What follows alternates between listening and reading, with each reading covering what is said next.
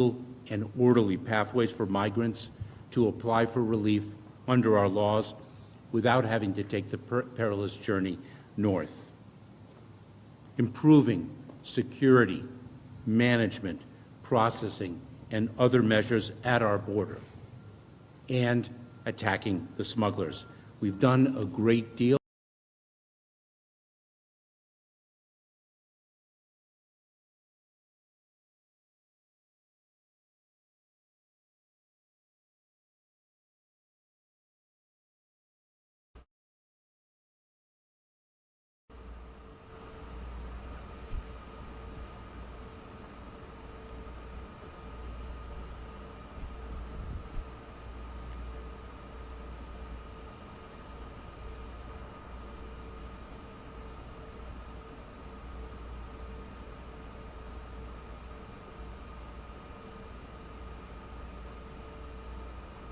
You're streaming live now from Fox as we take a live now look from Kabul, Afghanistan. Good morning, everyone. Thank you all so much for streaming live now from Fox. My name is Rain Augustine, and for the next few hours, I will bring you all the latest news, top stories, and international news as well. I do want to bring you all the latest information that we have when it comes to the ongoing situation in Afghanistan. Now, President Biden ordered 1,000 paratroopers from the 82nd Division based in Fort Bragg, Minnesota, to go to Afghanistan. The action comes amid mounting fears Kabul is on the verge of collapse, with many Americans still in the country. Fox News correspondent Kevin Cork has the latest from Washington. President Biden issuing a statement not terribly long ago. In it, 5 action points to address the devolving situation on the ground in Afghanistan. I want to share the most notable of those action points. The president saying the deployment of approximately 5,000, that's right now 5,000 U.S. troops to make sure we can have an orderly and safe drawdown of U.S. personnel and other allied personnel, and an orderly and safe evacuation of Afghans who helped our troops during our mission and those at special risk from the Taliban advance. And then there's this. We have conveyed to the Taliban representatives in Doha, by way of our combatant commander, that any action on their part on the ground in Afghanistan that puts U.S. personnel or our mission at risk there will be met with a swift and strong U.S. military response. This morning, the president and vice president held a secure video conference with the national security team to discuss the ongoing efforts to draw down our civilian footprint in Afghanistan. They were joined by the secretaries of state and defense, as well as the chairman of the Joint Chiefs and the National Security Advisor.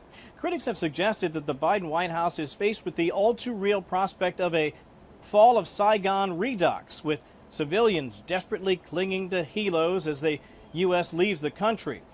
Though Mr. Biden said this back in July about a possible Taliban overthrow of the country. There's going to be no circumstance where you see people being lifted off the roof of an embassy of the United States from Afghanistan. It is not at all comfortable. But the likelihood there's going to be the Taliban overrunning everything and owning the whole country is highly unlikely. And yet here we are with large swaths of the country effectively under Taliban control. A real policy nightmare, say critics, with a potential fallout for years to come. What has happened here is the president has made some serious miscalculations where he hasn't fully appreciated the consequences of his decision in April when he announced the withdrawal. And what we're seeing is an ill-conceived, hasty withdrawal that's turning into an embarrassing retreat. And that's the simple facts of it. Interesting that back in 2002, Mr. Biden excoriated the Bush administration's policy in Afghanistan. This is from the Washington Post that year. Biden, chairman of the Senate Foreign Relations Committee, said in a Washington speech, "Whatever it takes, we should do it. History will judge us harshly if we allow the hope of a liberated Afghanistan to evaporate because we failed to stay the course." That from the Washington Post in February of 2002. Mr. Biden will remain at Camp David through Wednesday, and of course will receive regular briefings until then. At the White House, I'm Kevin Cork, Fox News. Devastating news coming out of Haiti. Officials say more than 300 people were killed and more are missing after a major earthquake struck the island on Saturday. Now, the death toll is expected to rise, with the quake recorded being one of the biggest that have devastated the country in over a decade. Now, Fox News correspondent Alex Hogan has the latest.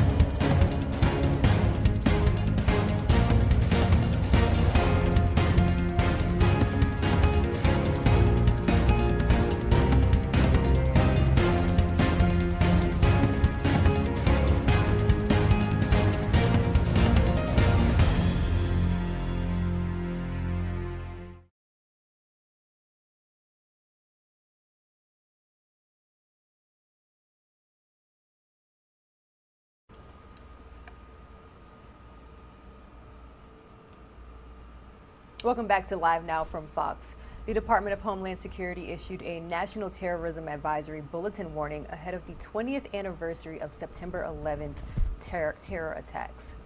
The bulletin warns of the possibility of heightened domestic terror threats by foreign terrorists. Fox News correspondent David Spunts has more from Washington.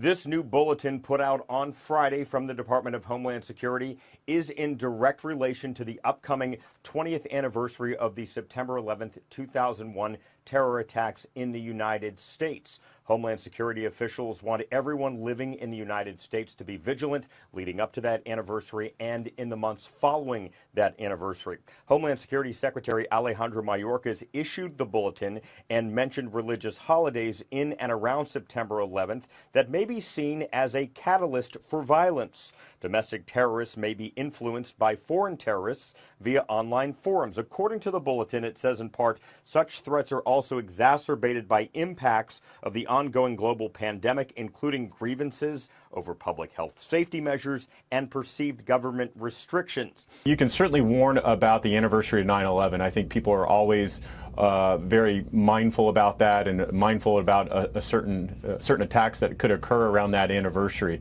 But once you start talking about COVID measures and other things in that bulletin, I begin to believe it waters it down.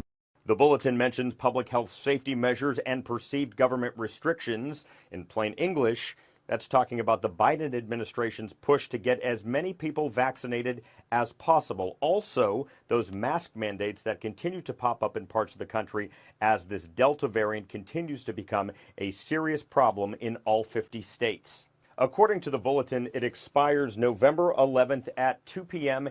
Eastern Standard Time. I'm told it could always be extended should threats warrant such an extension. In Washington, David Spunt, Fox News.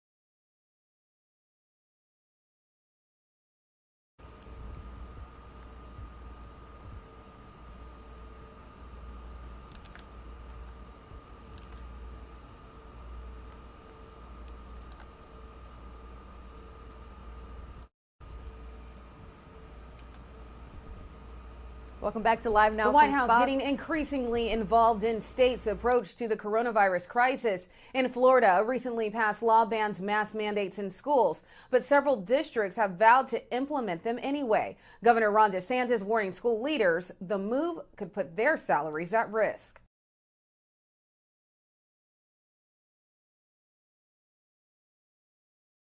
On Friday, the Secretary of Education announcing that Florida educators who are denied funding for implementing mask mandates could get reimbursed by the federal government with money that's been approved for COVID relief.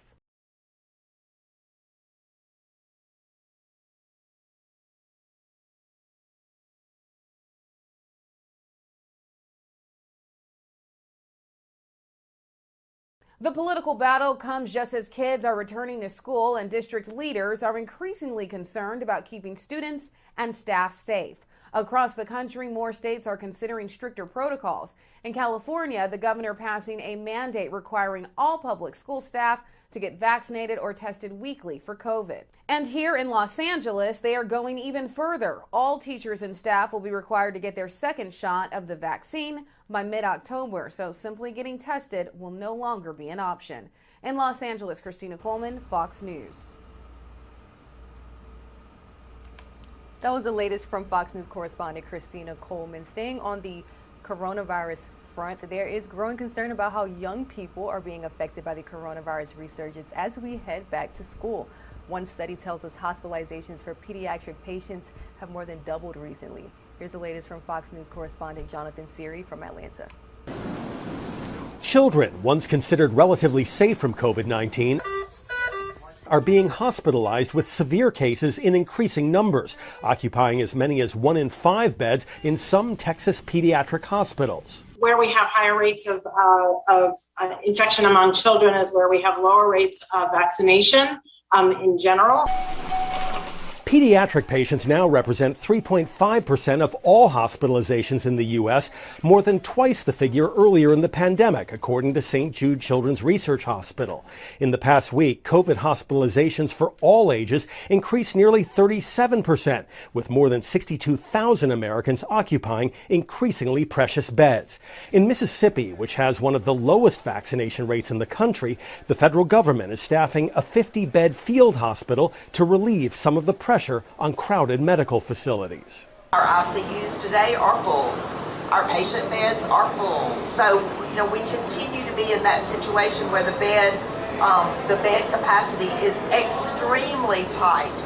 I'm used to this. The FDA authorized and the CDC recommended a third dose of Pfizer and Moderna vaccines for people with weak immune systems. Boosters for healthy individuals may come later if the Delta variant shows more resistance to the standard 2-dose regimen.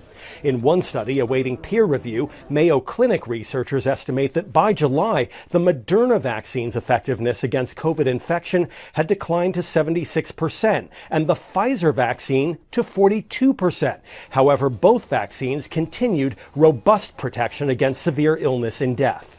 With Delta, people, even though we're vaccinated and we have good immune systems, this virus can cause mild infections, akin to a common cold, or it might even put you in bed for a day or two, but you don't have to go into the hospital. Today, Chicago Public Schools announced all of its employees must be fully vaccinated against COVID-19 by October 15. Those with religious or medical exemptions must undergo routine testing throughout the year. In Atlanta, Jonathan Siri, Fox News. The wave of migrants crossing the southern border shows no sign of letting up. Fox News national correspondent William Lajunzi breaks down some statistics showing what the country has seen under the Biden administration in regards to immigration at the border.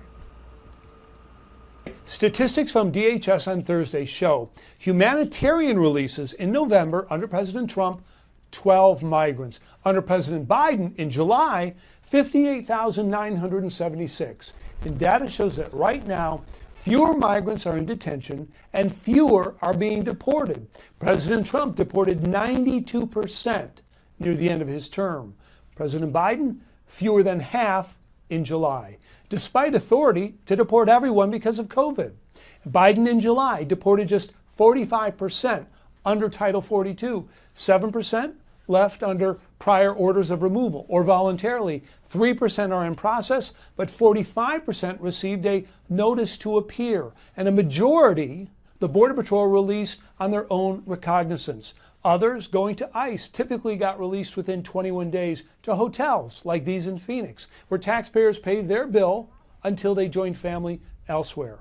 Under President Biden, migrant asylum claims jumped 98%, yet just 13% who claim credible fear at the border are actually granted asylum by a judge. A handful get deported, but the vast majority either never show or complete their case. Most of those individuals are probably just going to disappear into the United States. ICE probably doesn't even know that they're here. and they're going to be able to live their lives in the United States until they encounter DHS somehow. But most of them never will. In fact, ICE only arrested 250 non-criminal migrants in all of July, overlooking thousands who ignored their deportation order or their NTR, notice to report. Without a penalty, the surge gets worse, something that the DHS Secretary Alejandro Mayorkas said he understands. As a matter of fact, we are making apprehensions of no-shows on the NTRs a priority from the ICE side. So the problem is, because of overcrowding, the Border Patrol gives out those show up to ICE notices in 60 days, but about 85% do not show up. And ICE cannot get travel documents ready before 21 days, so they also are forced to release people. Together, it makes Interior or Border Enforcement a sham. In Los Angeles, William Lajeunesse, Fox News. Americans continue to see rising gas prices at the grocery store, at the pump, raising concerns of increasing financial hardships. Financial correspondent Casey Stiegel he's bringing us more from Texas. Concerns of inflation rising among many Americans. In fact, a recent Fox News poll revealed 86% of registered voters polled feel that it is their top concern. And more than half said rising grocery, gas, and home prices have caused financial hardships. The national gas average now sitting close to $3.19 a gallon, inching closer to the record price set back in 2009 of $4.11, a buck more than where we were a year ago. I'm a contractor. As you see, I have a work truck, so I spend a lot of money on gas every week. It hurts my bottom line for sure. Recent AAA survey showed that, gas prices would have to be well over $3.50 a gallon, the national average, before some drivers would start to change their plans. White House officials say the pain at the pump is temporary and expect inflation to settle down. However, they haven't been able to give a timeline on when. And now the Biden administration is asking foreign oil producers to up their production, calling on OPEC to boost its overall output. This only months after the administration tightened restrictions on American oil companies. The production cuts made during the pandemic should be reversed as the global economy recovers in order to lower prices for consumers. Texas Governor Greg Abbott taking a jab at the White House, saying that U.S. oil producers could do the job more easily if there weren't as many restrictions in place.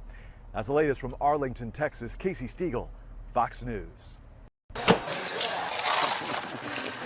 You think we're back to normal, but we're still trying to figure things out, and I don't know what normal is anymore. Even before the pandemic, restaurant workers say the job could be tough. You know that you're going to work incredibly long hours, and most of it is not glitz and glamour. Then you mix in COVID-19 layoffs and staffing shortages. Everyone is definitely overworked, emotionally drained, stressed out. More restaurants are taking their first vacations in years. So we took a 4-day weekend. We called it a mental health break because that is, honest to God, what it is. We needed time to breathe. Paul Einbund runs the Morris in San Francisco. He says the decision to close wasn't easy.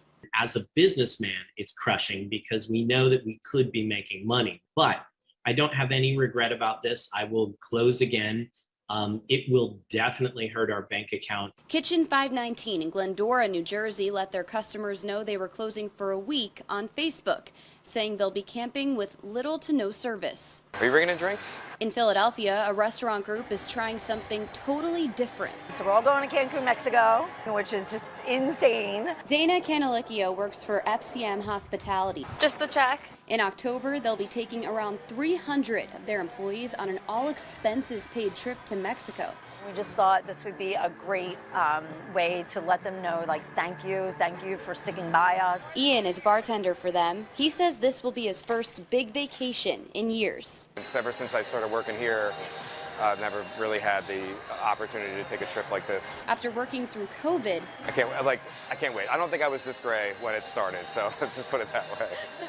a lot of the restaurant owners I talk to say they want to keep taking breaks like this because they say it boosts morale, and while we're dealing with COVID, they say it's worth it, even if it means losing money. In Philadelphia, Katie Byrne, Fox News. Just after 7:30 a.m. here on the East Coast. I'm going to send some of you off to a very quick commercial break, and when we return, we'll have a few remarks from incoming New York Governor Kathy Hochul.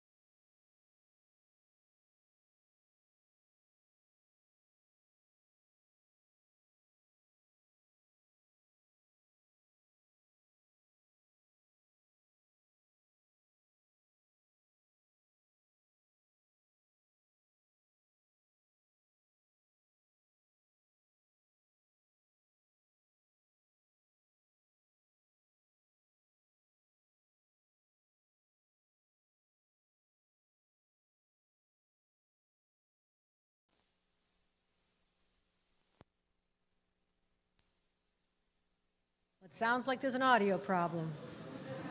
What a great start. Can you hear me now? Sounds like a commercial. Can you hear me now? All right, all right. Good afternoon, and thank you for being here. I spoke with Governor Cuomo yesterday, and he pledged his full support for a smooth transition. And I thanked him for his service to our state. Regarding his decision to step down, I believe it is appropriate and in the best interest of the state of New York. And while it was not expected, it is a day for which I am prepared. I've already spoken with Senate Majority Leader Andre Stewart-Cousins, Speaker Carl Heastie, labor, business, faith leaders, other state elected officials, as well as our tri-state governors. I look forward to working with each and every one of them and all of you to build on the progress that we've already started.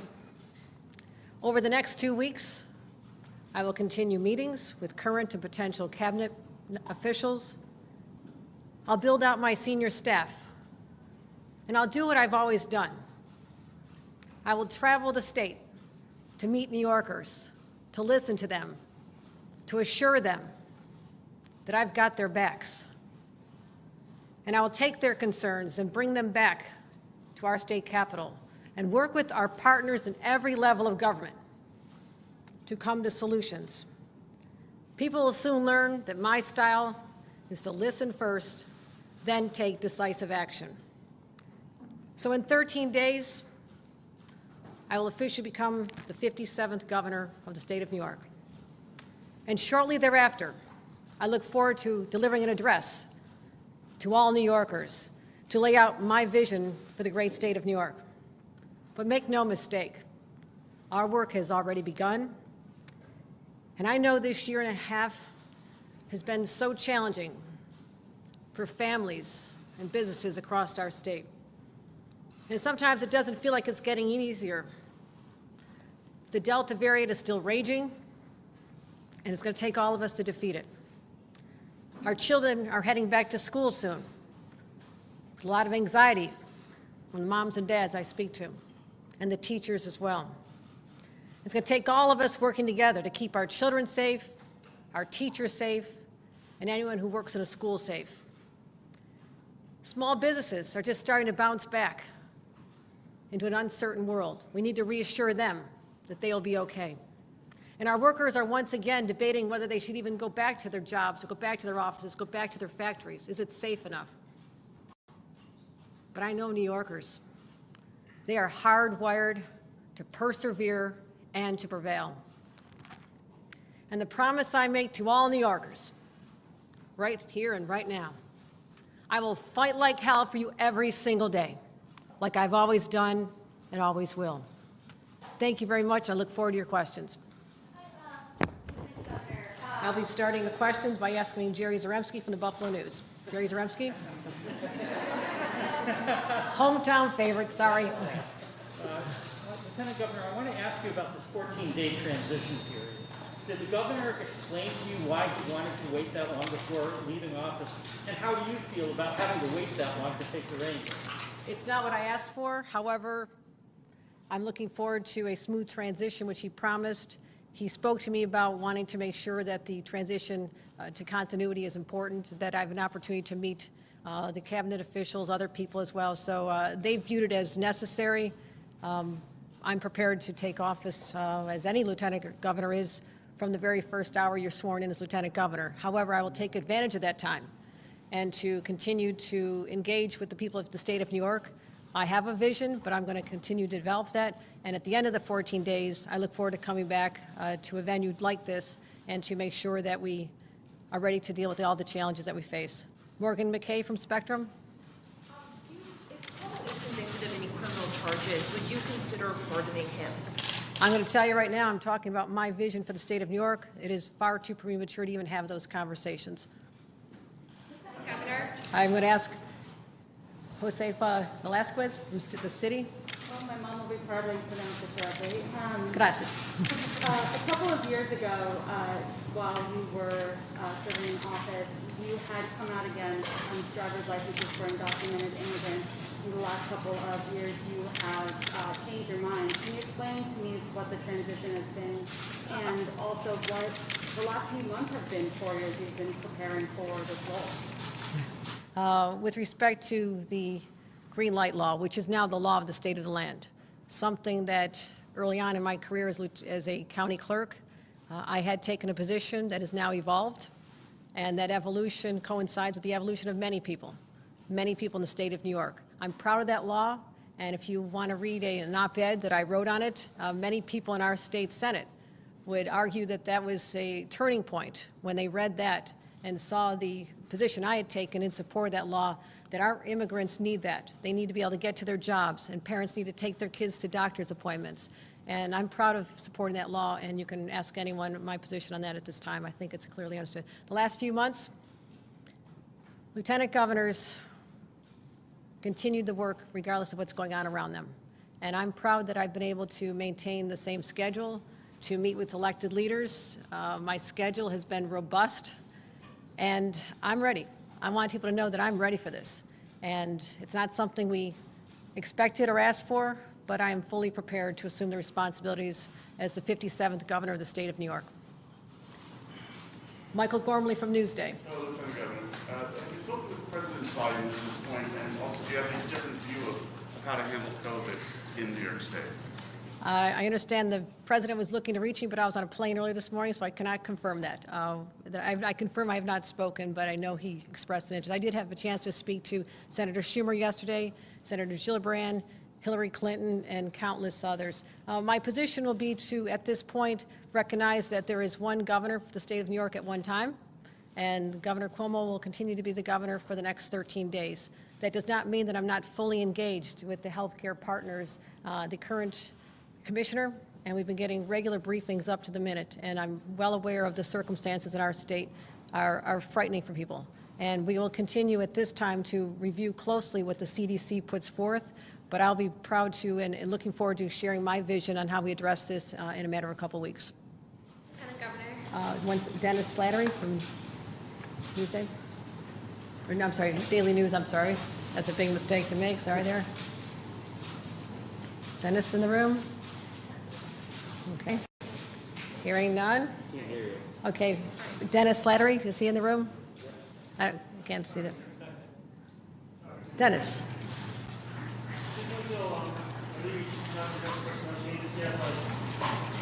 Budget director is tied to the FDA. Is something you thought about already? It's a very important issue that you have to consider with that. It has been about 24 hours. I'm meeting with all the cabinet officials in the next few days, and I'll be making those decisions shortly, and I'll be happy to announce them in 2 weeks. Also, we're looking for Dan Clark from PBS Now. In the report, the AG's report, several members of the governor's staff were implicated in trying to discredit the women that accused him of sexual harassment. Are you planning on keeping any of them around? Is it fair to say that those will be gone? No one who is named as doing anything unethical in the report will remain in my administration. Chris Horvathis from WIBB and Channel 4 in Buffalo. The word toxic has been used to describe the work environment in the executive chamber. So to follow up on what's been asked, do you agree or take issue with that term being used to describe it, and to what extent, given that fact, do you see the need to have turnover? Well, there'll be turnover.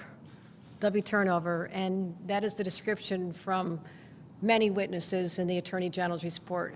I think it's very clear that the governor and I have not been close, physically or otherwise, in terms of much time. And so I've been traveling the state and do not spend much time in his presence or in the presence of many in the state capitol, but that is what has been being reported. And I'm going to stand right here. At the end of my term, whenever it ends, no one will ever describe my administration as a toxic work environment. Karen DeWitt from New York State Public Radio. As you know, the vaccination rates for COVID have stagnated in this state. Are you going to make an effort to get more people vaccinated? Is there any chance that you would declare another state of emergency or impose new mask mandates? Let me answer that 2 ways. One, right now, for the next 13 days, the current governor will be making decisions with respect to that. I'm going to use this time to evaluate, and I will tell you that all options are on the table, and I'll be looking very closely at the trends in consultation with our healthcare professionals as well as the CDC. I want people to know that currently the administration does not possess the executive powers that it had last year at the time when I was very engaged in dealing with the COVID response, and the authorities held by the administration were much more expansive than they are at this time. That being said, we are going to monitor this closely, and I can assure everyone that we'll be looking at all options, but also I believe that the key to get through this has been before our eyes for months. It's as simple as more people getting vaccinated. We have a high rate of at least people getting their first dose at this time in the state of New York. It's almost 77%, approaching 70% people getting both doses. That's good news, but there is a lot of concern about the children between ages 12 and 17, as well as we'll see what happens with respect to any decisions by the CDC or the FDA to allow younger children to be able to be vaccinated. So I think the answer is very simple. More people being vaccinated is our key out of this. And I'm going to be working with the communities where the rates are higher, the infection and the vaccination rates are lower, and to come up with a very strategic approach to target that and make sure we overcome the hesitation and worries, but also to make it more widely available. But that'll be something I'll be looking forward to addressing in a couple of weeks. Joe Spector from Gannett. Thanks. Do you feel the impeachment investigation should continue by the Assembly Judiciary Committee? And you said earlier that you and the governor didn't have a particularly close relationship, but were you aware of any of the allegations that were put forth in the AG's report? I was not aware of any of the allegations whatsoever in the report. The report stands on its own, And I've been in this business long enough to know that it's not the purview of the New York State governor to dictate to the New York State Assembly or to the Judiciary Committee on what actions they should take next with respect to anything, particularly impeachment. Bill Mahoney from New York Politico. Lieutenant Governor to succeed yourself in the coming weeks? And do you have any thoughts on who that might be? Certainly a lot of people have reached out to me. It's going to be, I'm really excited about working with the next Lieutenant Governor who will be named within the next few weeks. Currently we're considering a number of individuals. The fortunate thing for me is that I've spent so much time in 7 years getting to know many elected officials and community leaders personally at a friendly level, so I understand who they are. So it'll be someone who is no stranger to me, but also someone that'll carry on the vision of my administration, which is to continue these strongly progressive policies to take this state forward, to get us out of COVID as soon as possible, and to rebuild back this great state of New York. Now we're going to take questions on Zoom a little bit, so put some floor workers staying there. Operator, can you please load those questions up, please?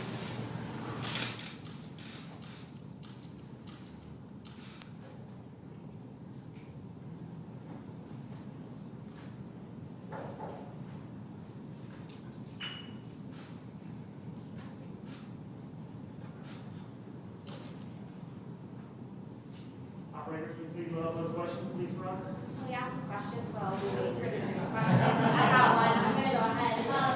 Lieutenant Governor, a lot of people look at you as a part of the Cuomo administration because you are a part of the Cuomo administration. How will you restore the trust in the executive office, being that you are a part of the Cuomo administration? First of all, many people have supported the policies of the Cuomo administration. There is a strong legacy of accomplishment. I was out there fighting in the streets to raise the minimum wage. I was out there fighting for paid family leave. I've been the champion of policies to eradicate the specter of heroin and opioid abuse, something that has touched my family personally. Child care issues. I've been out there making the announcements on affordable housing, clean energy, economic development. So that will continue. Those policies will continue and even be more enhanced. But with respect to the particular environment and the reputation of the current administration, I think it's pretty clear that, and it's no secret, that we have not been close and I've not been associated with that. So I know the job. I fought for the same policies. That's why I'm more prepared than anyone could possibly be for this position. And will you release the nursing home data? Will you release the nursing home data that in the alleged cover-up? Will you release it? My administration will be fully transparent when I'm governor. I'm not governor yet. Have you considered another potential idea, All right, this isn't going to work, team. Okay. I want to, first of all, please wait. If there's not any virtuals, I'm sorry to the virtual world out there. Next time, Yes, we'll look forward to seeing you in Governor, person. we do have a question Yes. for you, Governor. Your next question does come from Andrew Donovan of WSYR in Syracuse.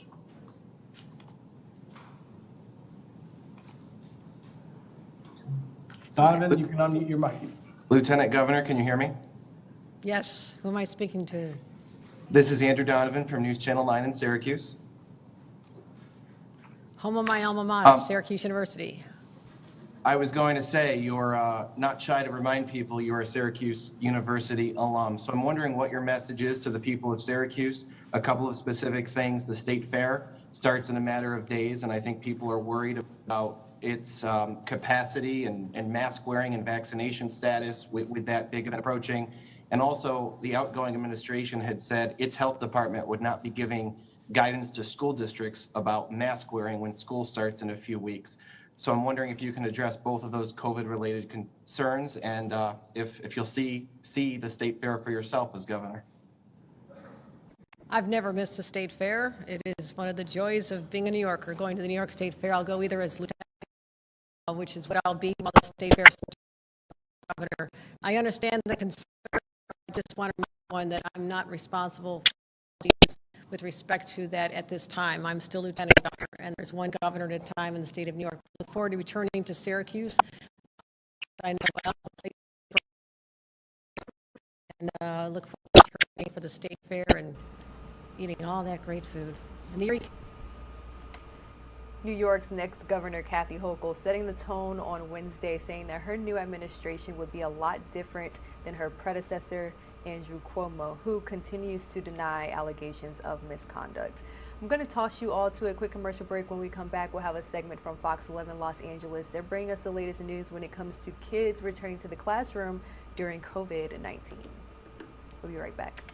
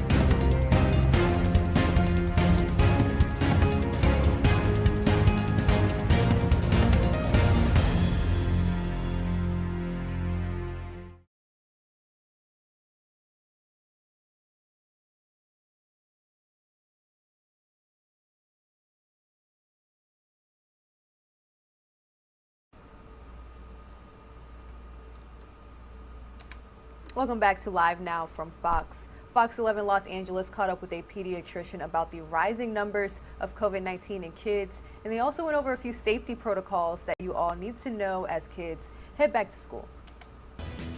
All right, there is an alarming statistic from the American Academy of Pediatrics. For the week ending last Thursday, there were nearly 94,000 new COVID cases involving children. That made up 15% of all the new cases during those 7 days nationwide. Most of those kids haven't gotten the vaccine because, quite frankly, it's not available yet for children under the age of 12. So a big question when you see those numbers for parents, is the Delta variant making kids more sick than previous strains? Let's bring in pediatrician Dr. Tanya Altman. Doctor, thank you for being with us. What are you seeing firsthand when it comes to kids and the Delta variant?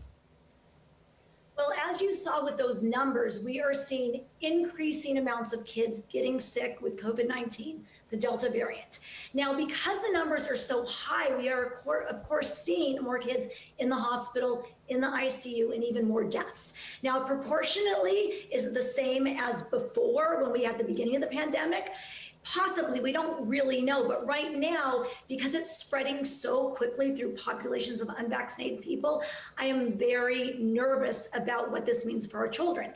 In addition, I'm seeing kids and teenagers who had COVID-19, mild illness, recovered like most of them do, but they're having these long hauler symptoms that we are hearing about more in adults. And the research is still coming out on kids, but we're seeing chronic fatigue. We're seeing trouble concentrating in school.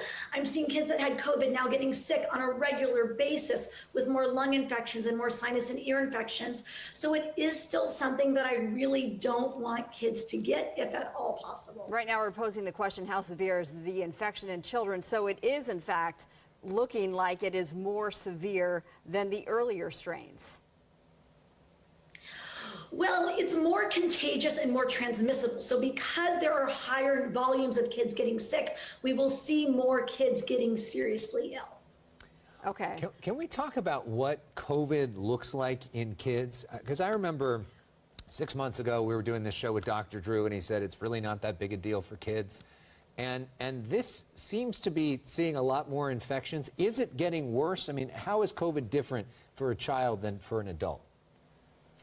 Well, again, it varies person to person. So a lot of the kids are running around happy with runny noses and colds. And this is what I've been telling the preschools and the schools. If you don't test those kids, you cannot tell the difference between COVID-19 and other viruses such as rhinovirus, the common cold. Now, some kids are getting more sick. They're having a high fever for days. They're really not looking well. They're having GI issues. They're having trouble breathing. And of course, there is that inflammatory condition, MIS-C, which we're seeing sometime after COVID, where kids are getting high fevers for days and ending up very sick in the hospital. But unless you really test, you may miss it and you won't know. And so that's why testing is going to be so critical in keeping everyone safe going into this fall and winter season. Well, LAUSD, the biggest district, of course, in the state, is going back to school come Monday. Do you think it is safe, given the surge right now, to have these students get back in the classroom? Yes, they will be tested. They will be masked. Is it still safe? So school is really a controlled environment. And we know, because of data we have over the last year, that kids in school, when schools are following all of the multiple layers of protection that the CDC and LA Public Health have laid out, with the masking, the testing, the hand washing, the ventilation, the distancing when possible, we really aren't seeing transmission in schools.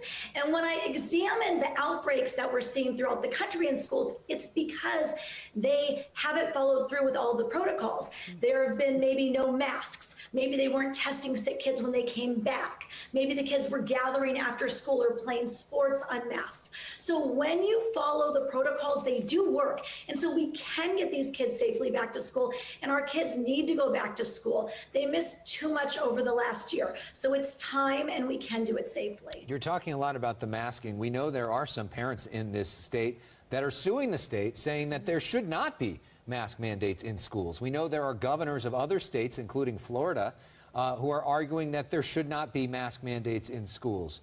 It sounds like you believe in mask mandates in schools. What is the science showing you, and why? Yeah, I mean, COVID-19, we know, is spread through respiratory droplets and air. So therefore, masking after vaccination is really the best layer of protection you can have. So if we want to shut down this pandemic, stop COVID-19 from spreading, stop new mutations and variants from coming, we really need to do this safely. And that includes masking kids when they're in school. And honestly, the kids don't mind. The kids do great. It's the parents that are complaining. My kids are so excited to go back to school. They don't care about putting their mask on, going to activities. They forget it's on their face. All right, well, you are always a plethora of information. You have several books out on children and parenting. Here's a look at some of them: What to Feed Your Baby, Caring for Your Baby and Young Child, Baby and Toddler Basics. Your website is drtanya.com, very simple. And we thank you for your insight tonight, Doctor. Yeah, you're a great guest. First time on the show. We love having you.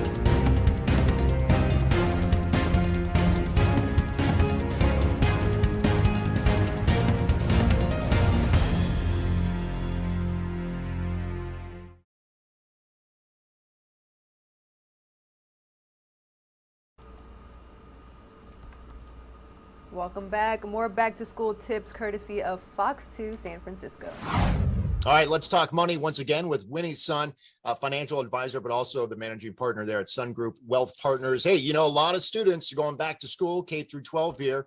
I know my family, we've already done some back to school spending for our son and daughter. I mean, this is $1 billion business. A lot of people, though, are on tight budgets. I mean, what advice can you give, Winnie, for those families out there to really maximize their budget? And are people actually spending more, you know, during this pandemic? Absolutely, Mike. You know, it's so interesting because a lot of retailers expected this year to be a record year and back to school shopping. Right. But what we're seeing now that it actually might be delayed. And in fact, we're seeing more families saying, you know, we're kind of on a wait and see basis, especially given that back to school is so non-traditional this year, right? Where a lot of parents are still on the fence of will they be going back to school?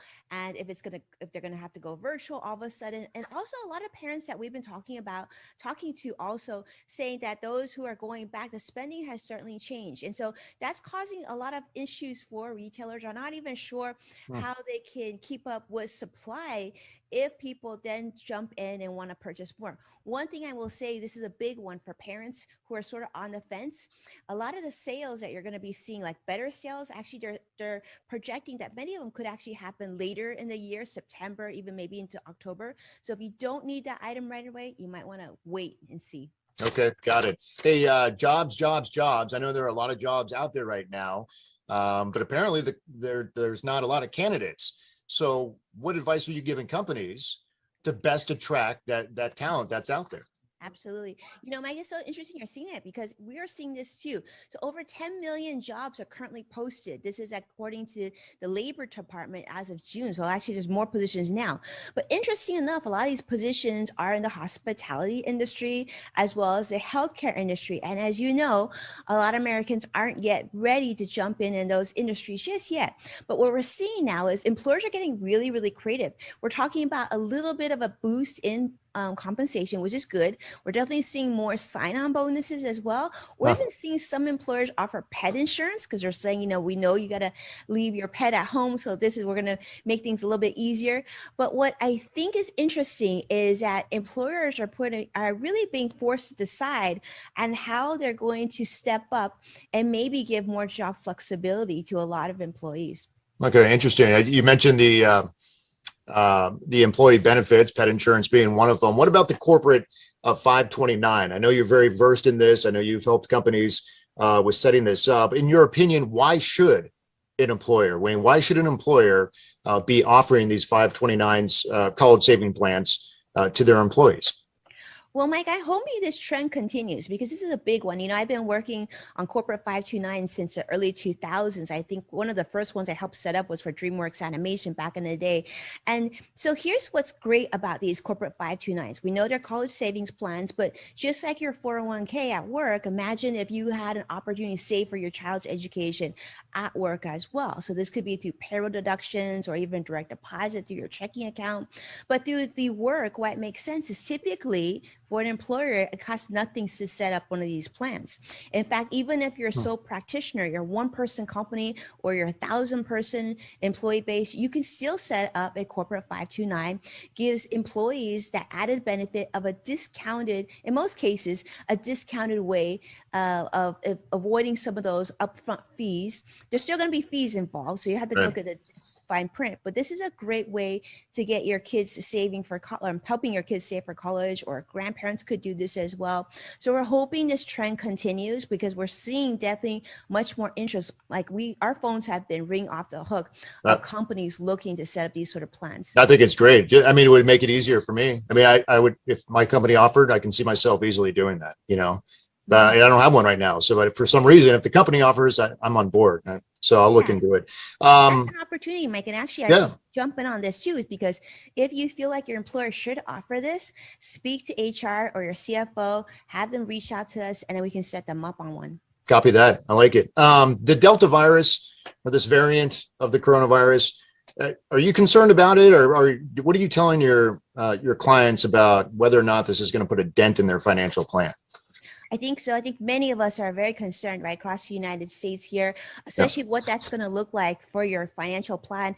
Is it going to, a lot of my clients are saying, I'm sort of feeling like I'm at a frozen state right now. Do I invest in real estate, or do I move, or can I invest? And what's that going to look like? What if, this Delta becomes more serious? What's that going to do to my retirement portfolio? Is my money going to be as valuable as it is now into the future? It's really hard to plan, but there's a lot of things that we've been telling our clients to do, and that's to be proactive on controlling what you can control. So one of the main things that you control is how much you have saved. So if you have that emergency fund, great. Make sure that you have enough there. Keep a really close, clear budget. Know where the money is going, and be careful about making big purchases right now. I know it's hard, but I know a lot of people are looking at maybe rental property. We're seeing a lot of uptick in people looking to buy vacation homes, but you might want to hold off on that just temporarily. Let's just see how this unfolds. And most importantly, one of the things you got to do too, even if you've done it in the last year, considering refinancing again, believe it or not, because rates have dropped yet once more. It makes sense for you to look at it. Certainly doesn't hurt, but make sure you don't make those panic decisions on your investment portfolio. This is key. If you're really nervous, you're feeling anxiety, definitely seek out advice right now, because this is a very challenging time, even for our clients that we've been consulting on for 10 plus years. People are very nervous, and what you don't want to do is make a bad decision that's going to affect your future financial goals. And even those who have a tight budget, I know there are Disney lovers out there, and they'll do whatever it takes to get a season pass to Disneyland. I haven't been in a few years. They call it the happiest place in the world. And I don't live in Southern California, so I don't foresee myself getting a season pass. But I know they launched a new one, Winnie. But I mean, the price of these things I guess if you go all the time, it's worth it. But I don't know. What's your take on this new pass out at Disneyland? So, Mike, the timing is really interesting, but yes, Disneyland has released their brand new pass. It's now called the Magic Key.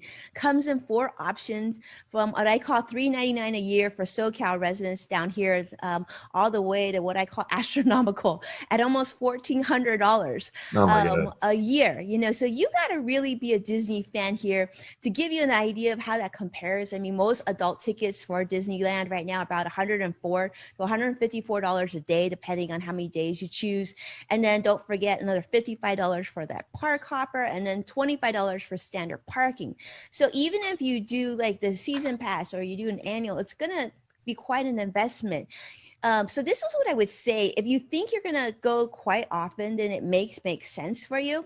But as an alternative, for those of you who live in California, Disney's actually unveiled this sort of less talked about feature, which is you can actually buy a 3-day ticket for $83 a day through the end of September.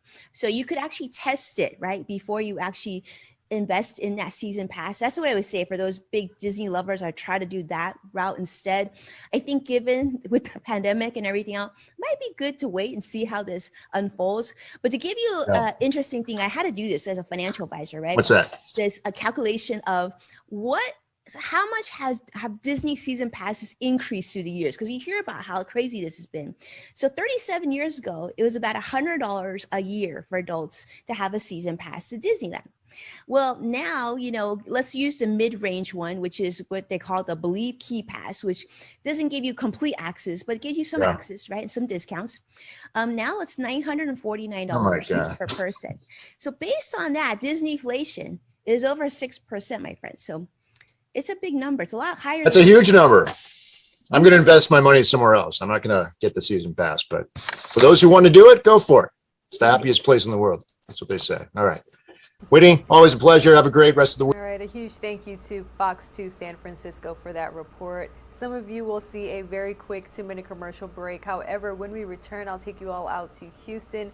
Fox 26 Houston is having a live segment right now called What's Your Point? They are examining top stories and major headlines from throughout the week.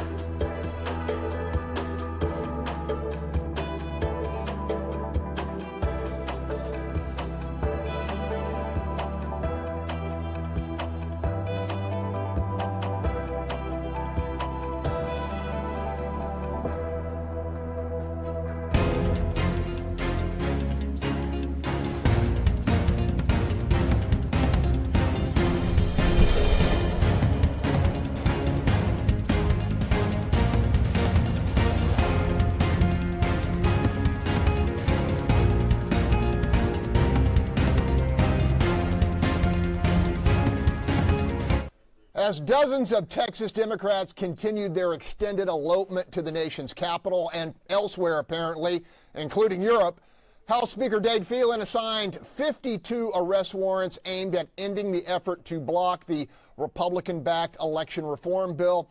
With the Texas House now just 5 members short of a quorum in this second special session, defecting Democrats are under fire for, among other things, holding up additional pay for teacher retirees and stalling felony bond reform, which is of particular interest here in crime-weary Harris County. Panel, in terms of public perceptions, have Democrats reached a point where they are doing their cause more harm than good? That's a hanging curveball for you, Bob Price. Well, it is, and clearly they have failed on this issue repeatedly. This was never about stopping the bill. This is about drama. These people just want to attract attention to themselves. They won't discuss anything about facts in this bill about who is supposedly being suppressed, how are they supposedly being suppressed. None of that is being discussed. And yet, Ted Cruz caught a lot of flack for going to Mexico during the freeze when the freeze had absolutely nothing to do with his job. But 2 Democrats went to Europe on vacation while they're on the taxpayer's salary and supposed to be in Austin taking care of business. This is ridiculous. They're losing all across the board. The House has issued arrest warrants, civil arrest warrants for them, and DPS is out looking for them. All we need is 5 to be brought back into the House, and we can get back to the people's business. Okay, Sue Lovell, your political advice is sought after quite often. If you were advising Democrats, particularly with this new issue of COVID coming to the forefront, what's your advice now? Get back to the table, work through what you can. What is your end game? And understand your power. And truth is, the power is the Speaker of the House was elected because Democrats voted for him. So why don't you use that power to go to the Speaker and say, do you like being the Speaker? Well, if you do and you want us to support you, here's what we want. Here's where we draw the line in the sand, and let's get to that point and then move forward. Gary Pollan, are you to the point now where for Republicans, it's better that the Democrats stay in Washington, that it's actually doing them damage? Well, I think it's doing them damage. But what's interesting, all the conversation about the bill and the no changes, the Houston Chronicle, which is now a newspaper that often just has misinformation, actually had a headline the other day that said that there have been really no changes in the bill. And in the body of the story, they mentioned 5 changes that the Republicans instituted, and primarily because of complaints by Democrats. So the bill has been changed. Sue's right. Look, you need to come and do your job. If you don't want to do your job, you need to resign. Because I know there's lots of people who would like to be in the state legislature. So get out of the way. And wasting their time with stunts like a writ of habeas corpus in criminal court when you hadn't even been arrested is just, it's a sideshow, and people know it. I'll tell you what true influence is when Republicans and Democrats listen to what you have to say, and that's Tomorrow Bell. What's your take on this? Listen, they only need 5 people, and they're going to get them. And let me tell you all, the division that's going to happen in the party, because the people who are leaving, I know that because I remember when it happened when Al Edwards, when they went to New Mexico, wherever they went, the inner fighting that'll linger from this will be more damaging to the Democratic parties than what the Republicans are trying to do. And we do need them to get back here because I damn sure need that felony bond stuff addressed here in Harris County. So get y'all butts back to work. All right, Marcus Davis, sometimes I wish I had like live microphones on your tables at the Breakfast Club so I could hear what people are saying about this and the conversations. Is it time for Democrats to come back and get back to work? Well, look, we'll talk about the conversations in a second. Let's start with the beginning, right? Make no mistake about it. The legislation that is being held up because of poor leadership in the state legislature for not bringing these to the table from the get-go in the first session, in the first 10 days, in the first 30 days. Let's make that clear. Secondly, the idea that the Democrats are putting on the show is actually true. But let's look at why they're putting on the show. They're putting on the show because the GOP is putting on the show. What show is that? this legislation is bonkers, right? So what the conversation in America is not happening is we're being had as American citizens because the GOP is bringing up frivolous legislation, and then the Democrats have to respond by putting on a dog and pony show. Meanwhile, we're the ones scooping up the crap. Yep. All right, we're going to leave it right there. Up next, our state's hard new line on transgender kids seeking sex reassignment surgery. Do the medical procedures truly amount to a form of child abuse?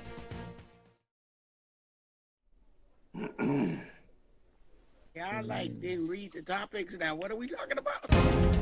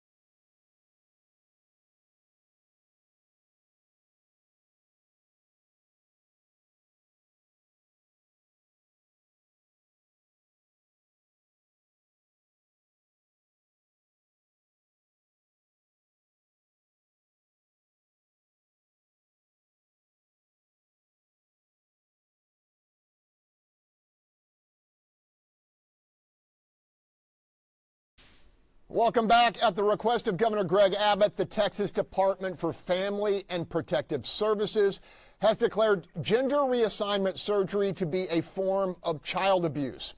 The administrative move is consistent with a host of approved and proposed legislation viewed by advocates as openly hostile to the transgender community, including a measure to exclude youth in transition from participating in athletic competitions which do not correspond to the child's sex at birth.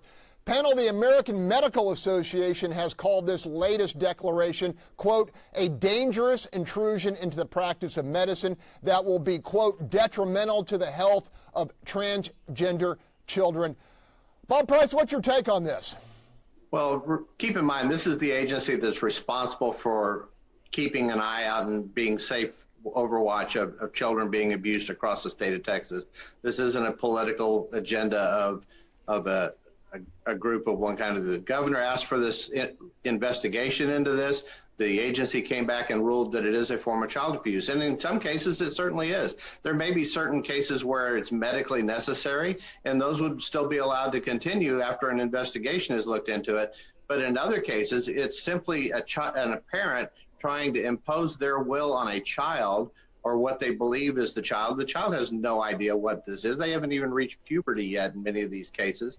And yet they're being put into these situations that are very dangerous and life-altering and irreversible. Sue Lovell, during your decades here in our community, you've been a ferocious advocate for the LGBTQ community. I know you're familiar with this issue. What can you tell us? I'm familiar because it's happening actually in my own family. And the governor needs to get out of people's lives. This is a very important decision that is made between a family and their doctor that has to do with their children. And actually DFS is supposed to oversee kids. They need to go back and figure out how they do a better job of that and get out of families' lives who are making decisions about their children with their physicians. The governor has no reason and the state has no reason to be there. This is about families and decisions and doctors making those decisions, and they are very difficult, at times heartbreaking decisions that are difficult for families. And it is never really, I've seen a parent go, oh, I really think you should be a girl, so let's go ahead and do that surgery. It's usually driven by the child who is having mixed feelings and thoughts about who they are, and they ought to be able to have those thoughts and feelings and discussions and make decisions with their physician, and the governor needs to get the hell out of it. Marcus Davis, what's your take on this? You know, I think that this is a travesty. I do not believe that this is the role of the governor to make this kind of declaration. I do believe it's a private affair. I may not even agree with the parents. I may not even agree with the parents' decision, but I damn sure don't believe that it's the governor's position to step in and to call this child abuse. I don't know how you can declare this is child abuse if this is what is, if this, as Sue stated, this is what's coming from the child to the parent and it's agreed upon with them and their medical consultation. But here's the biggest part.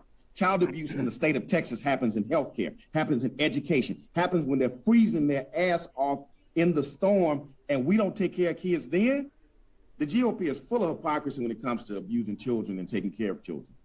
We got to leave it there. Still to come, controversy at City Hall. Why has the mayor shut down a proposed website aimed at giving taxpayers a clearer picture of how their money is spent?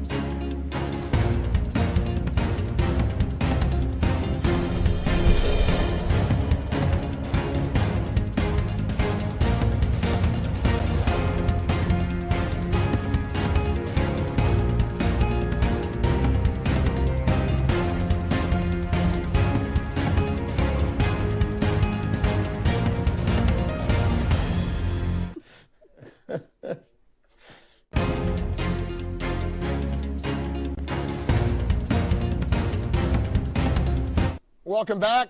Two questions. Is democracy delayed actually democracy denied?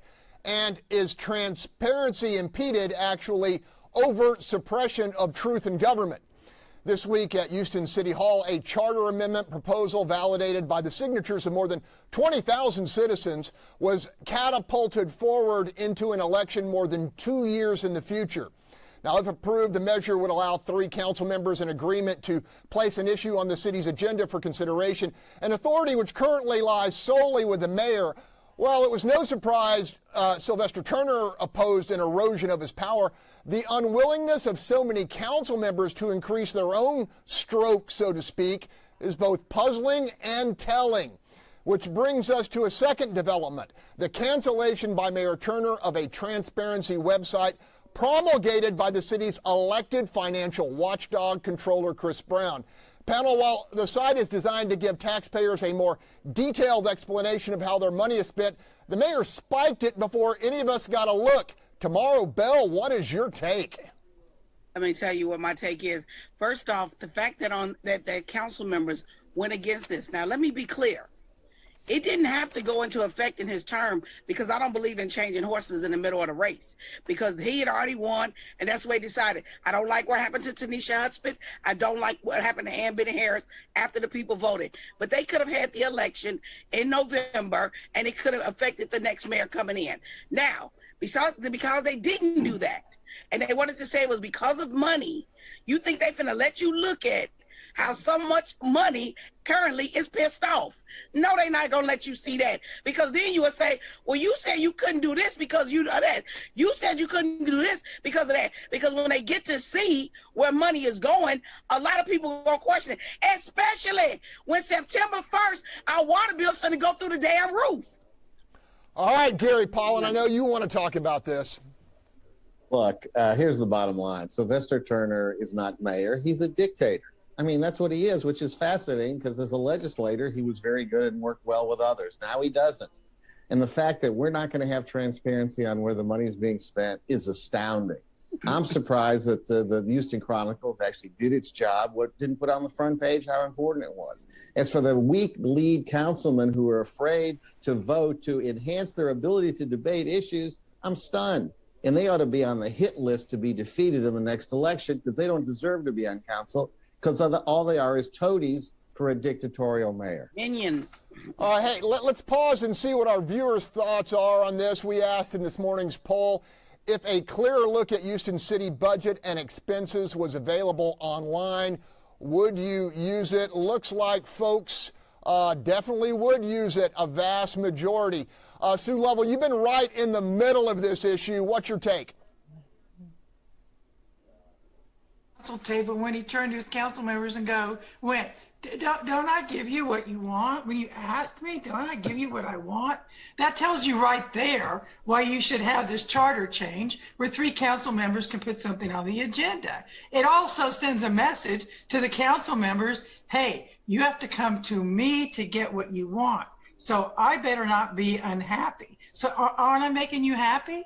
And the deal on the transparency, I mean, it is our right as citizens and council members to have at our fingertips the way you're spending our money. It's like when you have kids and they're in a room playing and the door's open, all of a sudden that door closes. You go over there and you go, what are you doing and what are you hiding? And that's essentially closing that door to our finances is, what are you doing and what are you hiding? And I think the mayor is opposed also to doing with the firefighters arbitration. Arbitration means you have to bring your books to the table and open them up. Thus, the real fight not to go to arbitration. I don't want you looking at my books because of what you might see.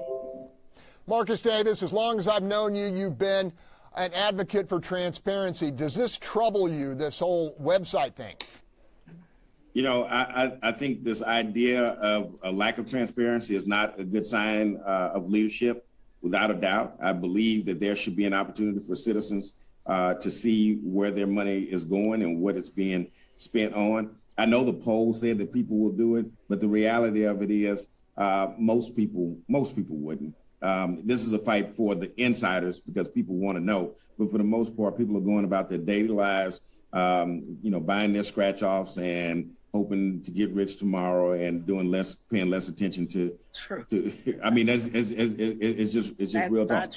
But this idea that you have single member districts that have a duty to their constituents that do not want to enhance their opportunity to represent their districts, that is dumbfounding to me. And yes, you can give all of the load to the mayor that you want, but your district council member is the one that's supposed to be there for you through thick and through thin. And so if you disagree with this, then you should be calling your district council member. You know, we talked to the mayor's office, or actually they gave us a short statement saying that all this financial information is readily available online already. I think there are people who will argue with that. Bob, we got about 30 seconds here. Finish this up. Well, this is clearly voter suppression, where the mayor is not allowing the people to vote in a timely manner on an issue that has been brought before and legally passed by the council. Gary's right. These people absolutely need to be marked and voted out of office that supported the mayor on this issue. And what Sue described sounds a lot like bribery, extortion, and official oppression. All right, we're going to leave it right there. Coming up, a prominent Texas Republican calls for the impeachment of Harris County judges releasing violent predators on bond. And later, the enemy within. A colossal drug seizure in Fort Bend County prompts the question, are legitimate pharmaceutical dealers feeding America's deadly appetite for opioids?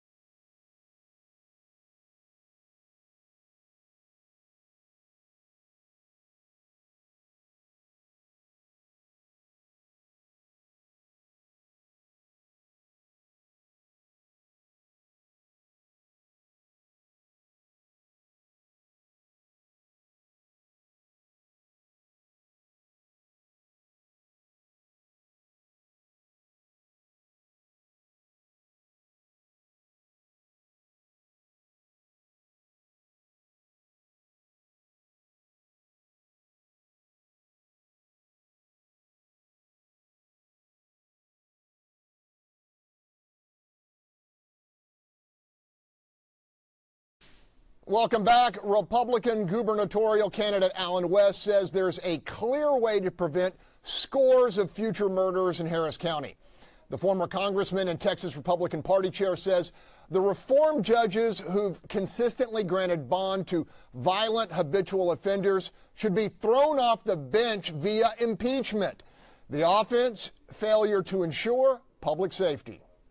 Judges are supposed to be there to interpret the law and to adjudicate justice. And that's what the people trust them to do, not implement their own ideological agenda or their activist demands, wants, and desires. And when you look at the fact that we have judges here, 4 judges specifically in Harris County, who are releasing individuals on these personal recognizance bonds 7, 8, 9, multiple times for very violent crimes, and then they go out and commit the exact same crimes. Just recently, here Thursday, you had one of those individuals that was released, and he opened fire on constables here. Thank God that individual met his maker. But imagine if that were just, non-armed citizens that individual confronted. So we have judges that have blood on their hands directly. And when you look at the Texas State Constitution in Article 15, there is a means by which the governor, Speaker of the House, legislators can impeach these judges. And I think that is what the people here in Harris County deserve, because if there's no consequences, it's very Pavlovian. You will continue to get the exact same bad behavior. Someone has to step up and be a voice for the people and protect the people and not allow these runaway activist judges to continue to release violent criminals onto our streets. And it's not just here in Harris County. We see some of this happening in Dallas County. We see it happening in Austin and Travis County, defunding the police, the rise of violent crime. So our elected representatives, especially from the governor's office and the individuals that I stated, they have a solution. It's just about the will to do what is right by the people and the citizens here of Texas. Okay, I'm going to take it a step further. Are you challenging Governor Abbott, your opponent, to step up and do this? Well, I will tell you that if I were sitting in the governor's mansion, we would definitely be rectifying this situation. But since I am not, just as I said in the press release, on behalf of the citizens of Texas, I am asking Governor Abbott to do the right thing. And Governor Abbott was a judge here in Harris County. He's been an attorney general for 12 years. He's been a governor for 8 years. He should be on the side of the rule of law. When the executive crosses over and challenges another branch of government, it has to be serious. Do you think what has happened here in Harris County meets that criteria? Talk to the families who've lost their loved ones. It's very serious to them, because there's always going to be that empty chair at their Sunday dinner table. So we have that system of checks and balances that our founding fathers, being it the United States Constitution or the Texas Constitution, put in place so that we don't have runaway branches, being it the executive, the legislative, or the judicial branch. And so in the Texas State Constitution, there's a means by which we hold these judges accountable, and we should be holding them accountable. Up next, a 2-decade catastrophe coming to a close. The fall of Afghanistan to the Taliban, and the costly lesson our nation must somehow learn.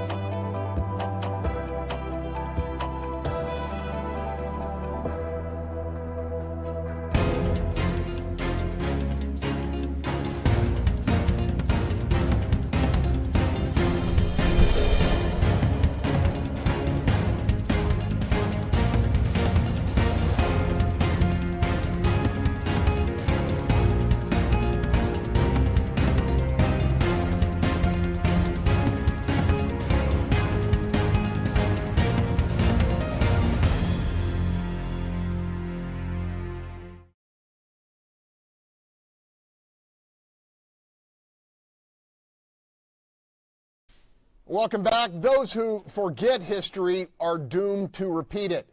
That adage playing out after an excruciating two-decade investment of $2 trillion and more than 2,400 American lives. Despite that brutal cost, it's just a matter of time before the Taliban retakes total control of Afghanistan. Panel, as the U.S. completes a haphazard evacuation, the lives of Americans and those who supported us are still in danger. Bob, I'm going to you on this. Well, as we speak, Greg, the Taliban is already encroached into the outskirts of Kabul. They're moving in. I would expect that city to fall within hours, if not sometime tomorrow. So this is a complete reversal of U.S. foreign policy, but it's not a reversal of Joe Biden's policy. This is an intentional act. He knew this was going to happen. He was told by all the generals this was going to happen. He was told by members of Congress this was going to happen. He was against building up troops in Afghanistan when he was vice president of the United States. He was against sending troops to kill Osama bin Laden in Pakistan when he was vice president of the United States. This is yet another example of his intentional actions causing catastrophe, just like he's done with the border, just like he's done with this excessive spending that's caused 5% inflation rate. All of this is coming to bear. These are intentional decisions. This is not a failure. This is his intentional decision. Marcus Davis, we have 3 different administrations who oversaw this 20-year war. I always like to get your take on this stuff. Well, you know, Bob, you may be right. This may be intentional, and why not? We've been in Afghanistan way too damn long. We've spent way too much money in Afghanistan, and at some point in time, the Afghans have to take responsibility for what's happening in their nation. I am sick and tired of every news station in America covering what the Taliban is doing here. Let's talk about America. Let's get the hell out of Afghanistan. Let's put those trillions of dollars that we're putting in some other nation in our own nation. We always bring up what's happening in Chicago until it's time to write the checks to solve those problems. Let's bring that money home. Let's bring our troops home. Let the Afghans take care of themselves. All right, Gary Pollan, you know, for me, it gets down to it. Afghanistan wasn't buying what we were selling, or at least the Taliban. And we're not the first civilization to run into a dead end there. You know, the Russians, the British, you can go back in time. Years. Your thoughts on this? It's a graveyard for empires. Look, here's the bottom line. The getting our troops out of Afghanistan has been botched by the Biden administration. This is going to be Biden's Saigon. But to be fair, both parties have been engaged and continue to support this stupid war for 20 years. This should have been over in the first year or two. Then we went from getting rid of terrorism to nation building. And guess what? The Afghans are not interested in nation building. Then we got into we're going to build up their military. And we spent hundreds of billions of dollars on the Afghan military that collapsed in a week. So there's problems. There are problems with our, you know, we need to find out what went wrong. I'd like answers on how the military screwed this up so bad. That's what I'd like to hear. But Marcus is right. It was past time to get out, and the money should have been spent here, not there. All right, we're leaving it there. Up next, a drug seizure in our own community of gigantic proportion. And this time, the alleged villain is a once respected member of corporate America. We're going to talk about it on the other side of this break.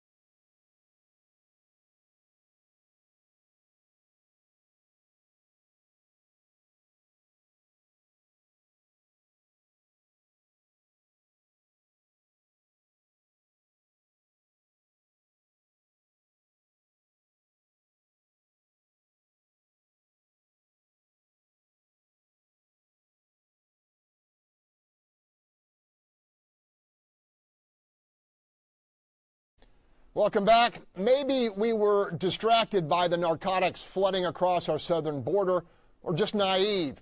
But there's now strong evidence that a so-called legitimate pharmaceutical distributor with warehouses in Fort Bend County allowed tens of millions of opioid doses to seep onto the black market.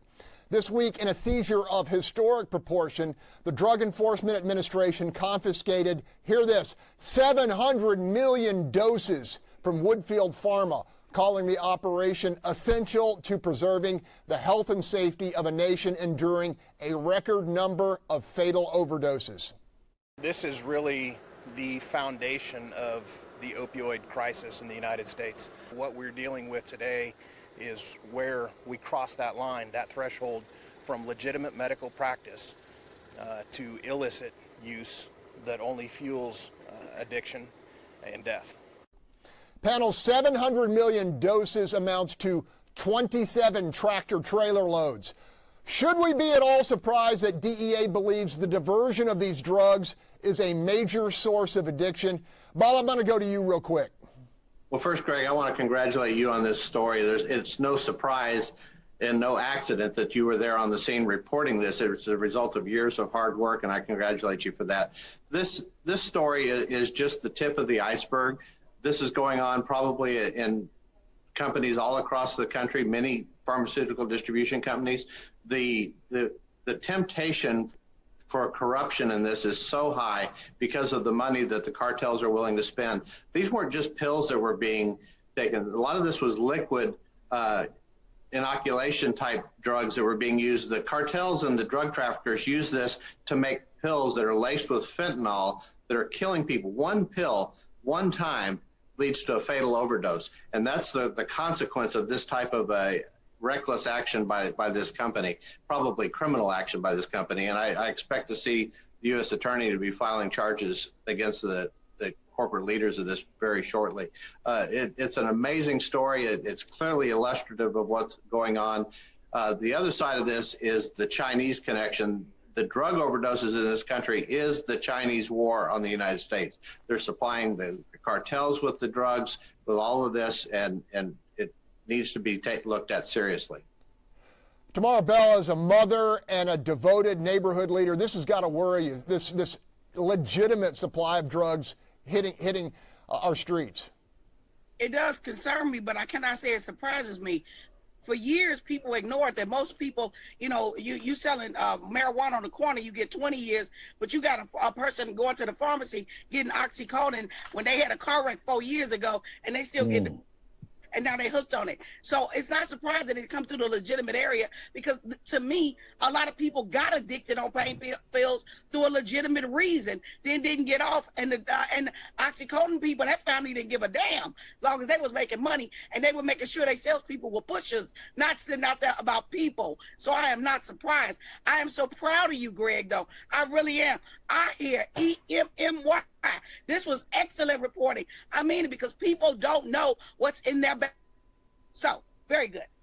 All right, well, stay with us. We're going to talk more about this colossal seizure and what it tells us about the pipeline of deadly drugs plaguing our nation.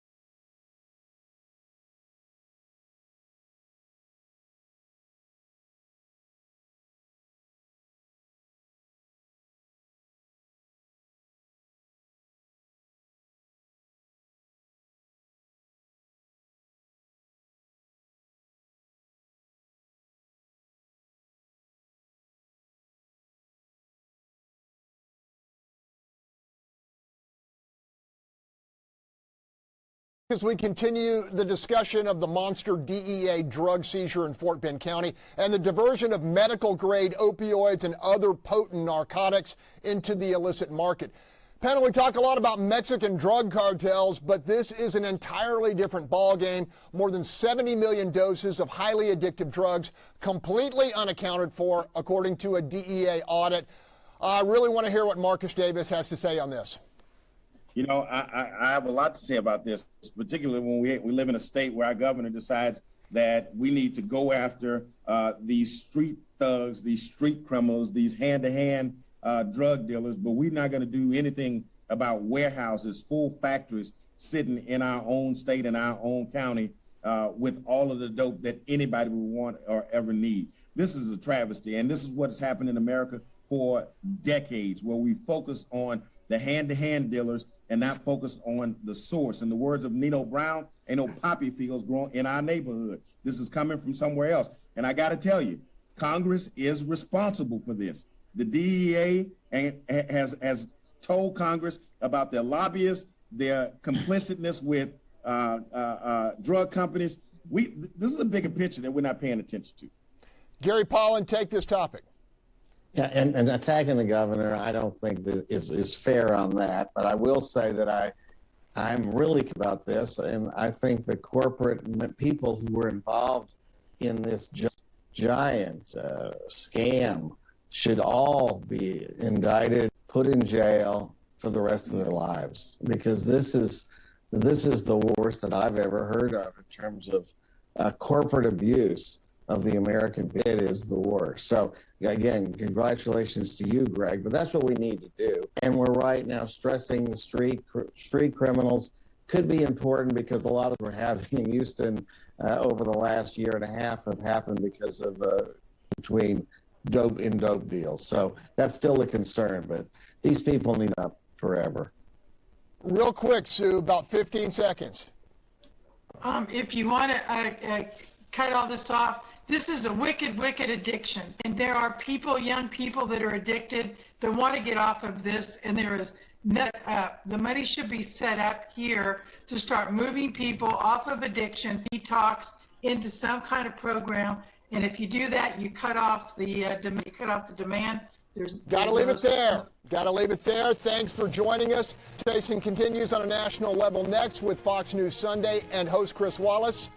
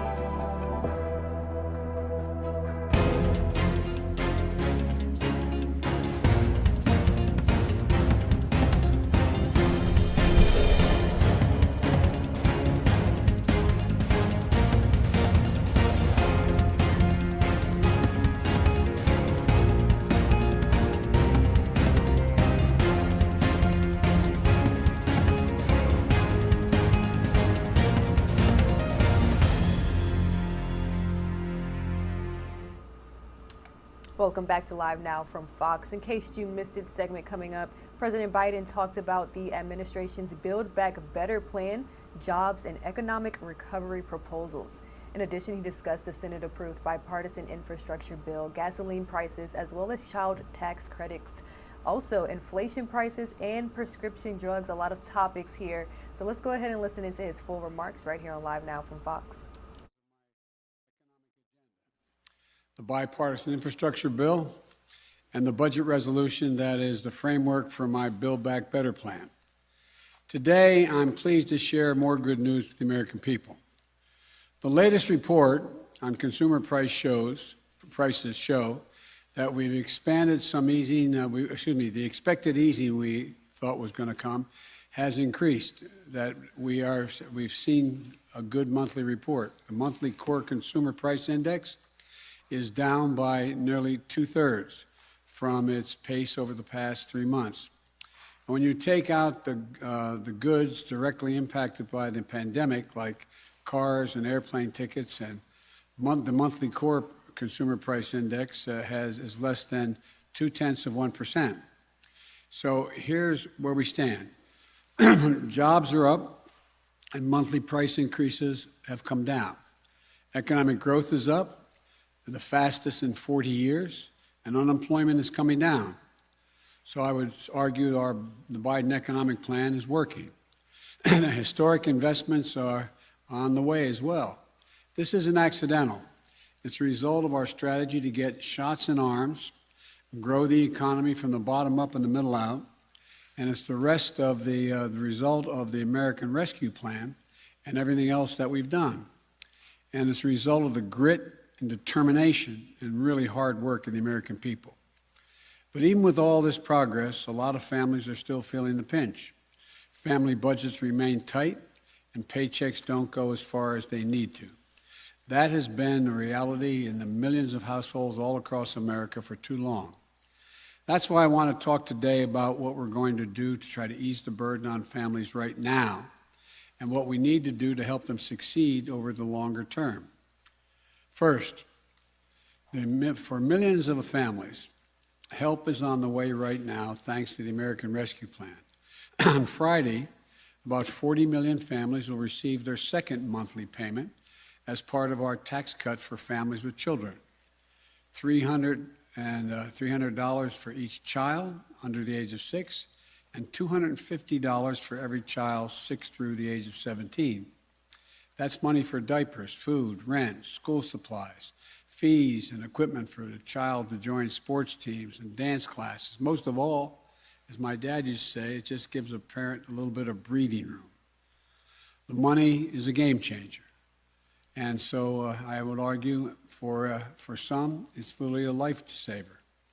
Economists also tell us that those kinds of tax cuts boost test scores, college attendance, and lifetime earnings for children.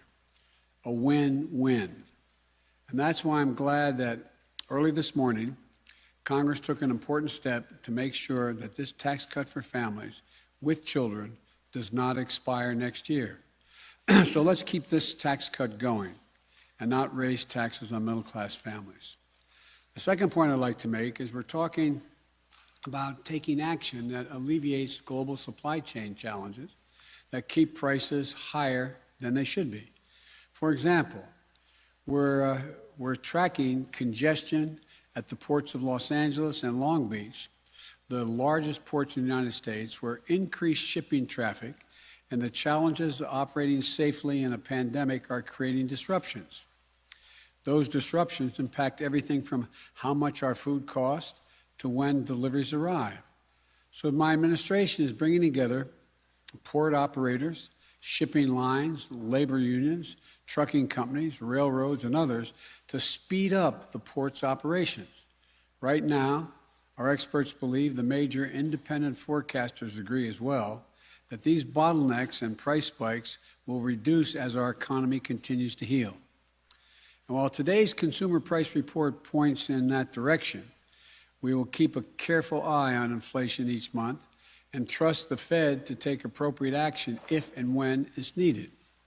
Third, I've directed my administration to crack down on what some major players are doing in the economy that are keeping prices higher than they need be. Take your grocery bill. When big agricultural operations consolidate, they put a squeeze on small and family farms, making them pay more for seed, paying them less for what they produce, and raising prices on what you pay for your groceries at the grocery store. My executive order opens up competition in the agricultural business, gives more farmers a chance to compete, which will give Americans more food choices at lower cost. Fourthly, we're taking action to address gas prices as well. Today, gas prices are lower than they were early in this decade, but they're still high enough to create a pinch on working families. One key thing about the infrastructure bill that just passed the Senate is there are no gas tax increases. No gas tax increases. I made that absolutely clear that I would not raise gas taxes. I'm glad everyone in the Senate seemed to agree with that. But that's not enough. Recently, we've seen the price that oil companies pay for a barrel of oil begin to fall. But the cost of gasolines at the pump for more American people hasn't fallen. That's not what you'd expect in a competitive market. I want to make sure that nothing stands in the way of oil price declines leading to lower prices for consumers. So today, my director of the National Economic Council has asked the chair of the Federal Trade Commission to use every available tool to monitor the U.S. gasoline market and address any illegal conduct that might be contributing to price increases at the pump while the cost of barrel oil is going down. We also made clear to OPEC, the major oil exporting nations of the world, that the production cuts made during the pandemic should be reversed as the global economy recovers in order to lower prices for consumers. The child tax credit, stepping in to address the supply chain challenges, my competition orders, the FTC investigation into price gouging, these are some of the immediate steps we're taking to put more money in your pocket and make that money go further. But we also need to do more to bring down the costs that are squeezing families month after month and year after year. We need to make this economy work better for working families in the long run. These challenges are with us long before the pandemic and before I took office. But as we recover from this crisis, now is the moment to put in place the long-term plan to build back America better. A plan that will increase opportunities with better jobs and with higher wages. A plan that will lower the everyday costs that strain our budgets and our nation's families today and long into the future. It starts with making investments that we know will make the economy more productive and lead to more growth over the long run. Bringing down the cost, everyday costs, that have been taking a bigger and bigger bite out of middle-class families' incomes. The expenses that keep parents up at night and rob seniors of their dignity. Health care, prescription drug costs, child care, education, housing, or caring for an elderly relative or a loved one. For those who get their health insurance through the Affordable Care Act, the American Rescue Plan allowed us to cover more people at lower premiums, and lower premiums by average of 40%. In my Build Back Better plan, we want to build on that progress. Or prescription drugs. Right now, we pay the highest prescription drug cost prices of any developed nation in the world, the highest. My Build Back Better plan is going to lower prescription drug costs by finally giving Medicare the power to negotiate the price of the drug they purchase for the American people, saving Americans hundreds of billions of dollars. On top of that, my plan would add hearing, dental, and vision benefits to Medicare. Right now, there are hundreds of thousands of Americans who need home and community-based care services. And my plan expands home care for older Americans and people with disabilities, while improving jobs and the pay for the workers who care for them. My plan will also provide access to quality, affordable child care, with new and upgraded child care facilities all across the country. Middle-class families will pay no more than 7% of their income for highly qualified care for children up to the age of 5.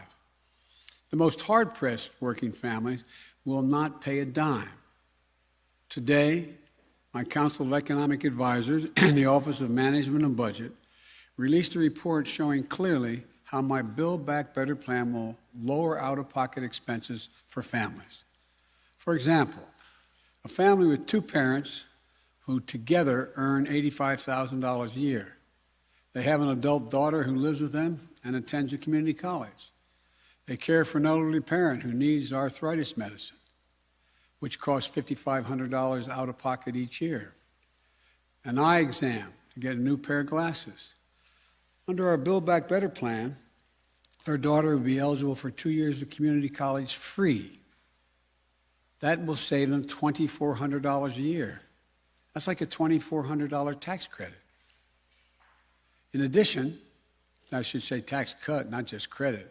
In addition, my plan would cap out-of-pocket expenses and cost for their moms and dads' prescription drugs, saving that family another $2,400 a year.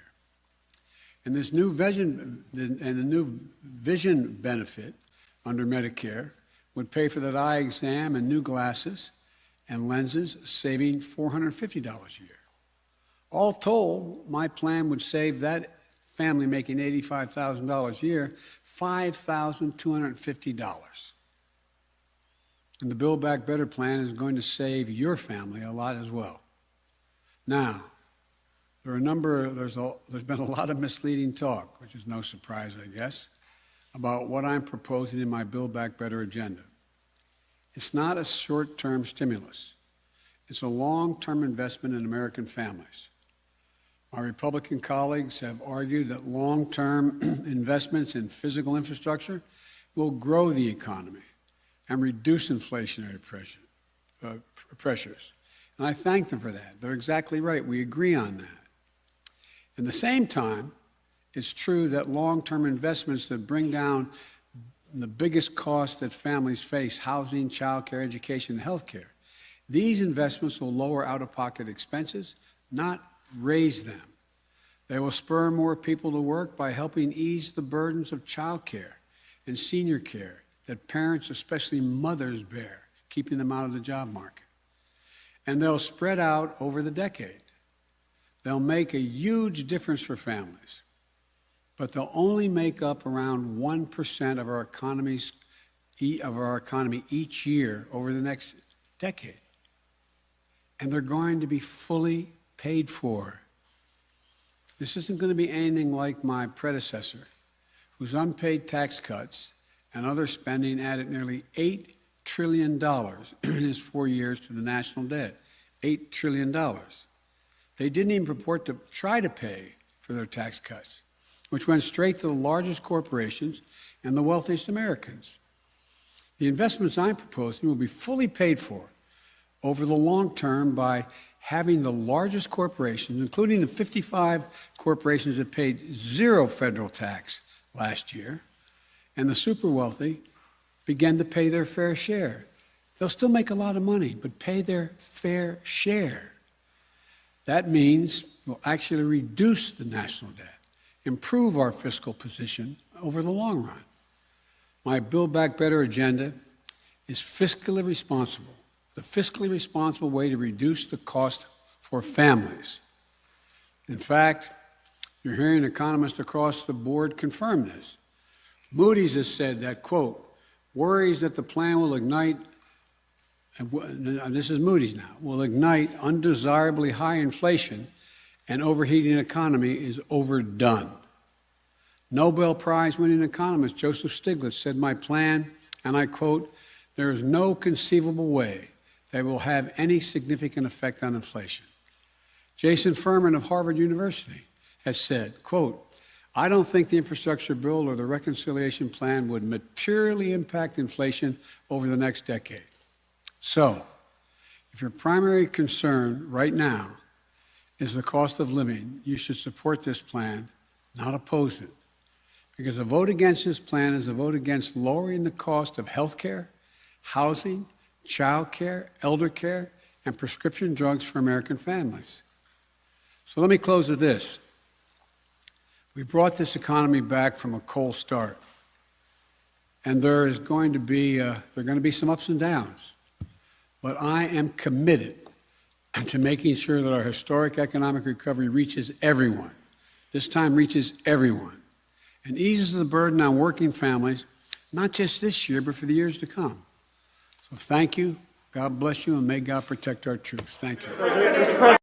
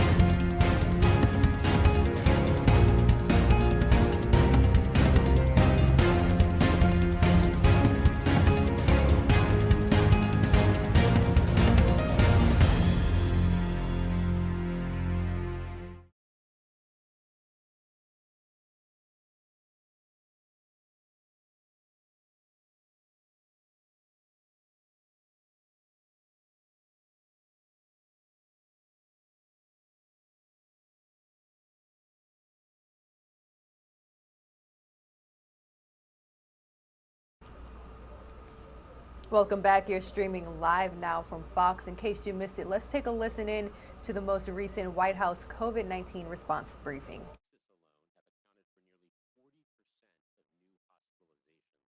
Country. We all know that vaccinations are the very best line of defense against COVID and how we end this pandemic. That's why we've been tireless in our efforts to get more and more Americans vaccinated. For the first time since mid-June, we're averaging about 500,000 people getting newly vaccinated each and every day. And overall, in the last week, 3.3 million Americans rolled up their sleeve to get their first shot. In the past month, we have doubled the average number of 12 to 17-year-olds getting newly vaccinated each day. Critical progress as millions of adolescents start heading back to school. Importantly, we're seeing the most significant vaccinations progress in states with the highest case rates. In fact, in the past month, we've nearly tripled the average number of shots each day in Arkansas and quadrupled in Louisiana, Alabama, and Mississippi. So we're getting more shots in arms in the places that need them the most. That's what it's going to take to end this pandemic. More vaccinations, more Americans doing their part and rolling up their sleeve. Over the past few weeks, we've seen strong actions from across the public and private sectors to help end the pandemic. The president recently announced vaccination requirements for all 4 million federal workers, and we're working to apply similar standards to all federal contractors. On Monday, the Department of Defense announced its plans to add COVID-19 vaccines to the list of vaccines required for more than 1.7 million active duty, Reserve, and National Guard personnel. And just this morning, the Department of Veteran Affairs and the Department of Health and Human Services announced new requirements. All 350,000 VA healthcare personnel and all 25,000 HHS healthcare personnel must now be fully vaccinated. State and local governments, healthcare systems, businesses, small and large, universities, and other institutions are also stepping up. Since last week, Washington State, Washington, D.C., and Seattle have all adopted vaccination requirements. And more than 50 health systems across the country have announced that all staff need to be vaccinated, bringing the total to more than 200 health systems.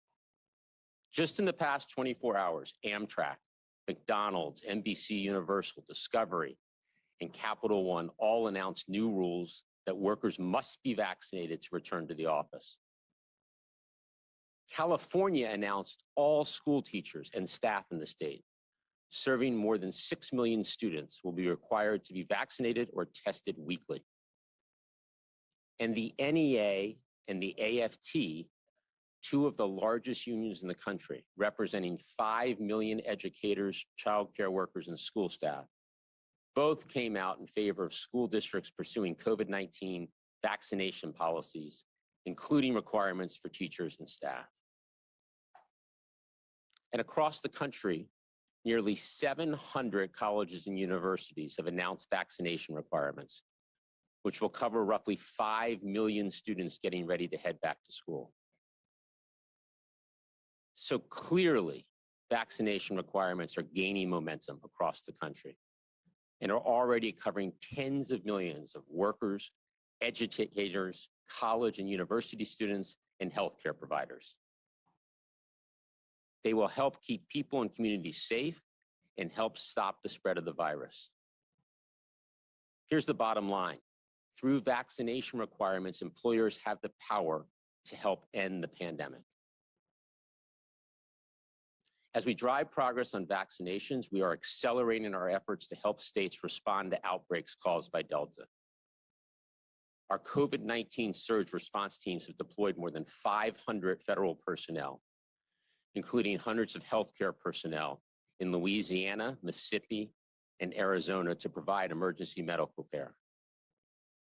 CDC is on the ground in Tennessee, Illinois, and Missouri to help local outbreak investigation and vaccination efforts. We've sent ambulances and paramedics to Missouri and Louisiana. And in Florida, we've stood up dozens of free testing sites and sent 200 ventilators to hospitals in the state. And importantly, as Dr. Nunez-Smith will discuss, we sent 5 times as many life-saving therapeutics to states in July compared to June. I'll close with this. We are doing everything we can to get people vaccinated and support state and local leaders on the ground. But as we have said from the start, ending this pandemic requires every American doing their part. So please, if you're unvaccinated, get your shot. It's free, it's convenient, it works, and it's never been more important. With that, let me hand it over to Dr. Walensky. Thank you, Jeff. Good afternoon. Let's begin with an overview of the data. Yesterday, CDC reported 132,384 new cases of COVID-19. Our 7-day average is about 113,000 cases per day, and this represents an increase of nearly 24% from the prior 7-day average. The 7-day average of hospital admissions is at about 9,700 per day, an increase of about 31% from the prior 7-day period. And the 7-day average of daily deaths has also increased to 452 per day, an increase of 22% from the prior 7-day period. We continue to see cases, hospitalizations, and deaths increase across the country. And now over 90% of counties in the United States are experiencing substantial or high transmission. As we have been saying, by far, those at highest risk remain people who have not yet been vaccinated. This week, we are taking two important steps in encouraging and improving vaccine protection for Americans. First, for pregnant people who are at higher risk of severe illness from COVID-19, we are strengthening our guidance and recommending that all pregnant people or people thinking about becoming pregnant get vaccinated. We now have new data that reaffirm the safety of our vaccines for people who are pregnant, including those early in pregnancy and around the time of conception. These data build on previous evidence from 3 safety monitoring systems that did not find any safety concerns for pregnant people who were vaccinated late in pregnancy or for their babies. Now, these new data found no increase in the risk for miscarriage among people who received an mRNA COVID-19 vaccine before 20 weeks of pregnancy.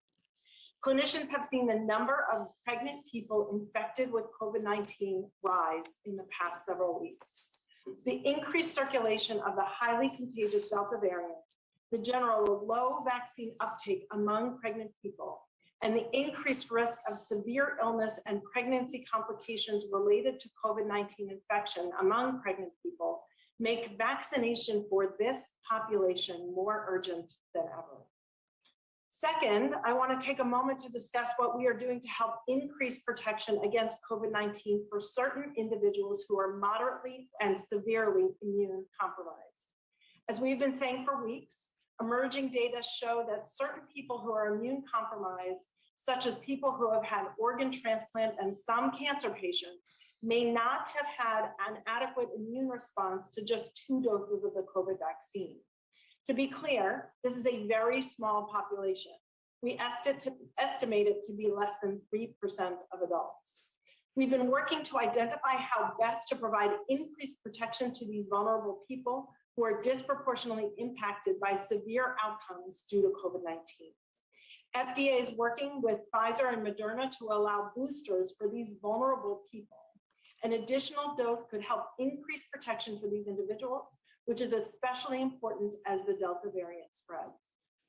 Following FDA's decision, CDC will hold a meeting of its Advisory Committee on Immunization Practices tomorrow to discuss this issue and offer their expert insights and recommendations. We look forward to that discussion and to helping support this vulnerable population. At this time, only certain immune-compromised individuals may need an additional dose.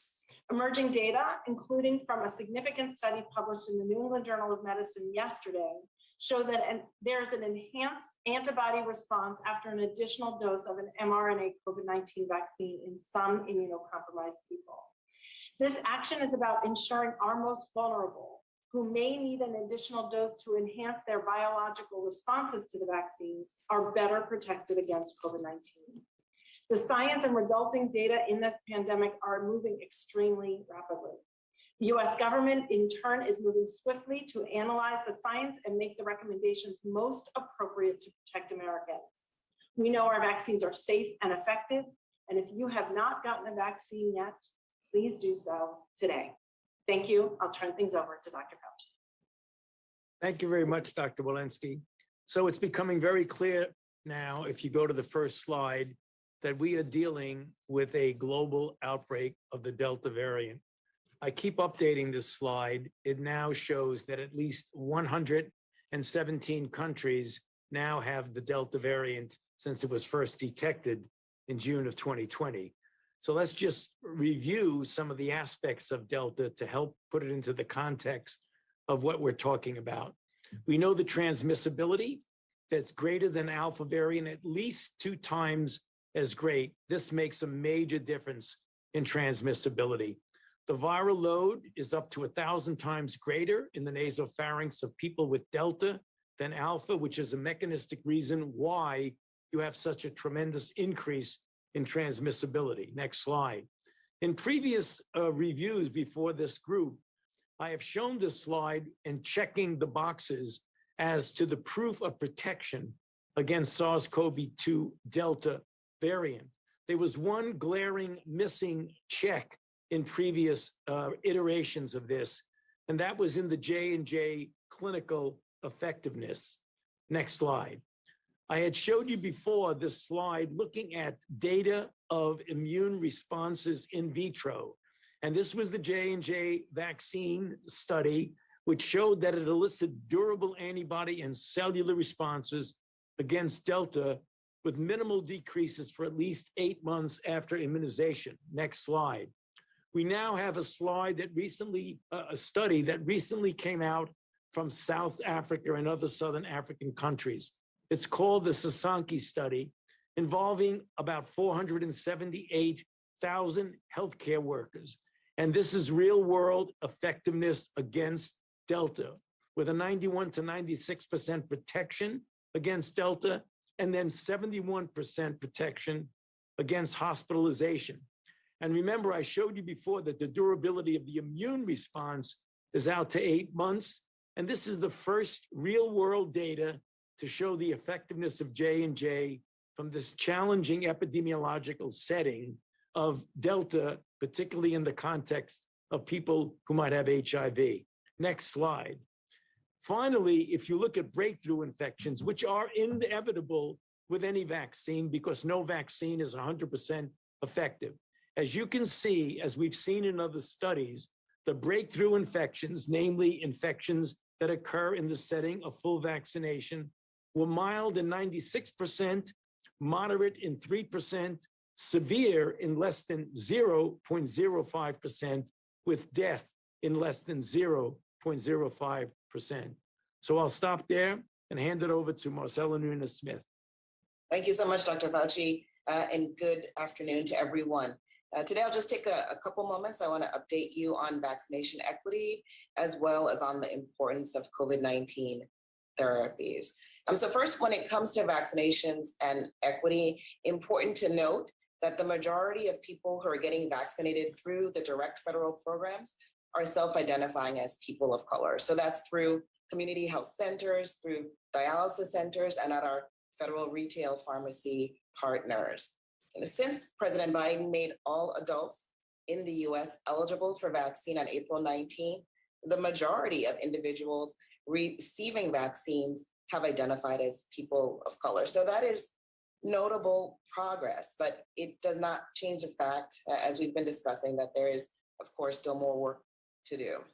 And the work in this phase of the vaccination campaign remains hyperlocal. And that's why the Biden-Harris administration will continue to work just hand in hand with states and territories, tribes, cities, always centering our partnerships with faith-based and community-based organizations, supporting that trusted outreach work that needs to be done.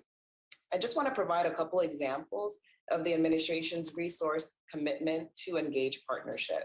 In June and July, the federal administration awarded over $240 million to support community-based workers, community-based efforts, really expanding local tailored opportunity to build both vaccine confidence and vaccine access. This past week, the CDC officially launched the Partnering for Vaccine Equity program. That's an investment of $120 million in grants that have been awarded. And later this week, $20 million will be distributed specifically to Native Hawaiian communities. And in meeting people where they are, partnership is so powerful. And many of the incredible partners doing this work are health centers. This is National Health Center Week. And on behalf of the administration, I want to say thank you to health centers across the country. Your commitment, your dedication, reaching underserved groups, health centers on that front line in vaccine administration, in testing, and in the administration of safe, effective therapies.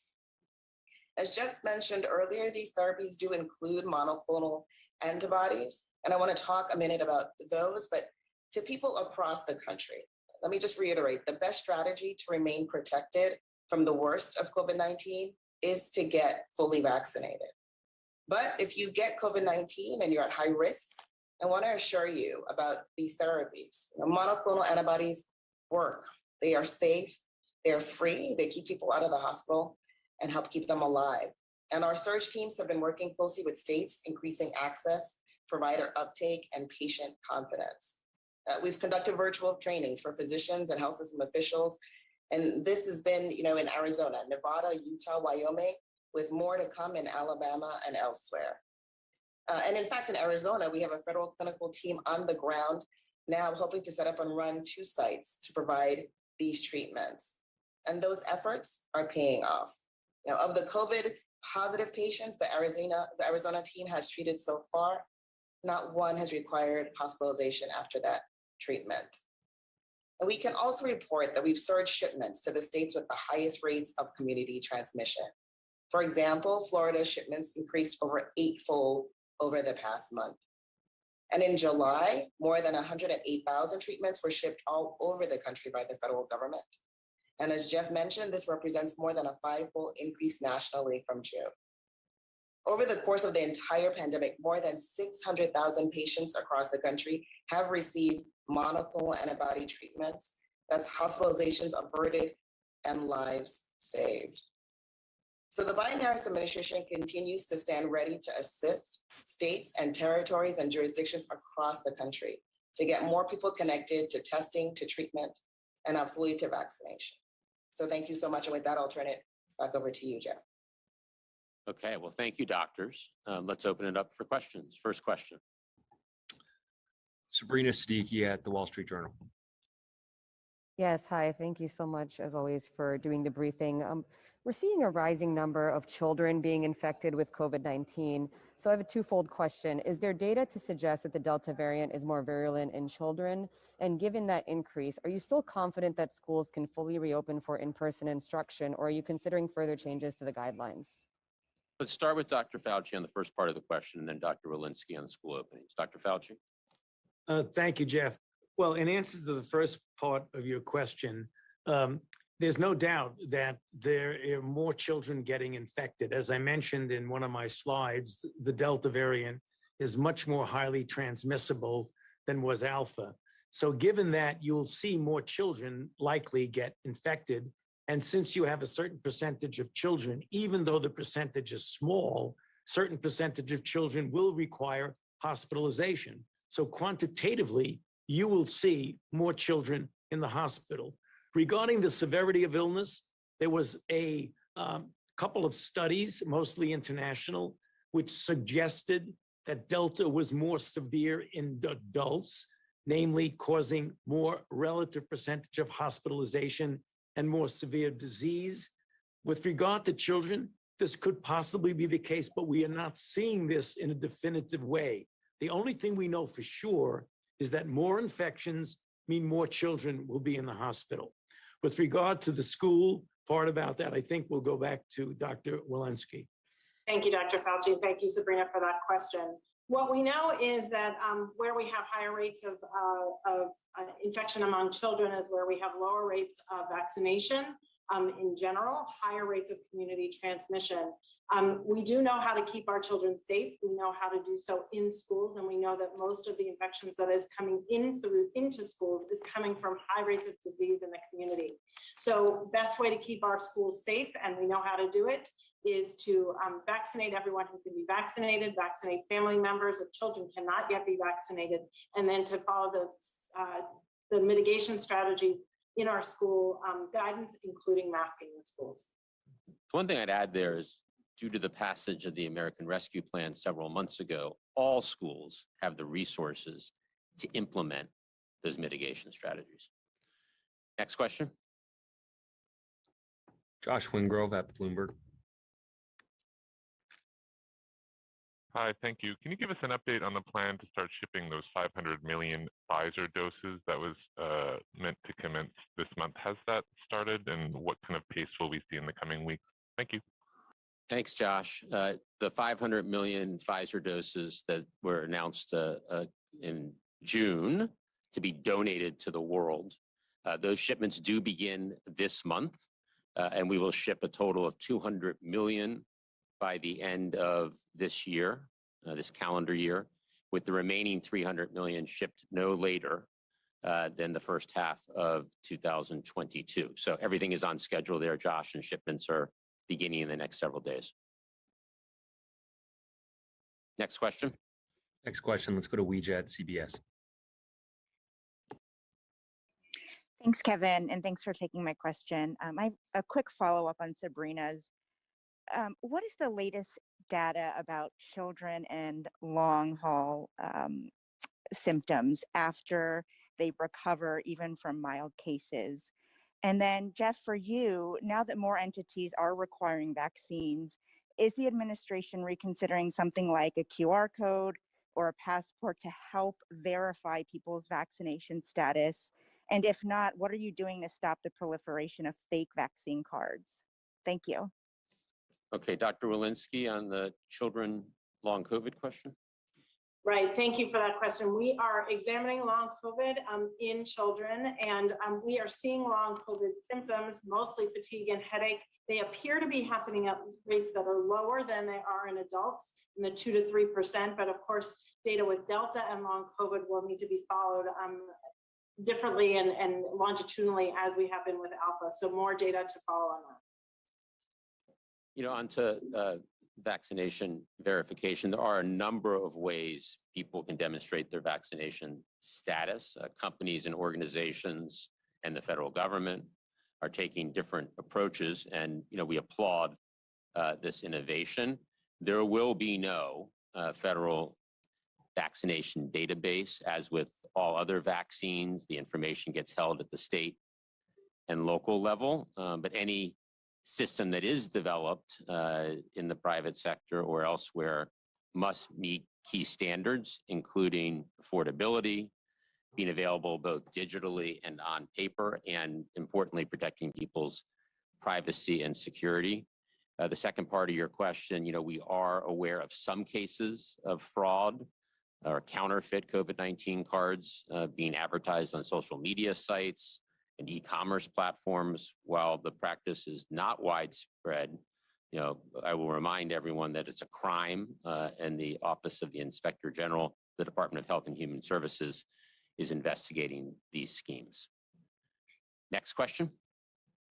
Cheyenne Haslett at ABC News. Hi, thanks for taking my question. I want to follow up on a question from last week about the hospitalization rates for unvaccinated versus vaccinated people. CDC has been saying it's 97% of people winding up in the hospital who are unvaccinated. Has that number changed with Delta, and do you have better numbers on the efficacy yet, Dr. Walensky? Thank you. That 97% was data from January through June. And of course, with more and more people being vaccinated and with the Delta variant, those numbers are fluid, and we're continuing to evaluate those. Next question. Let's go to Kelly Leonhardt at Inside Health Policy. Hi, thanks for taking my question. There have been reports from CDC that over 1 million people have already gotten unauthorized third doses of mRNA vaccines. Do you know if private insurances and Medicare are still covering the administration fee for these shots, even though they're not recommended currently? Dr. Walensky. Yeah, we are doing an evaluation of that just to make sure and understand, and we have the capacity to track this and to understand the practice. Many of these are occurring in the context of people who may believe they merit another shot, may be severely immunocompromised, and are doing so in advance of our recommendations. The one thing I want to highlight in the context of this is that it does undermine our ability to monitor safety in these contexts. So we are asking people to follow our guidance, to follow what ACIP will say and the FDA will say in the coming several days, and to follow recommendations so we can follow safety signals here as well. Next question.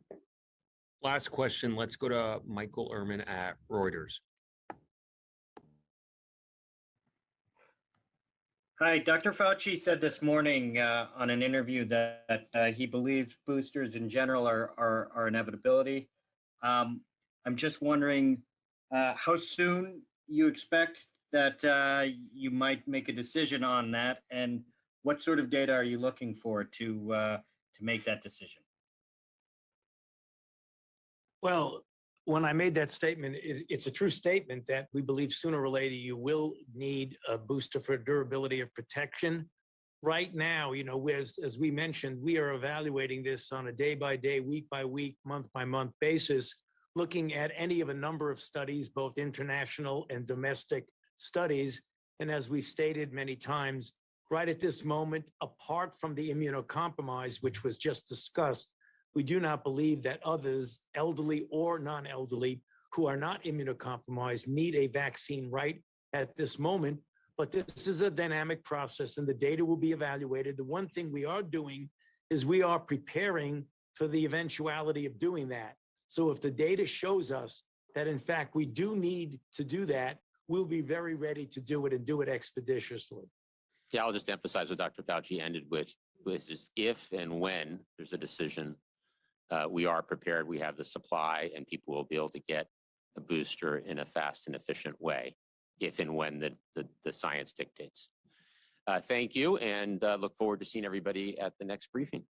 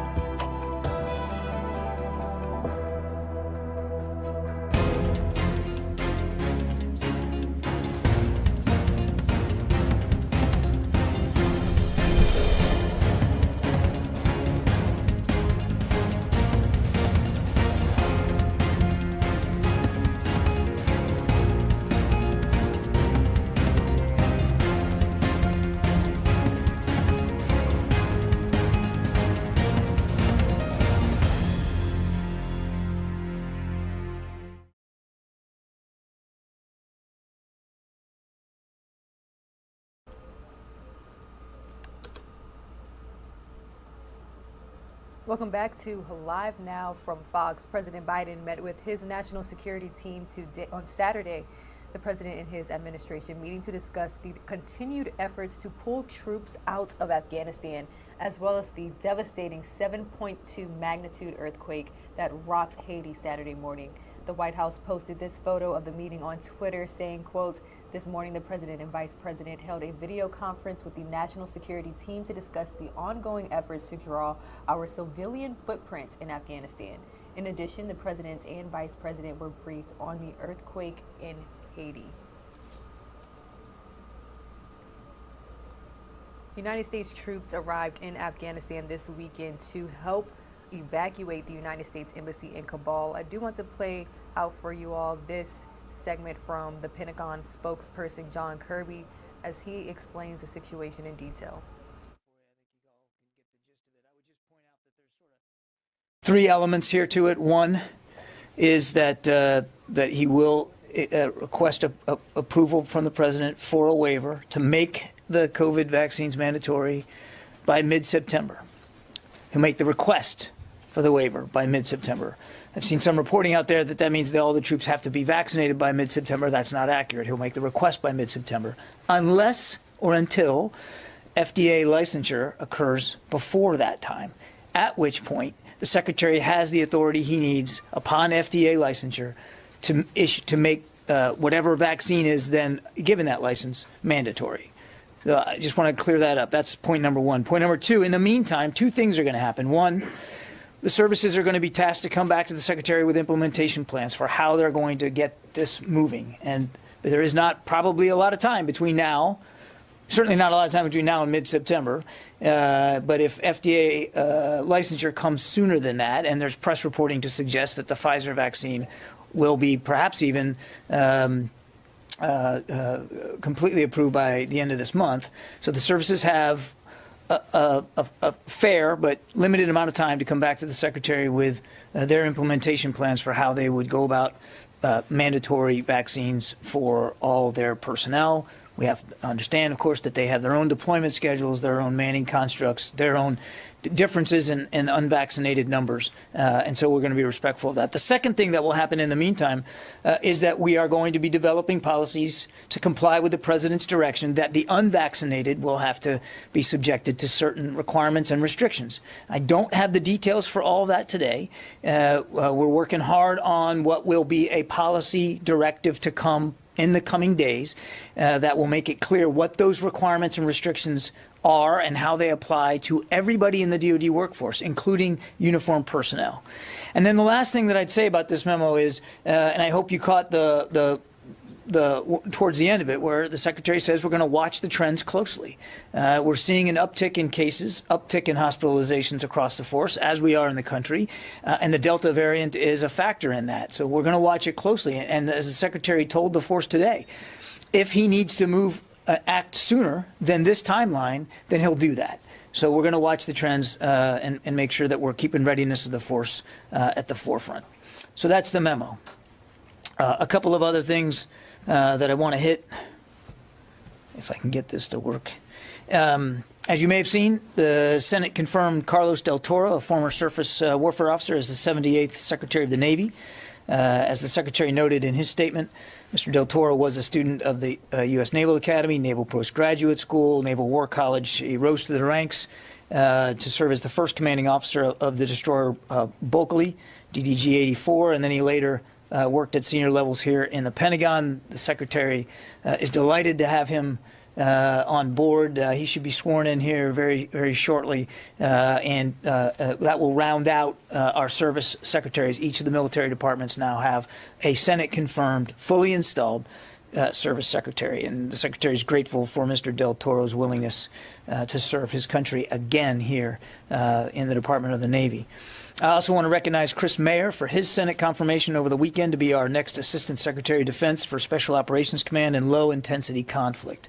Now, as many of you know, the Secretary signed a directive in May that maintaining that position, Assistant Secretary of Defense for Special Operations and Low-Intensity Conflict, otherwise known as SOLIC, and that's how I'll talk about it for the rest of this, as a principal, to sign a directive maintaining that job as a principal staff assistant who has full access to the same floor that the service secretaries will have. He also made SOLIC an integral part of the Undersecretary of Defense for Policy. This special dual-hatted approach strengthened civilian oversight of the Special Operations enterprise while ensuring integrated policy advice on special operations, counterterrorism, and irregular warfare to the Secretary. Now, like you all know, Chris, he's worked on these issues in and around the department for his entire career. Nobody better for this job, and we look forward to his leadership and stewardship in this very, very important position. On the exercise front, U.S. Indo-Pacific Command is now conducting what they call Large-Scale Global Exercise 21, LSGE 21, through the 27th of this month. It began back on the 2nd. The exercise is a proof of concept global command and control pilot exercise with a regional focus, linking existing planned service joint and multilateral exercises to conduct an operational level maneuver. U.S. forces will participate alongside the United Kingdom, the Australian Defense Force, and the Japanese Self-Defense Force. LSGE 21 is an all-domain exercise across the Indo-Pacific in air, land, and sea, field training, cyber and space operations, and special operations activities and logistics. It's going to improve our interoperability, it's going to strengthen our alliances and partnerships, and it offers a complex and challenging multinational environment for forces to hone their skills. Now, while the Navy's Pacific forces are duly nested under LSGE 21, the United States Navy's large-scale exercise, LSZ LSE-21, is running through August 16th, with naval forces operating around the globe to include more than 80 live and virtual units spanning 17 time zones and 6 naval and Marine Corps component commands. Units will participate in live and virtual scenario-driven, globally integrated fleet training. This, again, demonstrates the flexibility of our distributed maritime operations and expeditionary and littoral operations within a contested environment. And it'll include, as I said, live and both simulated training as well as real-world operations. And then finally, I want to take a chance here to welcome our new, in public affairs, our new Principal Deputy Assistant to the Secretary, Elizabeth Trudeau. She's coming to us from the State Department, career Foreign Service officer at very senior levels. She was a consul general just recently in Belfast, and before that in Lahore, Pakistan. As some of you know, I worked closely with Elizabeth when I had the opportunity to work at the State Department a few years ago. No finer professional, and I'm really excited to have her on board to help me communicate for the department. So is she in the room? Nope, she's not here. But I encourage you to come on by, say hi to her, shake her hand if you haven't met her before. And again, I just can't thank her enough for being willing to depart from the normal career Foreign Service track in the State Department and come over here to the Pentagon for a little while to help us do a better job communicating. So I'm grateful to her, and I'm sure you all will have a good time working with her. So with that, we'll take questions. I think Lita's on the phone. Thanks, John. One quick thing on vaccines, and then I have a second question. On the vaccines, does the department believe that it has enough of the vaccine to meet requirements if and when the president does approve the waiver or something, or it does become formal? And you may not be able to answer this because the implementation plans aren't in yet, but are there enough vaccines, and then does it get rolled out in phases? And then my second question is on a different topic. Do you want to me to wait? Yeah, let's wait. So on the inventory, we don't believe the inventory is going to be a problem. Again, that's one of the reasons why the Secretary is given the services a couple of weeks to come back with their implementation plans, and certainly any concerns that they might have about inventory. And I can't speak to service inventory. You'd really have to go to them. But we will make sure that the inventory will not be a limiting factor here when these vaccines are made mandatory. And then as for phases, again, that's what we're looking for from the services, Lita, to come back to tell the Secretary how best they think they can implement once the vaccines are made mandatory, because each service is unique.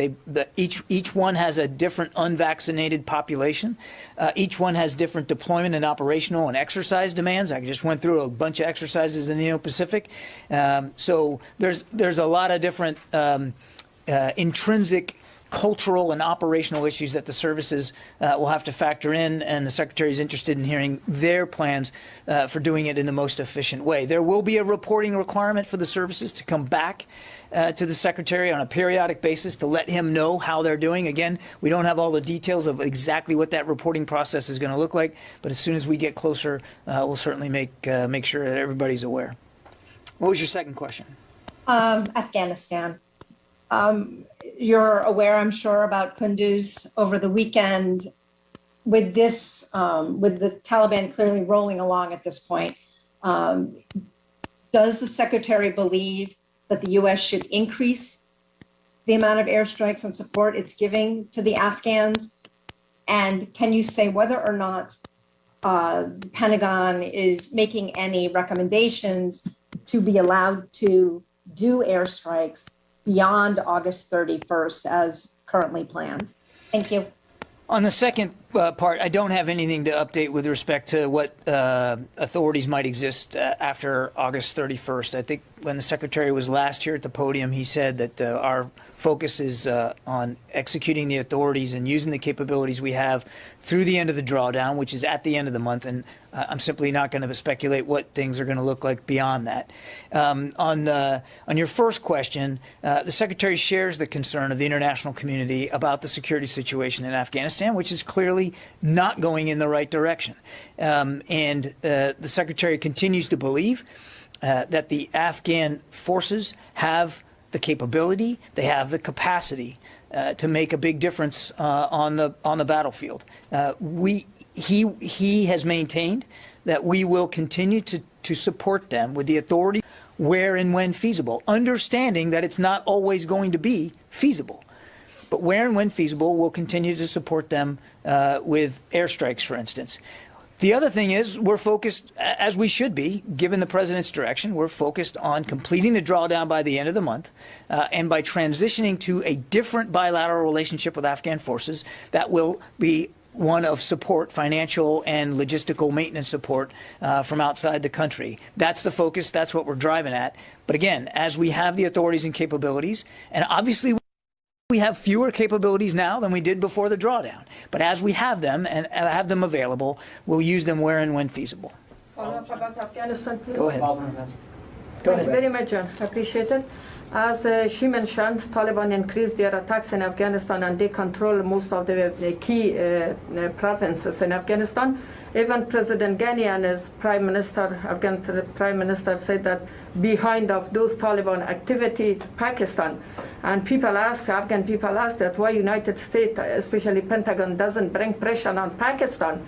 And we don't, Afghan people did not understand that Pakistan is their enemy or a friend. The expectation is very high to bring pressure on Pakistan. We continue to have conversations with Pakistani leadership about the safe havens that exist along that border between Afghanistan and Pakistan. And we're mindful that those safe havens are only providing a source of more insecurity, more instability inside Afghanistan. And we're not bashful about having that discussion with Pakistani leaders. We're also mindful that Pakistan and the Pakistani people also fall victim to terrorist activities that emanate from that same region. So we're all, we all have a shared sense of the importance of closing down those safe havens and not allowing them to be used by the Taliban or other terrorist networks to sow discord. And again, we're having that conversation with the Pakistanis all the time. John, Yeah, go ahead, Lucas. John, why aren't you doing more to help the Afghan forces? As I said, Lucas, we are continuing to support them. And I assume you're asking about airstrikes, I'm guessing, because we are helping Afghan forces in a myriad of other ways. But I'm assuming that's your question. And as I said to Lita, nothing has changed about the fact that we have the authorities to do it throughout the drawdown. We have some capability to do it from obviously over the horizon, and the strikes that we have taken have all been from over the horizon. And we'll continue to use those capabilities where and when feasible. But as I said, Lucas, it's not always going to be feasible in every case. And the Taliban have been making advances, no question. The Afghans have capacity. They have capability. They have a capable Air Force. And as I said weeks ago, I think whatever the outcome here, when we look back, we're going to be able to know, we're going to be able to say that it was driven by leadership, Afghan leadership, political and military leadership. That's what's vital here. When you say that the Afghan forces have the means to defend themselves, what proof do you have? They've lost now 6 provincial capitals in Afghanistan. I have the proof that they have a force of over 300,000 soldiers and police. They have a modern Air Force, an Air Force, by the way, which we continue to contribute to and to improve. They have modern weaponry. They have an organizational structure. They have a lot of advantages that the Taliban don't have. Taliban doesn't have an Air Force. Taliban doesn't own airspace. They have a lot of advantages. Now they have to use those advantages. They have to exert that leadership, and it's got to come both from the political and from the military side. Any sign that they're using those advantages right now in the country? I'm not going to get into an assessment every day here, Lucas, district by district, provincial capital by provincial capital, where, as I said at the very beginning of my answer, the Secretary's watching this closely, and we're deeply concerned about the trends and where it's going. The reason why not is because it's their country to defend now. This is their struggle. The Commander-in-Chief has given us a new mission, and that mission is to draw down by the end of this month, and that's where we're moving to. What it looks like beyond that, I'm simply not going to speculate. But this is their country. These are their military forces. These are their provincial capitals, their people to defend, and it's really going to come down to the leadership that they're willing to exude here at this particular moment. Sorry, Yeah, go ahead. Go ahead. John, as far as United Nations are concerned, have United Nations asked or their members any role in Afghanistan now? after the U.S. leaves Afghanistan, and also what role you think now India and Pakistan should or are playing there? I won't answer the UN question. That's really for my colleagues at the State Department and the UN ambassador up in New York City. That's out of our lane. But to your second question, we want all neighboring countries, to not take actions that make the situation in Afghanistan more dangerous than it is already, and to continue to try to use international pressure to get a negotiated, peaceful political settlement to this war. Just quickly follow. As far as India is concerned, since Secretary of Defense and Secretary of State both were in India, and also now Prime Minister Modi means India is chairing the United Nations Security Council chairmanship now, you think U.S. have ever asked India or India asked U.S. About India's role in Afghanistan now? I'm not aware of discussions between the U.S. and India bilaterally at the UN level. As you know, India has played a constructive role in Afghanistan in the past in terms of training and other infrastructure improvements. Clearly, that kind of work, that kind of effort to help Afghanistan, maintain stability and good governance is always welcome. But in terms of the specifics, I would again refer you to my State Department colleagues. Exactly. I got to go to the phone, guys. I'm sorry. Let me just do a couple here. Dan Segalin, PBS. Thanks. Are you surprised that Afghan security forces are unable to hold, are unable to stop the Taliban's onslaught? Or is this kind of momentum that the Taliban has something that is expected? I would say we're again deeply concerned by the security situation in Afghanistan. I would remind you, Dan, that even before the president made his decision about withdrawal, even before the president took office, the Taliban had been making advances on the ground. Now, clearly, those advances have accelerated and deepened. Nobody's walking away from that, but it's not that their desires we weren't seeing the kinds of things that they were interested in on the ground. But you're concerned. But what about surprise? You're not surprised. I think I've characterized it appropriately, Dan. We're concerned, and we've made that concern clear about the deteriorating security situation on the ground. JJ Green. Yeah, thank you, John. So you've outlined what the advantages are that the Afghan forces have and what the Taliban doesn't have. Then what can answer, to your knowledge and to the Pentagon's understanding, why they're not having more success in dealing with what the Taliban essentially has been rolling out systematically for a while now? Why is it that they're not able to respond at a higher level?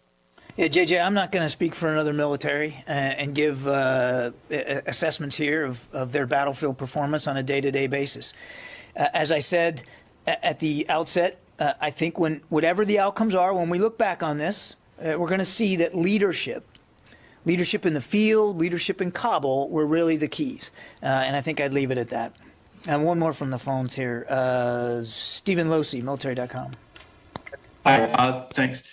So how is the service going to track compliance for the COVID vaccine and verify that people who got the shot elsewhere, like not in a military facility like guardsmen or reservists, have actually been vaccinated and aren't just claiming that they did? My second question is, what are the consequences going to be for those who continue to refuse to get the shot? Is this going to be punished like a refusal to obey a lawful order? So I think the first question you're referring to is what the interim between now and when it's mandatory, because once the vaccine is mandatory, your inoculations go into your electronic medical record. So it's documented that way. So if you're talking about what's going to happen between now and then, as I said at the very beginning of the press conference, we are working through what will be a policy directive to the services to lay it out for them. What do the new restrictions and requirements ordered by the president, what does that mean for uniformed personnel? So I just don't have that answer right now.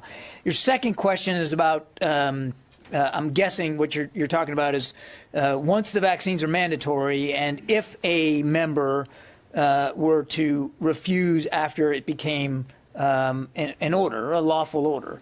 I'm not going to speculate and get into hypotheticals right now, but I think you saw in the Secretary's memo of today that he has full confidence that service leadership and commanders are going to implement the new vaccination program with professionalism, skill, and with compassion.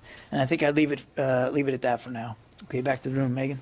What is the actual deadline for the service leadership to get their plans to the Secretary? He did not issue a specific deadline in this memo. They were already, some of them were already working on the potential, because all of us had a sense that this was coming. But he did not give them an actual deadline. He does not expect that it's going to take them very long to come back with implementation plans, but he wants those implementation plans ready before, certainly before the middle of September. Obviously, we'd like to see those plans submitted earlier than that, because it's possible that we could reach FDA licensure on at least one vaccine perhaps as early as the end of the month. He met with the service secretaries this morning. They all understand the timing here, and the secretary's not worried about them meeting a certain deadline on the calendar. They all know what they have to do in the time frame within which they have to do it. And a follow-up, given there's already kind of an accountability infrastructure for ongoing vaccines while you're in uniform, what needs to be hammered out? Flu vaccines are given every year. There's an accountability, that's in the computer. If you don't get your flu vaccine, there's already consequences. So what needs to be hammered out when this infrastructure already exists? Adding a vaccine to the mandatory list doesn't happen every day, Megan. It's a big muscle movement, and the Secretary wants to give the services ample time to prepare for that, as well as the force. I mean, this has been, as you and I have gone back and forth here for months, I mean, it's been a voluntary vaccine from as soon as the time we had them, and now shifting to eventually making it a mandatory vaccine, a required vaccine. That's a big shift, not just for the system and our military treatment facilities, but also for the force itself. And you can consider this memo today as what we would call in the military a warning order to the force that this is coming, and we want you to be ready for it as well. And obviously, we prefer that that you get the vaccine now and not wait for the mandate. So that mid-September date, then, is that more trying to line up with these FDA approvals, given that you don't think that it's going to take very long for plans to be put together, and the Secretary's not going to take very long to approve those plans? Why wait more than a month to get this done? Again, we think that FDA licensure will probably occur at least in one case sooner than that. And this was really determined to give enough time and space for the force, a very geographically dispersed, operationally able and out there force, to get ready for the potential mandatory issuance of these vaccine. It was in the Secretary's determination an ample amount of time to prepare, keeping in mind that we may have to move sooner based on FDA approval. But the Secretary has approval authority once FDA licensure occurs. So it was a combination of factors. Okay, Courtney. I got a bunch. Okay, so. Let me get my pen. Well, you come to me like at the end of the briefing, I just keep adding more. So is the assumption that the reason that there was no mention of a waiver in that memo is because the assumption is that it's going to get full authorization prior to this becoming mandatory for military? No, there was a mention of a waiver. He in the memo itself. But I don't think it said there's a waiver unless I'm mistaken. I will seek the president's approval to make the vaccines mandatory. That's the same as saying a waiver. Okay, so he is asking for a waiver. He intends to ask for a waiver by mid-September, unless or until FDA licensure occurs first. Okay. And then, if it becomes mandatory before it has the full FDA authorization, then what will the difference be then if service members then still refuse, even if it's, because it's different then, right? Like if it Not really. I guess will there be consequences if a service member refuses before it has full authorization from the FDA? So I mean, two parts there. Let's say that FDA licensure doesn't come, and by mid-September, he seeks the waiver, and the president grants that waiver. they then become added to the list of vaccines that are required of all service members in the military. I won't speculate about consequences on the back end. It would be premature to do that, but it then becomes a required vaccine, just like all the other vaccines. And I think there's 17 total. There's 8 at least I know of that you have to get just to go to boot camp. It just becomes part of that regimen. And I think the secretary believes that the men and women of the military, even the ones that have been hesitant, will comply with that should it take that. But what he's asking for in this message to the force today is don't wait. They're safe, they're effective, they work, they make us a more ready force, a more lethal force, and there's no reason to wait for the mandate. And then once it becomes mandatory, will the DoD now then provide declination rates if people do decline? I don't know. I don't know if we've made that decision, Courtney. And then I have one Afghanistan one. You mentioned that the Taliban advances have accelerated and deepened. Does that mean that the Taliban is moving, sort of rolling through these areas, taking areas faster than the Pentagon or than the military had expected? And if so, why do you think that's occurring? I don't want to get into an assessment of faster than was expected or not expected. Clearly, the security situation is deteriorating. And just over the last, 72 hours, roughly 5 provincial capitals fell to the Taliban. That's deeply concerning. Again, I don't want to get into a statement about surprise or not. It's concerning, and we're watching that very closely. Thanks. Yeah. Yes, ma'am. Sarah with Istiklal. The U.S. Navy has sent aircraft to Greece to help with forest fires, and at weekend, U.S. Embassy in Ankara made a statement and announced that 2 of CH-47 Chinooks will be deployed to Turkey as well, which also is battling with wildfires. Are you aware of its process and when they will be there? I think in the case of Greece, a P-8 Poseidon maritime surveillance aircraft was already provided to assist Greek authorities with basically getting a better picture. It's a surveillance aircraft, a reconnaissance aircraft, sorry. So the request was for help with them getting a better understanding of the scope of the wildfires. And that aircraft has already been provided. They flew operations in support of Greek authorities over the course of the weekend, from the 5th to the 7th of August. As for the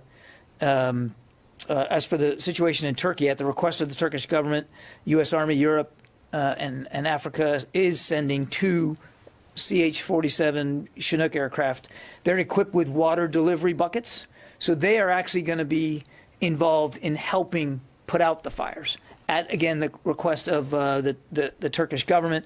I don't have the details on whether they're there yet, whether they've started flying yet. I'd refer you to U.S. Army Europe and Africa to give. They'd have a much better sense. But I do know that the Turkish government asked for that, and we are providing that. Different kind of help, but still willing to lean in and help our partners. Janie. Thank you. I have a couple of questions for you. You have a what? I have a couple of questions for you. Okay. Yes. You may have seen this report that there was recently a F-16 fighters emergency sortie from Kunsan Air Base in South Korea. Why did the Department of Defense release this fact right after the North Korean Kim Yo-jong demanded the cancellation of the U.S. South Korea joint military exercise? I don't have anything specific on these reported sorties. What I can tell you is that F-16s and other U.S. Air Force aircraft routinely fly out of Kunsan Air Base, and they conduct training missions and support regional security right alongside with our ROC allies.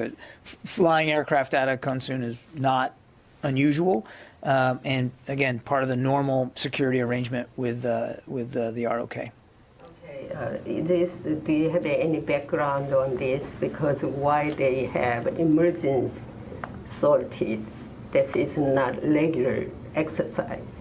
No, I honestly don't think I can answer it better a second time. Okay, another one. It is reported that the South Korean National Intelligence Service detained the spy who received the orders from North Korea to obstruct the purchase of F-35 fighters from United States. Are there any problem with the purchase contract? I don't have anything for you on that. Can you take action for that? No, I'm not going to take that question because you're talking about it's first of all, it's an intelligence question related to another nation's intelligence services, and that we are just not going to speak. We're not going to speak to something like that. In case there is a lot of damage Jenny, between US and South Korea. I appreciate your interest in this, but I think that's a better question put to our ROK allies, not to the United States Department of Defense. Reduced purchase from F-35, you know. Okay, this is the last question. China also demanded the U.S. cancellation of U.S. and South Korea joint military exercise. Also, South Korean lawmakers signed the suspend of the joint military exercise. The point is, South Korean government dealing with the joint exercise politically, not from the military perspective. You mentioned in the last briefing. What is your comment on this? Because are there any differences between U.S. and South Korea in terms of the military perspective? I'm certainly not going to speak to domestic politics inside South Korea. Again, that's for the South Korean legislators to speak to.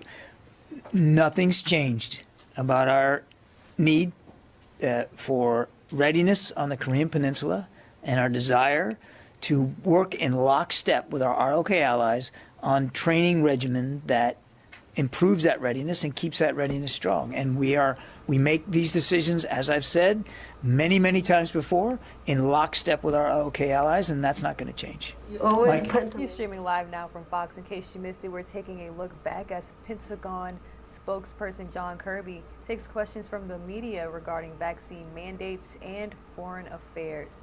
We'll have more nonstop news up after this.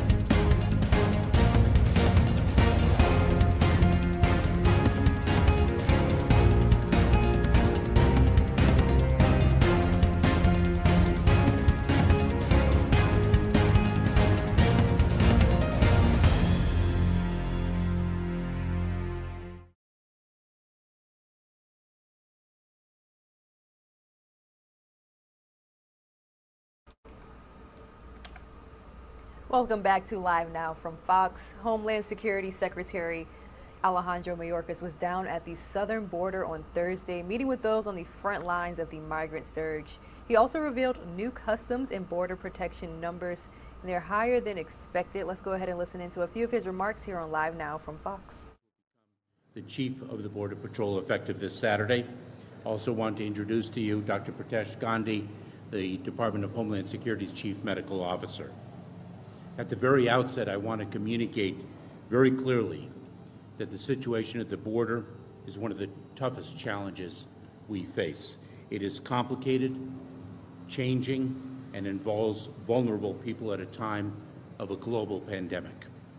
I want to provide information to you, the facts, the challenge we face and why, and our plan to meet the challenge. That is what we do.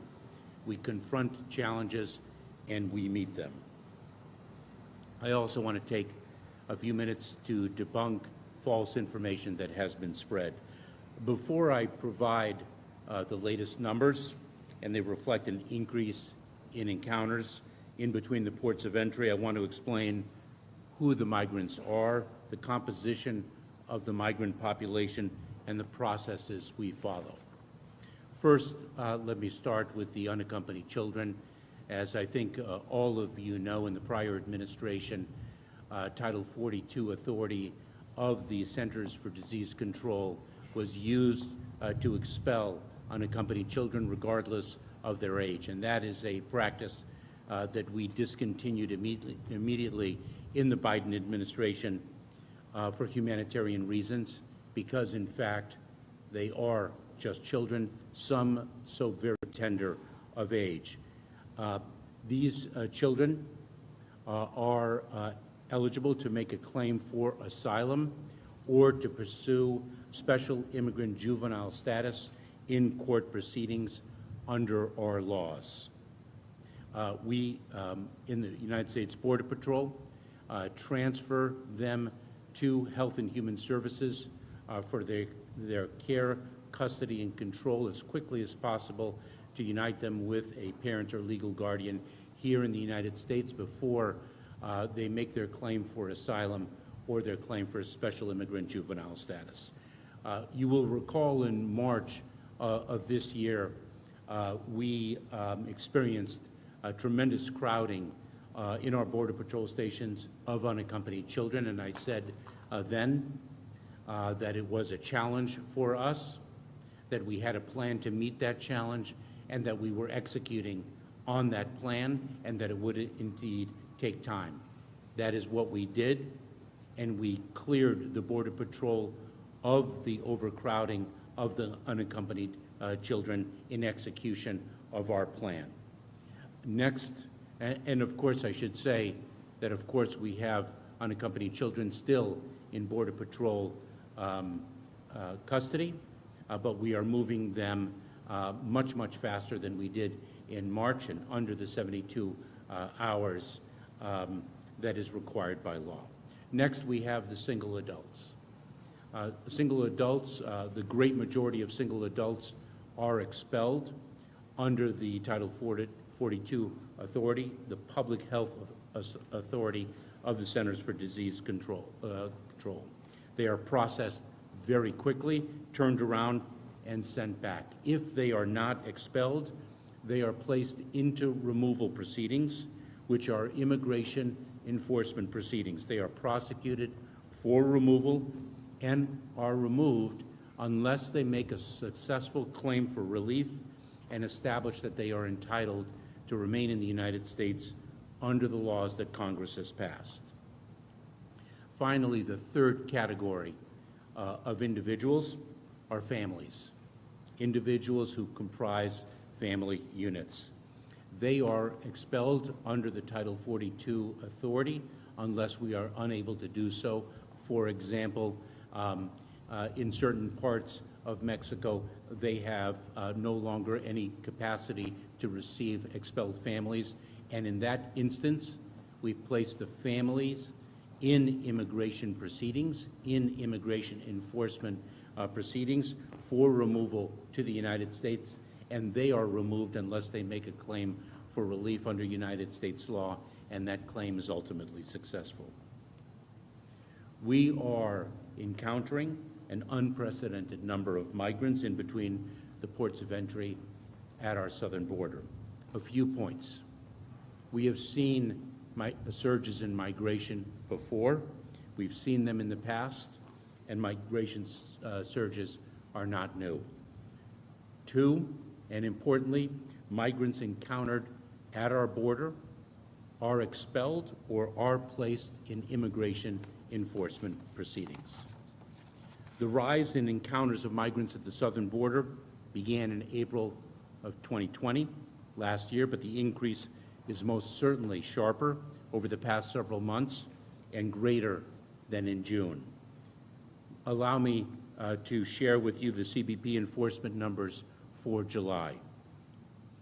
212,672 persons were encountered attempting entry along the southwest border, a 13% increase over June 2021. A majority continue to be single adults, specifically approximately 52%. This is a 6% decrease from June. 95,788 individuals, more than 45% of July encounters, were processed for expulsion under Title 42. 116,884 individuals were processed under Title 8. Those are removal proceedings, immigration enforcement proceedings, as distinct from Title 42 Public Health Authority proceedings under the CDC's authority. 85,563 single adults, or 78%, were processed for expulsion under Title 42, with 24,880 processed under Title 8. Lastly, 9,948 family unit individuals, or 12%, were processed for expulsion under Title 42, with 73,018 processed under Title 8.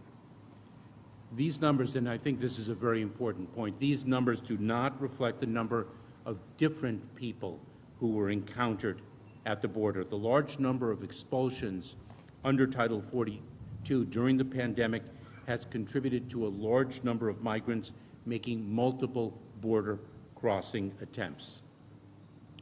27% of encounters in July were individuals who had at least one prior encounter in the past 12 months.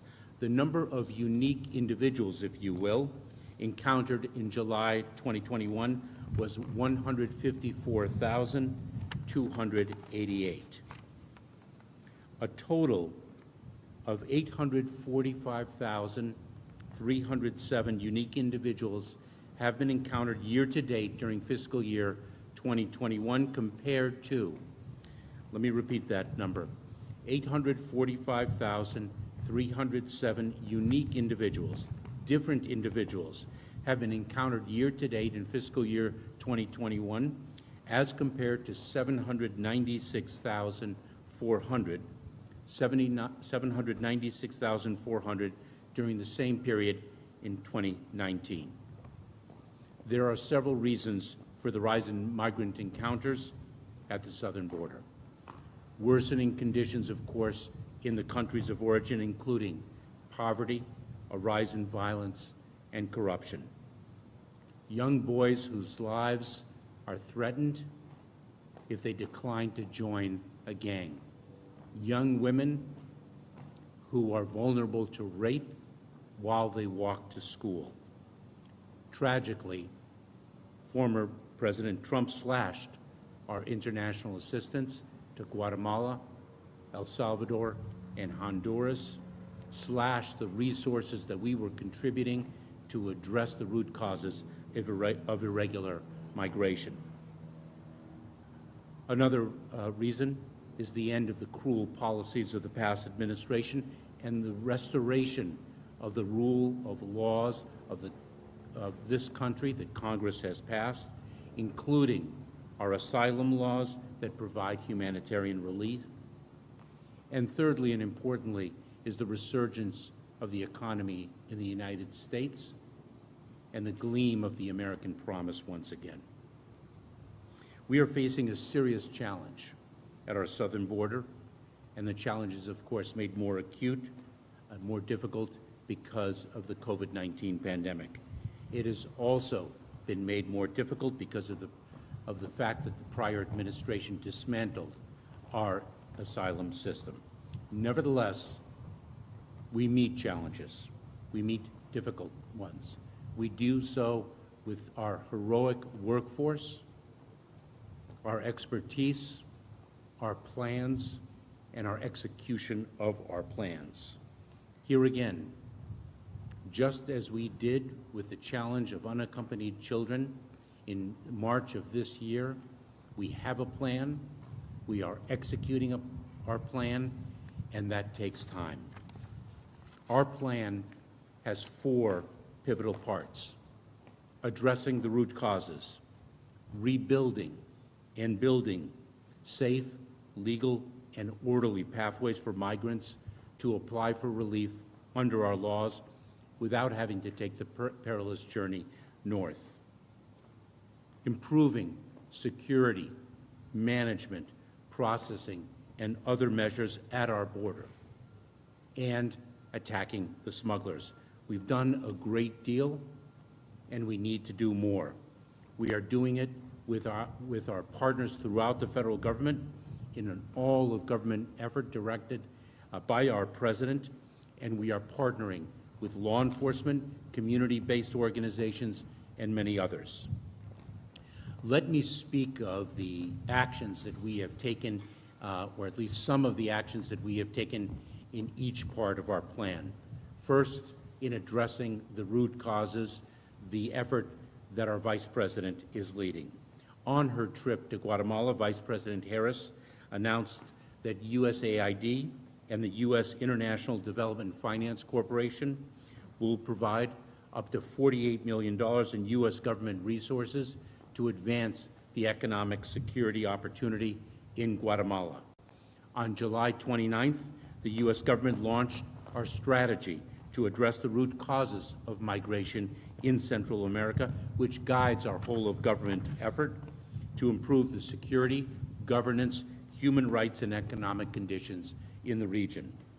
USAID already has launched a series of new initiatives to promote good governance and expand opportunities that will enable the people of El Salvador, Guatemala, and Honduras to build better futures in their home countries. This includes the region-wide $5 million regional challenge to advance gender equality. In Honduras, nearly $24 million to expand employment opportunities and promote civic and election participation and integrity. In El Salvador, nearly $12 million to help small businesses recover from the impact of COVID, as well as new multi-year solicitations for up to $115 million to address crime and violence, including gender-based violence, and provide opportunities to youth and others. In Guatemala, more than $19 million to strengthen anti-corruption efforts. These are but a few of the examples of the efforts that are already underway to address the root causes of irregular migration. Let me speak about what we have done and what we have underway to build safe, legal, and orderly pathways so that people do not need to take the perilous journey north. On June 10th, the U.S. government announced more than $57 million in funds to support urgent humanitarian needs of vulnerable refugees and migrants in Central America. The Department of State opened the first Migration Resource Center in Guatemala to provide individuals with protection screening and referrals to asylum, refugee resettlement, and parole options. And I had the privilege and opportunity to visit the Migrant Resource Center in Guatemala last month. The President issued a new fiscal year 2021 presidential determination on refugees that created 5,000 slots for refugees from Latin America and the Caribbean. On March 10th, our department, the Department of Homeland Security and State, reopened the Central American Minors, or CAM, program to reunite children who are nationals of El Salvador, Guatemala, or Honduras with their parents in the United States. On June 15th, we announced the expansion of the Central American Minors Program. That was a program that was working and that President Trump dismantled. DHS set aside 6,000 H-2B visas for temporary non-agricultural workers for nationals from Honduras, El Salvador, and Guatemala. On July 29th, last week, the U.S. government, we launched a collaborative migration management strategy, the first of its kind, to strengthen cooperative efforts to manage safe, orderly, and humane migration in North and Central America. We are also, as I mentioned, improving processing at the southern border and implementing other measures, not only to stop recidivism, but to tackle the challenge in other ways, including to strengthen enforcement. We have deployed additional personnel to the southern border. We have increased lateral flights of migrants to address capacity constraints in Mexico.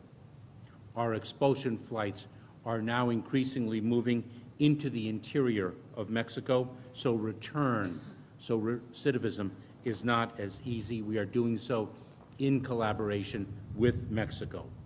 We are prosecuting individuals who've been previously removed from the United States because they have unsuccessfully made a claim for relief under our laws. We are undertaking expedited removal proceedings. Under our law, we have in certain circumstances the ability and the capacity to accomplish the removal of individuals who do not qualify to remain in the United States, to do so more expeditiously, and we are using those authorities. In partnership with the Department of Justice, we are proceeding in accelerated fashion with immigration court proceedings to deliver justice more rapidly without compromising due process. We are working with Mexico to increase interdictions. I visited Mexico with other officials in the administration, but 2 days ago, to speak about how we can more effectively partner together and what more they can do in the context of our overall relationship as close partners.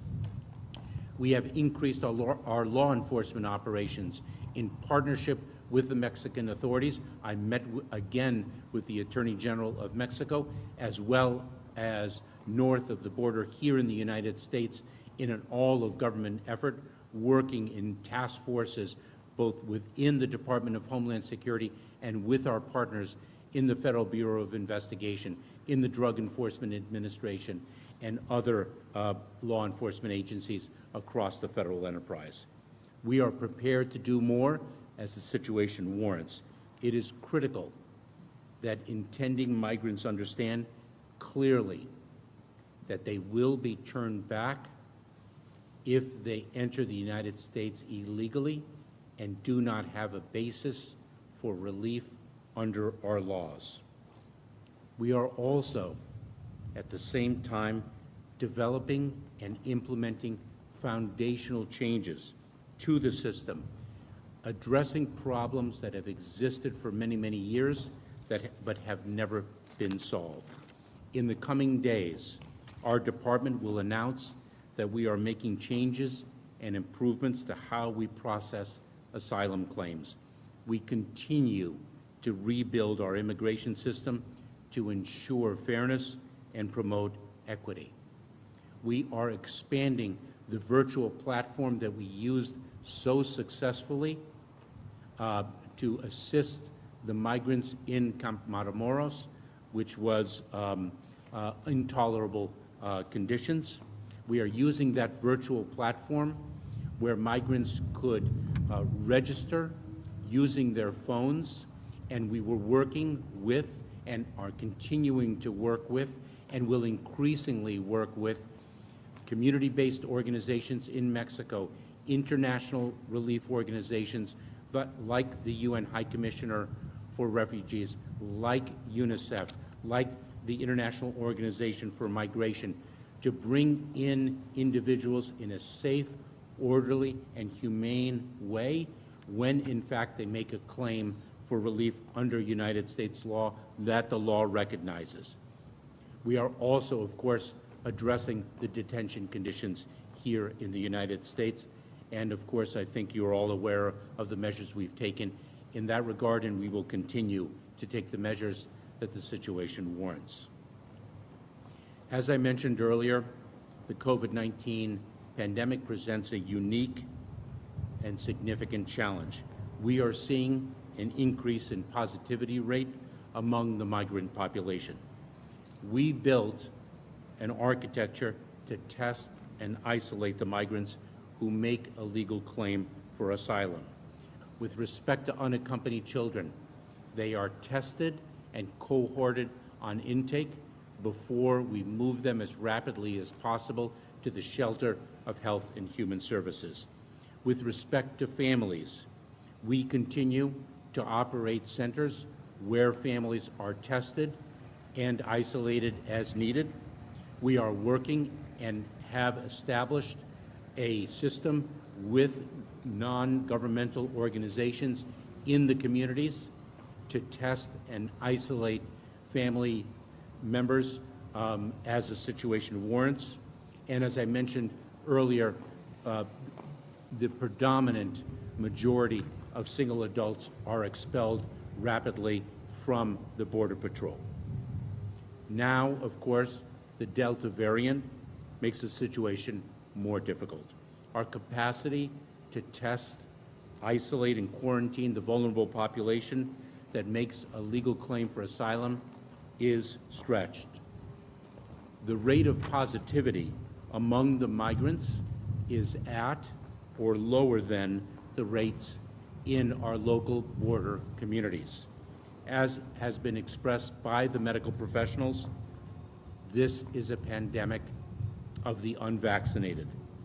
We are building new capacity to address the situation, and we are doing so as rapidly as possible.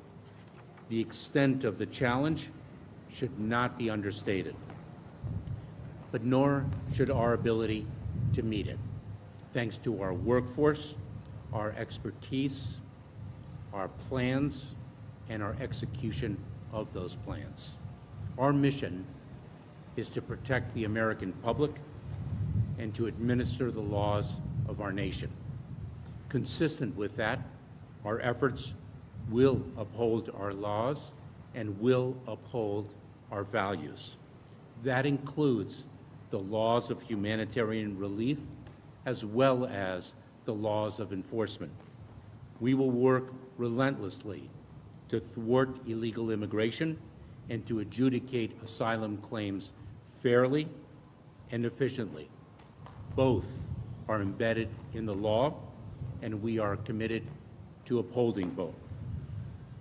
As we work to meet these long-standing challenges, we do not turn our backs on our values, our principles, our humanity, and our proudest traditions.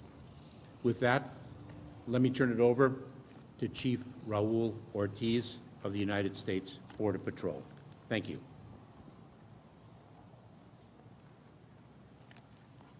Thank you, Mr. Secretary, and thank all of y'all. You know, what we've seen today has certainly been an opportunity for the Secretary to meet with our men and women that are out there on the front lines. We've met with our Border Patrol agents, our volunteer force, our other agency partners. The Secretary and the rest of the leadership were able to meet with our sheriffs and our DPS state partners, as well as our elected officials from county and local governments, all the way from Del Rio to the Rio Grande Valley. We recognize that here in South Texas, we are responsible for about 60% of the illegal migration traffic that happens along the southwest border. And so it is incumbent upon us to ensure that we have the necessary resources to combat both the illegal migration as well as those other threats that we are experiencing on a daily basis.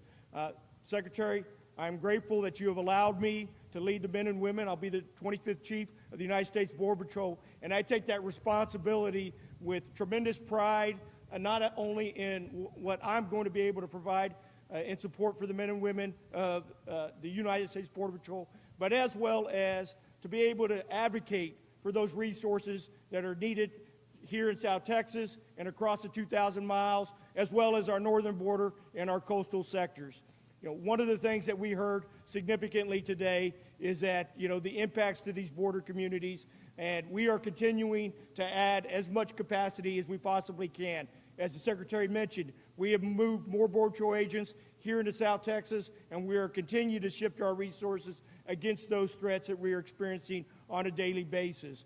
I was mentioning to the Secretary earlier, when I was a young agent back in 1996, Brownsville was the busiest place in the country, and we have managed to turn that around. We will do the same thing with this current migration that we are experiencing at this time. We will have an opportunity to certainly impact, but we're going to do it in a humane way, and we're going to do it with tremendous dignity, not just for the populations that we are encountering, because it is a complex situation.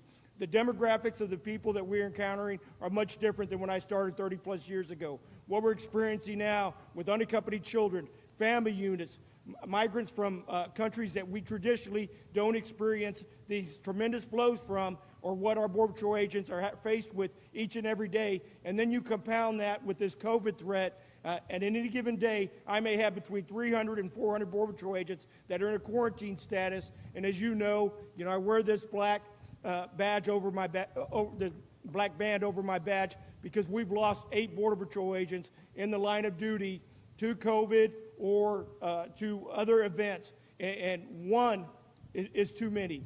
And so as we talk about migration, there are other threats that exist out there. Our Border Patrol agents are working tirelessly in between the front lines. We have seen increases in seizures in methamphetamines, fentanyl, cocaine, and just over the last week, in this sector alone, agents, Falfurrias checkpoint, 78 pounds of cocaine.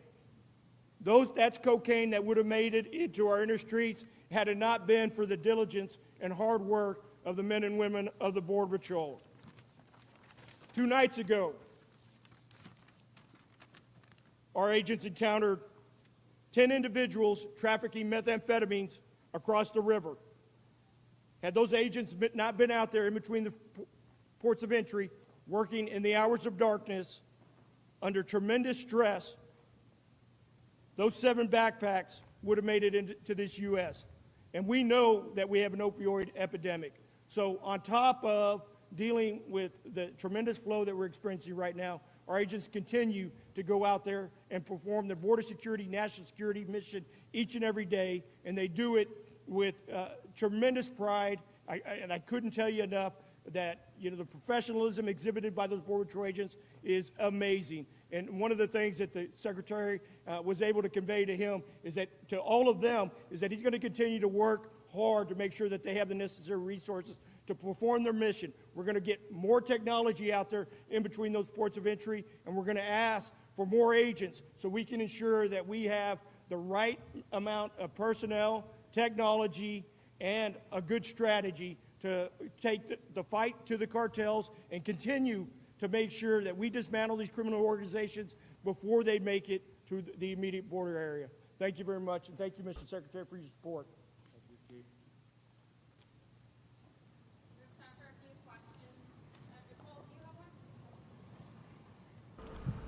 Stay with us. Live Now from Fox returns right after this. CBS News went inside Enzel Duas Park, where a tent city sprung up overnight because a public park outside is the only available option left for local officials and NGOs now scrambling to test and quarantine families released from U.S. custody. The McAllen mayor reminded us immigration is a federal responsibility. The head of Catholic Charities here in the Rio Grande Valley says she wants the federal government to tell her, we'll take over here. Is there a plan to deploy federal resources and personnel, FEMA or National Guard boots on the ground, for instance, to test and quarantine migrants released from federal custody? And what is your message to local leaders issuing local disaster declarations because they've run out of options during this pandemic? So thank you very much. I visited the park earlier today. I met with Sister Norma and other individuals who are doing extraordinary work there. We, of course, in the federal government do testing, isolation, and quarantine. We work with non-governmental organizations as well. And we set up an architecture. Dr. Pritesh Gandhi has done an extraordinary job over a number of months where we are able to reimburse the non-governmental organizations for the expenses that they incur in testing and isolating and quarantine, if and as necessary, the migrant population. The park is outdoors. It is the safest way in which we can accomplish that testing and isolation in an outdoor setting, and those individuals are tested positive, and we're working very carefully with Sister Norma, and we had a discussion earlier today, and I will be meeting with her later today as well to discuss the mechanics and what more we can do. It's a very successful partnership, and we have to devote more resources to it, and we will.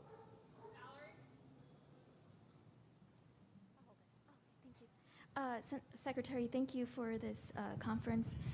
So you mentioned that the U.S. has started to send migrant Central American families deeper into Mexico as a strategy to prevent them from traveling north again. Is this part in response to the pushback that Mexico has that you've experienced, that the U.S. has experienced in receiving some of those Title 42 families, or is this, these changes reflect some of the new international coordination to stem migration?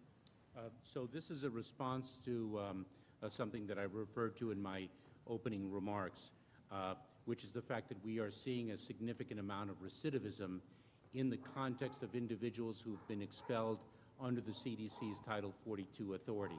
They have not been placed in immigration enforcement proceedings under Title 8. Instead, we use the Title 42 authority to basically turn them around. But if in fact they are turned around and placed in the northern part of Mexico, it is too facile, too easy for them to return and try an illegal entry again. And so in response to that recidivism, to deter and prevent that recidivism from occurring, we are expelling them further into the interior of Mexico, where it's far more difficult to try again.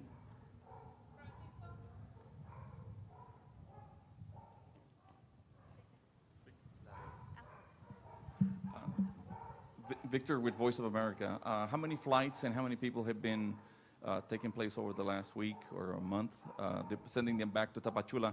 And how is Mexico responding to sending Central Americans within Mexico, I guess? So I will have to get back with to you on the specific data with respect to the number of flights. But what we are doing in terms of our enforcement efforts is in collaboration with the Mexican government. For the second time, I traveled to Mexico, but 2 days ago, to speak about the need to increase the number of flights into the interior of Mexico to deter that recidivism.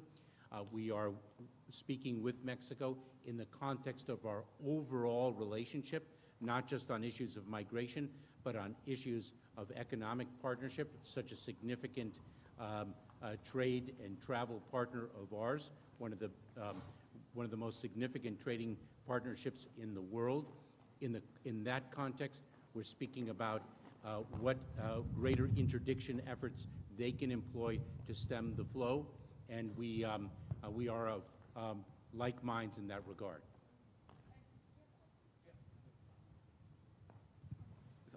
Thank you. Telemundo Network. Secretary, I want to know what is your perception about the migrant crossing in this moment? Increase the number, but consider it is very serious a problem.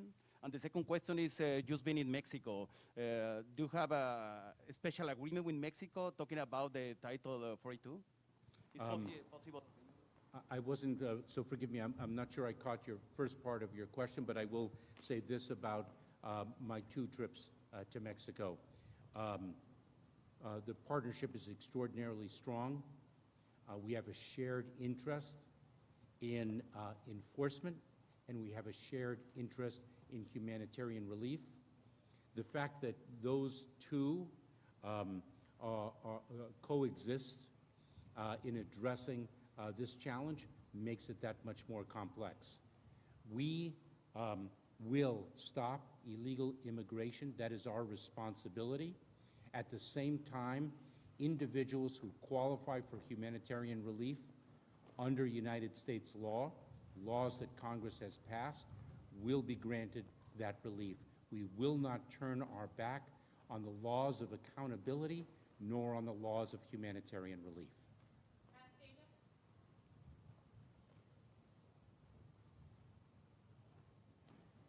Thank you so much, Secretary, for taking my question. Anastasia Bolton, KENS 5 in San Antonio.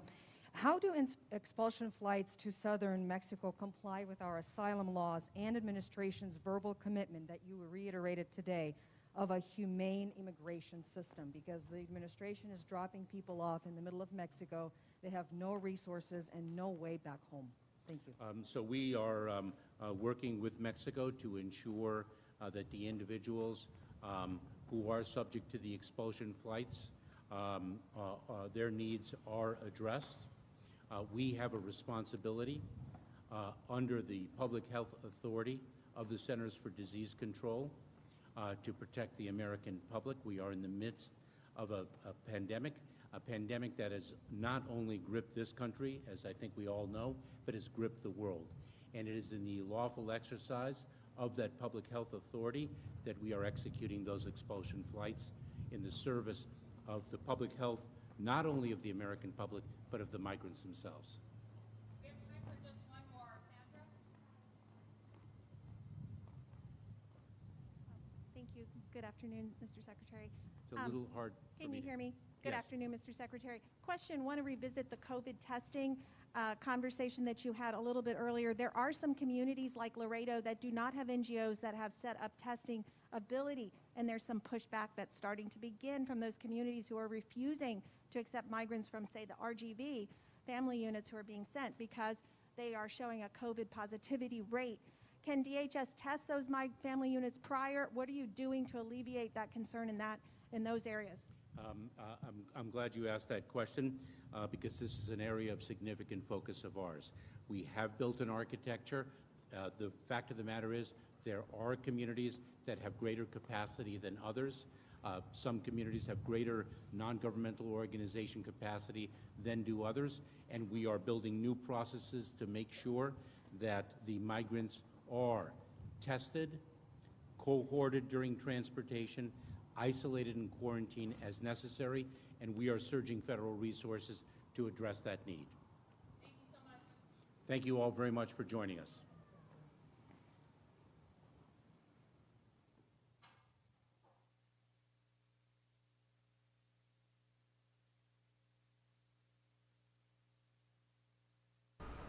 You're streaming live now from Fox. In case you missed it, we're taking a look back as Homeland Security Secretary Alejandro Mayorkas held a press conference from the southern border. Now, this week, Secretary Mayorkas will head to Miami. Now, last month, he notably mentioned that Cubans and Haitians should try not to come to the United States illegally by sea, saying that they would not be allowed if they tried. So we're seeing Secretary Mayorkas speak on the ongoing immigration situation, not only at the United States-Mexico border, but also in Florida. I do want to switch gears and send most of you all to a 2-minute commercial break. And when we come back, I'll bring you the latest news from Florida. Florida Governor Ron DeSantis recently held a press conference speaking on a new treatment to help hospitals who are struggling with an influx of COVID-19 patients.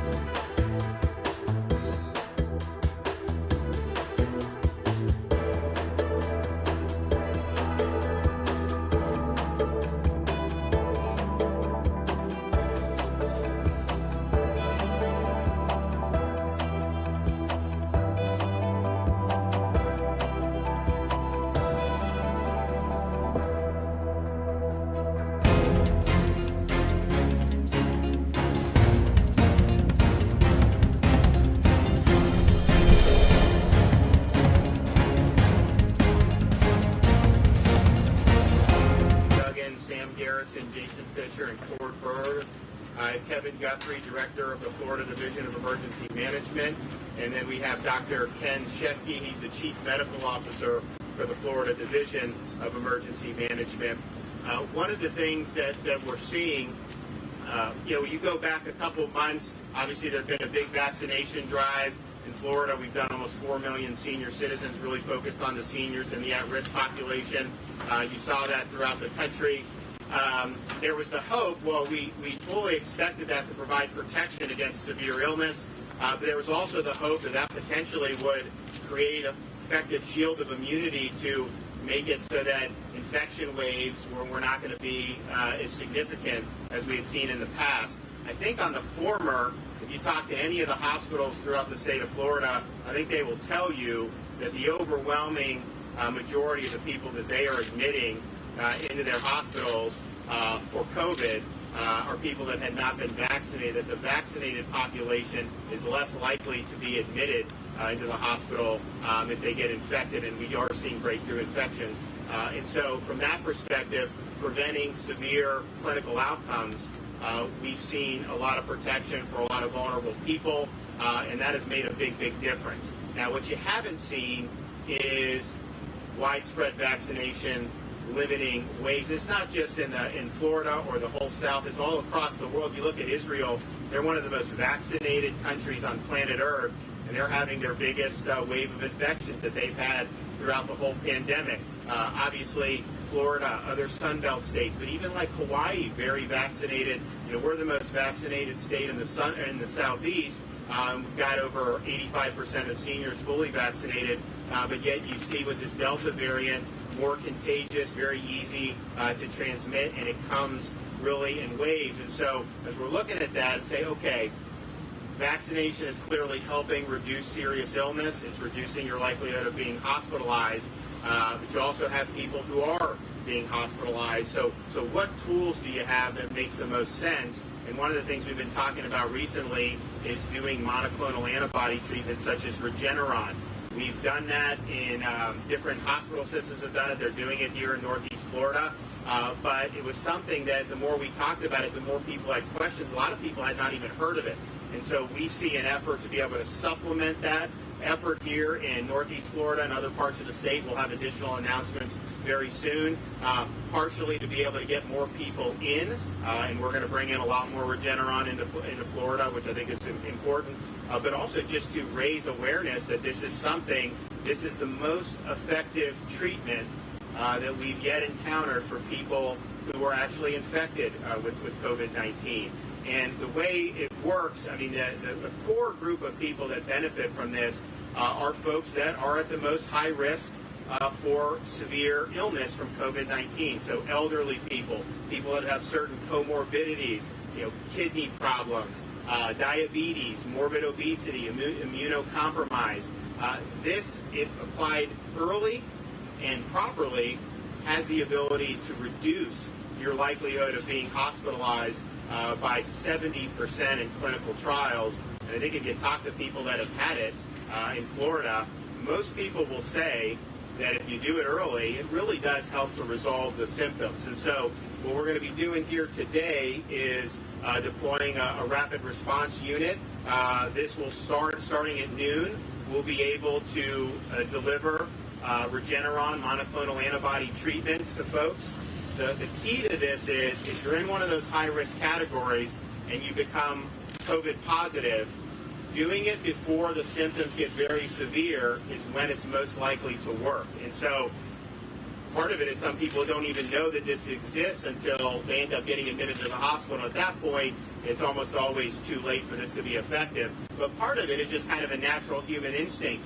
Maybe you feel some symptoms, test positive, but you don't feel that bad, so you figure, hey, I'm going to clear this. If you're high risk, though, and it progresses, then you've missed your opportunity to have this be really effective. So that early treatment is really what the Regeneron and the monoclonal antibodies represent. So that's really what we're doing. So they're going to start by just taking referrals from the health systems here in Northeast Florida, but we are going to be moving to allowing this to be done on even an individual basis, coming in and making appointments, and we think that that's something that's very important. Clearly, This has now been employed on an emergency use basis since the end of last year. So we have a lot of time to have watched what's happened, and there's clear benefits to this early treatment for keeping people out of the hospital and reducing mortality. And this is also true whether you're vaccinated or not. I mean, obviously, if you're vaccinated, we think the data in the hospital shows that your chance of being admitted and having a severe illness is less than if you weren't. But at the same time, we are seeing people testing positive in higher numbers than I think most people anticipated, and that's just not in Florida. That's really in places like Israel and other places around the world. So if you're vaccinated or unvaccinated, if you're in those high-risk groups, you can still do the monoclonal antibody. The only issue I think that doctors would tell you is if you're not vaccinated, high risk, you come in, you get infected, come in and get it, absolutely. You get the treatment. You have to ask the physician at what point in the future, if you do want to get vaccinated, do you have to wait because there's antibodies and they want that to be able to clear. But that's really, at the end of the day, the only major thing that you need to look at. So who are the high-risk groups that would most benefit from this? Obviously, elderly populations, people with chronic kidney disease, diabetes, morbid obesity, cardiovascular, chronic lung disease, people with sickle cell. Those are the folks that if infected with COVID-19 may end up seeing significant consequences and could result, of course, in a hospital admission or worse. So if you do it early, this has a great chance to resolve those symptoms short of you needing medical attention. And that's really, at the end of the day, what it's all about. So we want to be able to do all we can to be able to do. Now, what we're going to do is, so we have this here.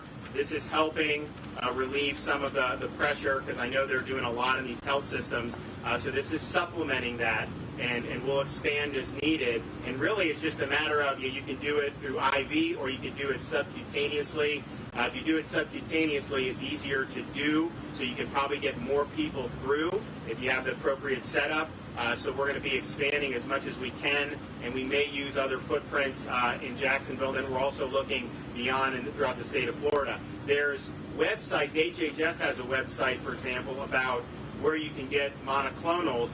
The problem is if you go on it, some of these places, some of them have it, but they just aren't administering it. And others don't necessarily have it. So what we're looking at is, are there gaps in certain parts of Florida where we could bring some of these mobile units and then be able to offer this to folks who get infected in early treatment. And I think this is going to be something that has just got to become part of the standard of care as you go forward. This is going to be with us for a long time. I mean, I hear these politicians say they're going to conquer it and end it. It's not going to be eradicated, as we've seen. It has different iterations. The vaccines obviously are helping people avoid severe outcomes, but you're going to continue to have this, go into different patterns. So understand, if you're in those risk groups, that this is really something that you need to be thinking about if you end up with a positive test. So we're going to be doing that. We're also going to be doing strike teams to be able to bring it into nursing homes if you have some nursing home infections. And we've seen that. Nursing home residents were some of the first people to be vaccinated, and I think you saw a huge decline in cases in nursing home residents, but you are seeing more of that now in different places. And so if you do have somebody test positive, obviously you can help that resident. You can also use it as prophylaxis. So if there's 6 other nursing home residents, maybe none of them have tested positive yet, you can go in and offer the Regeneron to them, and that's proven to help them avoid infection entirely if you're able to get it early enough. And so we'll be using it for that as well. So really focusing on providing early treatment for the most vulnerable, to keep them out of the hospital, and ultimately to save lives is what we're going to do. Remember, the sooner you do this, the greater the chances of success that you have. There have been a lot of people that have been helped by this, but I really believe that had more people known about this, I think absolutely some of those folks would not have ended up needing to get admitted to the hospital. So I want everybody to know that this is an important option, that this is an important way to be able to protect yourself in the event that you are infected. And we're going to be doing this in other parts of the state, and obviously working with our long-term care residents who we've been working with from the beginning to make sure that they're provided the type of protection that we can. So I want to thank Mayor Curry for working with us, over these many weeks. And I also want to thank Kevin Guthrie, Division of Emergency Management. He's been working with all the different systems about different stuff that they needed. So we're going to hear from some of them, and we look forward to being able to kick this thing off here at 12 o'clock. So, Mayor. Thank you, Governor. I just want to say over the last year and a half, we're grateful from when the virus was first with us, and we had to rapidly expand testing. We didn't know what we were getting into, but we knew we needed it. We got it here. Jacksonville had tons of access to testing. Then when we got into the new year and the vaccines were rolling out, again, working with you and your team, our vaccines are readily happen and are readily accessible to our residents. And now this antibody treatment, as the governor said, is not well known by the community. It's effective. It works. I was on a call yesterday with all of the hospital CEOs in town, and we had this discussion. People need to know this exists. They need to know that this unit is here. If they don't have access to their health care provider, Governor, thank you. Yep. Hey, good morning, everyone. I just want to again thank the governor for his leadership on this breakthrough treatment, and I want to make sure that everybody knows that this is a quintessential example of when local and state government work together very quickly to get something done. So again, thank the City of Jacksonville, the Jacksonville Fire Rescue Department, the Jacksonville Fire Rescue Department's Emergency Management Team, the Jacksonville Sheriff's Office Emergency Response Unit, for getting all this set up overnight and of course our vendors. So again, Governor, thank you very much for your leadership on that. Governor. Tell them a little bit about yourself for there. Hello, everyone. I'm Dr. Ken Shepke. I'm the Chief Medical Officer for the Florida Division of Emergency Management, board certified in emergency medicine and EMS. So I want to thank the Governor for highlighting this very important therapeutic advancement. Unfortunately, I don't think the word's quite been out there enough for this very effective treatment. It's great for folks who are vaccinated but at high risk for progression of disease. It's great for folks that are unvaccinated who get this disease. And it's great for folks who they're unvaccinated, they're not ill, but they've come in contact with a household contact with somebody who's gotten COVID.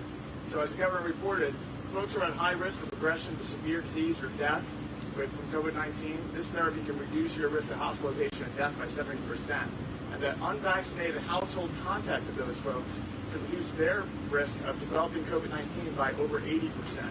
So this is clearly one of the better therapeutics that we have out there, and I'm really appreciative to you, Governor, for getting the word out there. I think it's going to be very helpful for the state of Florida. Great. If you just, so the data, as Ken said, the data is very strong. We have now a long runway where we've been able to do this, and that obviously the data trumps. But it's interesting just when you talk to people that have done this, there have been people that will get infected, they get hit, they test positive, they go get it, and then they'll say in 24 or 48 hours, they felt it was like a totally different ball game. And what it is when you get infected, your body produces antibodies to then fight the virus, and people who end up having an easy time with COVID usually do that fine, and they're great. Folks who are in these higher risk categories, they sometimes don't produce the type of antibodies that they need to be able to combat the virus. And so what this does is it's an antibody cocktail. It's providing that. And then those antibodies get to work and really fight against the virus. And I think that's why you've seen people will say that everything is resolved within sometimes 24, 48 hours. That's a really, really big deal. And I think that part of the reason it isn't as well known is because this was given emergency use authorization about the same time that the Pfizer and the Moderna were under EUA approved. So obviously people were looking at the vaccines as a major thing, and rightfully so. And so I think that this was something that even though the hospitals all embrace it, we worked with them early on and said, do you need us to do anything? They're like, no, we have it, and most of them have been doing well. Here in Northeast Florida, I was at Tampa General. They do a lot. We think that supplementing them now will be helpful. But it was there.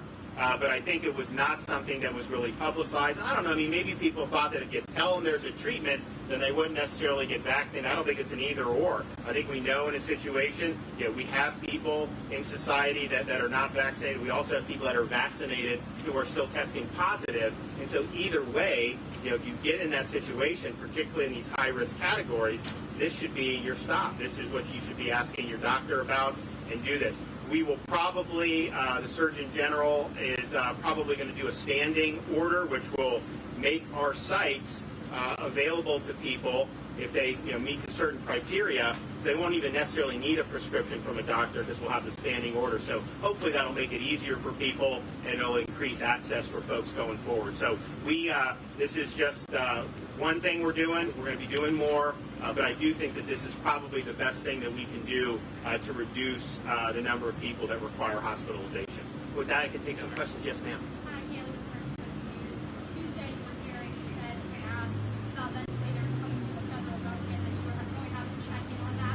So just something, if I can clarify, I was asked about respirators, which are actually different.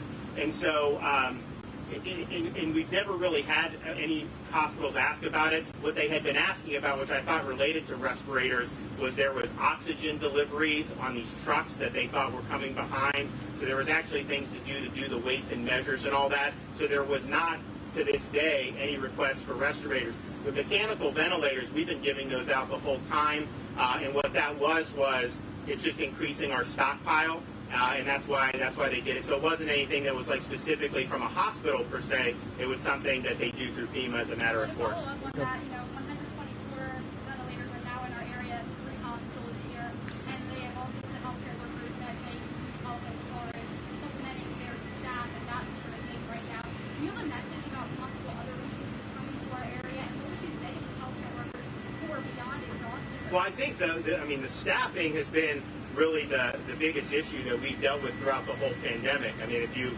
recall, you saw really significant changes in how some of this is done. You've seen a lot of people go to contract, so they literally could have a job at a hospital, change jobs, work for a contracting agency, and then still do the same job at the hospital. They make a lot more money, and it's a lot more expensive to do. So there's definitely a war to try to get staff. I think it's been something that's been difficult. We have provided a lot of staff in the past for that, but our sense is that they deal with some of these agencies to try to bring people more in. That's just the situation that you're seeing all throughout the country. But there's no doubt it's not really a capacity issue as much as it is the stress on the staff, when you have higher volumes of patients. Yes, sir. On the monoclonal antibodies, I believe President Trump used Regeneron when he had it last year. I've talked to a lot of patients who say, look, I'm interested, but I have no idea how to get it. Has this been something just for exclusive people? And why has it taken this long to get it to a point where the average citizen can maybe even start to get it? So the answer is when President Trump did it, it was still an experimental, so it had not been emergency use. So the average person on the street in October of 2020 would not have been able to access it unless they were part of some type of trial or had different access. Once it got the emergency use authorization, it has been widely available. And so that's been done mostly through hospitals, now increasingly through doctors' offices. And I think part of the issue is have been a lot of physicians, I think Ken would agree, there's a lot of physicians that didn't necessarily know about it, and some of the physicians weren't. More and more physicians are understanding it now, and it was just the type of thing where I do think there was maybe people thought if you stress early treatment and you were telling people that to not get that, it's not an either or. Now it's pretty clear, though, that there was not as much knowledge. So I think it's less about access, but just about knowledge, because if somebody gets infected, what they're thinking is, okay, I don't necessarily feel that bad. I know I'm at risk, but I'll just kind of ride it out. And that's what you normally would do on most illness. I totally get you. You don't expect to go to the hospital until you start to feel really ill. But on this, if you have those risks, if you can do it early, it really makes a difference. And so the access is there. We're able to do. We can place orders for 10,000 treatments at a time, and so we're going to have. Obviously, you have staffing and stuff that you have to make sure. They're going to work here to try to make as many people go through here as possible, which will be really, really good. And the same thing as we go throughout the rest of the state. So access in terms of anybody, particularly if you're in those high-risk categories, you absolutely are eligible for it. It's just a matter of making sure that your health systems are offering it. Some clinics are doing it. And then we're now looking at saying, okay, we have some freestanding stuff that's already been going on where people have come in to get vaccinated, to get tested, whatever. Maybe we do a monoclonal and set it up in conjunction with some of those other things. So I think you're going to start to see that. But since the EUA happened, it has been available for everyone. I think initially they had it with a more limited age range, and then they've since dropped the age and so made it available to a wider group of people. But those really high-risk people, the elderly and some of those serious conditions, they have been available to them since the beginning. Yes, ma'am. Governor, this is a reaction to a diagnosis. Why not take more preventative measures, and what would the level of infection here in Jacksonville be to take those measures? Such as? Such as mask mandate. Well, so I think the non-pharmaceutical interventions we've seen, remember, we were promised that they would end the pandemic, lockdown, school closures, mandates, and it just hasn't done that. This is a very transmissible virus. The last iteration last summer, someone got infected, they'd likely infect one or two other people. This one, they're infecting more than that. It's airborne, it's aerosolized, and so we just have to understand that when that's happening, these waves are something that you have to deal with preventive, with early treatment. Because we could sit there and say, if we shut down schools, it would go away. It won't. That's not true. It would be very damaging to society to do that and to our communities. And so early treatment, I think, is probably the most effective thing you can do. Obviously, if you're higher risk and you want to avoid certain situations, you want to take personal mitigations, by all means do that. But just understand with how contagious this is, and we're seeing these waves in other parts of the world, and you will see them in other parts of the United States as the season changes. The fact of the matter is there's going to be a baseline level of exposure to folks in the community, and so let's just make sure this is out there. Let's make sure people have opportunities to be able to do it. I can tell you it will absolutely make a difference in reducing the number of people going to hospital. But it doesn't mean you don't do some of the other stuff. I mean, I think if you're vaccinated or unvaccinated, you still do this if you're high risk and you get infected. But of course, the hospital census, and you look, I mean, that's pretty strong data that we're seeing across Florida of the folks who tend to be admitted to hospitals now, and how that's different from last summer, when we didn't have the widespread vaccination of our elderly population. Yes, sir. Governor, in regard to the reports that the state puts out, why not go back to the daily reports that y'all did for many months, given the prevalence of the virus? And secondly, if you're not going to do daily reports, why not on the weekly reports provide more information on the county level basis in terms of the deaths that y'all have recorded, demographic data? So I think the latter part's a good point. I mean, as we've seen, we've had a wave of infection, but it has not been uniform in terms of when it really started. It started in Northeast Florida before other parts of Florida. We think the indicators with the 7-day moving average, as I mentioned the other day, that's down for cases. RT value actually today, according to the Stanford and Yale models, down to 0.81, which is definitely the right direction, as well as the ED visits for CLI, which is trended down as well.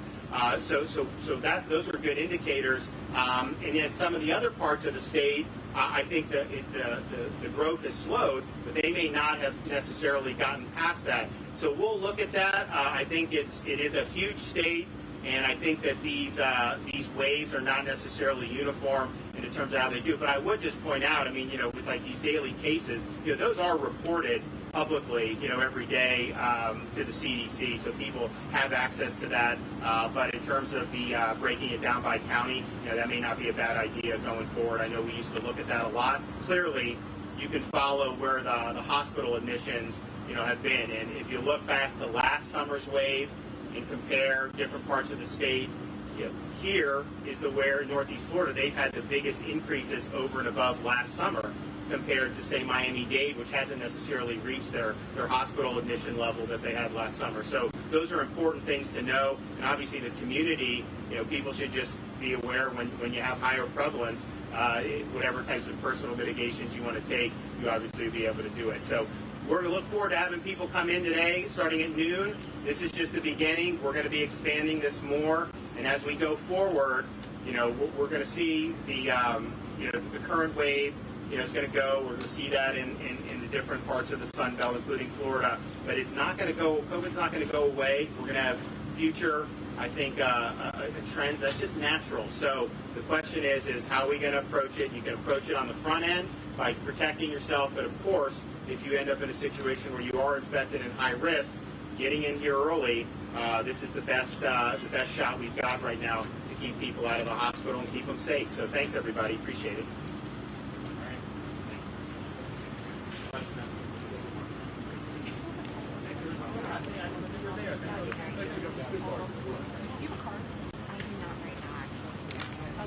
Stay with us. More Live Now is up after this break. Okay, I'll find you. Thank you.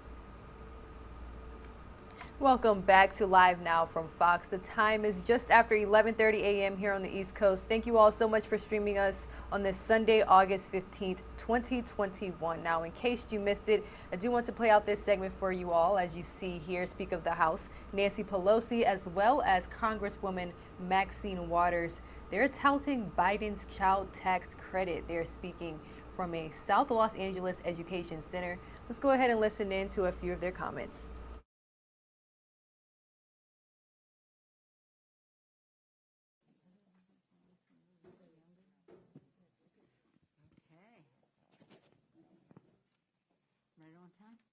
Thank you very much for that welcome. Thank you very much for all of the staff who have been working to put together this press conference and the visit from the Speaker of the House of Representatives.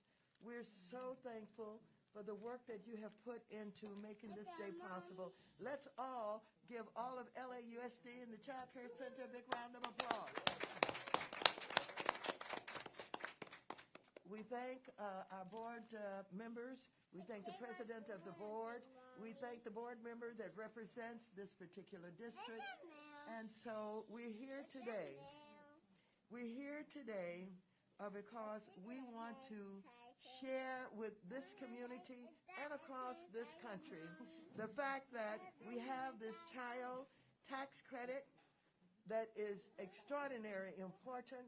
A lot of people in the Congress of the United States worked on it, and I give credit to a woman who is the chair of the Appropriations Committee. Her name is Rosa DeLauro, who have been working for years, first of all, to ensure that there is a tax credit, and it's, of course, in law now, but this is different.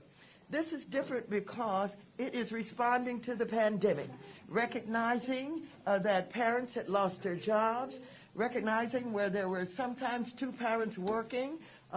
They could not provide for the family in the way that they had because one of those parents was laid off or the job shut down altogether.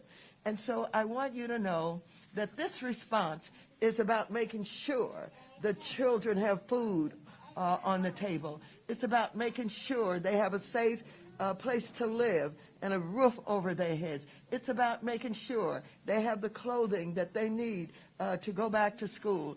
It is about this government supporting the families of this country in an extraordinary and most unusual way. But, as I said outside, we got this and started this in the House of Representatives. And we were able to do some things that some never thought could be done.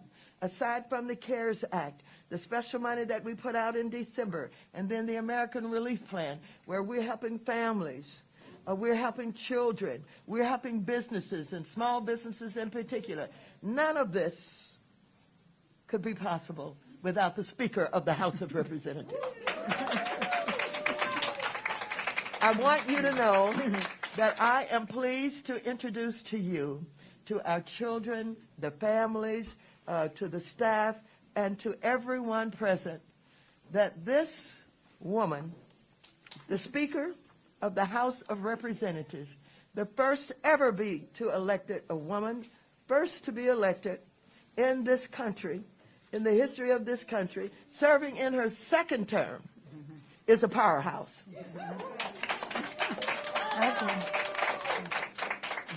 And when she speaks, everybody listens. They're better.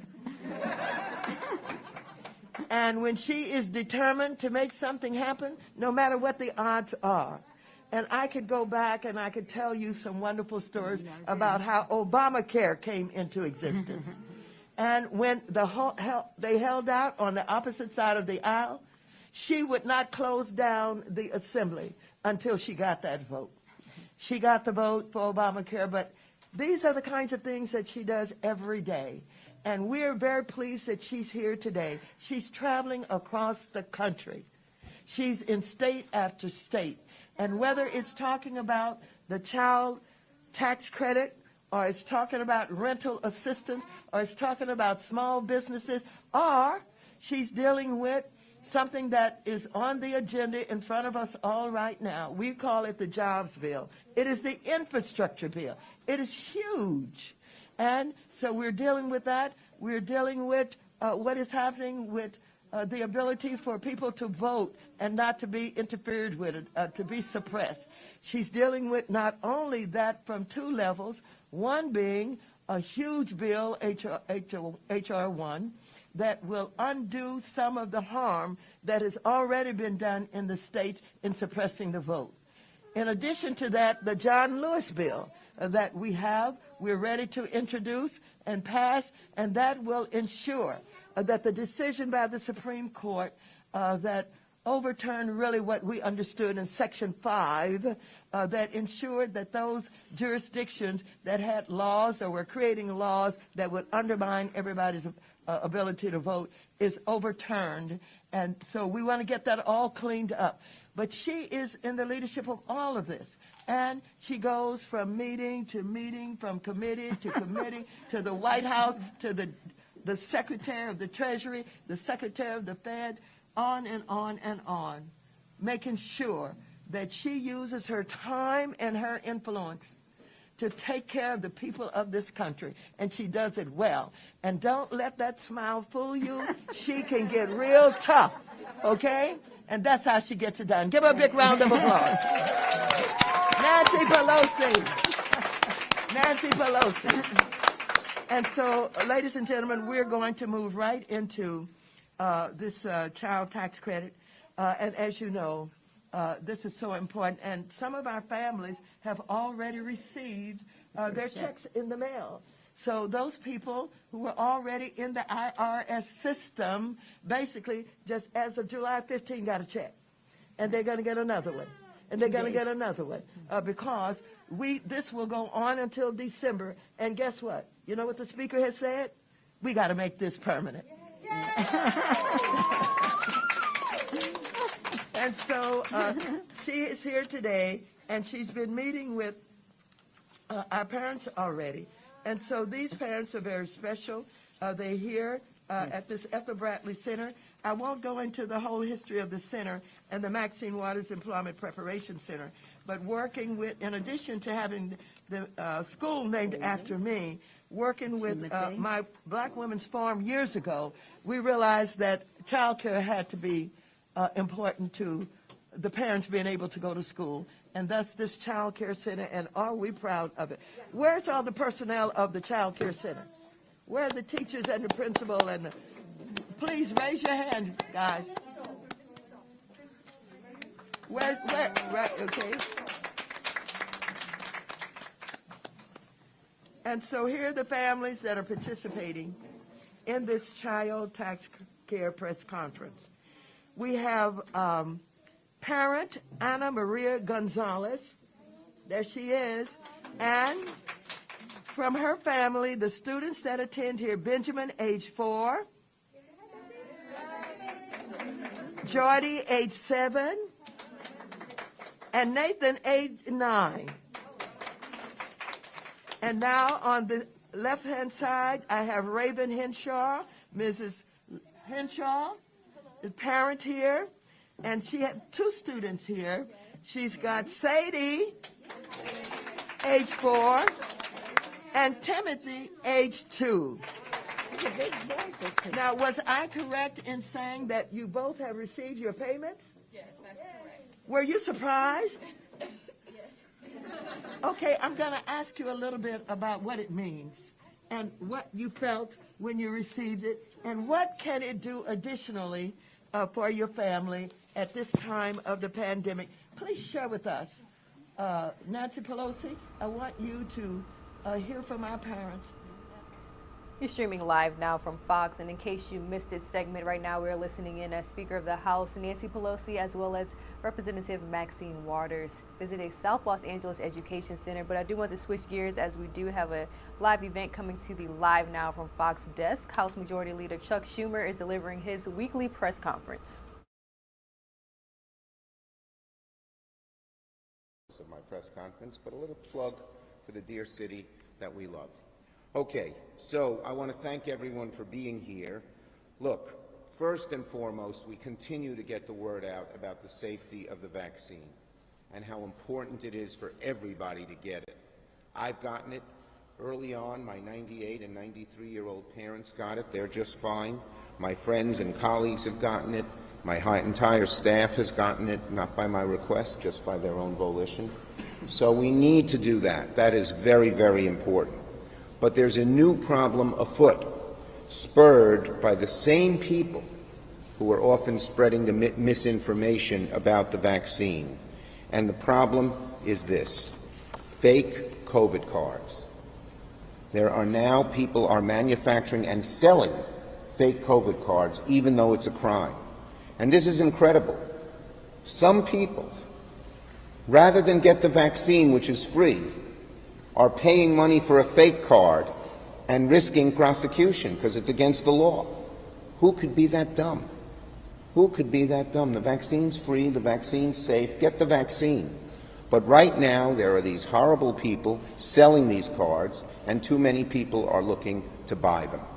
The bottom line is that amidst the COVID crisis and successful efforts to get free vaccines out to the masses, there is a new surge an unfortunate surge of counterfeit COVID cards. A surge of counterfeit COVID cards. They're being sold online, and they're coming in large amounts and large bunches through ports of entry. They're mailed often from China. A lot of people in China are doing these fake cards and selling them online and then mailing them to people through our ports of entry. So, fake vaccination cards have been advertised on the social media, on blogs, and now more new signs point up to a ramp-up of production of fake cards. Is this an epidemic right now? No. Could it become one? Absolutely, if the authorities do nothing about it. So we have to nip it in the bud, and that's what we're here to do today. There are too many instances of this right now. We need the authorities to use the laws that are on the books and stop this from happening. A lot of these cards are made in China. There are always people from China seeming to take advantage of us, and the Chinese government doesn't come down on them. Most people in China, of course, are law-abiding, and we love our Chinese American citizens here in America and in New York. But those few who violate the law should be cracked down upon, and the Chinese government doesn't. So we have to do something about this, and we have to do it here. Just yesterday, there was a bust at the Memphis airport in Tennessee, and it revealed that Chinese counterfeiters looking for cash on vaccination cards sent a whole bunch through that port. But our Border Patrol, our Customs, and our FBI can go all out with inspections and confiscate any of these cards as they come and they are mailed here. They can also go after the people who are mailing them online and try to shut down those sites. There are lots of things that they can do. So today, I am urging a federal crackdown on these counterfeit COVID cards and an education campaign to make it clear to the American people that this is illegal. You could actually go to prison for buying one of these. To boot, there's an easier solution. Get the vaccine. It costs nothing as opposed to the card, and it's certainly not against the law. The law is all in favor of it. So, the feds have to step up their efforts to ameliorate this problem before it gets worse. The Department of Justice must ensure the fraud cases are prosecuted to the full extent of the law so people know if they engage in this treachery, which is very dangerous. Fake cards are dangerous. Here we are going to great length to let people go back to their activities at restaurants, at sports stadiums, at gatherings, at clubs, with the idea that if you show the card, it's okay. If fake cards become the epidemic, then people will no longer feel safe to gather at these places, and it'll really hurt our economy as well. So there are so many reasons to crack down on these cards. According to the Associated Press, across the internet, this cottage industry has sprung up to accommodate people who say they won't get vaccinated for personal or religious reasons. A user on the encrypted message app Telegram offers COVID-19 card vaccine certificates for $200 apiece. $200 apiece. And just yesterday, as I mentioned, according to the CPB, the Border Patrol, a bust occurred in the port of Memphis where a shipment that came from Shenzhen, China, en route to the Central District of New Orleans, which then people would go pick them up, was intercepted. It was the 15th shipment of the night. 15th. So there are a lot of these happening. It's still not an epidemic, but we got to stop it now.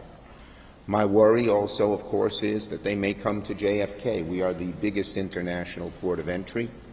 We want to make sure there's thorough inspections at JFK so they don't come here. And they won't be distributed in New York. We haven't seen that yet, although I'm sure people online have bought them here in New York and other places. So we need Border Patrol, Health and Human Services, and the FBI to crack down. And another warning to those who get their vaccine in a real card. Don't post your card on social media because the counterfeiters may use it, just like they try to use if you post your Social Security card or something else. So be careful about that. Okay? So that's basically it. Did I leave anything out, Angelo? No. Okay, we'll take questions on this subject, and then I know you have questions. We're going to take two off topics because they're very much in the news, which are Afghanistan and Haiti. But first, questions on this topic. Senator, do you think a college student who uses a fake card can go to prison? I think no one should use a fake card. It's against the law. Maybe the appropriate penalty is a fine. Maybe the appropriate penalty is prison. I think prison is more for the people who are manufacturing these cards than a person who uses it. But a person who gets a fake card should be subject to a fine. If I could just follow up, what specific laws do you want to enforce that aren't being enforced? There are laws that say you cannot sell these fake. You cannot sell these fake cards. You can't buy them. Okay. Others on this subject. But in answer to your question, no, unless they're trafficking in them and selling them, it's different. But if they just bought it, fine is the appropriate penalty. Sure. Yes.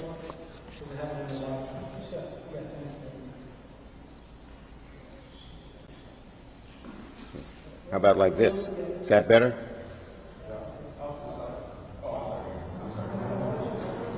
Wait, well, now here is what we will do before this thing crashes. We'll do it once on the left side, once in the middle, and once on the right side, which probably exemplifies the factions in the Congress. Okay, finished with that? So let me just ask a follow-up. What is this the executive branch not doing now? You said that they... Well, it's brand new, and I don't think they're paying as much attention to it right now as they should be. Yeah, but I don't think there's enough overall attention across the board. They're doing something, but this could grow. And also, each agency is doing a different thing. Yeah. FBI, Yeah, they got to coordinate among themselves, of course. Okay? Should these cards have been more counterproof, like money? You know, the counterfeiters are going to counterfeit even money they counterfeit. We got to nip it in the bud and stop the production. Okay? Would there be any other actions besides cracking down on sale of fake cards, like to encourage this? Well, there's lots of encouraging going on to encourage people to get vaccines. There's money. There's even $100 incentives. There's lots of action to do it. It's having some success. The number is going up here in New York and elsewhere. And the best way to prevent Delta and other new strains from spreading is get vaccinated. Because if we have 80–90% of the public fully vaccinated, it'll make it much less likely that a new strain will develop. So even if you don't want to get vaccinated for your own safety, you're saving others, helping others by getting vaccinated. Do you carry your card, or where do you keep it? Yes, I have. I have it in my briefcase. I don't think it's in my billfold. It's in your briefcase. It's in my briefcase, which is in my car, which is on the street.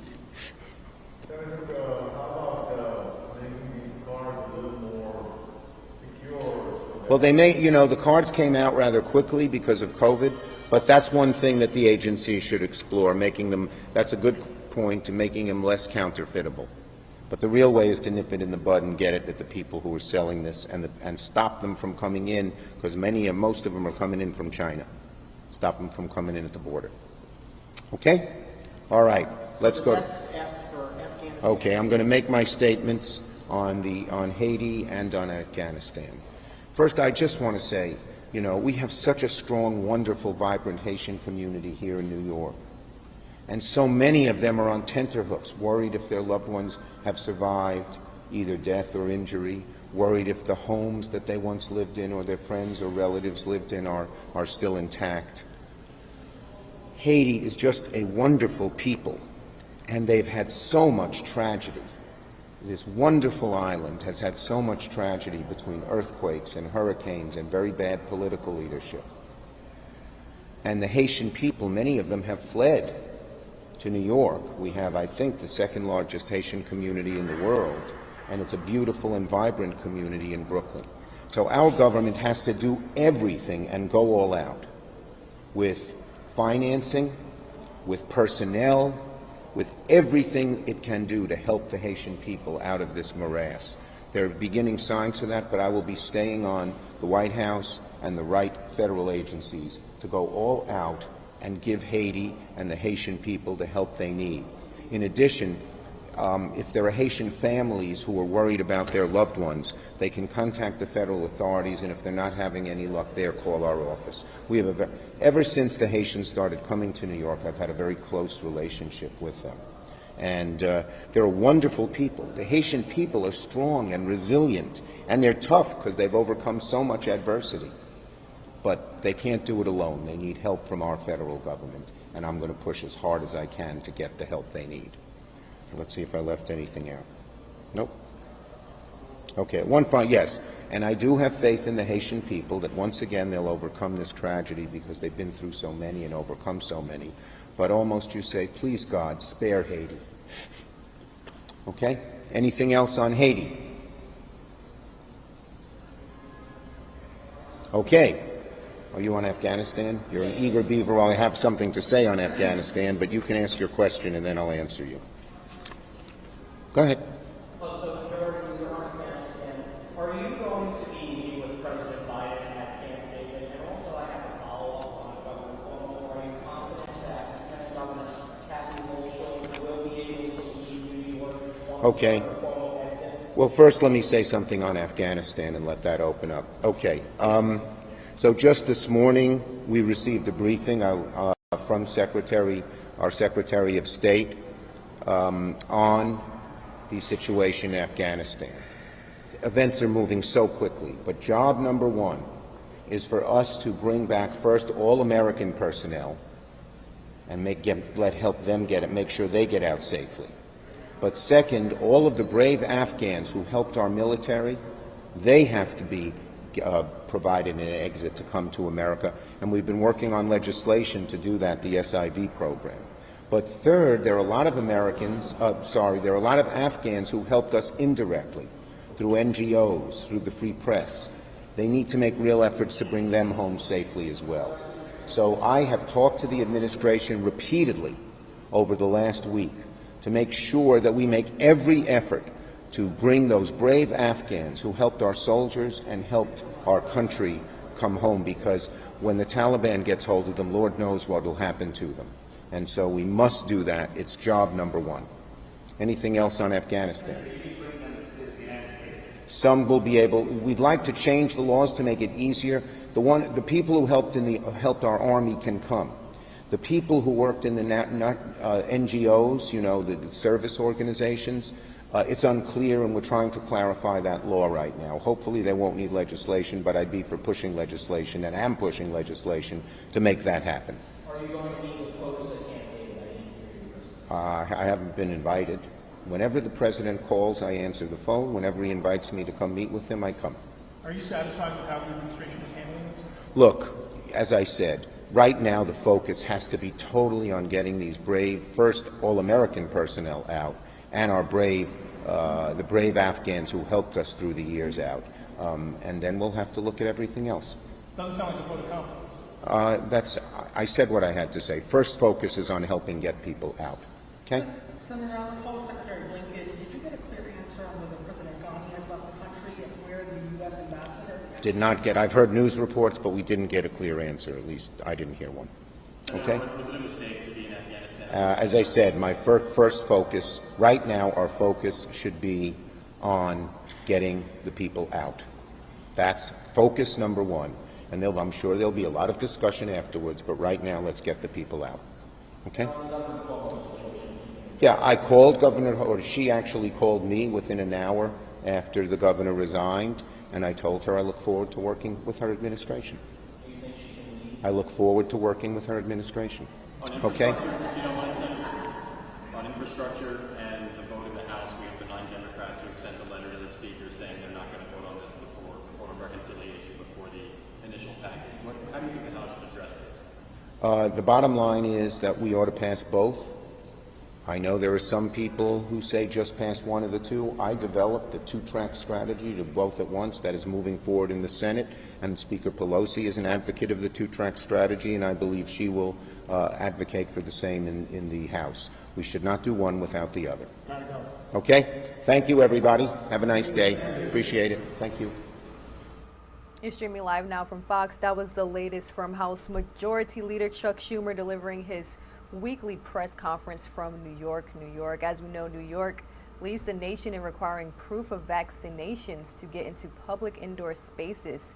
So the focus of today's presser Senator Schumer was urging for federal action for those who are manufacturing and buying fraudulent vaccines. We also know that there is a huge marketplace for fraudulent vaccine cards on the dark web, so definitely don't want to buy those dupes. Again, House Majority Leader Chuck Schumer urging for federal action against those who are buying fraudulent vaccination cards and those who are manufacturing them. All right, I'm going to send some of you off to a 2-minute commercial break. We'll be right back.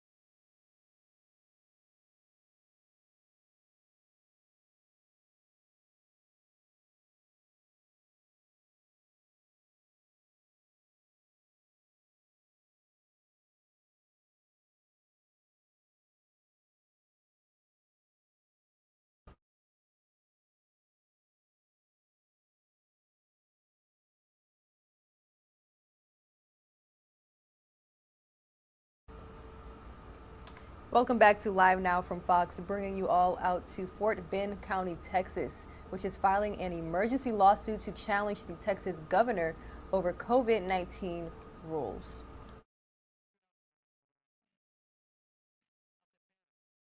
Of public school educated children, as a husband of a long-time teacher who worked with public school, as a former school board member. It is heartbreaking for me today. Our children, more than 78,000 of our children in our community returned to school without the ability of their leaders to employ the necessary tools, including requiring a face covering to keep our children and our educators safe. This is on the heels of reports, and I continue to receive indicate that our confirmed case counts continue to rise, and hospitalization have continued to rise, and the ICU bed usage have increased to beyond 15%. As a result, today I am joined by Dr. Jacqueline Minter, Fort Bend County Health and Human Services Director, and also our County Attorney, Bridget Smith-Lawson, and I am joined by also District Attorney Brian Middleton, Fort Bend County Sheriff Eric Fagan, and I'm today announcing that we are raising our community risk level from an existing orange, which is significant risk, to red, which is high risk. Our medical team have advised us on how to fight COVID-19. But for too long, our hands have been tied from implementing public health measures to protect the health and safety of our residents, which has always been the #1 priority in my life. And today, Fort Bend County is filed a lawsuit and requesting implementation of a temporary restraining order against Governor Abbott's executive order GA38, because that the only way we can protect our citizens and also our children.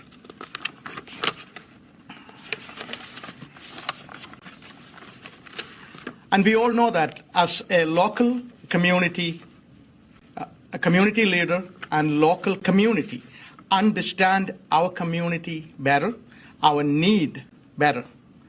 And the GA38 prohibit us, the local leaders, from using the necessary tool we need to fight COVID-19 and hurt the local communities across the state in decision making.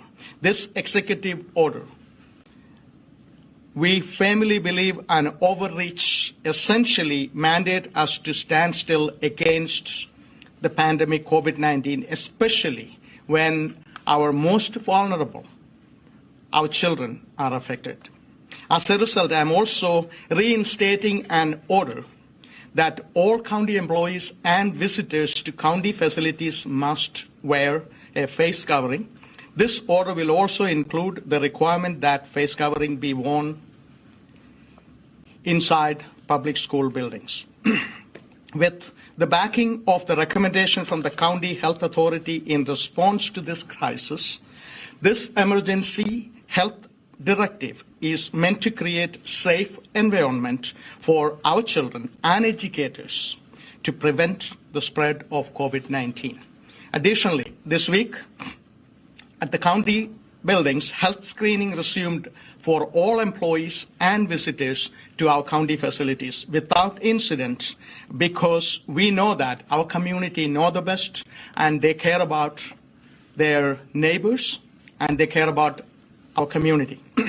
We have always followed the science, and I said this many times. When decision making, we always followed science, data, and health experts. So we are taking this action to stand up and do the right thing to protect our children, our educators, our employees, and all members of our community. At this point, I will ask our Fort Bend County Health and Human Services Director, Dr. Minter, to come forward with specific details of threat level, and also followed by our county attorney, Bridget Smith-Lawson, will provide the details of our case we just filed. Dr. Minter? Thank you, Judge George, and good evening, everyone. As Judge George says, over the past month, actually, we have had increasing case counts throughout our county and throughout the region. So for the past 7 days, and 7 days after that, and 7 days after that, we've continued to have increasing case counts. Last week's average was almost 300 new cases daily, and this week's average is looking like it will be even more than that. So over the past weekend, Fort Bend County hospitals reported having just 5 operational ICU beds available for our 800,000 county residents. And additionally, 2 days ago, our trauma service area, TSAQ, reported having just 27 operational ICU beds available in our region. And this is a region that's home to approximately 7 million residents. As I said, we've had sustained and substantial increases, resulting in triple the daily average that we had 1 month ago.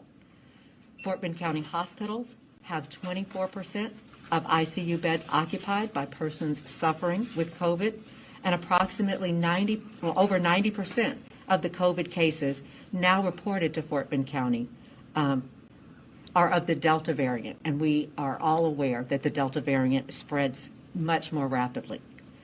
So recommendations from the Centers for Disease Control regarding mitigation in schools state that due to the circulating and highly contagious Delta variant, CDC recommends universal indoor masking by all students aged 2 and older, staff, teachers, and visitors to K through 12 schools, regardless of vaccination status.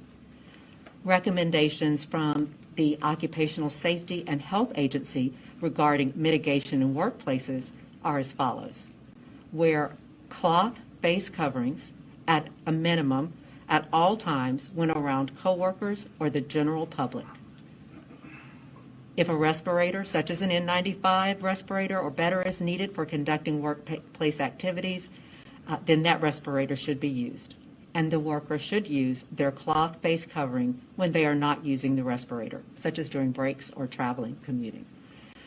So in our county, we feel that it is important, and as a health authority, it is important for us to meet the needs that are recommended to take care of our residents during this incredibly challenging season. Right now, we, as the judge said, we are at the red risk level. It is different than it was before because we do know that we have vaccinated residents. And so there are some nuances to those levels as far as activity. But that is where we are now. Thank you. Thank you. Good afternoon, ladies and gentlemen. I'm Bridget Smith-Lawson, County Attorney for Fort Bend County. Now, we hear the medical reports. We hear the data. We hear the science. The virus is not a political issue, and it's not an issue that we can resolve by way of ignoring it. And following GA 38 would have had the local officials here in Fort Bend County ignoring the virus. We would be required to ignore mask mandates, which are required or recommended by our medical professionals in stopping the spread of the virus. We cannot sit idly by and ignore the medical professionals to comply with GA 38. Our petition that was filed essentially asks the court to evaluate the authority of the governor versus the authority of local elected officials and department heads, including the local health department, their responsibility as delineated by law. It cannot reconcile itself. The governor's order essentially has all of us who are locally in the community with Fort Bend residents following his mandates while ignoring the science and ignoring our neighbors and residents who are facing the horrors of the virus. Myself, I've experienced death in my family, and I also have an 11-year-old child who cannot be vaccinated. This is not just a concern of mine. This is a concern of many parents and many constituents that have reached out to us asking us to do something. We cannot ignore this.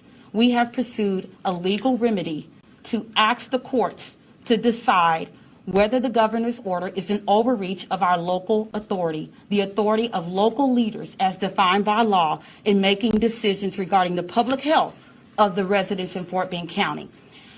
The order that was issued was a blanket order for all 254 counties.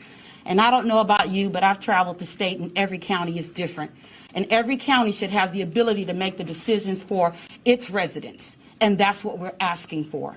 We want to take back the authority and control of our county so that we can make decisions that will be in light and in tandem with the medical advice so that we can save lives. We could sit idly by, but that is not an option.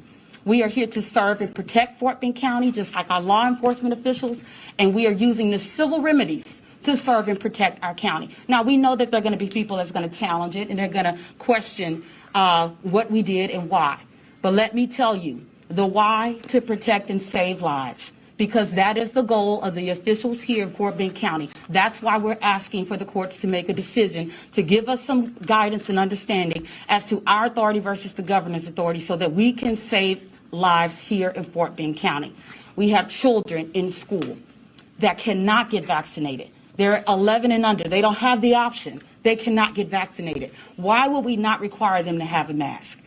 I don't think anyone can answer that question. We understand the authority of parents to make decisions, but guess what? When my child goes to school, I don't want someone else's parent make a decision regarding my child having COVID or not because they decided not to send their child to school with a mask. That's what we're talking about, controls, so that we can save lives. We are pursuing this remedy through the courts, not just disregarding the governor's order, but legitimately asking for relief, so that we can get a decision made regarding what is right, what is the sphere of authority for us as officials, and also the local health authority versus the governor's order, so that we can make decisions to save and protect lives. So I know you all will be watching this lawsuit as it travels through the courts. We ask that you all just, if you have questions, feel free to ask. Some things I cannot share because some things are confidential. This is still an attorney-client relationship. There's still work product. But I do want to reiterate the purpose of this is to evaluate the authority of our local officials in making decisions to save lives here in Fort Bend County. Thank you.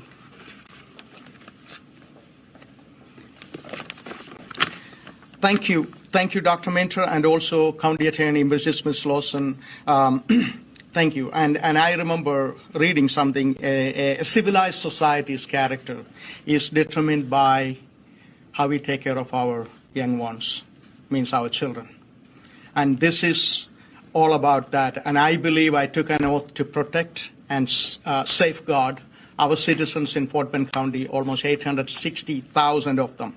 And tonight, we are taking that decision. We are making that decision, and also we are going to stand by our citizens' safety and security is our #1 priority. I always said this. Children are our most precious resource, and we must do everything to protect them.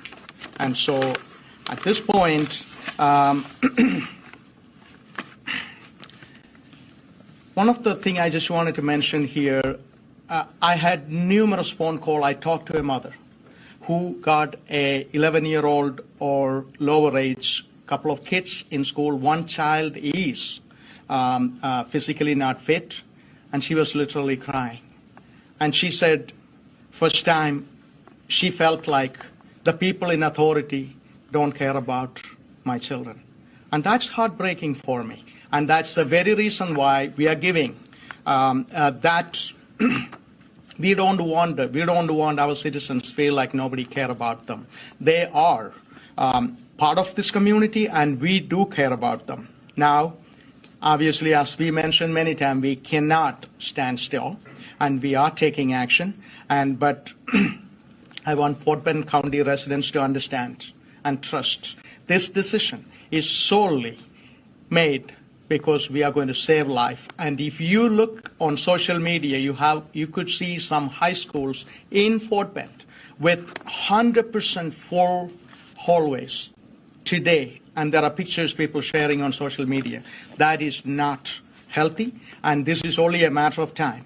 These cases are exponentially growing, and we cannot afford that continue to happen. At this point, I am very honored to join by two of our top elected officials in Fort Bend County. I will invite our district attorney, Brian Middleton, to say a few words what he thinks about what we are trying to do this evening. Brian?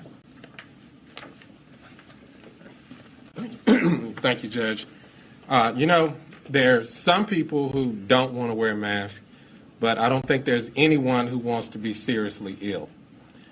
Asking people to wear a mask is just a minor inconvenience. I know a lot of people want to embrace their civil liberties, but asking someone to wear a mask is just a minor temporary inconvenience for the greater good of our community.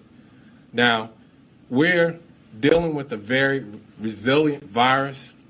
We're in the middle of a fight, a war, and our only weapons against this enemy, this invisible enemy, are vaccinations and masks. So what we're asking the judiciary to do is to give Fort Bend County and Fort Bend County officials the ability to do what is necessary to protect Fort Bend County residents. Now, what that is will be different from county to county, but Fort Bend County has a very specific need. We moved into a red category. Schools have started.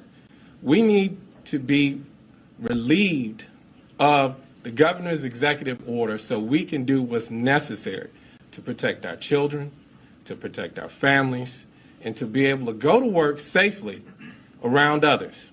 This virus is very contagious, and it's just a temporary, minor inconvenience to put on a mask, and that's what we're asking people to do. Thank you. Absolutely, Brian, it is a minor inconvenience, and that's what we are asking. For the sake of our children, for the sake of 860,000 of our residents. At this point, I will invite our Fort Bend County Sheriff, Eric Fagan, to say a few words, please.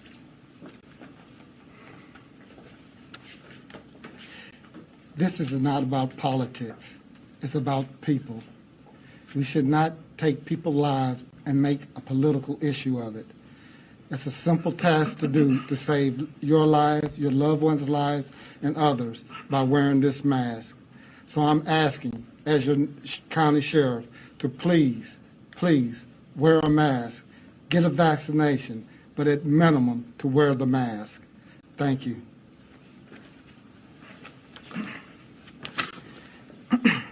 Thank you, Sheriff. At this time, and I just would simply say this, we are compelled to act on the overwhelming requests, I should say outcry, from our community, our parents, and many, many children. Even the other day, there was a student here in the, at the press conference. She was concerned about going back to the school. And also, with the support of medical community, we did talk to our partners, medical partners in our community. And with the support of them, we are asking to wear that mask, get vaccinated, and help us to help you. And also I'm asking, you heard this many times, I repeat, wear that mask, get vaccinated. There is no line, there is no registration required. You could walk into one of our county facility or many other private facilities out there, get vaccinated and be safe. And of course, wearing mask and washing your hands and, social distancing and all that stuff we heard many, many times last 18 months. Let's continue that. There is nothing more we can do other than more than health and safety of our community and our children. My promise to you today is I will do anything possibly I can to protect and defend our children, our community, and our people. This is about life. This is about saving life. Fort Bend County will stand strong and protect and defend our communities. This will conclude our press conference. Entertain if you have any specific question at this point. Governor Rather put out a statement saying any school district, university, or local government takes COVID-19 coronavirus mask will be taken to court. What response to that? As you can see, we just took him to the court. So we will follow suit on that, and we will wait to see what happened. But the thing is, always remember, again, I don't want to get into a political conversation here. This is about saving our citizens' life. This is simply we are asking our judge to give us relief so that we could do what is right for Fort Bend County. What's next in the timeline for the lawsuit that you filed today? How soon can we see a decision? I will ask our county attorney to respond to that. We've asked for a temporary restraining order today, and from that point, we will ask for a 14-day hearing beyond this day. Now, what's yet to be seen is how the governor's office will respond, if this action will be removed to other courts. I don't know that yet. But right now, we took the step today to file and ask for a temporary restraining order, restoring the powers that we believe legitimately lie within the county judge, the commissioner, the local health authority as established by law. Was the TRO granted? As I stand here today, I have a lawyer down at the courts requesting the same. We just received approval to take action during a 3 o'clock meeting, closed session meeting with Commissioner's Court. How frustrating is it for you all? I mean, here we're dealing with a pandemic, and you got to do all this kind of court stuff, and it's got to be frustrating. It's very frustrating. I mean, if you were in the hospital and you were laying ill in bed, and your family had to make a decision regarding your care and had to go to court regarding your care, just think about how cumbersome that is.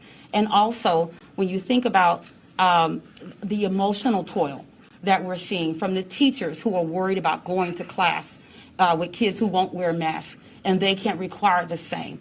And not only the teachers, the children are stressed out. This all has taken a toll on all of us. And so we did not want to have to go this route, but we felt like as if it was necessary. We had no other choice. We could have just made some orders in flagrant disregard of the governor, but this, in our opinion, was the best route to seek a legal remedy and asking the court, just like anyone else can ask the court for relief, asking the court for relief and clarification regarding our respective roles pursuant to the law and the governor's role. What if the court says, you said you guys were willing to do whatever it takes, let's say the court says no, what happens next? If the court says no, we would have did what we were supposed to do.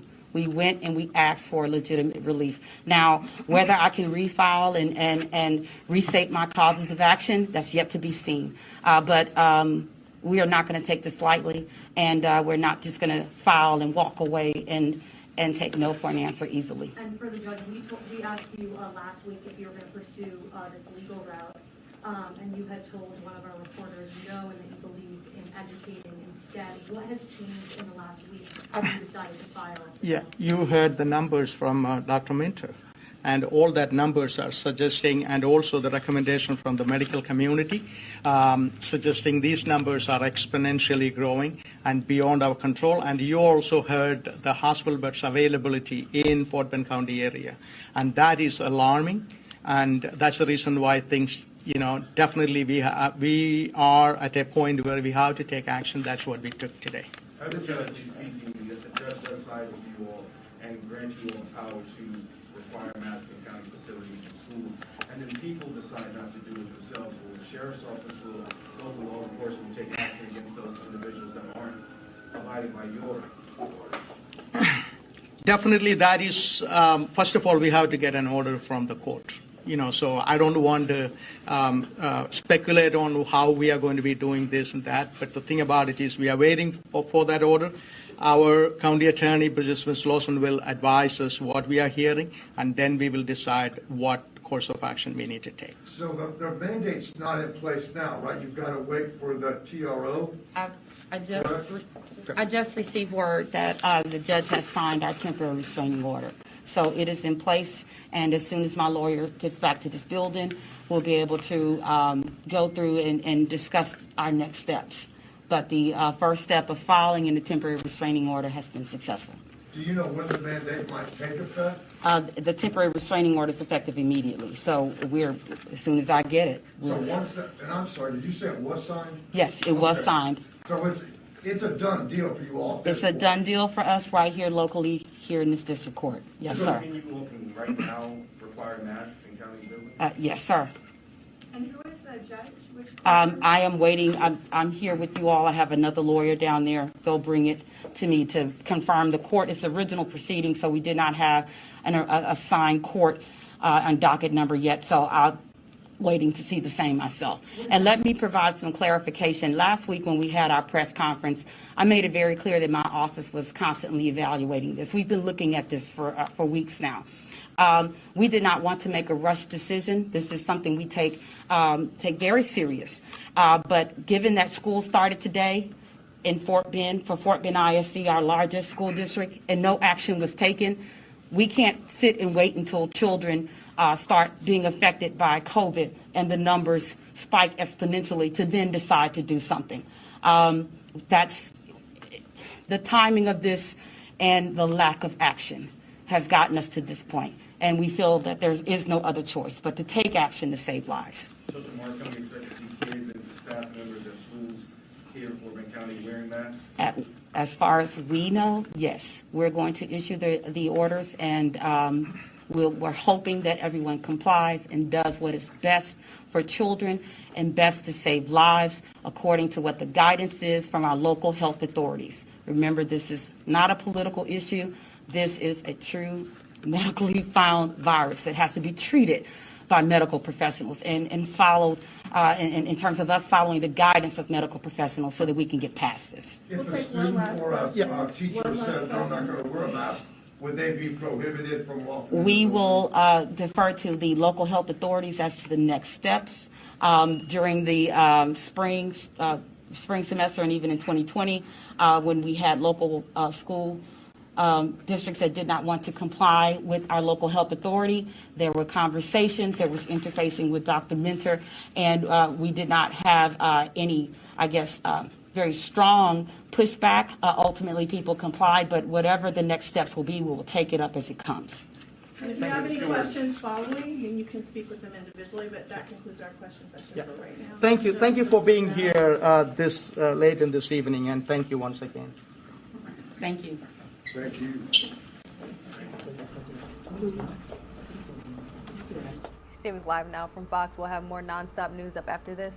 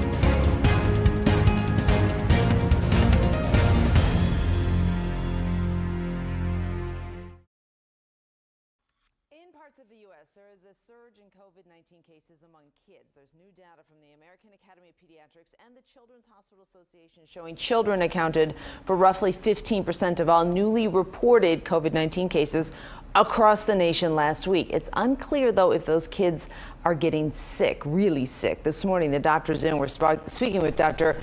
Bashara Frej, Chief of Pediatric Infectious Disease for Beaumont Children's. Doctor, good morning. Good morning. Let's just start off with your observations. What do you make of what's going on right now, and what are you seeing firsthand? Well, firsthand at Beaumont and locally, there is an uptick of cases, but it is nowhere near what is being seen in the south of the country, like in areas like Tennessee and Kentucky and Texas and those places. We had the surge we're seeing is quite small compared to what we dealt with about a year ago. And are you talking specifically about kids, doctor? Yes, I'm talking about children, yes. Okay, so here in Michigan, our numbers are still looking pretty good when it comes to kids battling COVID-19. What do you suggest that parents consider, as there's no vaccine for kids 12 and under? What are parents supposed to do right now as we get ready to head back to school? Well, I think the parents can do a lot of things to help their kids and their own families and their neighbors. One of the first things they can do is get vaccinated themselves. And everybody in their family who is eligible to receive the vaccine, which is at the moment 12 years of age and older. So that is our best weapon at the moment. Then the additional layers of protection can help those who cannot get vaccinated, those who may have a breakthrough infection despite vaccination, and that would include the social distancing, better ventilation, the masking, which is being reintroduced in a lot of places, including our hospital, where now we're back to like mandatory masking even among fully vaccinated people. Let's talk about masking, doctor, and let's talk about our kids. So going back to school, there are people who say it is very hard for especially particular children to wear masks all day in the classroom. Their glasses fog up, they have trouble communicating, they get distracted, they maybe have trouble breathing. And then there's other people, of course, who say this is essential to stop the spread. What do you say? Well, I say that it is just a tool. So masking does provide some protection. It is not perfect by any stretch of the imagination. We all have we all have a difficult time keeping the mask on all the time, and I'm one of the people whose glasses fog up instantly when I put an N95 mask. So I understand that, but we have to think of the big picture. And I ask parents and teachers and everybody who is inclined against masking to remember that we are nearing, hopefully, the end of the line in terms of dealing with this pandemic. Pretty soon, the vaccine will be rolled out for younger children, and more and more of the population is getting vaccinated. There will be a point where this is going to be, less of a problem for everybody. So this is just a temporary setback, and I think if people are just careful and patient, we can get to the finish line a lot faster. Doctor, just one more quick question. What is the point of having kids wear masks in schools if adults can all get vaccinated? So first of all, children, even though children in general get sick less often than adults, they do get sick. They do spread it to each other, to adults. Again, not as effectively as adults to each other, but they do. They also allow the virus to replicate in their throats and the respiratory tract, and replication is what drives variant appearance. So the Delta variant emerged, and other variants with new Greek letters will emerge if we allow the virus to keep replicating. So they can serve basically as a breeding factory for new variants, even if they themselves don't get too sick. All right, makes sense. Dr. Fresh, thank you so much. We always appreciate your time. Pediatric infectious disease doctor from Beaumont. Coming up in the 9, we are talking with a pediatric nurse practitioner from Beaumont. She's going to tell us what she has seen in the urgent care right now and how she is helping kids get ready to go back to school. Thanks, Doc. Well, the doctor is in this morning. This morning we're speaking with pediatric experts from Beaumont Health. Pediatric nurse practitioner Sarah Ronner, who works in urgent care, joins us live this morning via Zoom. Sarah, good morning. Good morning. Thanks for having me. Thank you for being with us. We are excited to talk to you because we know in urgent care you see all kinds of things. So tell us, what are you seeing right now, specifically as it relates to COVID and other things as well? Sure. So we are starting to see a lot of our original stuff that kids deal with on a yearly basis. We've seen some RSV, we've seen some strep throat, regular fevers, non-COVID coughs, some of our injuries from kids getting back to camps and sports. As soon as the masks kind of came off and kids started back into summer school and camps, we started seeing all that general stuff. The hard part is weeding out what's COVID and what's not. Yeah, I imagine so. I mean, that's hard for us, for parents, sitting at home looking at a kid who might be a little under the weather, a little sniffly. So what's the move? When do we bring a child to urgent care, especially, Sarah, once school starts? We know kids are going to get, their noses are going to start to run. They're going to pick up some germs.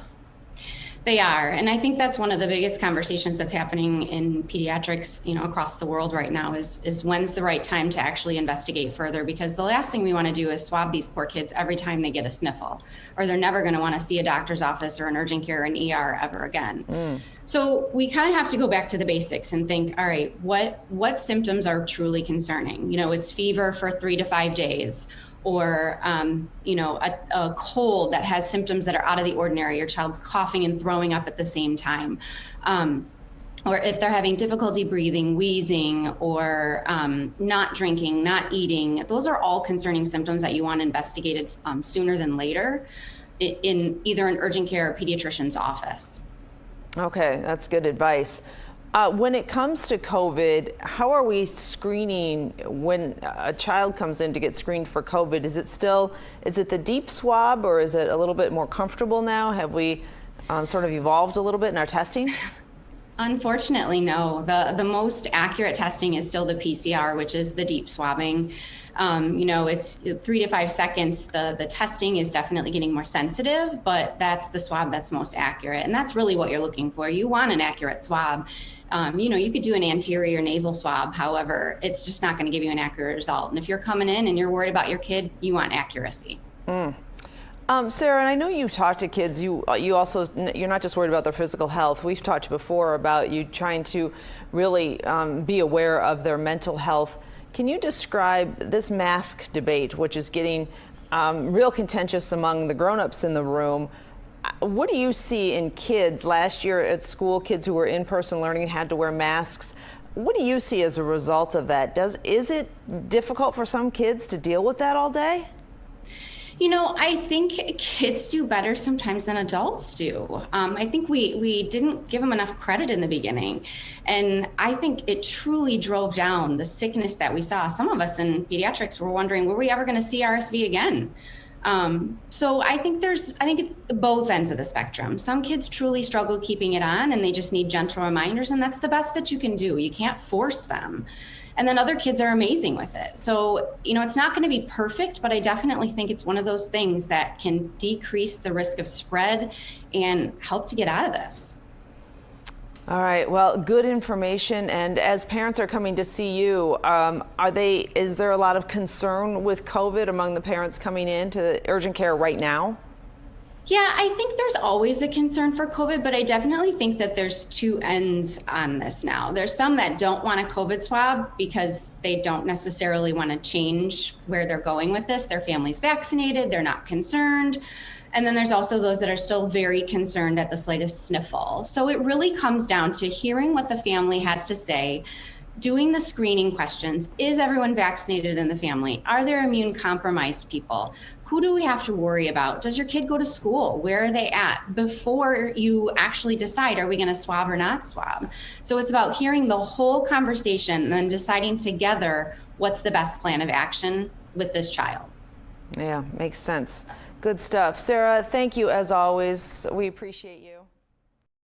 Yeah, thanks for having me. There is an alarming statistic from the American Academy of Pediatrics. For the week ending last Thursday, there were nearly 94,000 new COVID cases involving children. That made up 15% of all the new cases during those 7 days nationwide. Most of those kids haven't gotten the vaccine because, quite frankly, it's not available yet for children under the age of 12. So a big question when you see those numbers for parents, is the Delta variant making kids more sick than previous strains? Let's bring in pediatrician Dr. Tanya Altman. Doctor, thank you for being with us. What are you seeing firsthand when it comes to kids and the Delta variant? Well, as you saw with those numbers, we are seeing increasing amounts of kids getting sick with COVID-19, the Delta variant. Now, because the numbers are so high, we are, of course, seeing more kids in the hospital, in the ICU, and even more deaths. Now, proportionately, is it the same as before when we had the beginning of the pandemic? Possibly, we don't really know, but right now, because it's spreading so quickly through populations of unvaccinated people, I am very nervous about what this means for our children. In addition, I'm seeing kids and teenagers who had COVID-19, mild illness, recovered like most of them do, but they're having these long hauler symptoms that we are hearing about more in adults. And the research is still coming out on kids, but we're seeing chronic fatigue. We're seeing trouble concentrating in school.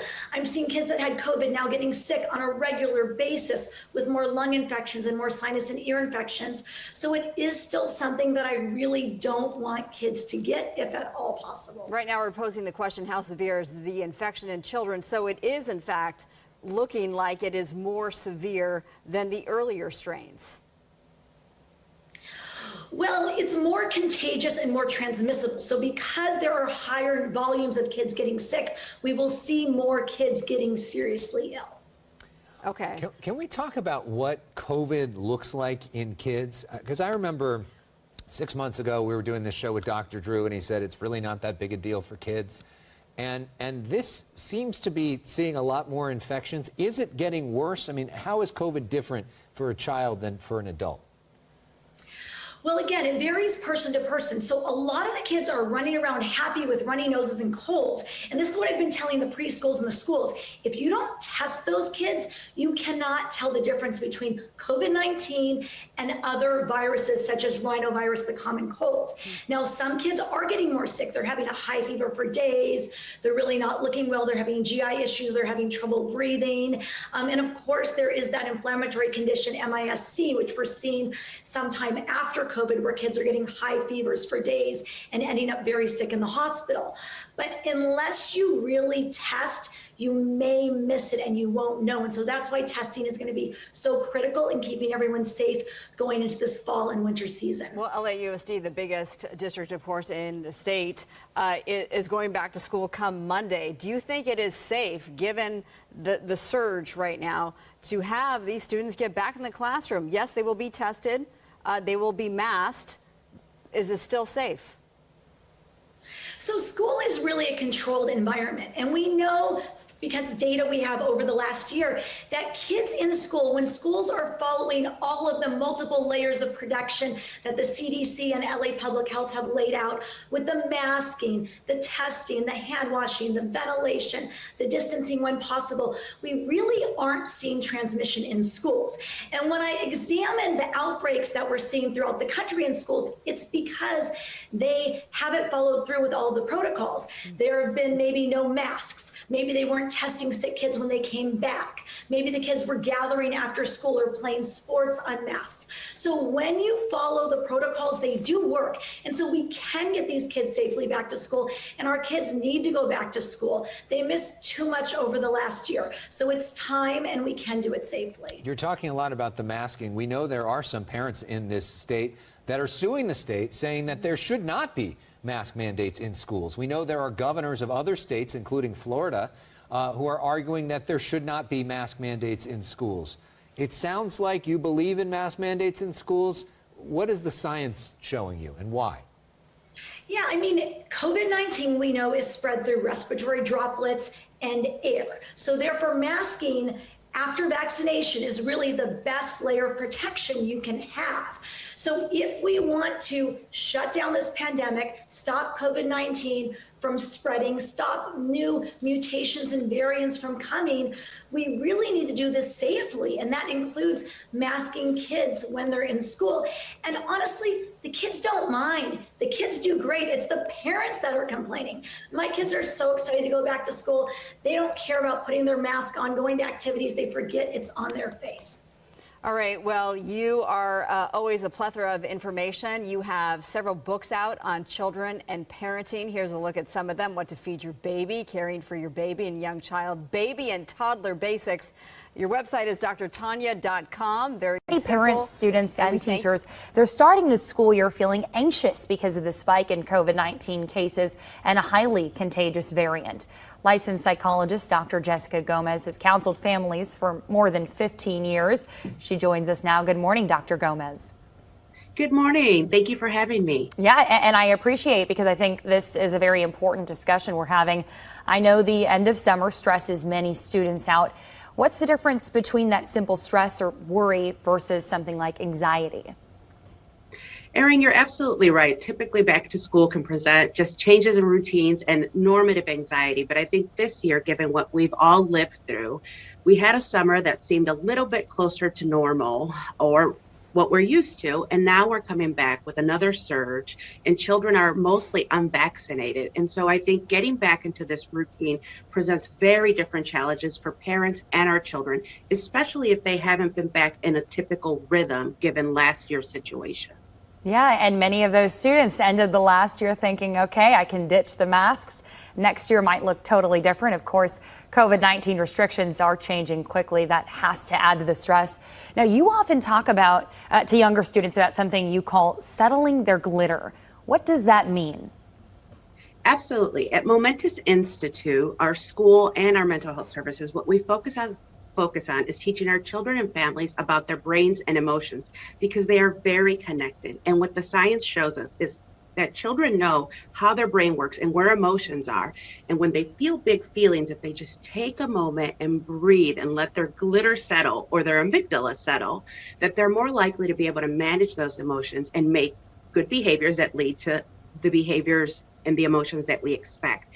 And so we teach all our children that, and we're preparing for back to school tomorrow and talking to all of our parents and children on getting into routine, acknowledging the anxiety that's there, because that's the number one thing. We're all sitting with this big emotions, these fears about what it's going to look like. Right, and a lot of unknowns there. I mean, some students, like you mentioned, start tomorrow, some start next week, some after that.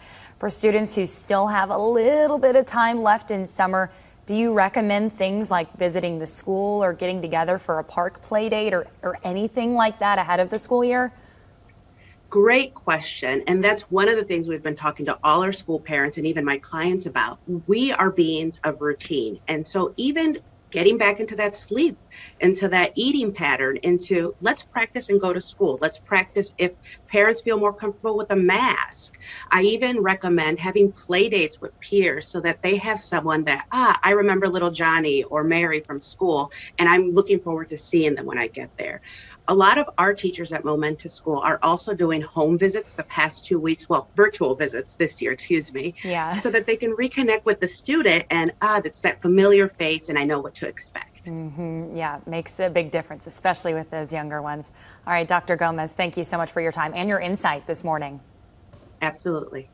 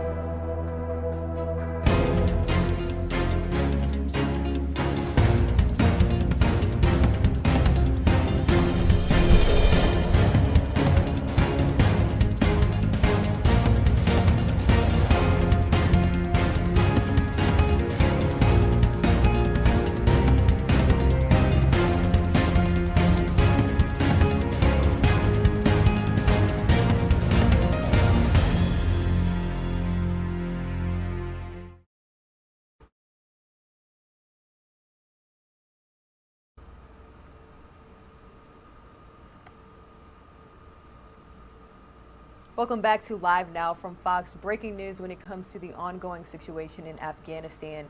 Afghanistan's president has fled the country. This news coming to our Live Now from Fox desk via Fox News. According to two Afghan officials who spoke anonymously, the president and his national security advisor and another close associate all left Sunday. It remains unknown where the group fled to, and this exit comes as the Taliban's control over Afghanistan expands. Only Kabul and 7 other capitals out of the 34 remain under government control, something we're closely following here on Live Now from Fox.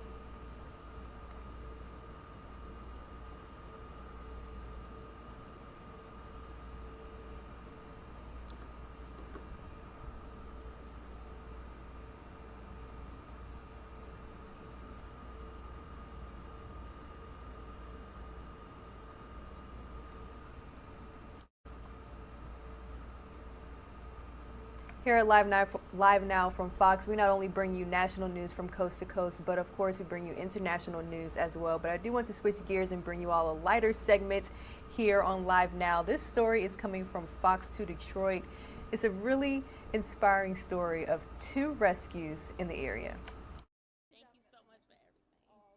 So welcome. Thank you is enough for these heroes, but sometimes words can't express how grateful you really are. That was the case with Antoinette Coleman Wednesday, seeing the staff who helped save her baby in a Henry Ford Medical Center parking garage in Grosse Pointe Farms. This is the first time everyone is all together since June 1st, when Antoinette's prematurely born baby, Jaden, now 5 months, stopped breathing. He'd only been out of the hospital 3 weeks at that point, and she was taking him to a nearby ophthalmology appointment. And the amazing thing is, that appointment was actually miles away. She was on autopilot and parked in this parking garage because Jaden's pediatric doctor is at this hospital. And that turned out to be a stroke of luck. I heard his heart monitor go off. Coleman is also a nurse for Henry Ford. She knew never to ignore an alarm. I opened it up, and when I opened it up, I noticed he was like a stiff rag doll, foaming at the mouth and turning blue. So she rushed to find help just inside the doors and was greeted by screener Eleanor. She said, go get help. At that point, I took off running. I left my skin behind, ran down the stairs, went to the 2nd floor, and asked them to do an announcement. Baby is not responsive. Part of the team responding was registered nurse Kelly, who jumped in next. She came running towards me holding her baby, going, he's not breathing well, he's not breathing well. So I immediately grabbed him, did a quick assessment, saw that he had a heart rate. And then Kathy, who's been a pediatric nurse for more than 3 decades, stepped in. I'm like looking out because usually a nurse alert is an adult and you're looking for an adult, and I saw Kelly holding what I thought was a doll at first, and he wasn't moving. He looked pretty dusky, and I'm thinking, oh no.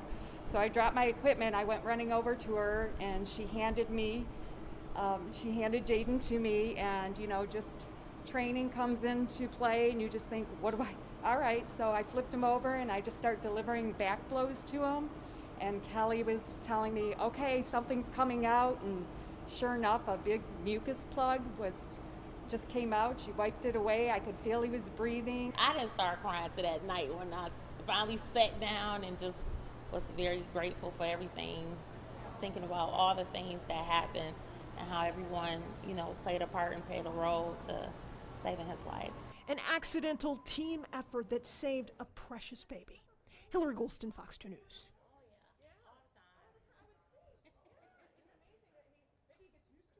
They're living in hell in the Bahamas. Over 650 dogs in a shelter that's only made to hold 200. So it's virtually a hoarding situation because they're trying to save all the pets. That's why Rick Brody with Wings of Rescue and Michigan Humane are flying in to save the day.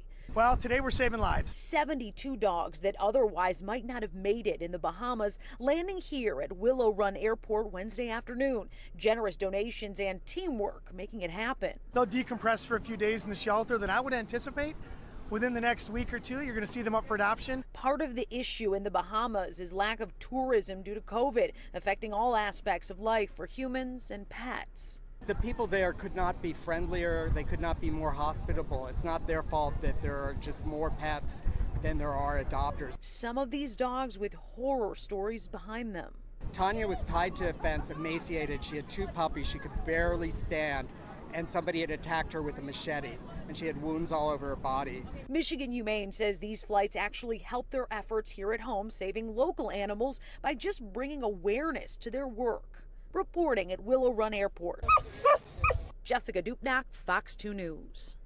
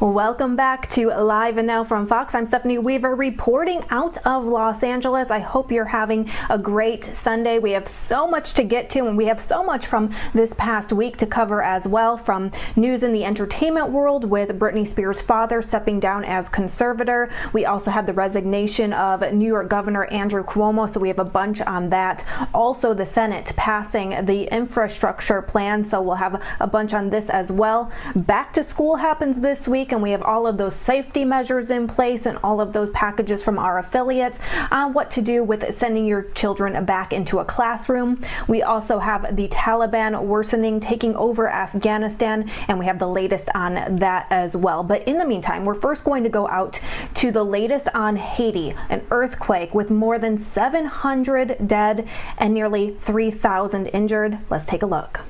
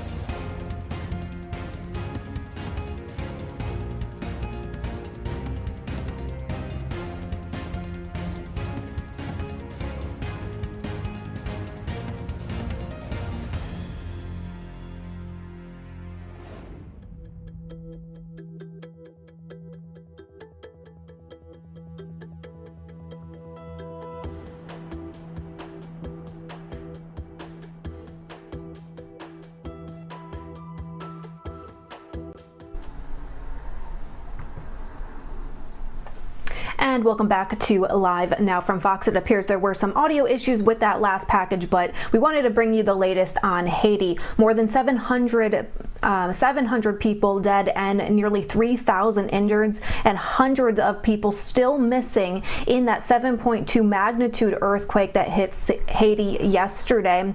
Also, search and rescue teams are on the ground there as well during this devastating earthquake, and we'll definitely provide you the latest on this as that becomes available.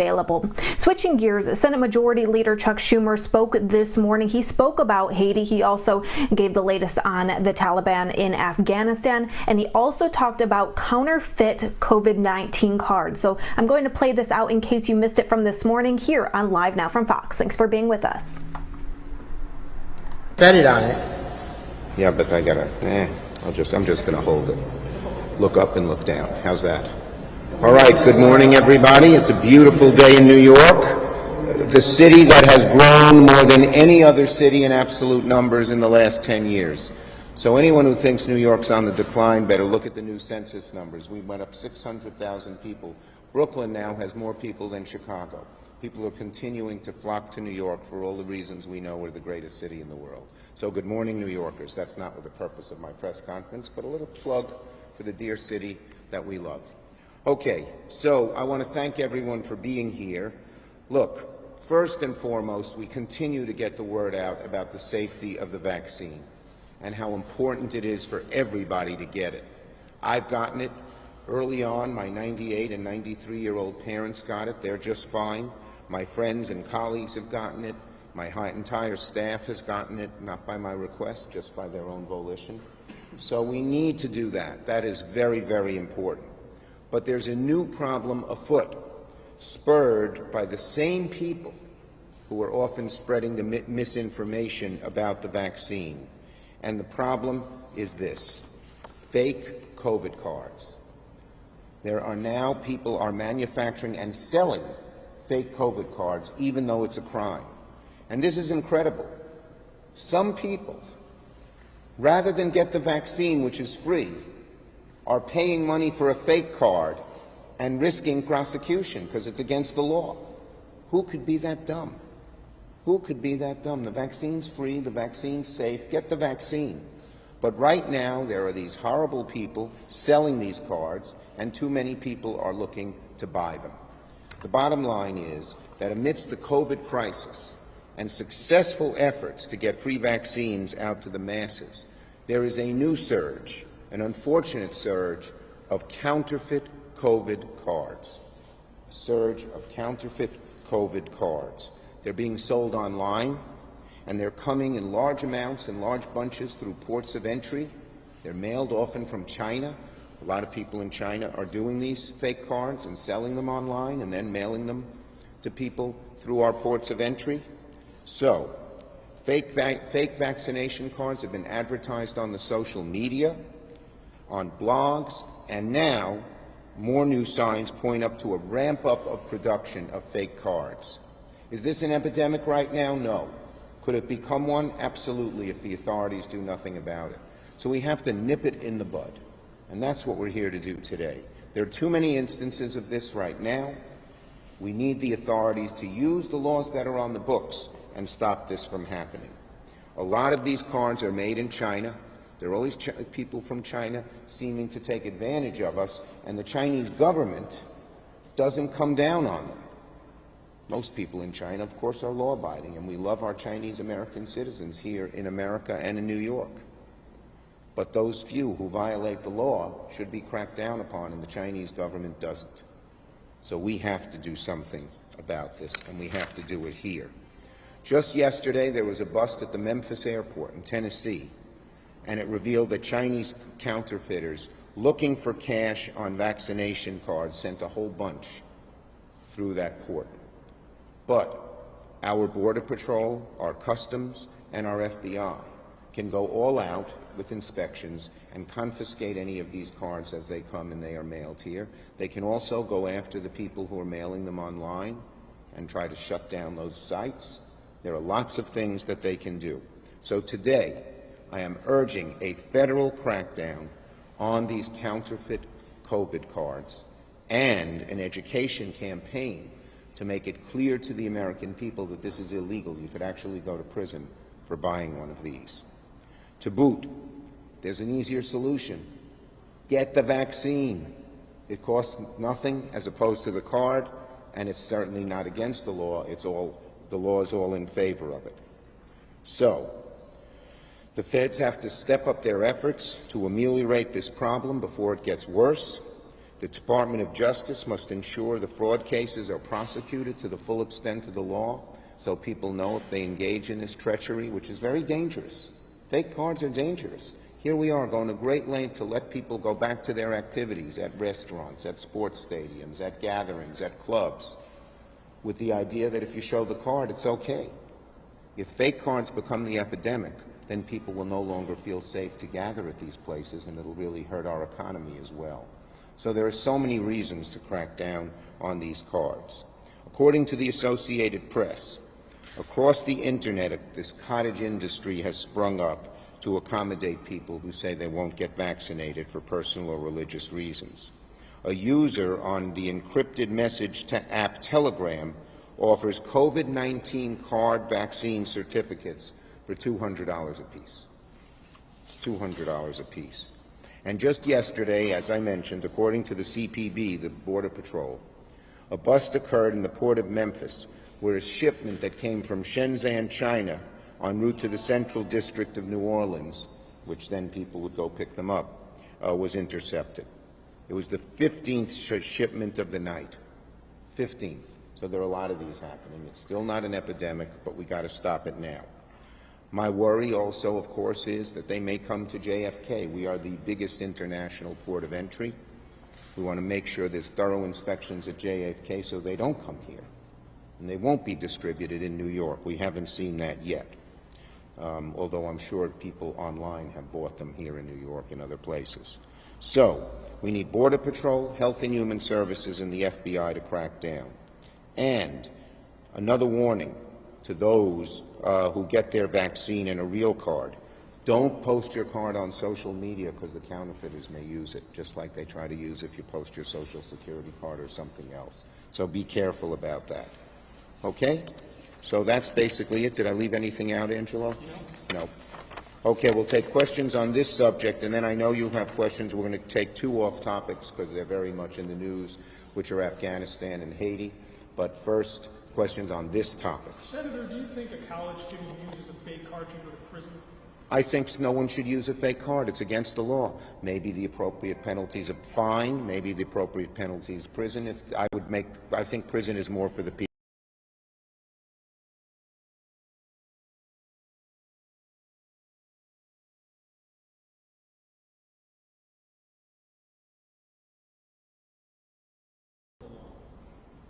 Okay? Others on this subject? But in answer to your question, no, unless they're trafficking in them and selling them, it's different. But if they just bought it, fine is the appropriate penalty. Sure. Yes.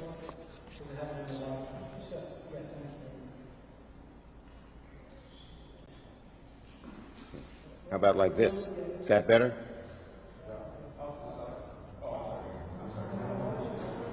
Wait, well, now here is what we will do before this thing crashes. We'll do it once on the left side, once in the middle, and once on the right side, which probably exemplifies the factions in the Congress. Okay, finished with that? So, let me just ask a follow-up. What is this the executive branch not doing now? You said that they... Well, it's brand new, and I don't think they're paying as much attention to it right now as they should be. Yeah, but I don't think there's enough overall attention across the board. They're doing something, but this could grow. And also, each agency is doing a different thing. Yeah, FBI, yeah, they got to coordinate among themselves, of course. Okay? Should these cards have been more counterfeit-proof, like money? You know, the counterfeiters are going to counterfeit even money they counterfeit. We got to nip it in the bud and stop the production. Okay? Would there be any other action besides cracking down on sale of fake cards, like to encourage people to get them? Well, there's lots of encouraging going on to encourage people to get vaccines. There's money. There's even $100 incentives There's lots of action to do it. It's having some success. The number is going up here in New York and elsewhere. And the best way to prevent Delta and other new strains from spreading is get vaccinated. Because if we have 80–90% of the public fully vaccinated, it'll make it much less likely that a new strain will develop. So even if you don't want to get vaccinated for your own safety, you're saving others, helping others by getting vaccinated. Do you carry your card, or where do you keep it? Yes, I have. I have it in my briefcase. I don't think it's in my billfold.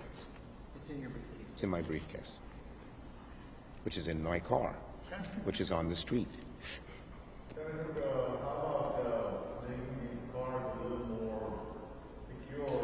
Well, they may, the cards came out rather quickly because of COVID, but that's one thing that the agency should explore, making them, that's a good point, to making them less counterfeitable. But the real way is to nip it in the bud and get it at the people who are selling this and stop them from coming in, because most of them are coming in from China. Stop them from coming in at the border. Okay? All right. Let's go. Okay, I'm going to make my statements on Haiti and on Afghanistan. First, I just want to say, we have such a strong, wonderful, vibrant Haitian community here in New York. And so many of them are on tenterhooks, worried if their loved ones have survived either death or injury, worried if the homes that they once lived in or their friends or relatives lived in are still intact. Haiti is just a wonderful people, and they've had so much tragedy. This wonderful island has had so much tragedy between earthquakes and hurricanes and very bad political leadership. And the Haitian people, many of them have fled to New York. We have, I think, the second largest Haitian community in the world, and it's a beautiful and vibrant community in Brooklyn. So our government has to do everything and go all out with financing, with personnel, with everything it can do to help the Haitian people out of this morass. There are beginning signs of that, but I will be staying on the White House and the right federal agencies to go all out and give Haiti and the Haitian people the help they need. In addition, if there are Haitian families who are worried about their loved ones, they can contact the federal authorities, and if they're not having any luck there, call our office. We have ever since the Haitians started coming to New York, I've had a very close relationship with them. And they're wonderful people. The Haitian people are strong and resilient, and they're tough because they've overcome so much adversity. But they can't do it alone. They need help from our federal government, and I'm going to push as hard as I can to get the help they need. Let's see if I left anything out. Nope. Okay, yes, and I do have faith in the Haitian people that once again they'll overcome this tragedy because they've been through so many and overcome so many. But almost you say, please God, spare Haiti. Okay? Anything else on Haiti? Okay. Are you on Afghanistan? You're an eager beaver. Well, I have something to say on Afghanistan, but you can ask your question and then I'll answer you. Go ahead. Well, so George, you're on Afghanistan. Are you going to be meeting with President Biden at Camp David? And also, I have a follow-up on Governor Cuomo. Are you confident that Governor Kathy Hochul will be able to leave New York once Okay. Cuomo exits? Well, first let me say something on Afghanistan and let that open up. Okay. So just this morning, we received a briefing from our Secretary of State on the situation in Afghanistan. Events are moving so quickly, but job number one is for us to bring back first all American personnel and help them make sure they get out safely. But second, all of the brave Afghans who helped our military, they have to be provided an exit to come to America, and we've been working on legislation to do that, the SIV program. But third, there are a lot of there are a lot of Afghans who helped us indirectly through NGOs, through the free press. They need to make real efforts to bring them home safely as well. So I have talked to the administration repeatedly over the last week to make sure that we make every effort to bring those brave Afghans who helped our soldiers and helped our country come home, because when the Taliban gets hold of them, Lord knows what will happen to them. And so we must do that. It's job number one. Anything else on Afghanistan? Some will be able. We'd like to change the laws to make it easier. The people who helped our Army can come. The people who worked in the NGOs, you know, the service organizations, it's unclear, and we're trying to clarify that law right now. Hopefully they won't need legislation, but I'd be for pushing legislation, and am pushing legislation to make that happen. Are you going to meet with POTUS at Camp David? I didn't hear you. I haven't been invited. Whenever the president calls, I answer the phone. Whenever he invites me to come meet with him, I come. Are you satisfied with how the administration is handling this? Look, as I said, right now the focus has to be totally on getting these brave, first all-American personnel out, and our the brave Afghans who helped us through the years out. And then we'll have to look at everything else. Doesn't sound like a vote of confidence. I said what I had to say. First focus is on helping get people out. Okay? Senator Allen, Former Secretary Blinken, did you get a clear answer on whether President Ghani has left the country and where the U.S. ambassador? Did not get. I've heard news reports, but we didn't get a clear answer. At least I didn't hear one. Okay? Was it a mistake to be in Afghanistan? As I said, my first focus, right now our focus should be on getting the people out. That's focus number one. And I'm sure there'll be a lot of discussion afterwards, but right now let's get the people out. Okay? Yeah, I called Governor, or she actually called me within an hour after the governor resigned, and I told her I look forward to working with her administration. I look forward to working with her administration. Okay? If you don't mind, Senator, on infrastructure and the vote in the House, we have the 9 Democrats who have sent a letter to the Speaker saying they're not going to vote on this before vote of reconciliation before the initial package. How do you think the House should address this? The bottom line is that we ought to pass both. I know there are some people who say just pass one of the two. I developed a 2-track strategy to both at once that is moving forward in the Senate, and Speaker Pelosi is an advocate of the 2-track strategy, and I believe she will advocate for the same in the House. We should not do one without the other. Okay? Thank you, everybody. Have a nice day. Appreciate it. Thank you.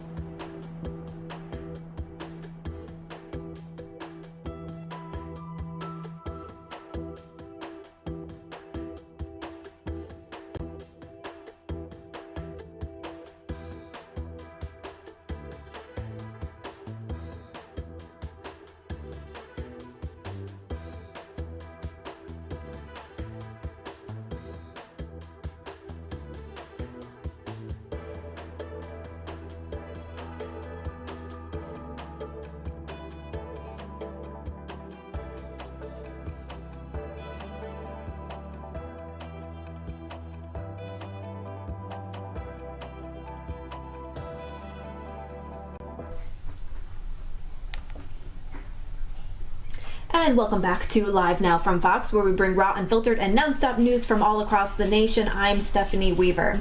We're also following the latest on Afghanistan. The country's president left the country Sunday, joining his fellow citizens, fleeing the advancing Taliban and signaling the end of a 20-year experiment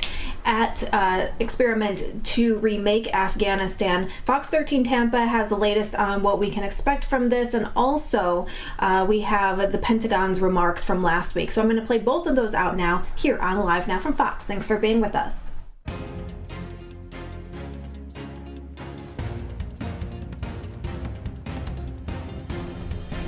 Developing now, Afghanistan is on the brink of collapse, at least in terms of being under their own control. The Taliban conquered 3 more cities today, and Taliban fighters are now closing in on the capital of Kabul.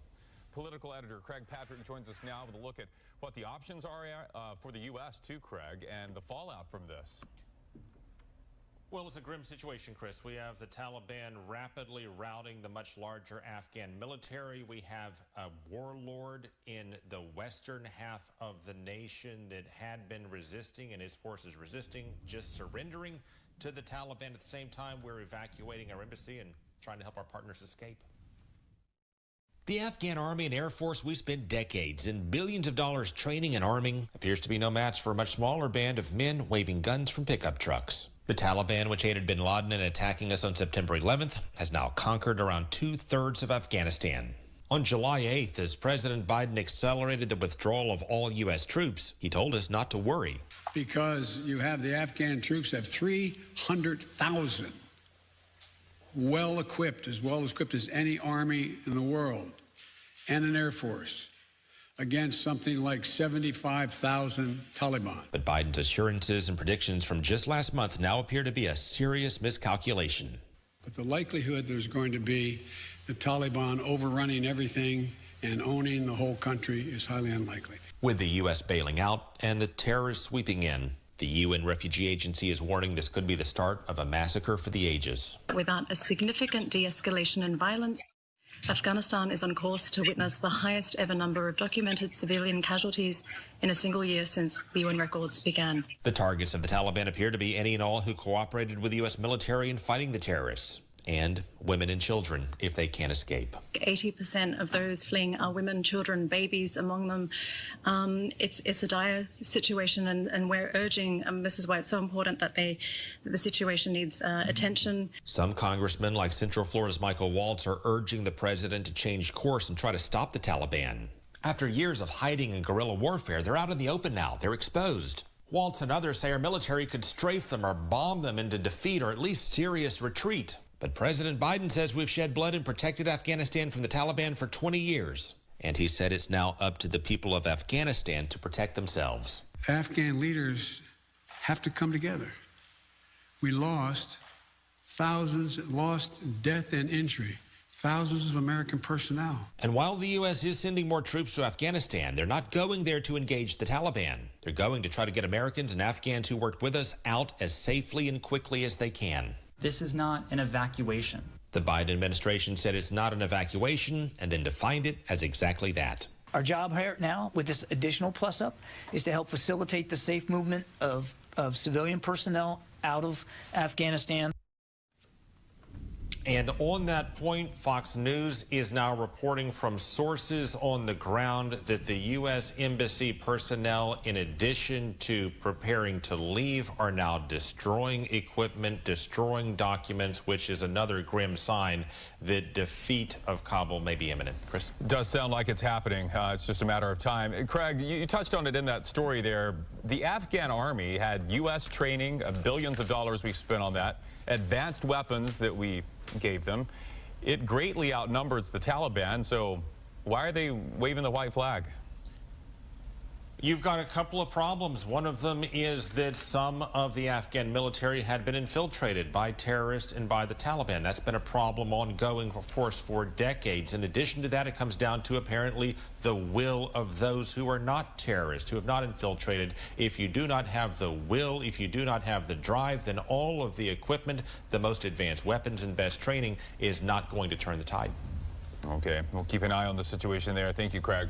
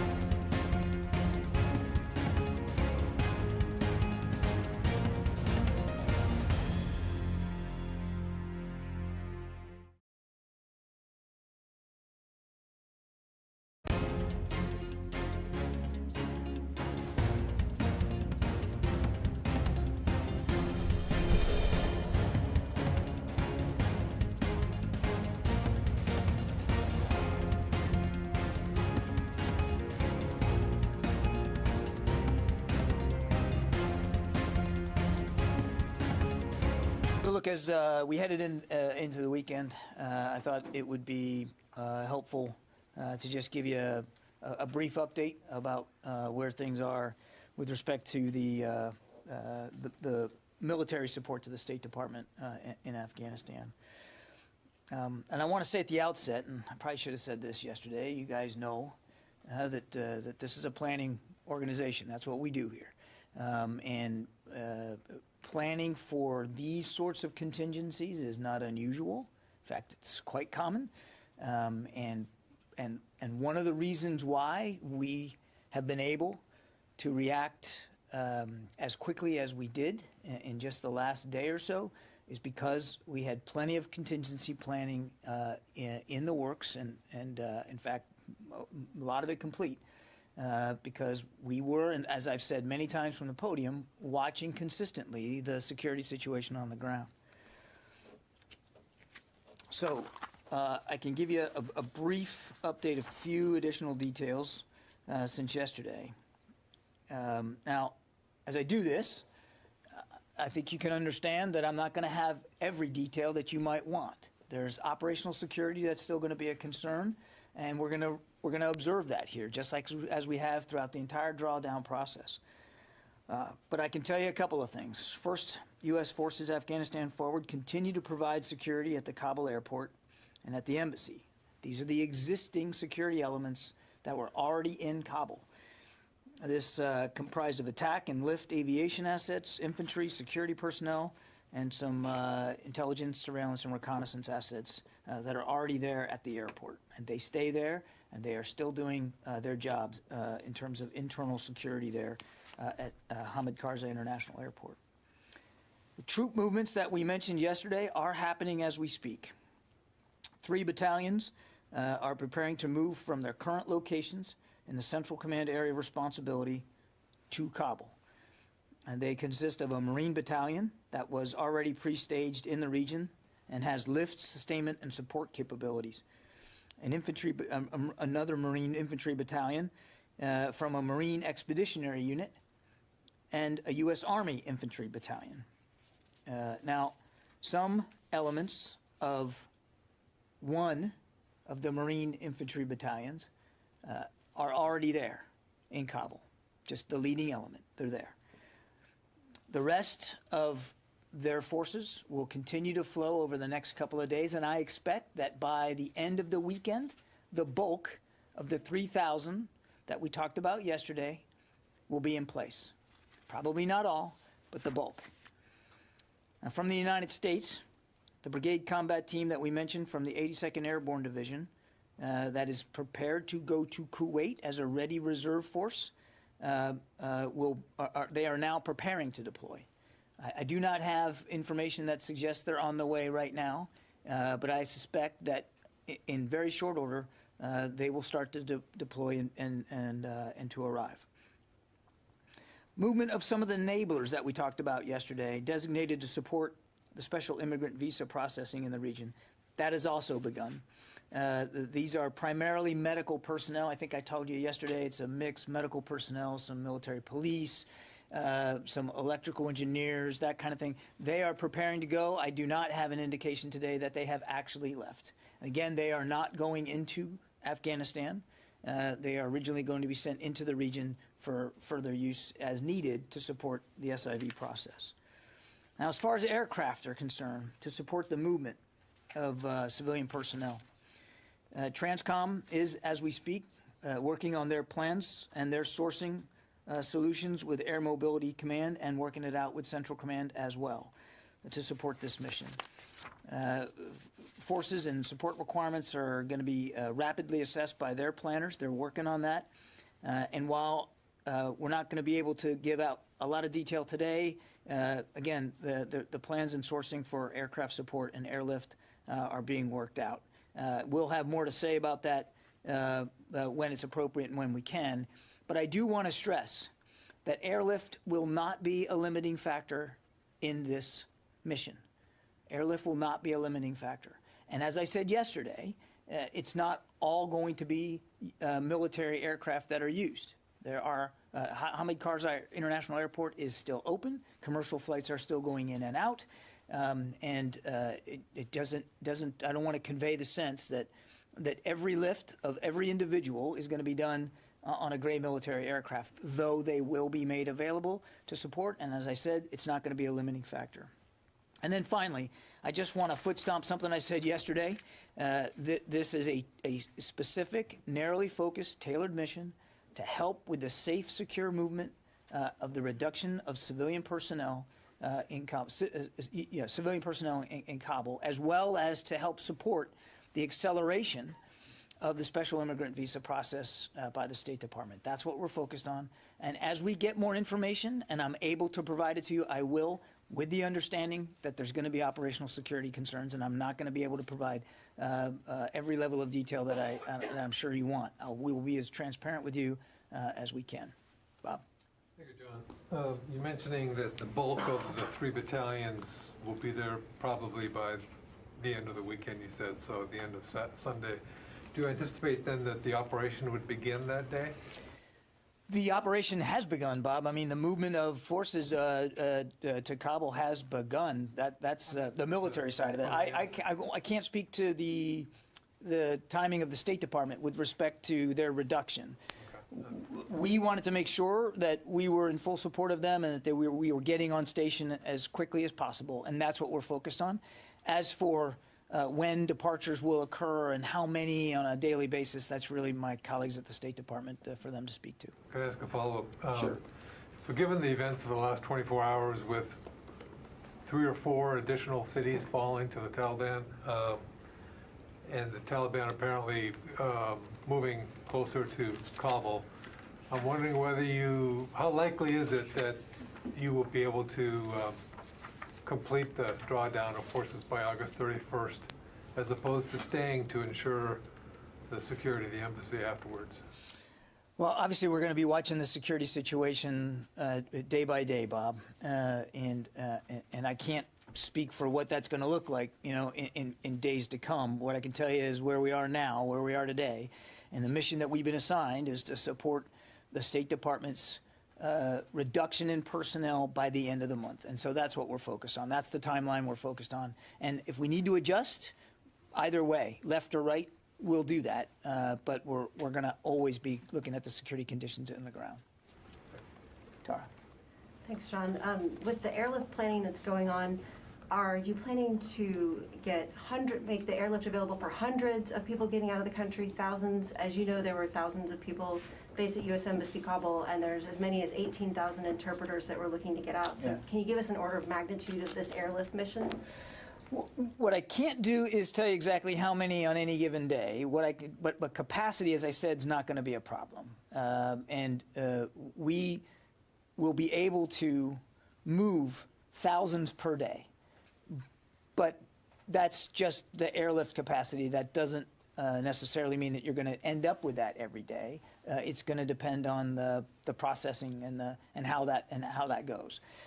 So what we want to be able to do is to get there fast and get there capable and be able to provide as much capacity to the State Department as we can. And our intention is to be able to move thousands per day. Okay. Separately, as we've seen the different provincial capitals fall, is the Department of Defense surprised at how quickly it seems that the Afghan National Army has collapsed under Taliban pressure? We are certainly concerned by the speed with which the Taliban has been moving. As we've said from the very beginning, that this is and it still is, a moment for Afghan national security and defense forces as well as their political leadership. No outcome has to be inevitable here. I'm not going to speculate about surprise. We're obviously watching this just like you're watching this and seeing it happen in real time, and it's deeply concerning. It's, in fact, the deteriorating conditions are a big factor in why the president has approved this mission to help support the reduction of personnel there in Kabul. So I mean, we're adjusting as best we can given those conditions. And again, this is a moment for the Afghans to unite, the leadership and in the military. No outcome has to be inevitable here. Just one last. If the Taliban continue across and take Kabul, what happens to the continued support that DoD had been planning to do for the Afghan National Security Forces, such as like the contracted air support or the fuel that DoD was committing to send? Are you all starting to have conversations about at what point does that support have to be cut off to keep it from going into the hands of the Taliban? We're still supporting the Afghan National Security and Defense Forces. We're still supporting the Afghan government, the elected government in Kabul. And that's what we're going to be focused on doing. It would be easy to speculate about what the future of Afghanistan looks like right now, but I think we want to focus on what we are doing. We are supporting the Afghans in the field where and when we can. We're still working on contract support for over-the-horizon. We're still making sure we have robust over-the-horizon counterterrorism capabilities in the region so that we can't suffer a threat from Afghanistan again. So we are focused on the security situation as we see it now and what we've got to do, the missions we've been assigned by the commander-in-chief, and I'll let the political situation play out. That's really not something that we're overly focused on right now. Yeah. So you were speaking about the over the horizon. Obviously, the U.S. has been conducting airstrikes regularly every day for the last few days, and it didn't stop the advances of the Taliban. So if you cannot stop the Taliban from over the horizon, which you are trying to do right now, how are you going to stop Al-Qaeda from over the horizon? Sylvie, the over-the-horizon counterterrorism strikes and capabilities still exist and will exist going forward. We have never said that airstrikes are a panacea. You said, we weren't able to stop the Taliban. We have said from the moment we started drawing down that we're going to continue to support them where and when feasible, with the understanding that it's not always going to be feasible. And we've never argued that our airstrikes from the air were going to turn the tide on the ground. What we have said is that the Afghans have the capability to do that. And we still believe that they could make a difference on the ground. We will do what we can from the air, but they have the advantage. They have greater numbers. They have an air force. They have modern weaponry. It's indigenous forces that can make the difference on the ground. And that's so our support to the Afghans was really done in that vein. And again, as for counterterrorism, as you heard the Secretary say himself, there's not a scrap of the earth that the United States military can't hit if it's needed. And when it comes to disrupting a counterterrorism threat that we know is emanating and is serious enough, airstrikes can be effective in that regard. Megan. Are the troops heading into Kabul going to get imminent danger pay for this deployment? I don't know. Can you take that? I can take the question, but I don't know. Jeff Selden, VOA. John, thanks very much for doing this.